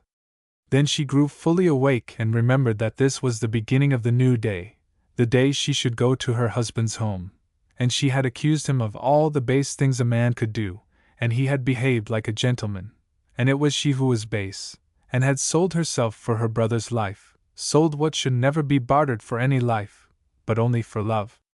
Well, there was nothing to be done, only to play the game. The hackneyed phrase came back to her. He had used it, so it was sacred. Yes, all she could do for him now was to play the game. Everything else was too late. Chapter 33. People left by all sorts of trains and motors in the morning, but there were still 1 or 2 remaining, when the bride and bridegroom made their departure, in their beautiful new car with its smart servants, which had come to fetch them, and take them to Raith. And, just as the Dover young ladies on the pier had admired their embarkation, with its appanages of position and its romantic look, so every one who saw them leave Montfichet was alike elated. They were certainly an ideal pair. Zara had taken the greatest pains to dress herself in her best. She remembered Tristram had admired her the first evening they had arrived for this visit, when she had worn sapphire blue, so now she put on the same colored velvet and the sable coat. Yes, he liked that best, too, and she clasped some of his sapphire jewels in her ears and at her throat. No bride ever looked more beautiful or distinguished, with her gardenia complexion and red burnished hair, all set off by the velvet and dark fur. But Tristram, after the first glance, when she came down, never looked at her. He dared not. So they said their farewells quietly, but there was an extra warmth and tenderness in Ethelreda's kiss, as, indeed, there was every reason that there should be. If Zara had known! But the happy secret was still locked in the lovers' breasts. Of course it must come all right, they look so beautiful! Ethelreda exclaimed unconsciously, waving her last wave on the steps, as the motor glided away. Yes, it must indeed, whispered Francis, who was beside her, and she turned and looked into his face. In 20 minutes, all the rest will be gone except the Crow, and Emily, and Mary, and Lady Anningford, who are staying on, and oh, Francis, how shall I get through the morning, knowing you are with Papa? I will come to your sitting room just before luncheon time, my dearest, he whispered back reassuringly. Do not distress yourself, it will be all right. And so they all went back into the house, and Lady Anningford, who now began to have grave suspicions, whispered to the Crow. I believe you are perfectly right, Crow. I am certain Ethelreda is in love with Mr. Markroot. But surely the Duke would never permit such a thing. A foreigner whom nobody knows anything of. I never heard that there was any objection raised to Tristram marrying his niece. The Duke seemed to welcome it, and some foreigners are very good chaps, the Crow answered sententiously. Especially Austrians and Russians, and he must be one of something of that sort. He has no apparent touch of the Latin race. It's Latins I don't like. Well, I shall probably hear all about it from Ethelreda herself, now that we are alone. I am so glad I decided to stay with the dear girl until Wednesday, and you will have to wait till then too, Crow. As ever, I am at your orders, he grunted, and lighting a cigar, he subsided into a great chair to read the papers, while Lady Anningford went on to the saloon. And presently, when all the departing guests were gone, Ethelreda linked her arm in that of her dear friend, and drew her with her up to her sitting-room. I have heaps to tell you, Anne, she said, while she pushed her gently into a big low chair, and herself sank into the corner of her sofa. Ethelreda was not a person who curled up among pillows, or sat on rugs, or little stools. All her movements, even in her most intimate moments of affection with her friend, were dignified and reserved. Darling, I am thrilled, Lady Anningford responded. And I guess it is all about Mr. Margaret, and oh, Ethelreda, when did it begin? He has been thinking of me for a long time, and quite 18 months, but She looked down, while a tender light grew in her face. I only began to be interested the night we dined with him. It is a little more than a fortnight ago, the dinner for Tristram's engagement. He said a number of things not like anyone else then, and he made me think of him afterwards. And I saw him again at the wedding, and since he has been here. And do you know, Anne, I have never loved anyone before in my life. Ethelreda, you darling, I know you haven't. And Anne bounded up and gave her a hug. And I knew you were perfectly happy, and had had a blissful afternoon when you came down to tea yesterday. Your whole face was changed, you pet. Did I look so like a fool, Anne? Ethelreda cried. Then Lady Anningford laughed happily, as she answered with a roguish eye. It was not exactly that, darling, but your dear cheeks were scarlet, as though they had been exquisitely kissed. Oh! Gasped Ethelreda, flaming pink, as she laughed and covered her face with her hands. Perhaps he knows how to make love nicely. I am no judge of such things. In any case, he makes me thrill. And tell me, is that curious sensation as though one were rather limp and yet quivering, is that just how everyone feels when they are in love? Ethelreda, you sweet thing! Gurgled Anne. Then Ethelreda told her friend about the present of books, and showed them to her, and of all the subtlety of his ways, and how they appealed to her. And oh, Anne, he makes me perfectly happy and sure of everything, and I feel that I need never decide anything for myself again in my life. Which, taking it all round, was a rather suitable and fortunate conviction for a man to have implanted in his lady love's breast, and held out the prospect of much happiness in their future existence together. I think he is very nice looking, said Anne, and he has the most perfect clothes. I do like a man to have that groomed look, which I must say most Englishmen have, but Tristram has it, especially, and Mr. Margaret too. If you knew the despair my old man is to me with his indifference about his appearance. It is my only crumpled rose leaf, with the dear old thing. Yes, agreed Ethelreda. I like them to be smart, and above all, they must have thick hair. And have you noticed Francis' hair? It is so nice, it grows on his forehead just as Zara's does. If he had been bald like Papa, I could not have fallen in love with him. So once more the fate of a man was decided by his hair. And during this exchange of confidences, while Emily and Mary took a brisk walk with the Crow and young Billy, Francis Margaret faced his lady's ducal father in the library. He had begun without any preamble, and with perfect calm, and the Duke, who was above all a courteous gentleman, had listened, first with silent consternation and resentment, and then with growing interest. Francis Margaret had manipulated infinitely more difficult situations, when the balance of some of the powers of Europe depended upon his nerve, but he knew, as he talked to this gallant old Englishman, that he had never had so much at stake, and it stimulated him to do his best. He briefly stated his history, which Ethelreda already knew. He made no apology for his bar sinister. Indeed, he felt none was needed.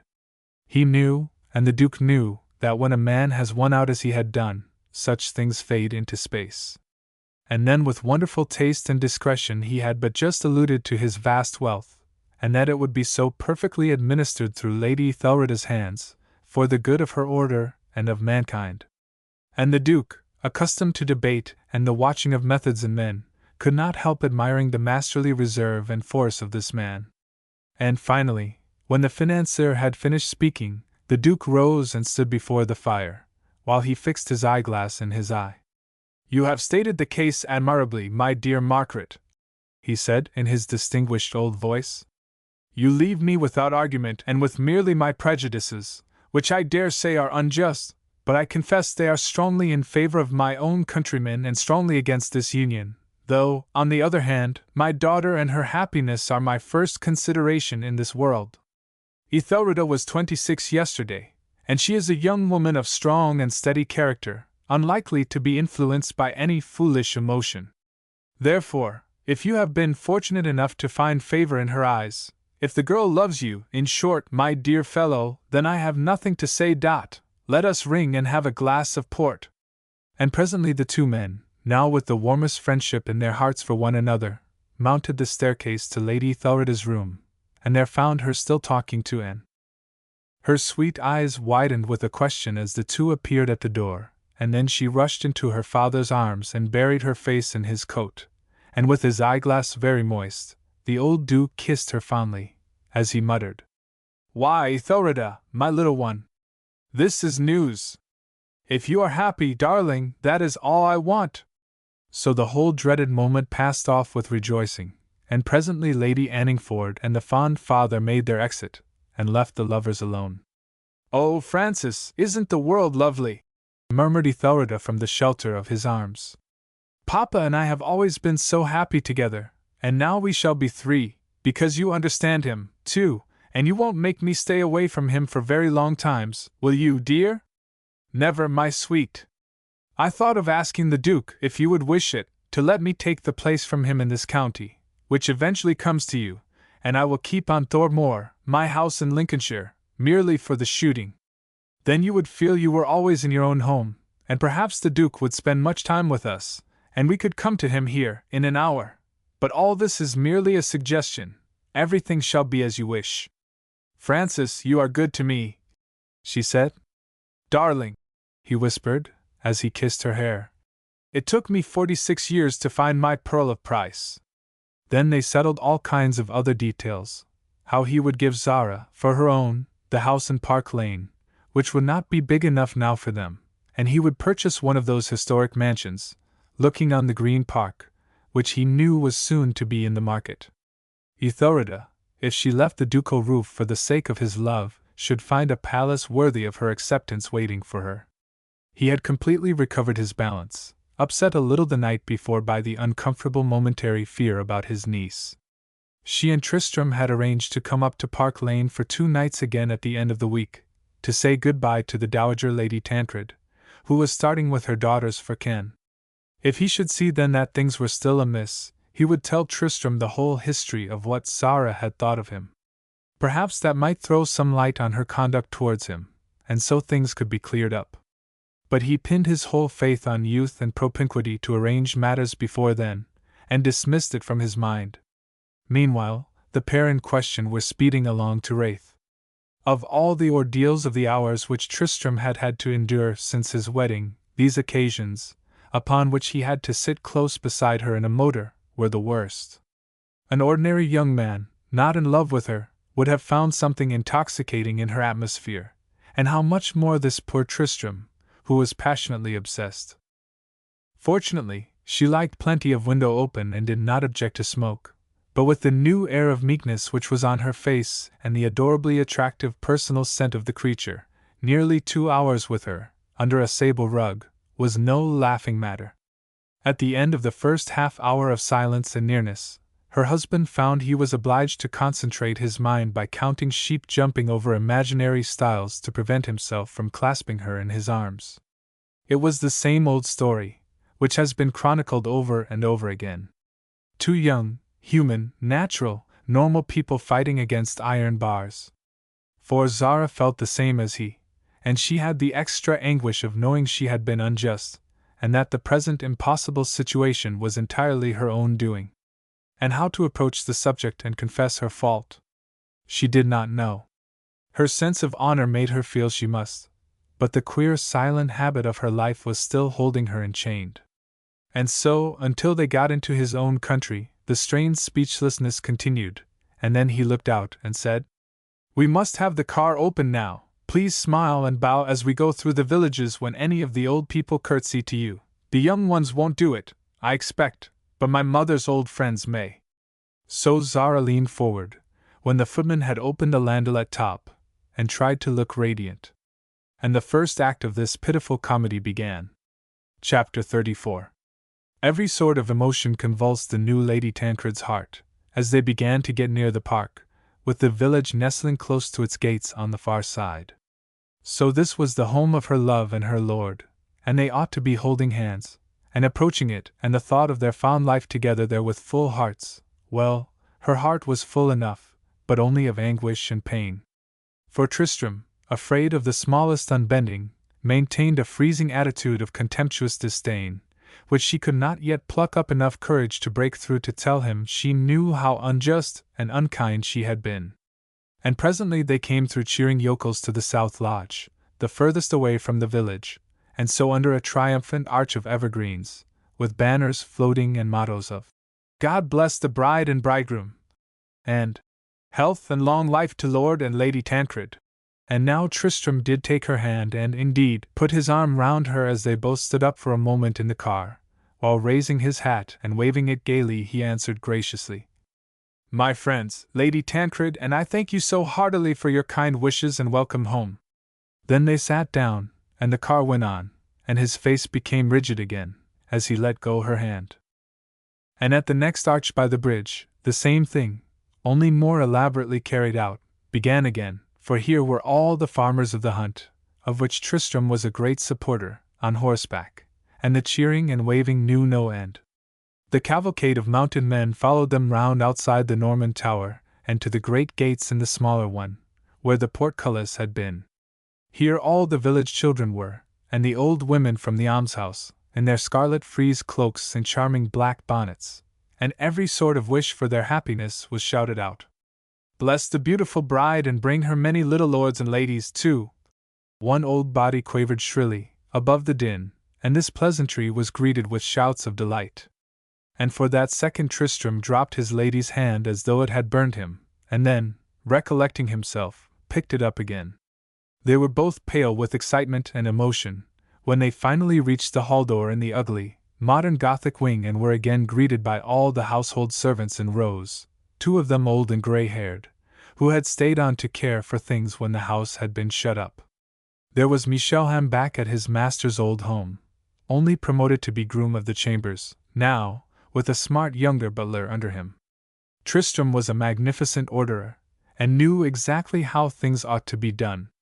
And the stately housekeeper, in her black silk, stepped forward, and in the name of herself and her subordinates, bade the new mistress welcome, and hoping she was not fatigued, presented her with a bouquet of white roses.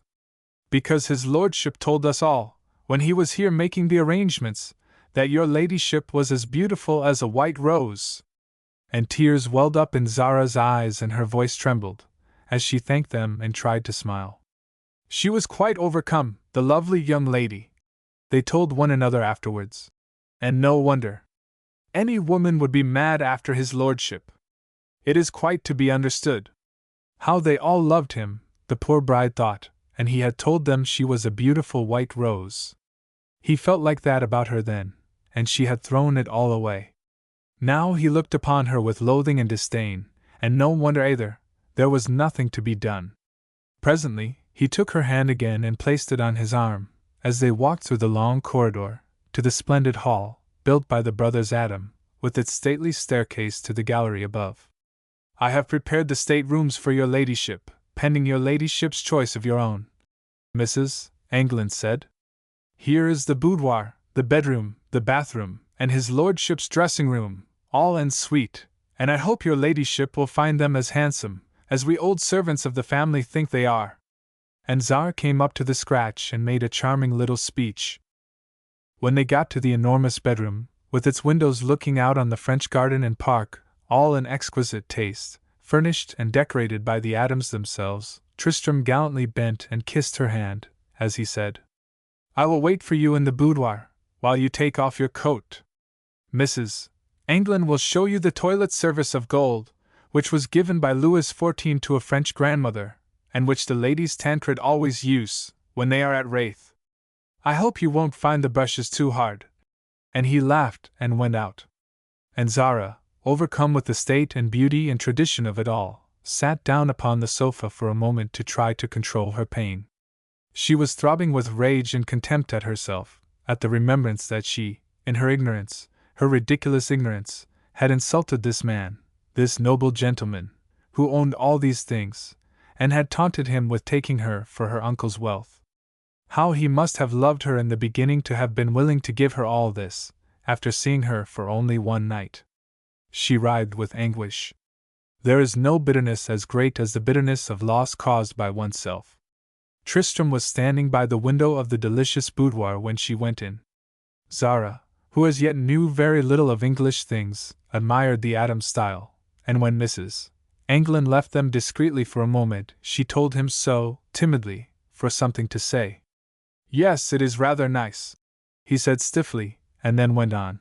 We shall have to go down now to this fearful lunch, but you had better take your sable boa with you. The great hall is so enormous and all of stone, it may be cold. I will get it for you. And he went back and found it lying by her coat on the chair, and brought it, and wrapped it round her casually, as if she had been a stone, and then held the door for her to go out. And Zara's pride was stung, even though she knew he was doing exactly as she herself would have done, so that instead of the meek attitude she had unconsciously assumed, for a moment now she walked beside him with her old mien of head in the air, to the admiration of Mrs. Anglin, who watched them descend the stairs. She is as haughty-looking as our own ladyship, she thought to herself. I wonder how his lordship likes that. The great hall was a survival of the time of Henry IV, with its dais to eat above the salt, and a magnificent stone fireplace, and an oak screen and gallery of a couple of centuries later. The tables were laid down each side, as in the olden time, and across the dais, and here, in the carved oak, lord and lady chairs, the bride and bridegroom sat with a principal tenant and his wife on either side of them, while the powdered footmen served them with lunch. And all the time, when one or two comic incidents happened, she longed to look at Tristram and laugh, but he maintained his attitude of cold reserve, only making some genial stereotyped remark, when it was necessary for the public effect. And presently the speeches began, and this was the most trying moment of all. For the land steward, who proposed their healths, said such nice things, and Zara realized how they all loved her lord, and her anger at herself grew and grew. In each speech from different tenants there was some intimate friendly allusion about herself, too, linking her always with Tristram, and these parts hurt her particularly. Then Tristram rose to answer them in his name and hers. He made a splendid speech, telling them that he had come back to live among them and had brought them a beautiful new lady, and here he turned to her a moment and took and kissed her hand, and how he would always think of all their interests in every way, and that he looked upon them as his dear old friends, and that he and Lady Tancred would always endeavor to promote their welfare, as long as the radicals, here he laughed, for they were all true blue to a man, would let them. And when voices shouted, "We want none of them rats here," he was gay and chaffed them, and finally sat down amidst yells of applause. Then an old apple-cheeked farmer got up from far down the table and made a long rambling harangue, about having been there, man and boy, and his forebears before him, for a matter of 200 years, but he'd take his oath they had none of them ever seen such a beautiful bride brought to Raith as they were welcoming now, and he drank to her ladyship's health, and hoped it would not be long before they would have another, and as great a feast for the rejoicings over the son and heir. At this deplorable bit of bucolic wit and hearty taste, Tristram's face went stern as death, and he bit his lips, while his bride became the color of the red roses on the table in front of her. Thus the luncheon passed. And amidst countless handshakes of affection, accelerated by port wine and champagne, the bride and bridegroom, followed by the land steward and a chosen few, went to receive and return the same sort of speeches among the lesser people in the tent. Here the allusions to marital felicity were even more glaring, and Zara saw that each time Tristram heard them, an instantaneous gleam of bitter sarcasm would steal into his eyes. So, worn out at last with the heat in the tent and the emotions of the day, at about 5, the bridegroom was allowed to conduct his bride to tea in the boudoir of the staterooms. Thus they were alone, and now was Zara's time to make her confession, if it ever should come. Tristram's resolve had held him. Nothing could have been more gallingly cold and disdainful than had been his treatment of her, so perfect, in its acting for the game, and so bitter, in the humiliation of the between times. She would tell him of her mistake. That was all. She must guard herself against showing any emotion over it. They each sank down into chairs beside the fire with sighs of relief. "Good Lord!" he said, as he put his hand to his forehead. "What a hideous mockery the whole thing is, and not half over yet! I am afraid you must be tired. You ought to go and rest until dinner, when, please be very magnificent and wear some of the jewels. Part of them have come down from London on purpose, I think, beyond those you had at Montfichet." "Yes, I will," she answered, listlessly, and began to pour out the tea, while he sat quite still staring into the fire, a look of utter weariness and discouragement upon his handsome face. Everything about the whole thing was hurting him so, all the pleasure he had taken in the improvements, and the things he had done, hoping to please her, and now, as he saw them about, each one stabbed him afresh. She gave him his cup without a word. She had remembered from Paris his tastes in cream and sugar, and then as the icy silence continued, she could bear it no longer. "Tristram," she said, in as level a voice as she could. At the sound of his name he looked at her startled. It was the first time she had ever used it. She lowered her head and, clasping her hands, she went on constrainedly, so overcome with emotion she dared not let herself go. "I want to tell you something, and ask you to forgive me. I have learned the truth, that you did not marry me just for my uncle's money. I know exactly what really happened now. I am ashamed, humiliated, to remember what I said to you. But I understood you had agreed to the bargain before you had ever seen me. The whole thing seemed so awful to me, so revolting. I am sorry for what I taunted you with. I know now that you are really a great gentleman." His face, if she had looked up and seen it, had first all lightened with hope and love, but as she went on coldly, the warmth died out of it, and a greater pain than ever filled his heart. So she knew now, and yet she did not love him. There was no word of regret for the rest of her taunts, that he had been an animal, and the blow in his face. The recollection of this suddenly lashed him again, and made him rise to his feet, all the pride of his race flooding his being once more. He put down his teacup on the mantelpiece untasted, and then said hoarsely, "I married you because I loved you, and no man has ever regretted a thing more." Then he turned round, and walked slowly from the room. And Zara, left alone, felt that the end had come. Chapter 35. A pale and most unhappy bride awaited her bridegroom in the boudoir at a few minutes to 8 o'clock. She felt perfectly lifeless, as though she had hardly enough will left even to act her part. The white satin of her dress was not whiter than her face. The head gardener had sent up some splendid gardenias for her to wear, and the sight of them pained her, for were not these the flowers that Tristram had brought her that evening of her wedding day, not a fortnight ago, and that she had then thrown into the grate? She pinned some in mechanically, and then let the maid clasp the diamonds round her throat and a band of them in her hair. They were so very beautiful, and she had not seen them before. She could not thank him for them even. All conversation except before people was now at an end. Then, for her further unhappiness, she remembered he had said, "When the mockery of the rejoicings is over, then we can discuss our future plans." What did that mean? That he wished to separate from her, she supposed. How could circumstance be so cruel to her? What had she done? Then she sat down for a moment while she waited, and clenched her hands. And all the passionate resentment her deep nature was capable of surged up against fate, so that she looked more like the Black Panther than ever, and her mood had only dwindled into a sullen smoldering rage, while she still sat in the peculiar, concentrated attitude of an animal waiting to spring, when Tristram opened the door, and came in. The sight of her thus, looking so un-English, so barbaric, suddenly filled him with the wild excitement of the lion hunt again. Could anything be more diabolically attractive? He thought, and for a second, the idea flashed across him that he would seize her tonight and treat her as if she were the panther she looked, conquer her by force, beat her if necessary, and then kiss her to death. Which plan, if he had carried it out, in this case, would have been very sensible, but the training of hundreds of years of chivalry toward women and things weaker than himself was still in his blood.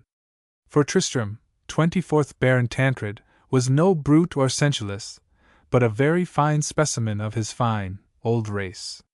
So, his heart beating with some uncontrollable excitement, and her heart filled with smoldering rage, they descended the staircase, arm in arm, to the admiration of peeping housemaids and the pride of her own maid. And the female servants all rushed to the balustrade to get a better view of the delightful scene which, they had heard whispered among them, was a custom of generations in the family, that when the Lord of Wraith first led his lady into the state dining-room for their first dinner alone he should kiss her before whoever was there, and bid her welcome to her new home. And to see his lordship, whom they all thought the handsomest young gentleman they had ever seen, kiss her ladyship, would be a thrill of the most agreeable kind. What would their surprise have been, could they have heard him say icily to his bride as he descended the stairs, "There is a stupid custom that I must kiss you as we go into the dining-room, and give you this little golden key, a sort of ridiculous emblem of the endowment of all the worldly goods business. The servants are, of course, looking at us, so please don't start." Then he glanced up and saw the rows of interested, excited faces, and that devil-may-care, rollicking boyishness which made him so adored came over him, and he laughed up at them, and waved his hand, and Zara's rage turned to wild excitement, too. There would be the walk across the hall of 60 paces, and then he would kiss her. What would it be like? In those 60 paces her face grew more purely white, while he came to the resolve that for this 1 second he would yield to temptation and not only brush her forehead with his lips, as had been his intention, but for once, just for this once, he would kiss her mouth. He was past caring about the footmen seeing. It was his only chance. So when they came to the threshold of the big, double doors he bent down and drew her to him, and gave her the golden key. And then he pressed his warm, young, passionate lips to hers. Oh! The mad joy of it! And even if it were only from duty and to play the game, she had not resisted him as upon that other occasion. He felt suddenly, absolutely intoxicated, as he had done on the wedding night. Why must this ghastly barrier be between them? Was there nothing to be done? Then he looked at his bride as they advanced to the table, and he saw that she was so deadly white that he thought she was going to faint. For intoxication affects people in different ways. For her, the kiss had seemed the sweetness of death. "Give her ladyship some champagne immediately," he ordered the butler, and still with shining eyes he looked at her, and said gently, "For we must drink our own healths." But Zara never raised her lids, only he saw that her little nostrils were quivering, and by the rise and fall of her beautiful bosom he knew that her heart must be beating as madly as was his own, and a wild triumph filled him. Whatever the emotion she was experiencing, whether it was anger or disdain, or one he did not dare to hope for, it was a considerably strong one. She was, then, not so icily cold. How he wished there were some more ridiculous customs in his family. How he wished he might order the servants out of the room, and begin to make love to her all alone. And just out of the devilment which was now in his blood he took the greatest pleasure in playing the game. And while the solemn footmen's watchful eyes were upon them, he let himself go and was charming to her, and then, each instant they were alone he made himself freeze again, so that she could not say he was not keeping to the bargain. Thus in wild excitement for them both the dinner passed. With her it was alternate torture and pleasure as well, but with him, for the first time since his wedding, there was not any pain. For he felt he was affecting her, even if she were only playing the game. And gradually, as the time went on and dessert was almost come, the conviction grew in Zara's brain that he was torturing her on purpose, overdoing the part when the servants were looking, for had he not told her but 3 hours before that he had loved her, using the past tense, and no man regretted a thing more? Perhaps, was it possible, he had seen when he kissed her that she loved him, and he was just punishing her, and laughing at his dominion over her in his heart, so her pride took fire at once. Well, she would not be played with. He would see she could keep to a bargain, and be icy, too, when the play was over. So when at last the servants had left the room, before coffee was brought, she immediately stiffened and fell into silence, and the two stared in front of them, and back over him crept the chill. Yes, there was no use deceiving himself. He had had his one moment of bliss, and now his purgatory would begin again. Thus the comedy went on. Soon they had to go and open the ball, and they both won golden opinions from their first partners, hers, the stalwart bailiff, and his, the bailiff's wife. Although she is a foreigner, Agnes, Mr. Burrs said to his life's partner when they got home, you'd hardly know it, and a lovelier lady I have never seen. She couldn't be too lovely for his lordship, his wife retorted. Why, William, he made me feel young again. The second dance the bridal pair were supposed to dance together, and then when they should see the fun in full swing they were supposed to slip away, because it was considered quite natural that they might wish to be alone.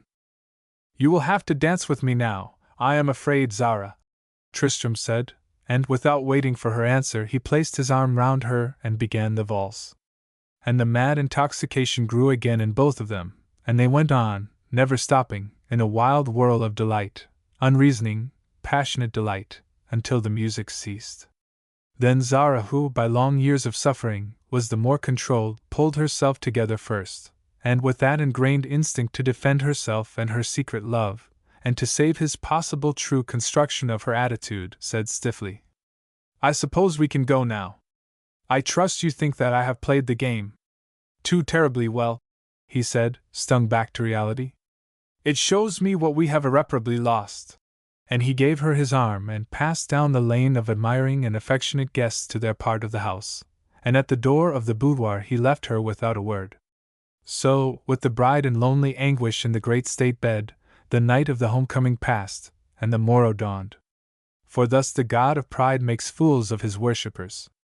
It poured with rain the next day, but the same kind of thing went on for the different grades of those who lived under the wing of the Tancred name, and neither bride nor bridegroom failed in their roles, and the icy coldness between them increased. They had drawn upon themselves an atmosphere of absolute restraint, and it seemed impossible to exchange even ordinary conversation, so that at this, their second dinner, they hardly even kept up a semblance before the household servants, and being free from feasting, Zara retired almost immediately the coffee had come. One of the things Tristram had said to her before she left the room was, Tomorrow, if it is fine, you had better see the gardens and really go over the house, if you wish. The housekeeper and the gardeners will think it odd if you don't. How awful it is to have to conform to convention, he went on. It would be good to be a savage again. Well, perhaps I shall be some day soon. Then, as she paused in her starting for the door to hear what he had further to say, he continued. They let us have a day off tomorrow. They think, quite naturally, we require a rest. So if you will be ready about 11 I will show you the gardens and the parts my mother loved. It all looks pretty dreary this time of the year, but it can't be helped. I will be ready, Zara said. Then there's the address from the townspeople at Wraith, on Thursday, he continued, while he walked toward the door to open it for her. And on Friday we go up to London to say good-bye to my mother. I hope you have not found it all too impossibly difficult, but it will soon be over now. The whole of life is difficult, she answered, and one never knows what it is for or why. And then without anything further she went out of the door, and so upstairs and through all the lonely corridors to the boudoir. And here she opened the piano for the first time, and tried it, and finding it good she sat a long time playing her favorite airs, but not the chanson triste. She felt she could not bear that. The music talked to her. What was her life going to be? What if, in the end, she could not control her love? What if it should break down her pride, and let him see that she regretted her past action, and only longed to be in his arms? For her admiration and respect for him were growing each hour, as she discovered new traits in him, individually, and began to understand what he meant to all these people whose lord he was. How little she had known of England, her own father's country! How ridiculously little she had really known of men, counting them all brutes like Ladislaus and his friends, or feckless fools like poor Mimo. What an impossible attitude was this one she had worn always of arrogant ignorance. Something should have told her that these people were not like that. Something should have warned her, when she first saw him, that Tristram was a million miles above anything in the way of his sex that she had yet known. Then she stopped playing, and deliberately went over and looked in the glass. Yes, she was certainly beautiful, and quite young. She might live until she were 70 or 80, in the natural course of events, and the whole of life would be one long, dreary waste if she might not have her love. After all, pride was not worth so very much. Suppose she were very gentle to him, and tried to please him in just a friendly way, that would not be undignified nor seem to be throwing herself at his head. She would begin tomorrow if she could. Then she remembered Lady Thelrida's words at the dinner party. Was it possible that was only 3 weeks ago this very night? The words that she had spoken so unconsciously, when she had showed so plainly the family feeling about Tristram and Cyril being the last in the male line of Tancred of Raith. She remembered how she had been angered and up in arms then, and now a whole education had passed over her, and she fully understood and sympathized with their point of view. And at this stage of her meditations her eyes grew misty as they gazed into distance, and all soft, and the divine expression of the Sistine Madonna grew in them, as it grew always when she held Mirko in her arms. Yes, there were things in life which mattered far, far more than pride. And so, comforted by her resolutions, she at last went to bed. And Tristram sat alone by the fire in his own sitting-room, and stared at that other Tristram Guiscard's armor. And he, too, came to a resolution, but not of the same kind. He would speak to Francis Margaret when they arrived on Friday night, and he could get him quietly alone. He would tell him that the whole thing was a ghastly failure, but as he had only himself to blame for entering into it, he did not intend to reproach anyone. Only, he would frankly ask him to use his clever brain and invent some plan that he and Zara could separate, without scandal, until such time as he should grow indifferent, and so could come back and casually live in the house with her. He was only a human man, he admitted, and the present arrangement was impossible to bear. He was past the anguish of the mockery of everything tonight, he was simply numb. Then some waiting fiend made him think of Laura and her last words. What if there were some truth in them after all? He had himself seen the man twice, under the most suspicious circumstances. What if he were her lover? How could Francis Margaret know of all her existence, when he had said she had been an immaculate wife? And gradually, on top of his other miseries, trifles light as air came and tortured him until presently he had worked up a whole chain of evidence, proving the lover theory to be correct. Then he shook in his chair with rage, and muttered between his teeth, "If I find this is true, then I will kill him, and kill her also." So near to savages are all human beings, when certain passions are aroused. And neither bride nor bridegroom guessed that fate would soon take things out of their hands and make their resolutions null and void. Chapter 36. The gardens at Raith were famous. The natural beauty of their position and the endless care of generations of loving mistresses had left them a monument of what nature can be trained into by human skill. They had also in the 18th century by some happy chance escaped the hand of Capability Brown. And instead of pulling about and altering the taste of the predecessor, the successive owners had used fresh ground for their fancies.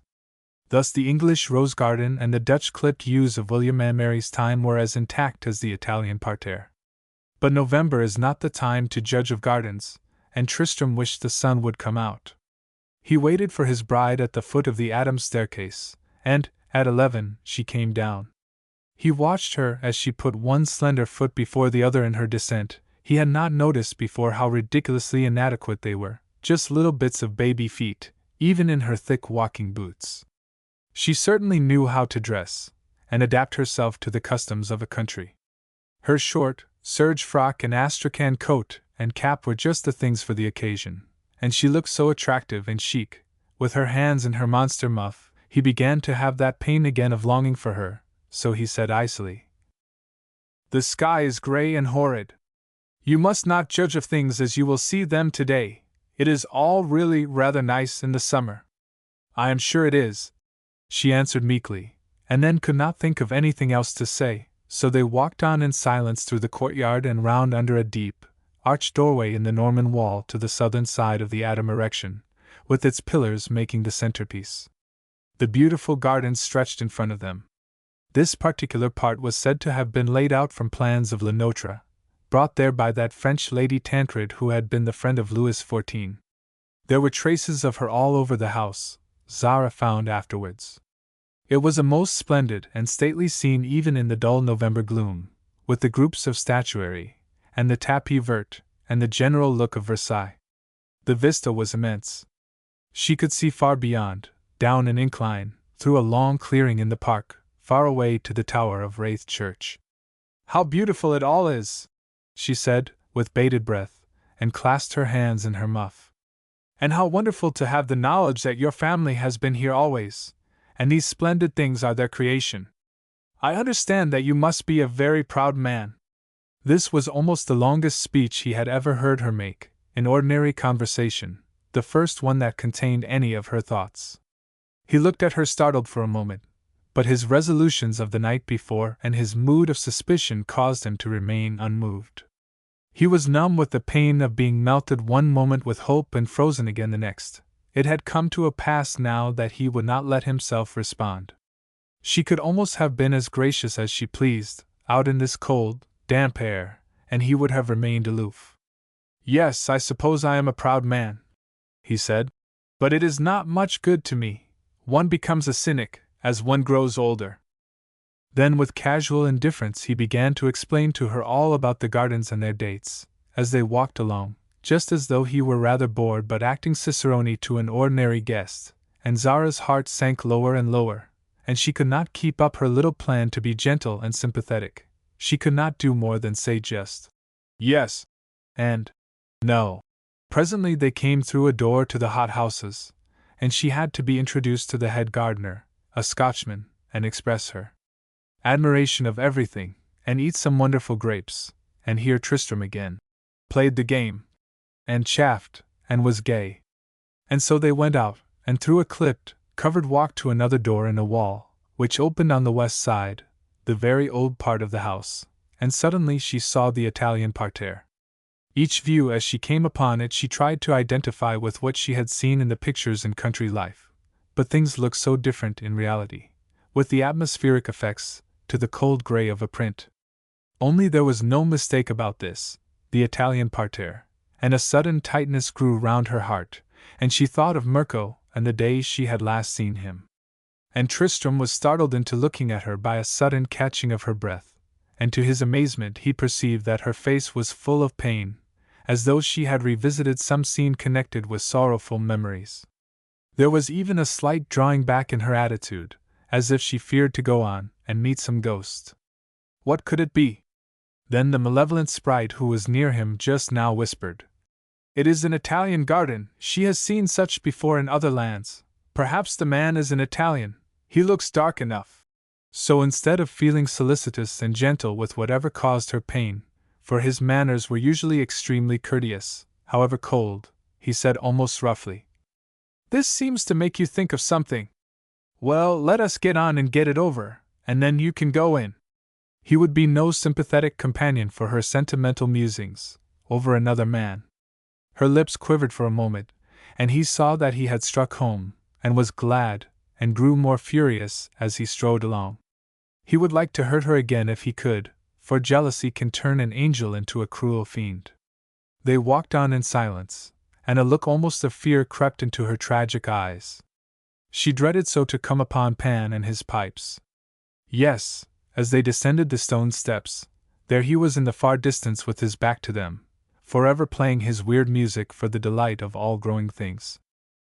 She forgot Tristram, forgot she was passionately preoccupied with him and passionately in love, forgot even that she was not alone.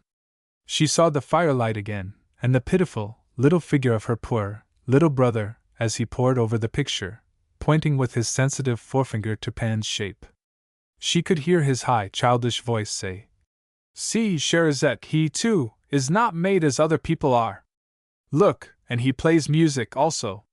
When I am with Maman and you walk there you must remember that this is me." And Tristram, watching her, knew not what to think. For her face had become more purely white than usual, and her dark eyes were swimming with tears. God! How she must have loved this man! In wild rage he stalked beside her until they came quite close to the statue in the center of the star, surrounded by its pergola of pillars, which in the summer were gay with climbing roses. Then he stepped forward, with a sharp exclamation of annoyance, for the pipes of Pan had been broken and lay there on the ground. Who had done this thing? When Zara saw the mutilation, she gave a piteous cry. To her, to the mystic part of her strange nature, this was an omen. Pan's music was gone, and Mirko, too, would play no more. With a wail like a wounded animal, she slipped down on the stone bench, and burying her face in her muff, the tension of soul of all these days broke down, and she wept bitter, anguishing tears. Tristram was dumbfounded. He knew not what to do. Whatever was the cause, it now hurt him horribly to see her weep like this, as if with broken heart. For her suffering was caused by remembrance that, absorbed in her own concerns and hard burnings over her love, she had forgotten the little one lately, and he was far away and might now be ill, and even dead. She sobbed and clasped her hands, and Tristram could not bear it any longer. "Zara!" he said distractedly. "For God's sake, do not cry like this! What is it? Can I not help you, Zara?" And he sat down beside her, and put his arm round her, and tried to draw her to him. He must comfort her whatever caused her pain. But she started up and ran from him. He was the cause of her forgetfulness. "Do not!" she cried passionately, that southern dramatic part of her nature coming out, here in her abandon of self-control. "Is it not enough for me to know that it is you and thoughts of you which have caused me to forget him? Go! I must be alone!" And like a fawn she fled down one of the paths, and beyond a great yew hedge, and so disappeared from view. And Tristram sat on the stone bench, too stunned to move. This was a confession from her, then, he realized, when his power came back to him. It was no longer surmise and suspicion, there was someone else. Someone to whom she owed love. And he had caused her to forget him. And this thought made him stop his chain of reasoning abruptly. For what did that mean? Had he then, after all, somehow made her think of him? Was this the secret in her strange, mysterious face that drew him and puzzled him always? Was there some more going on in her heart? But the comforting idea which he had momentarily obtained from that inference of her words went from him as he pondered, for nothing proved that her thoughts of him had been of love. So, alternately trying to reason the thing out, and growing wild with passion and suspicion and pain, he at last went back to the house expecting he would have to go through the ordeal of luncheon alone. But as the silver gong sounded she came slowly down the stairs. And except that she was very pale and blue circles surrounded her heavy eyes, her face wore a mask, and she was perfectly calm. She made no apology, nor allusion to her outburst. She treated the incident as though it had never been. She held a letter in her hand, which had come by the second post while they were out. It was written by her uncle from London, the night before, and contained his joyous news. Tristram looked at her, and was again dumbfounded. She was certainly a most extraordinary woman. And some of his rage died down, and he decided he would not, after all, demand an explanation of her now. He would let the whole, hideous rejoicings be finished first, and then, in London, he would sternly investigate the truth. And not the least part of his pain was the haunting uncertainty as to what her words could mean, as regarded himself. If by some wonderful chance it were some passion in the past and she now loved him, he feared he could forgive her. He feared even his pride would not hold out over the mad happiness it would be to feel her unresisting and loving, lying in his arms. So with stormy eyes and forced smiles the pair sat down to luncheon, and Zara handed him the epistle she carried in her hand. It ran: "My dear niece, I have to inform you of a piece of news that is a great gratification to myself, and I trust will cause you, too, some pleasure. Lady Ethelreda Montfichet has done me the honor to accept my proposal for her hand, and the Duke, her father, has kindly given his hearty consent to my marriage with his daughter, which is to take place as soon as things can be arranged with suitability. I hope you and Tristram will arrive in time to accompany me to dinner at Glastonbury House on Friday evening, when you can congratulate my beloved fiancé, who holds you in affectionate regard. I am, my dear niece, always your devoted uncle, Francis Margaret. When Tristram finished reading, he exclaimed, "Good Lord!" For, quite absorbed in his own affairs, he had never even noticed the financier's peregrinations. Then, as he looked at the letter again, he said meditatively, "I expect they will be awfully happy. Ethelreda is such an unselfish, sensible, darling girl." And it hurt Zara even in her present mood, for she felt the contrast to herself in his unconscious tone. "My uncle never does anything without having calculated it will turn out perfectly," she said bitterly. "Only sometimes it can happen that he plays with the wrong pawns." And Tristram wondered what she meant. He and she had certainly been pawns in one of the Margaret games, and now he began to see this object, just as Zara had done. Then the thought came to him, why should he not now ask her straight out why she had married him? It was not from any desire for himself, nor his position, he knew that, but for what? So, the moment the servants went out of the room to get the coffee, after a desultory conversation about the engagement until then, he said coldly, "You told me on Monday that you now know the reason I had married you. May I ask you why did you marry me?" She clasped her hands convulsively. This brought it all back, her poor little brother, and she was not free yet from her promise to her uncle. She never failed to keep her word. A look of deep, tragic earnestness grew in her pools of ink, and she said to him, with a strange sob in her voice, "Believe me, I had a strong reason, but I cannot tell it to you now." And the servants re-entered the room at the moment, so he could not ask her why. It broke the current. But what an unexpected inference she always put into affairs! What was the mystery? He was thrilled with suspicious, terrible interest. But of one thing he felt sure, Francis Margaret did not really know. And in spite of his chain of reasoning about this probable lover, some doubt about it haunted him always. Her air was so pure, her mien so proud. And while the servants were handing the coffee and still there, Zara rose, and making the excuse that she must write to her uncle at once, left the room to avoid further questioning. Then Tristram leant his head upon his hands and tried to think. He was in a maze, and there seemed no way out. If he went to her now and demanded to have everything explained, he might have some awful confirmation of his suspicions, and then how could they go through tomorrow? And the town's address?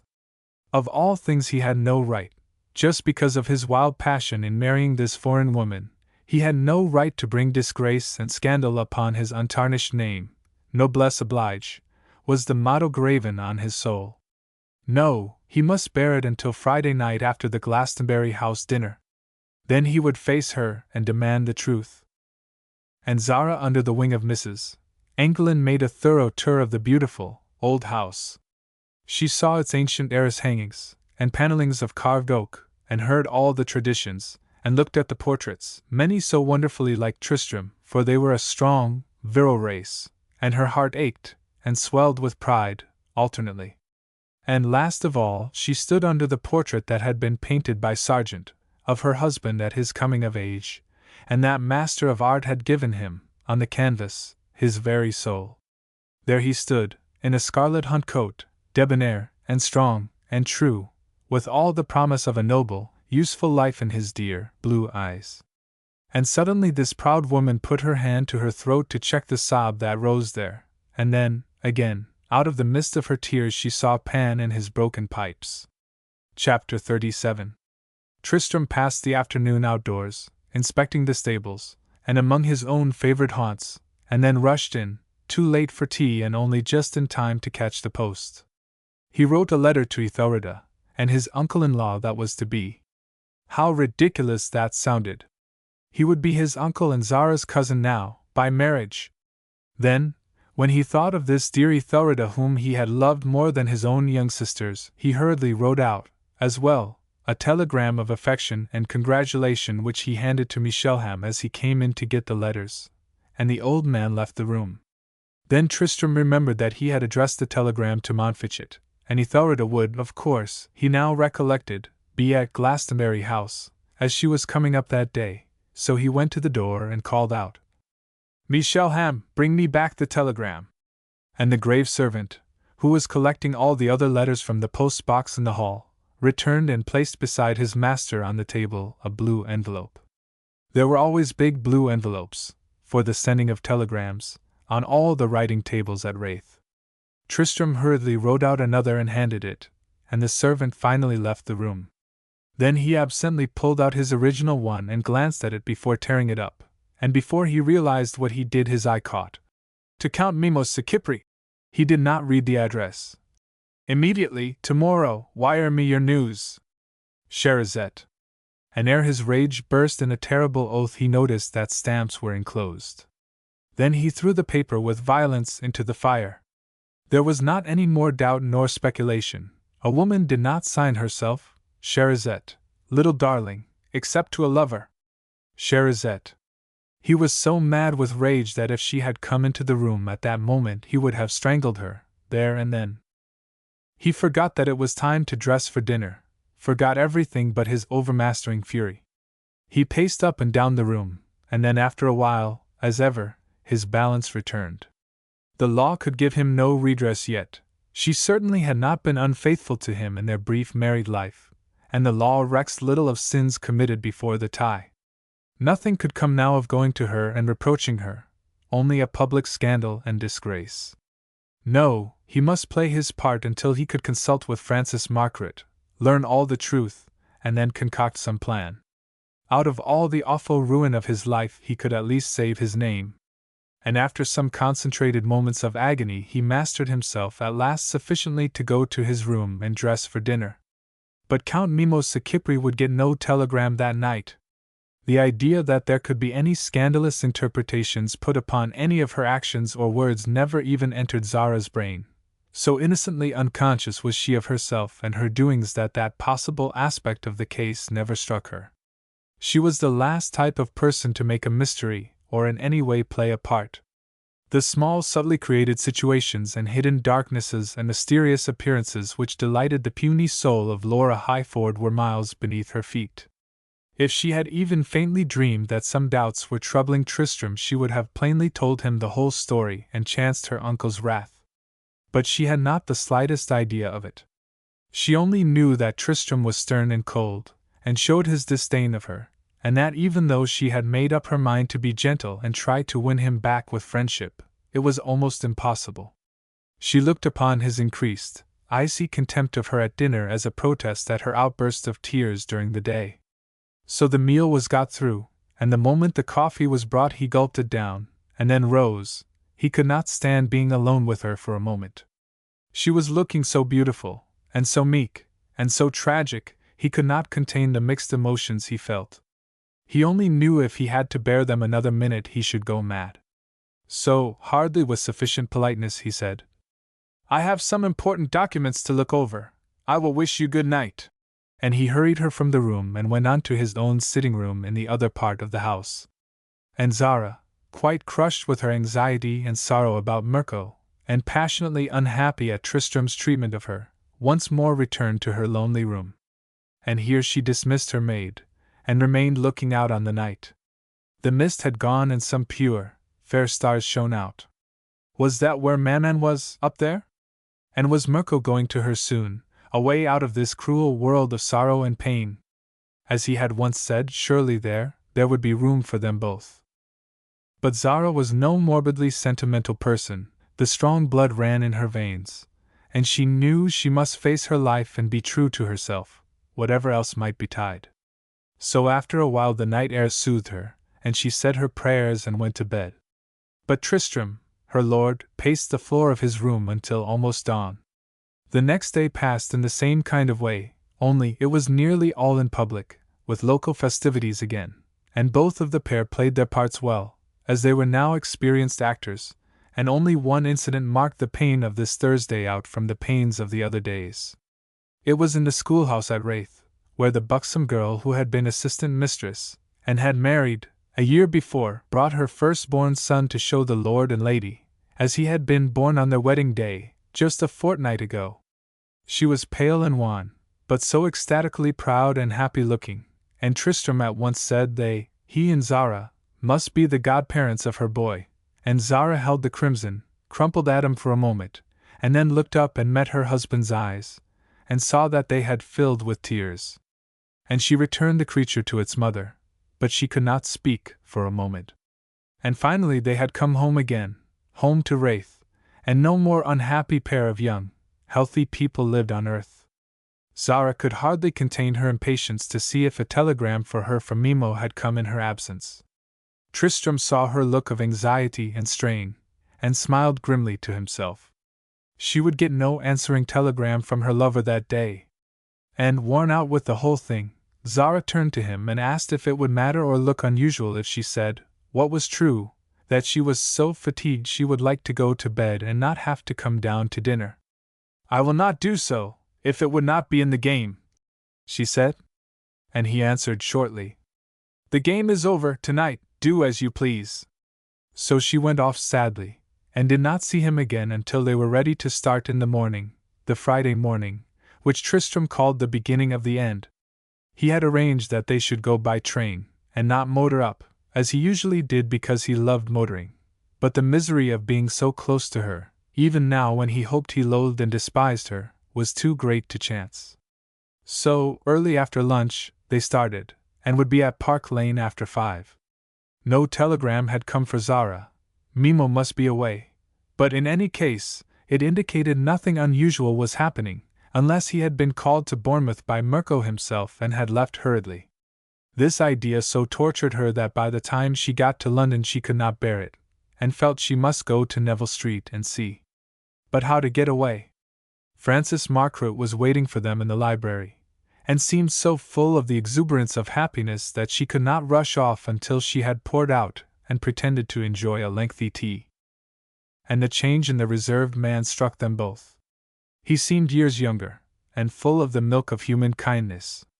And Tristram thought of himself on the day he had gone to Victoria to meet Zara, when she had come from Paris, and he had given a beggar half a sovereign, from sheer joy of life. For happiness and wine open men's hearts. He would not attempt to speak about his own troubles until the morning. It was only fair to leave the elderly lover without cares until after the dinner at Glastonbury House. At last Zara was able to creep away. She watched her chance, and with the cunning of desperation, finding the hall momentarily empty, stealthily stole out of the front door. But it was after 6:30, and they were dining at Glastonbury House, St. James's Square, at 8.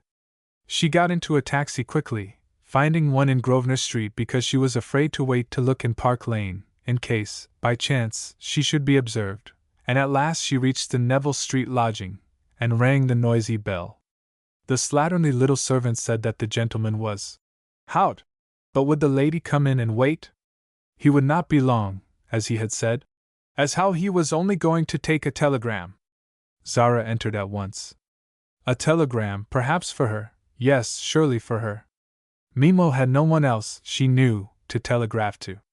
She went up to the dingy attic studio. The fire was almost out, and the little maid lit one candle and placed it upon a table. It was very cold on this damp November day. The place struck her as piteously poor, after the grandeur from which she had come. Dear, foolish, generous Mimo! She must do something for him, and would plan how. The room had the air of scrupulous cleanness which his things always wore, and there was the Apache picture waiting for her to take, in a new gold frame, and the London fog seemed to be advanced too. He had evidently worked at it late, because his palette and brushes, still wet, were on a box beside it, and on a chair near was his violin. He was no born musician like Mirko, but played very well. The palette and brushes showed he must have put them hurriedly down. What for? Why? Had some message come for him? Had he heard news? And a chill feeling gripped her heart. She looked about to see if Mirko had written a letter, or one of his funny little postcards. No, there was nothing she had not seen except, yes, just this one on a picture of the town. Only a few words. Thank Cherizette for her letter. Agatha is très jolie, but does not understand the violin, and wants to play it herself. And heavens! The noise! How he managed to post these cards was always a mystery. They were marked with the mark of doubling up twice, so it showed he concealed them somewhere and perhaps popped them into a pillar box. Went out for a walk. This one was dated 2 days ago. Could anything have happened since? She burned with impatience for Mimo to come in.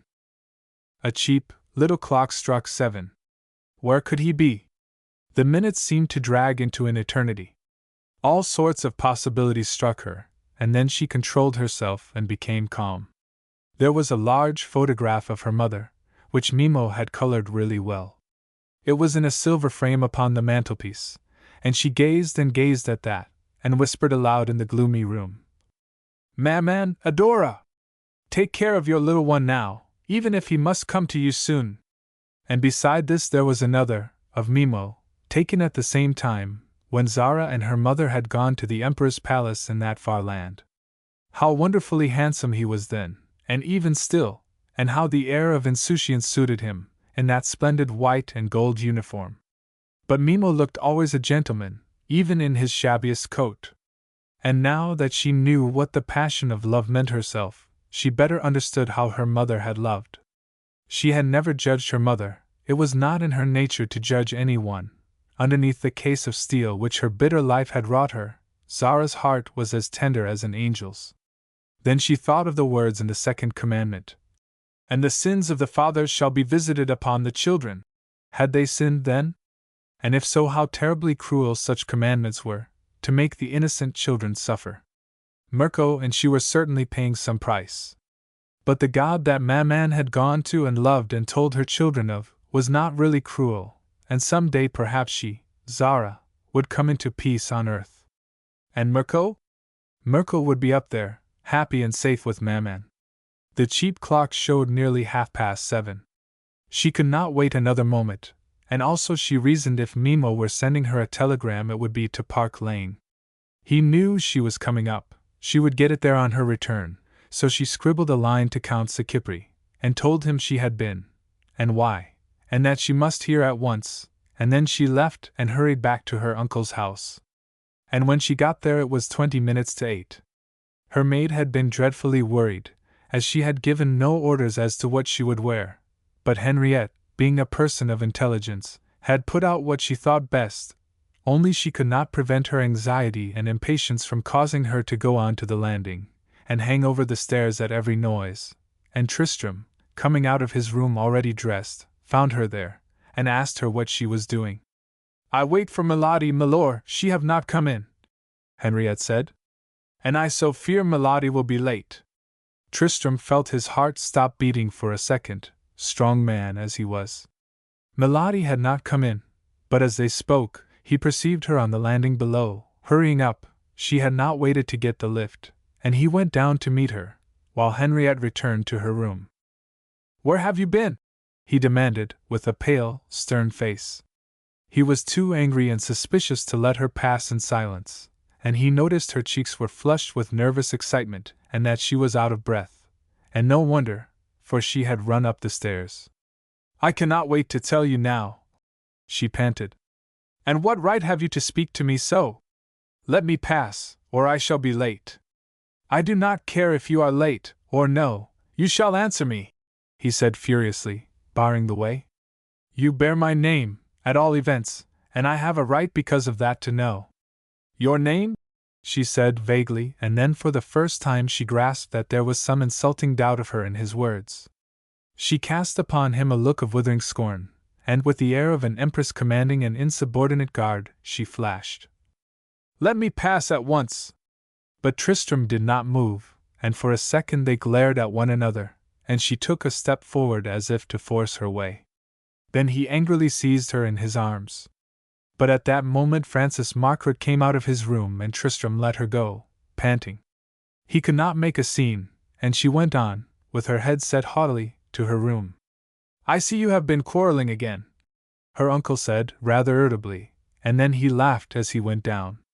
"I expect she will be late," he continued. "Well, if she is not in the hall at 5 minutes to 8, I shall go on."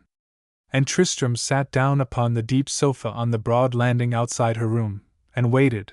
The concentrated essence of all the rage and pain he had yet suffered seemed to be now in his heart. But what had it meant, that look of superb scorn? She had no mien of a guilty person. At 6 minutes to 8 she opened the door, and came out.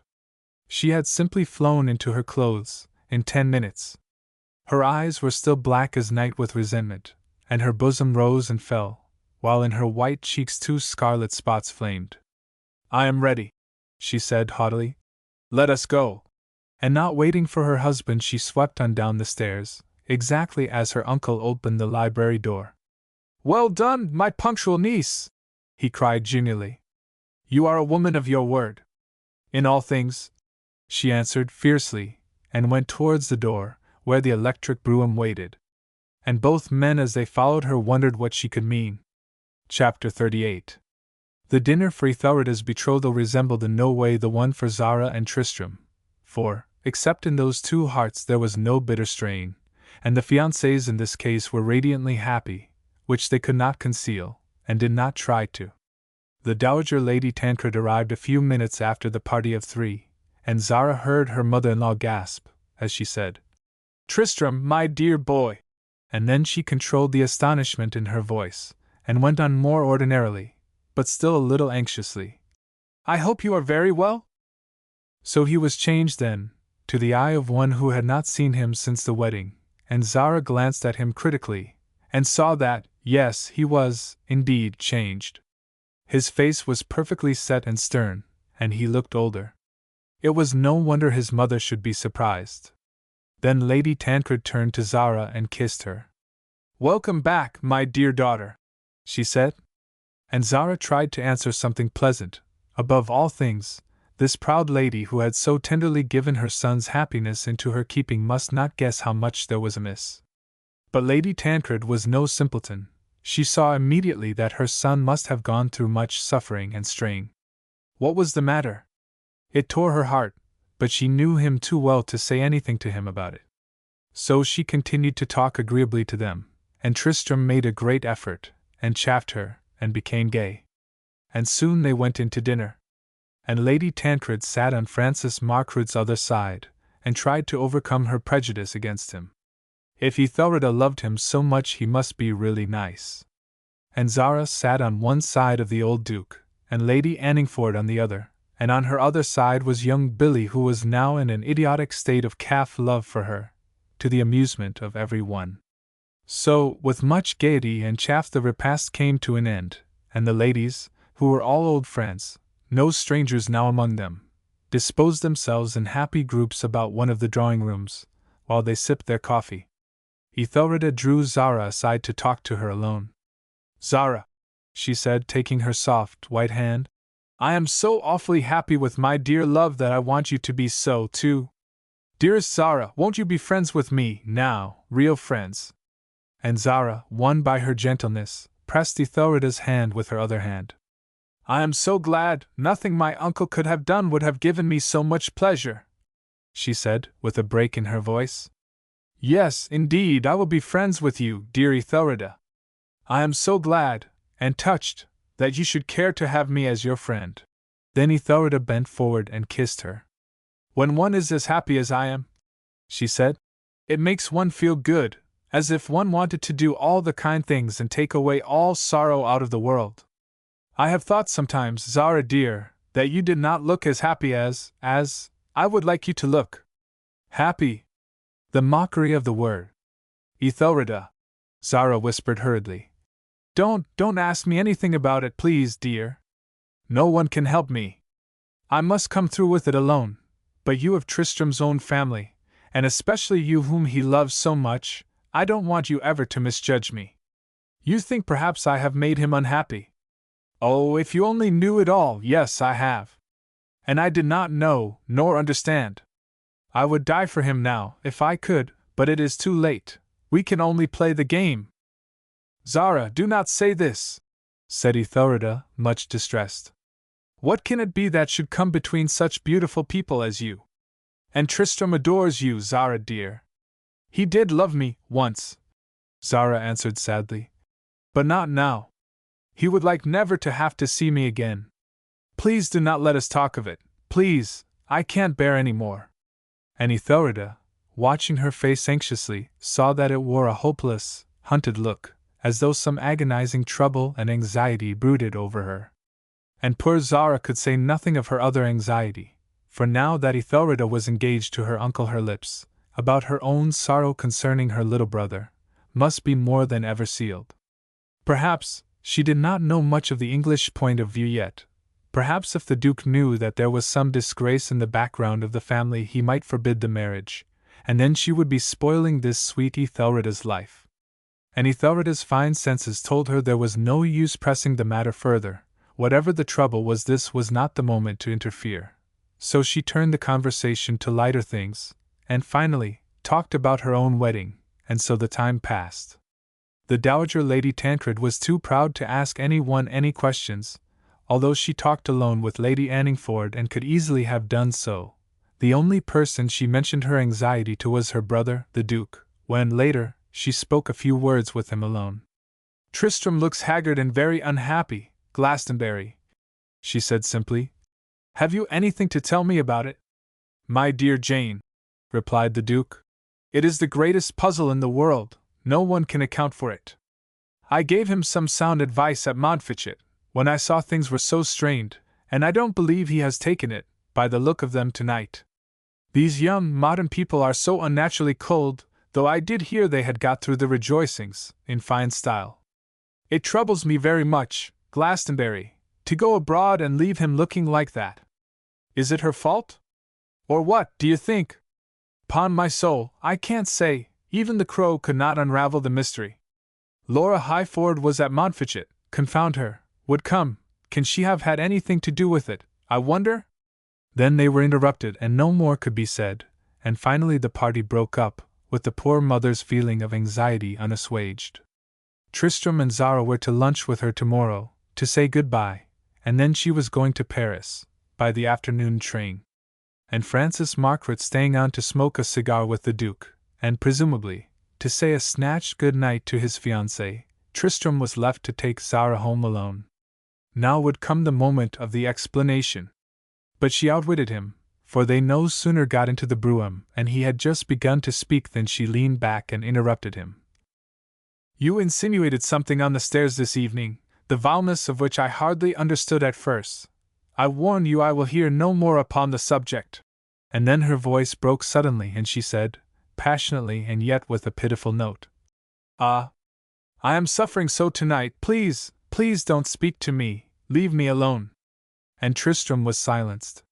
Whatever it was that soon she must explain, he could not torture her tonight, and in spite of his anger and suspicions and pain, it hurt him to see her, when the lights flashed in upon them, huddled up in the corner, her eyes like a wounded deer's. "Zara!" he said at last, quite gently. "What is this awful shadow that is hanging over you, if you will only tell me?" But at that moment they arrived at the door, which was immediately opened, and she walked in and then to the lift without answering, and entering, closed the door. For what could she say? She could bear things no longer. Tristram evidently saw she had some secret trouble. She would get her uncle to release her from her promise. As far as her husband was concerned, at least, she hated mysteries, and if it had annoyed him for her to be out late she would tell him the truth, and about Mirko, and everything. Evidently he had been very much annoyed at that, but this was the first time he had even suggested he had noticed she was troubled about anything, except that day in the garden at Wraith. Her motives were so perfectly innocent that not the faintest idea even yet dawned upon her that anything she had ever done could even look suspicious. Tristram was angry with her because she was late, and had insinuated something out of jealousy. Men were always jealous, she knew, even if they were perfectly indifferent to a woman. What really troubled her terribly tonight was the telegram she found in her room. She had told the maid to put it there when it came. It was from Mimo, saying Mirko was feverish again, really ill, he feared, this time. So poor Zara spent a night of anguish and prayer, little knowing what the morrow was to bring. And Tristram went out again to the turf, and tried to divert his mind away from his troubles. There was no use in speculating any further. He must wait for an explanation which he would not consent to put off beyond the next morning. So at last the day of a pitiful tragedy dawned. Zara got up and dressed early. She must be ready to go out to try and see Mimo, the moment she could slip away after breakfast, so she came down with her hat on. She wanted to speak to her uncle alone, and Tristram, she thought, would not be there so early. Only 9 o'clock. "This is energetic, my niece," Francis Margaret said, but she hardly answered him, and as soon as Turner and the footman had left the room she began at once. "Tristram was very angry with me last night because I was out late. I had gone to obtain news of Mirko. I am very anxious about him and I could give Tristram no explanation. I ask you to relieve me from my promise not to tell him about things." The financier frowned. This was a most unfortunate moment to revive the family skeleton, but he was a very just man and he saw, directly, that suspicion of any sort was too serious a thing to arouse in Tristram's mind. "Very well," he said. "Tell him what you think best. He looks desperately unhappy, you both do. Are you keeping him at arm's length all this time, Zara? Because if so, my child, you will lose him, I warn you. You cannot treat a man of his spirit like that. He will leave you if you do. I do not want to keep him at arm's length. He is there of his own will. I told you at Montfichet everything is too late." Then the butler entered the room. "Someone wishes to speak to your ladyship on the telephone, immediately," he said. And Zara forgot her usual dignity as she almost rushed across the hall to the library, to talk. It was Mimo, of course, so her presence of mind came to her, and as the butler held the door for her she said, "Call a taxi at once." She took the receiver up, and it was, indeed, Mimo's voice, and in terrible distress. It appeared from his almost incoherent utterances that little Agatha had teased Mirko and finally broken his violin, and that this had so excited him, in his feverish state, that it had driven him almost mad, and he had waited until all the household, including the nurse, were asleep, and with superhuman cunning, crept from his bed and dressed himself, and had taken the money which his Scheherazade had given him for an emergency that day in the park, and which he had always kept hidden in his desk. And he had then stolen out and gone to the station, all in the night, alone, the poor, poor lamb, and there he had waited until the Weymouth night mail had come through, and had bought a ticket, and got in, and come to London to find his father, with the broken violin wrapped in its green baize cover. And all the while coughing enough to kill him. And he had arrived with just enough money to pay a cab, and had come at about 5 o'clock and could hardly wake the house to be let in. And he, Mimo, had heard the noise and come down, and there found the little angel, and brought him in, and warmed him in his bed. And he had waited to boil him some hot milk before he could come to the public telephone near, to call her up. Oh! But he was very ill, very, very ill, and could she come at once? But oh, at once! And Tristram, entering the room at that moment, saw her agonized face and heard her say, "Yes, yes, dear Mimo, I will come now!" And before he could realize what she was doing she brushed past him and rushed from the room, and across the hall and down to the waiting taxicab into which she sprang, and told the man where to go, with her head out of the window, as he turned into Grosvenor Street. The name Mimo drove Tristram mad again.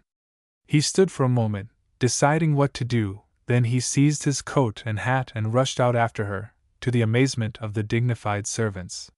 Here he hailed another taxi, but hers was just out of sight down to Park Street, when he got into his. "Follow that taxi," he said to the driver. "That green one in front of you. I will give you a sovereign if you never lose sight of it." So the chase began. He must see where she would go. Mimo, the Count's Kipri, she had telegraphed to, and she had the effrontery to talk to her lover, in her uncle's house.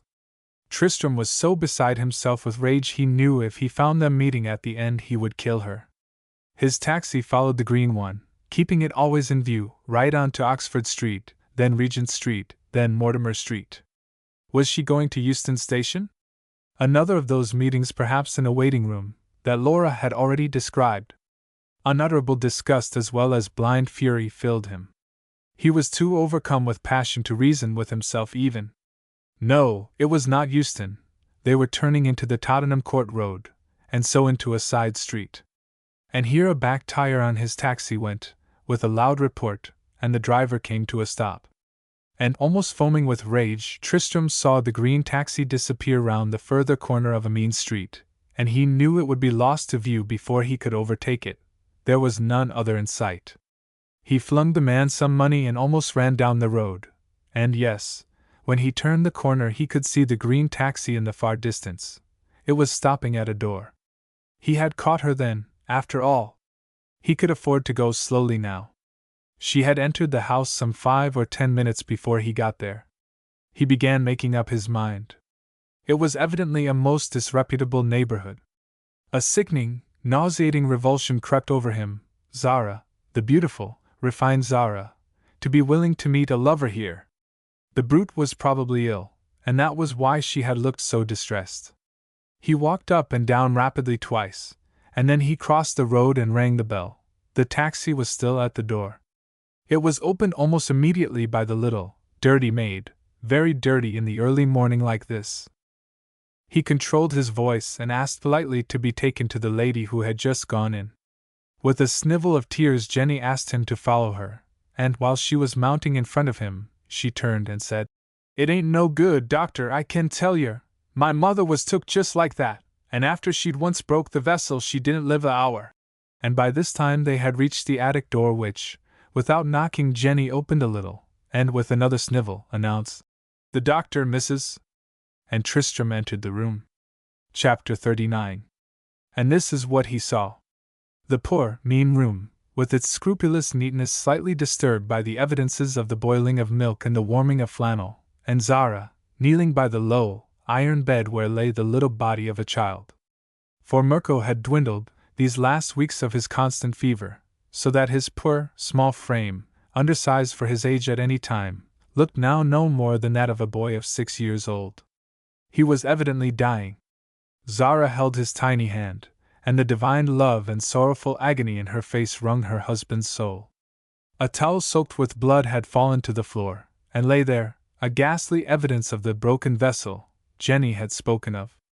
Mimo, with his tall, military figure shaking with dry sobs, stood on the other side, and Zara murmured in a tender voice of anguish, "My little one! My Mirko!" She was oblivious in her grief of any other presence, and the dying child opened his eyes and called faintly, "Man!" Then Mimo saw Tristram by the door, and advanced with his finger on his quivering lips to meet him. "Ah, sir," he said. "Alas! You have come too late. My child is going to God!" And all the manhood in Tristram's heart rose up in pity.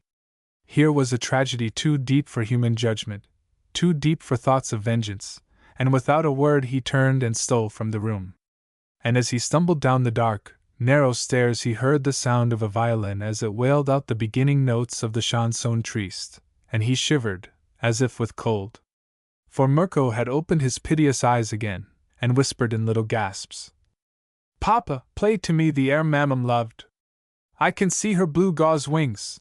And in a moment, as his face filled with the radiance of his vision, he fell back, dead, into Zara's arms. When Tristram reached the street he looked about him for a minute like a blinded man, and then, as his senses came back to him, his first thought was what he could do for her, that poor mother upstairs, with her dying child. For that the boy was Zara's child he never doubted. Her child, and her lover's, had he not called her Maman. So this was the awful tragedy in her life. He analyzed nothing as yet. His whole being was paralyzed with the shock and the agony of things. The only clear thought he had was that he must help her in whatever way he could. The green taxi was still there, but he would not take it, in case she should want it. He walked on down the street and found a cab for himself, and got driven to his old rooms in St. James's Street. He must be alone to think. The hall porter was surprised to see him. Nothing was ready for his lordship, but his wife would come up. But his lordship required nothing, he wished to find something alone. He did not even notice that there was no fire in the grate, and that the room was icy cold. The agony of pain in his mind and soul made him unconscious of lesser ills. He pulled one of the holland sheets off his own big chair, and sat down in it. Poor Zara, poor, unhappy Zara, were his first thoughts. Then he stiffened suddenly. This man must have been her lover before even her first marriage, for Francis Margaret had told him she had married very soon. She was 23 years old now, and the child could not have been less than 6. He must have been born when she was only 17. What devilish passion in a man could have made him tempt a girl so young? Of course, this was her secret, and Frances Margaret knew nothing of it. For one frightful moment the thought came that her husband was not really dead and that this was he. But no, her husband's name had been Ladislas, and this man she had called Mimo. And if the boy were the child of her marriage, there need then have been no secret about his existence. There was no other solution. This Count Sacipri had been her lover when she was a mere child, and probably the concealment had gone through all her first married life. And no doubt her reason for marrying him, which she admitted was a very strong one, had been that she might have money to give to the child, and its father. The sickening, squalid tragedy of it all. And she, Zara, had seemed so proud and so pure. Her look of scorn, only the night before, at his jealous accusation, came back to him. He could not remember a single movement nor action of hers that had not been that of an untarnished queen. What horrible actresses women were! His whole belief had crumbled to the dust. And the most terrible part of it all to him was the knowledge that in spite of everything he still loved her with a consuming, almighty passion that he knew nothing now could kill. It had been put to the bitterest proof. Whatever she had done, he could love no other woman. Then he realized that his life was over. The future a blank, unutterable, hopeless gray which must go on for years and years. For he could never come back to her again, nor even live in the house with her, under the semblance of things. Then an agonizing bitterness came to him, the hideous malevolence of fate, not to have let him meet this woman first before this other man. Think of the faithfulness of her nature, with all its cruel actions to himself. She had been absolutely faithful to her lover, and had defended herself from his, Tristram's, caresses, even of her fingertips. What a love worth having, what a strong, true character, worth dying for, in a woman! And now, he must never see her again, or, if once more, only for a business meeting, to settle things without scandal to either of them. He would not go back to Park Lane yet, not for a week.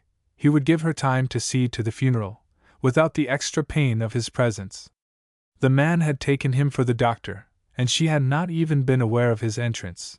He would go back to Wraith, alone, and there try to think out some plan. So he searched among the covered-up furniture for his writing table, and found some paper, and sat down and wrote 2 notes, one to his mother. He could not face her today, she must go without seeing him, but he knew his mother loved him, and, in all deep moments, never questioned his will even if she did not understand it.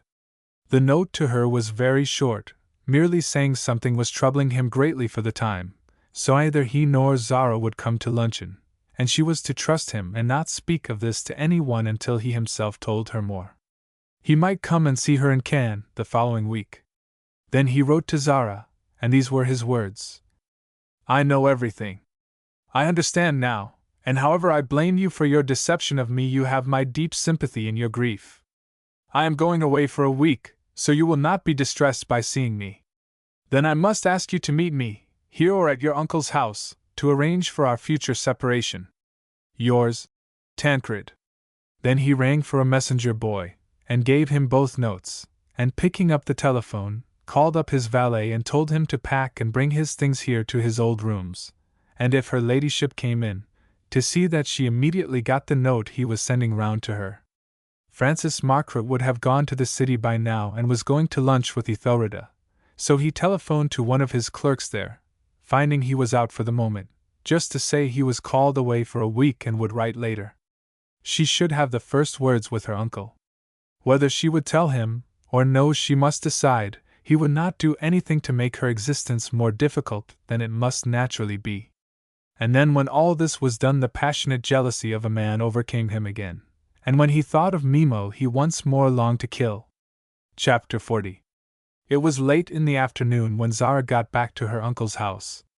She had been too distracted with grief to know or care about time, or what they would be thinking of her absence. Just after the poor little one was dead, frantic telegrams had come from the Morleys, in consternation at his disappearance, and Mimo, quite prostrate in his sorrow, as he had been at her mother's death, had left all practical things to Zara. No doctor turned up either. Mimo had not coherently given the address on the telephone.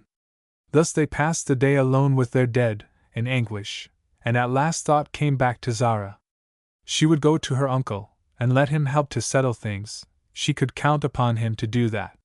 Frances Margaret, anxious and disturbed by Tristram's message and her absence, met her as she came in and drew her into the library. The butler had handed her her husband's note, but she held it listlessly in her hand, without opening it. She was still too numb with sorrow to take notice of ordinary things. Her uncle saw immediately that something terrible had happened. "Zara, dear child," he said, and folded her in his arms with affectionate kindness.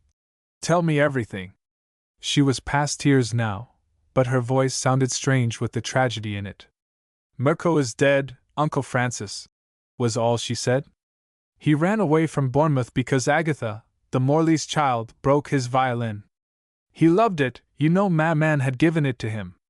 He came in the night, all alone, ill with fever, to find his father, and he broke a blood vessel this morning, and died in my arms, there, in the poor lodging."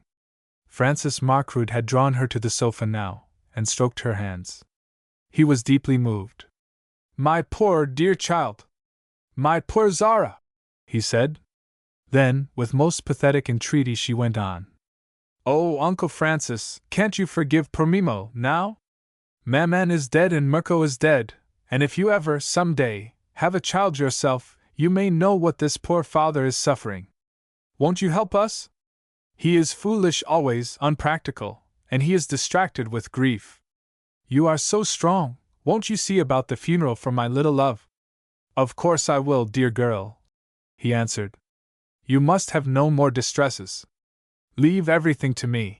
And he bent and kissed her white cheek, while he tenderly began to remove the pins from her fur toque. "Thank you," she said gently, as she took the hat from his hand, and laid it beside her. "I grieve because I loved him, my dear little brother. His soul was all music, and there was no room for him here. And oh! I loved Maman so! But I know that it is better as it is. He is safe there, with her now, far away from all his pain. He saw her when he was dying." Then after a pause she went on. "Uncle Francis, you love Ethelreda very much, don't you? Try to look back and think how Maman loved Mimo, and he loved her. Think of all the sorrow of her life, and the great, great price she paid for her love, and then, when you see him, poor Mimo, try to be merciful." And Francis Margaret suddenly felt a lump in his throat. The whole pitiful memory of his beloved sister stabbed him, and extinguished the last remnant of rancor towards her lover, which had smoldered always in his proud heart. There was a moisture in his clever eyes, and a tremulous note in his cold voice as he answered his niece. "Dear child, we will forget and forgive everything. My one thought about it all now is to do whatever will bring you comfort. There is one thing, yes," she said, and there was the first look of life in her face. "Mirko, when I saw him last at Bournemouth, played to me a wonderful air. He said Maman always came back to him in his dreams when he was ill, feverish, you know, and that she had taught it to him.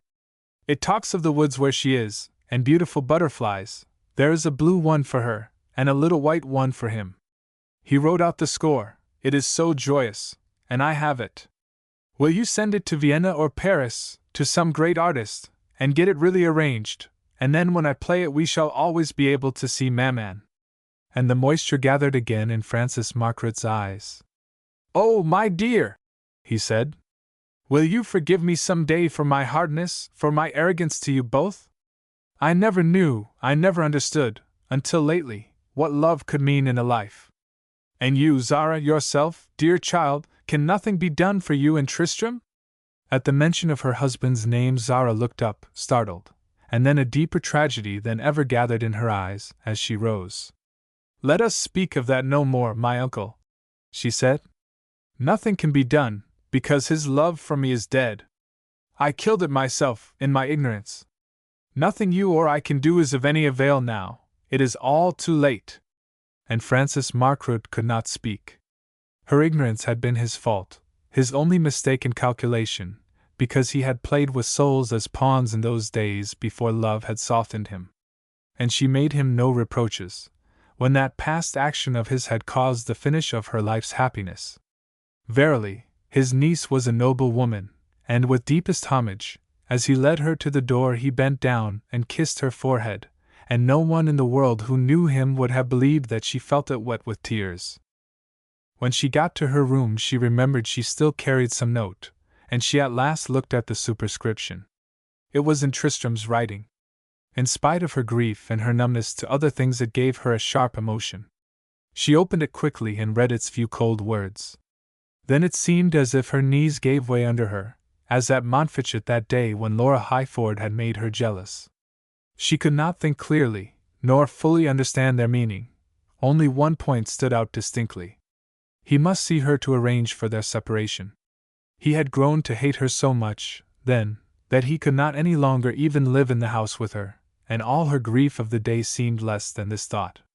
Then she read it again. He knew all? Who could have told him? Her Uncle Francis? No, he did not himself know that Mirko was dead until she had told him. This was a mystery, but it was unimportant. Her numb brain could not grasp it yet. The main thing was that he was very angry with her for her deception of him. That, perhaps, was what was causing him finally to part from her. How strange it was that she was always punished for keeping her word and acting up to her principles. She did not think this bitterly, only with utter hopelessness. There was no use in her trying any longer. Happiness was evidently not meant for her. She must just accept things, and life, or death, as it came. But how hard men were! She could never be so stern to any one for such a little fault, for any fault, stern and unforgiving as that strange God who wrote the commandments. And then she felt her cheeks suddenly burn, and yet she shivered, and when her maid came to her, presently, she saw that her mistress was not only deeply grieved, but ill, too. So she put her quickly to bed, and then went down to see Mr. Margaret. "I think we must have a doctor, monsieur," she said. "Milady is not at all well." And Francis Margaret, deeply distressed, telephoned at once for his physician.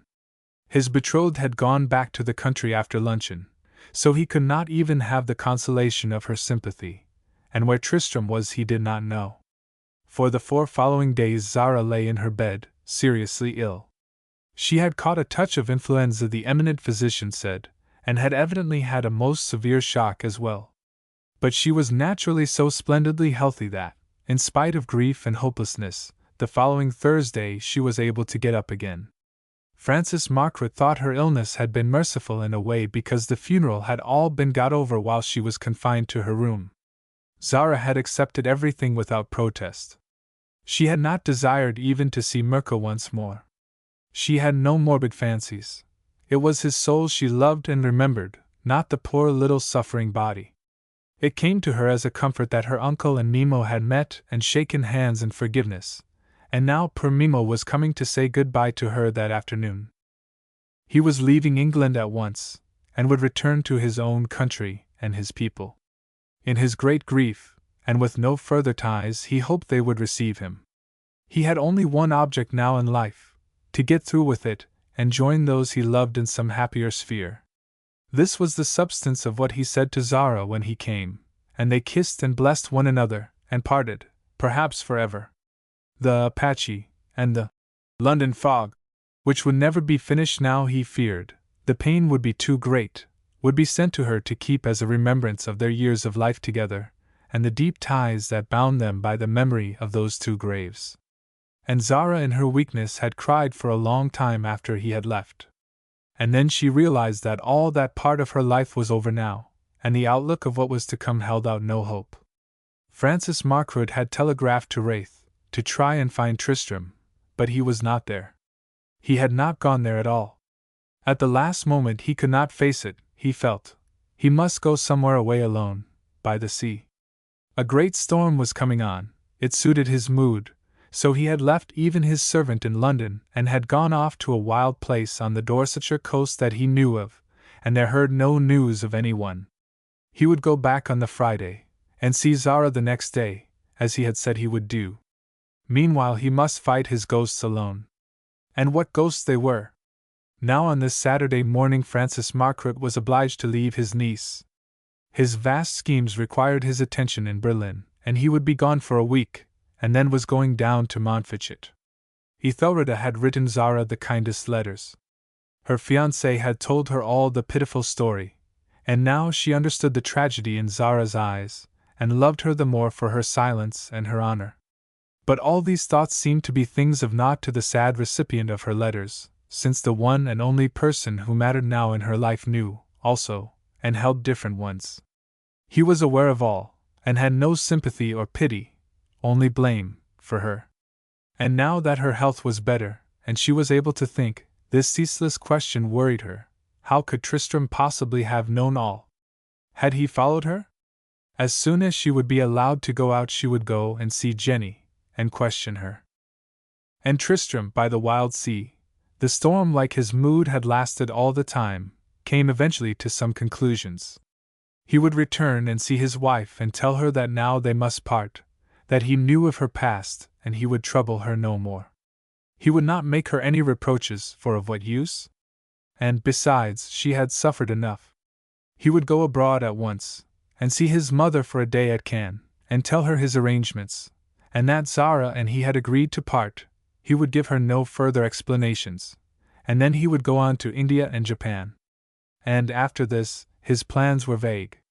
It seemed as if life were too impossible to look ahead, but not until he could think of Zara with calmness would he return to England. And if Zara's week of separation from him had been grief and suffering, his had been hell.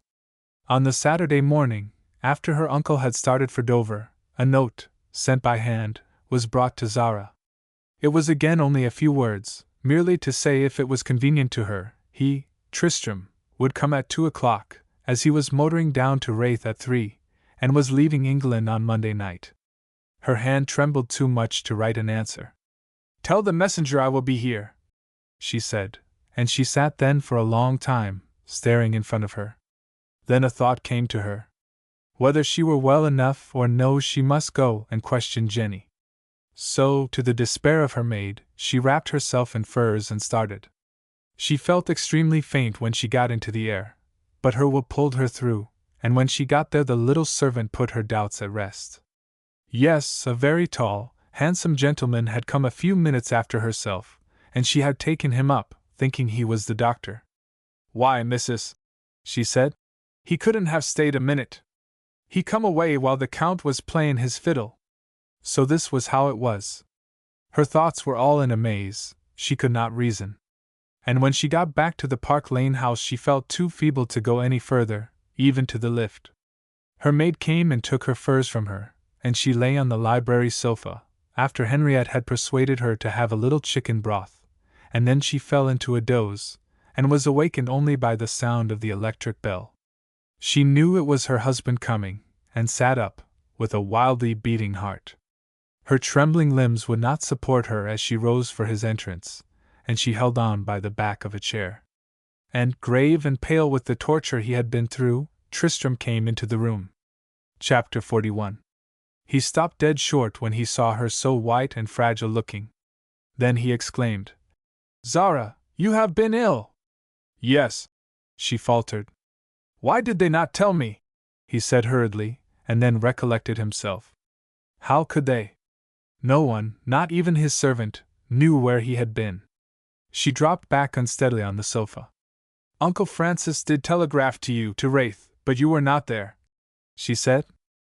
He bit his lips, he was so very moved.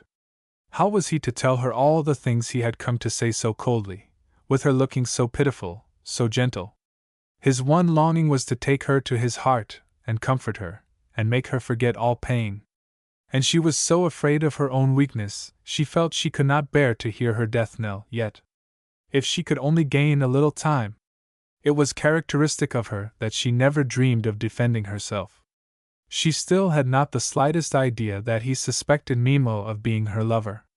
Tristram's anger with her was just because he was an Englishman, very straight and simple, who could brook no deception. That is what she thought.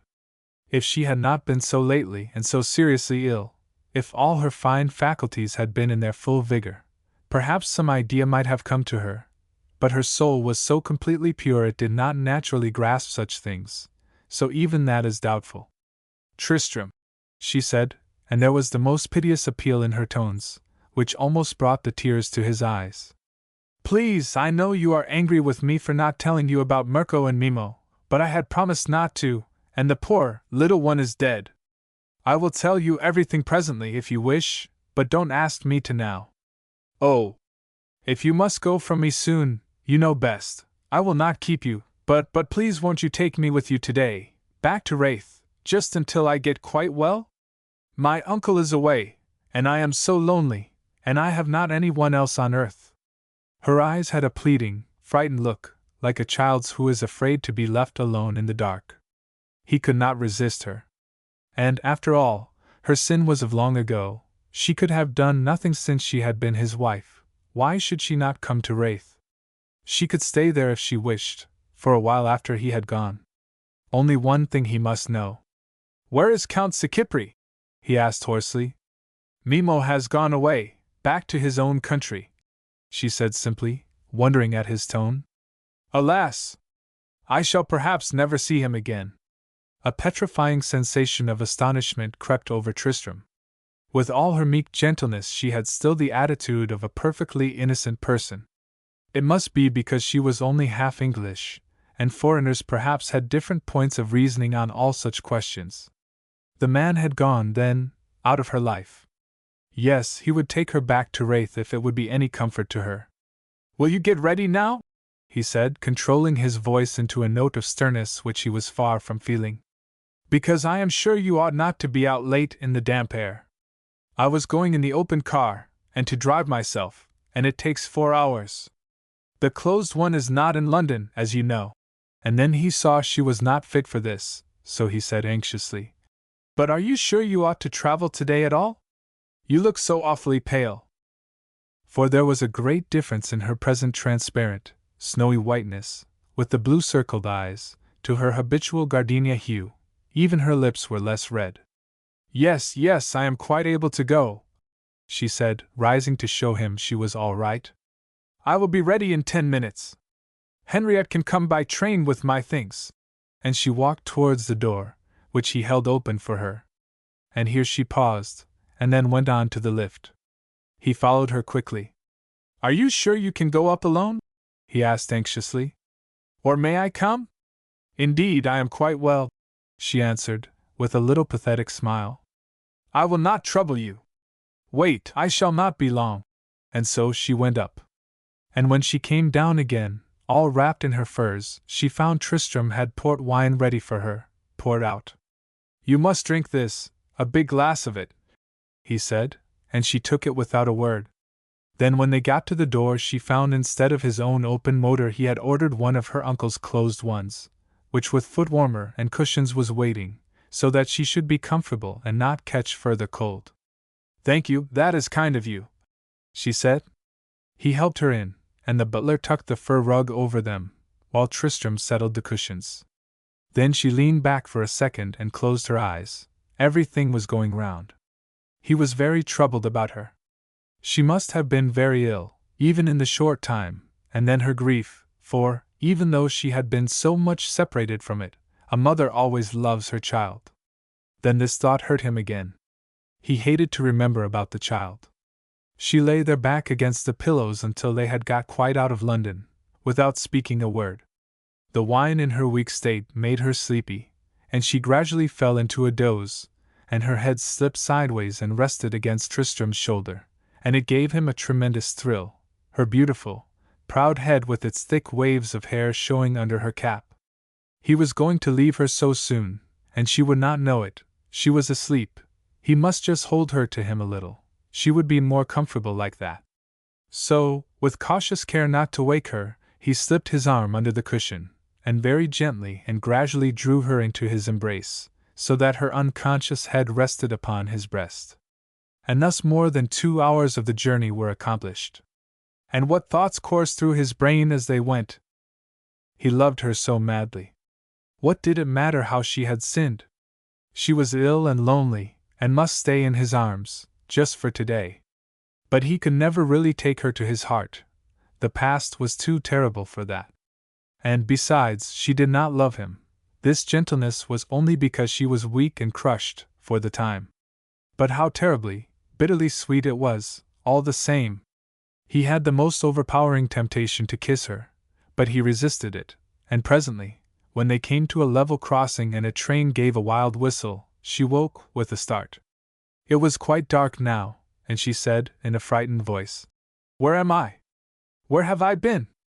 Tristram slipped his arm from round her instantly, and turned on the light. "You are in the motor, going to Wraith," he said. "And I am glad to say you have been asleep. It will do you good." She rubbed her eyes. "Ah, I was dreaming. And Mirko was there, too, with Maman, and we were so happy," she said, as if to herself. Tristram winced. "Are we near home, I mean Wraith?" she asked. "Not quite yet," he answered. "There will be another hour and a half." "Need we have the light on?" she questioned. "It hurts my eyes." He put it out, and there they sat in the growing darkness, and did not speak any more for some time, and bending over her, he saw that she had dozed off again. How very weak she must have been! He longed to take her into his arms once more, but did not like to disturb her. She seemed to have fallen into a comfortable position among the pillows, so he watched over her tenderly, and presently they came to the lodge gates of Wraith, and the stoppage caused her to wake and sit up. "It seems I had not slept for so long," she said, "and now I feel better. It is good of you to let me come with you. We are in the park, are we not?" "Yes, we shall be at the door in a minute." And then she cried suddenly, "Oh! Look at the deer!" For a bold and valiant buck, startled and indignant at the motor lights, was seen, for an instant, glaring at them as they flashed past. "You must go to bed as soon as you have had some tea," Tristram said, "after this long drive. It is 6:30. I telegraphed to have a room prepared for you. Not that big state apartment you had before, but one in the other part of the house, where we live when we are alone, and I thought you would like your maid next you, as you have been ill." "Thank you," she whispered quite low. How kind and thoughtful he was being to her. She was glad she had been ill. Then they arrived at the door, and this time they turned to the left before they got to the Adams Hall, and went down a corridor to the old paneled rooms, and into his own sitting room where it was all warm and cozy, and the tea things were laid out. She already looked better for her sleep. Some of the bluish transparency seemed to have left her face. She had not been into this room on her inspection of the house. She liked it best of all, with its scent of burning logs and good cigars. And Jake snorted by the fire with pleasure to see his master, and she bent and patted his head. But everything she did was filling Tristram with fresh bitterness and pain. To be so sweet and gentle now when it was all too late. He began opening his letters until the tea came. There were the telegrams from Francis Margaret, sent a week before to say Zara was ill, and many epistles from friends. And at the end of the pile he found a short note from Francis Margaret, as well. It was written the day before, and said that he supposed he, Tristram, would get it eventually, that Zara had had a very sad bereavement which he felt sure she would rather tell him about herself, and that he trusted, seeing how very sad and ill she had been, that Tristram would be particularly kind to her. So her uncle knew then. This was incredible, but perhaps Zara had told him, in her first grief. He glanced up at her. She was lying back in a great leather chair now, looking so fragile and weary, he could not say what he intended. Then Jake rose leisurely and put his two fat forepaws up on her knees and snorted as was his habit when he approved of any one. And she bent down and kissed his broad wrinkles. It all looked so homelike and peaceful. Suddenly scorching tears came into Tristram's eyes and he rose abruptly, and walked to the window. And at that moment the servants brought the teapot and the hot scones. She poured the tea out silently, and then she spoke a little to Jake, just a few silly, gentle words about his preference for cakes or toast. She was being perfectly adorable, Tristram thought, with her air of pensive, subdued sorrow, and her clinging black dress. He wished she would suggest going to her room. He could not bear it much longer. She wondered why he was so restless. And he certainly was changed. He looked haggard and unhappy, more so even than before. And then she remembered how radiantly strong and splendid he had appeared at dinner on their wedding night, and a lump rose in her throat. "Henriette will have arrived by now," she said in a few minutes. "If you will tell me where it is, I will go to my room." He got up, and she followed him. "I expect you will find it is the blue, Chinese damask one just at the top of these little stairs." Then he strode on in front of her quickly, and called out from the top, "Yes, it is, and your maid is here." And as she came up the low, short steps, they met on the turn, and stopped. "Good night," he said. "I will have some soup and suitable things for an invalid sent up to you, and then you must sleep well, and not get up in the morning. I shall be very busy tomorrow. I have a great many things to do before I go on Monday. I am going away for a long time." She held on to the banisters for a minute, but the shadows were so deceiving, with all the black oak, that he was not sure what her expression said. Her words were a very low, "Thank you, I will try to sleep. Good night." And she went up to her room, and Tristram went on downstairs, a deeper ache than ever in his heart. Chapter 42. It was not until luncheon time that Zara came down, next day. She felt he did not wish to see her, and she lay there in her pretty, old, quaint room, and thought of many things, and the wreck of their lives, above all. And she thought of Mirko and her mother, and the tears came to her eyes. But that grief was past in its bitterness. She knew it was much better so. The thought of Tristram's going tore her very soul, and swallowed up all other grief. "I cannot bear it," she moaned to herself. He was sitting gazing into the fire, when she timidly came into his sitting room. She had been too unhappy to sleep much, and was again looking very pale. He seemed to speak to her like one in a dream. He was numb with his growing misery and the struggle in his mind. He must leave her, the situation was unendurable. He could not stay, because in her present softened mood it was possible that if he lost control of himself and caressed her she might yield to him, and then, he knew no resolutions on earth could hold him from taking her to his heart. And she must never really be his wife. The bliss of it might be all that was divine at first, but there would be always the hideous skeleton beneath, ready to peep out and mock at them. And then if they should have children? They were both so young that would be sure to happen, and this thought, which had once, in that very room, in his happy musings, given him so much joy, now caused him to quiver with extra pain. For a woman with such a background should not be the mother of a Tancred of Wraith. Tristram was no Puritan, but the ingrained pride in his old name he could not eliminate from his blood. So he kept himself with an iron reserve. He never once looked at her, and spoke as coldly as ice, and they got through luncheon. And Zara said suddenly she would like to go to church. It was at 3 o'clock, so he ordered the motor without a word. She was not well enough to walk there through the park. He could not let her go alone, so he changed his plans and went with her. They did not speak, all the way. She had never been into the church before, and was struck with the fine windows, and the monuments of the Guiscards, and the famous tomb of the Crusader in the wall of the chancel pew where they sat, and all through the service she gazed at his carven face, so exactly like Tristram's, with the same stern look. And a wild, miserable rebellion filled her heart, and then a cold fear, and she passionately prayed to God to protect him. For what if he should go on some dangerous hunting expedition, and something should happen, and she should never see him again? And then, as she stood while they sang the final hymn, she stopped and caught her breath with a sob. And Tristram glanced at her in apprehension, and he wondered if he should have to suffer anything further, or if his misery were at its height. The whole congregation were so interested to see the young pair, and they had to do some handshakings, as they came out.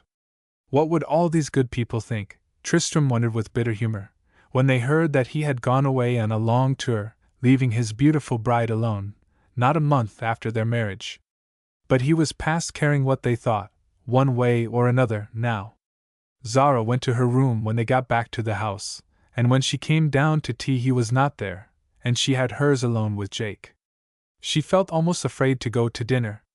It was so evident he was avoiding her. And while she stood undecided her maid brought in a note. I ask you not to come down, I cannot bear it. I will see you tomorrow morning before I go, if you will come to my sitting room at 12. That was all. And, more passionately wretched than she had ever been in her life, she went to bed. She used the whole strength of her will to control herself next morning. She must not show any emotion, no matter how she should feel. It was not that she had any pride left, or would not have willingly fallen into his arms, but she felt no woman could do so, unsolicited, and when a man plainly showed her he held her in disdain. So it was, with both their hearts breaking, they met in the sitting room. I have only 10 minutes, he said constrainedly. The motor is at the door. I have to go round by Bury St. Edmunds. It is an hour out of my way, and I must be in London at 5 o'clock, as I leave for Paris by the night mail. Will you sit down, please, and I will be as brief as I can. She fell, rather than sank, into a chair. She felt a singing in her ears. She must not faint, she was so very weak from her recent illness. I have arranged that you stay here at Wraith until you care to make fresh arrangements for yourself, he began, averting his eyes, and speaking in a cold, passionless voice. But if I can help it, after I leave here today I will never see you again. There need be no public scandal. It is unnecessary that people should be told anything.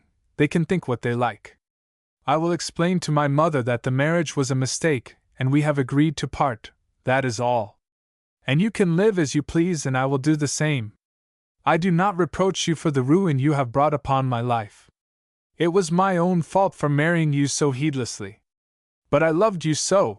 And then his voice broke suddenly with a sob, and he stretched out his arms wildly. My God! He cried. I am punished.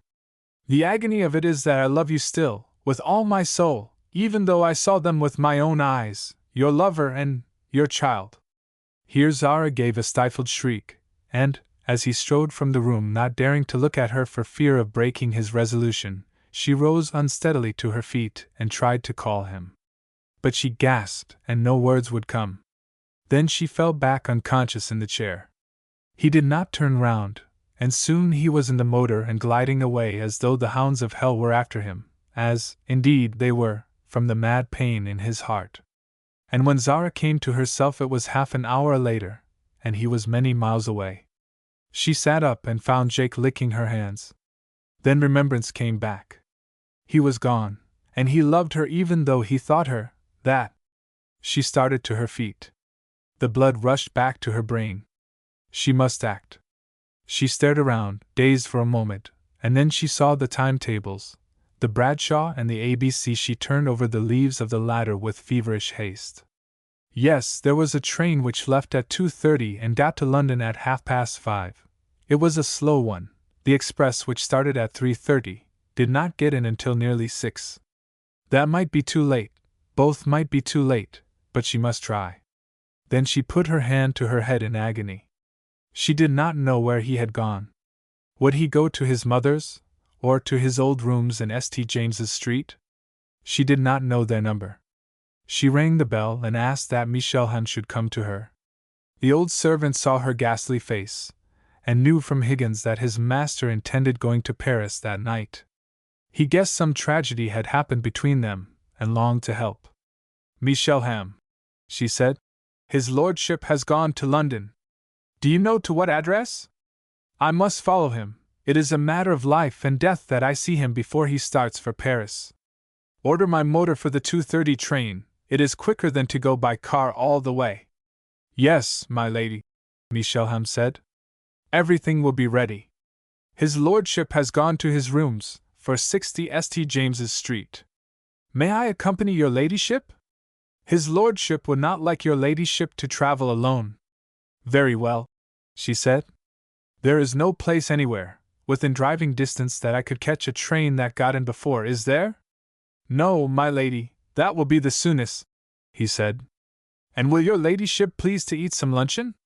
There is an hour before the motor will be round.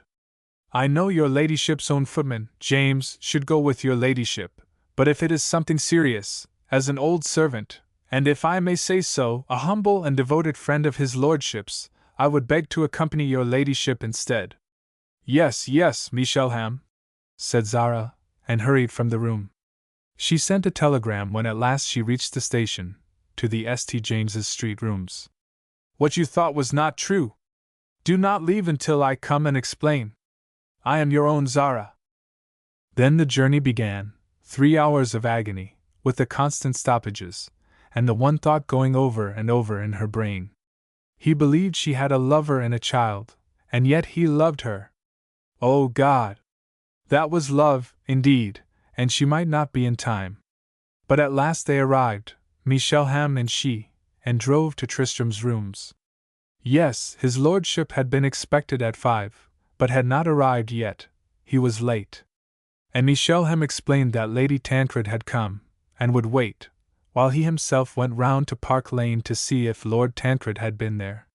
He made up a splendid fire in the sitting-room, and telling Higgins not to go in and disturb her even with tea, the kind old man started on his quest, much anxiety in his mind. 10 minutes passed, and Zara felt she could hardly bear the suspense. The mad excitement had kept her up until now. What if he were so late that he went straight to the train? But then she remembered it went at 9, and it was only 6. Yes, he would surely come. She did not stir from her chair, but her senses began to take in the room. How comfortable it was, and what good taste, even with the evidences of coming departure about. She had seen 2 or 3 telegrams lying on the little hall table, waiting for him, as she came in, hers among the number, she supposed. A motor stopped, surely, if it should be he. But there were hundreds of such noises in St. James's Street, and it was too dark and foggy to see. She sat still, her heart beating in her throat. Yes, there was the sound of a latchkey turning in the lock. And after stopping to pick up his telegrams, Tristram, all unexpecting to see anyone, entered the room. She rose unsteadily to meet him, as he gave an exclamation of surprise and, yes, pain.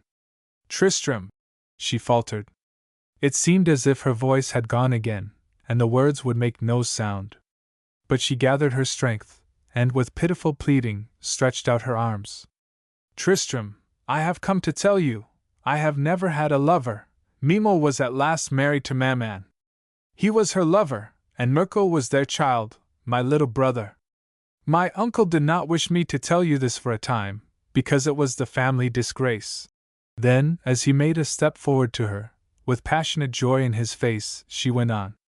Tristram, you said that night, before you would ever ask me to be your wife again, I must go down upon my knees, see, I do, for oh, I love you. And suddenly she bent and knelt before him, and bowed her proud head. But she did not stay in this position a second, for he clasped her in his arms, and rained mad, triumphant kisses upon her beautiful, curved lips, while he murmured, At last, my love, my own! Then when the delirium of joy had subsided a little, with what tenderness he took off her hat and furs, and drew her into his arms, on the sofa before the fire. The superlative happiness to feel her resting there, unresisting, safe in his fond embrace, with those eyes, which had been so stormy and resentful, now melting upon him in softest passion. It seemed heaven to them both. They could not speak coherent sentences for a while. Just over and over again they told each other that they loved Dot. It seemed as if he could not hear her sweet confession often enough, or quench the thirst of his parched soul upon her lips. Then the masterfulness in him which Zara now adored asserted itself. He must play with her hair. He must undo it, and caress its waves, to blot out all remembrance of how its forbidden beauty had tortured him. And she just lay there in his arms, in one of her silences, only her eyes were slumbrous with love. But at last she said, nestling closer, Tristram, won't you listen to the story that I must tell you? I want there never to be any more mysteries between us again. And, to content her, he brought himself back to earth. Only I warn you, my darling, he said, all such things are side issues for me now that at last we have obtained the only thing which really matters in life. We know that we love each other, and are not going to be so foolish as to part again for a single hour, if we can help it, for the rest of time. And then his whole face lit up with radiant joy, and he suddenly buried it in her hair. See, he murmured, I am to be allowed to play with this exquisite net to ensnare my heart, and you are not to be allowed to spend hours in staterooms, alone. Oh, darling! How can I listen to anything but the music of your whispers, when you tell me you love me and are my very own?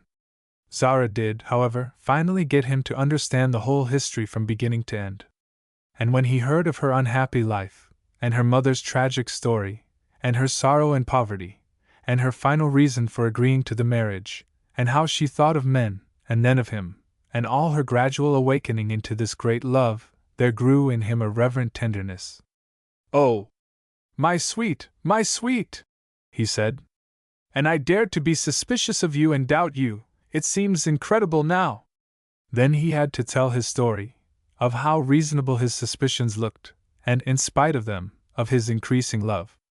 And so an hour passed with complete clearing up of all shadows, and they could tenderly smile together over the misunderstandings which had nearly caused them to ruin both their lives.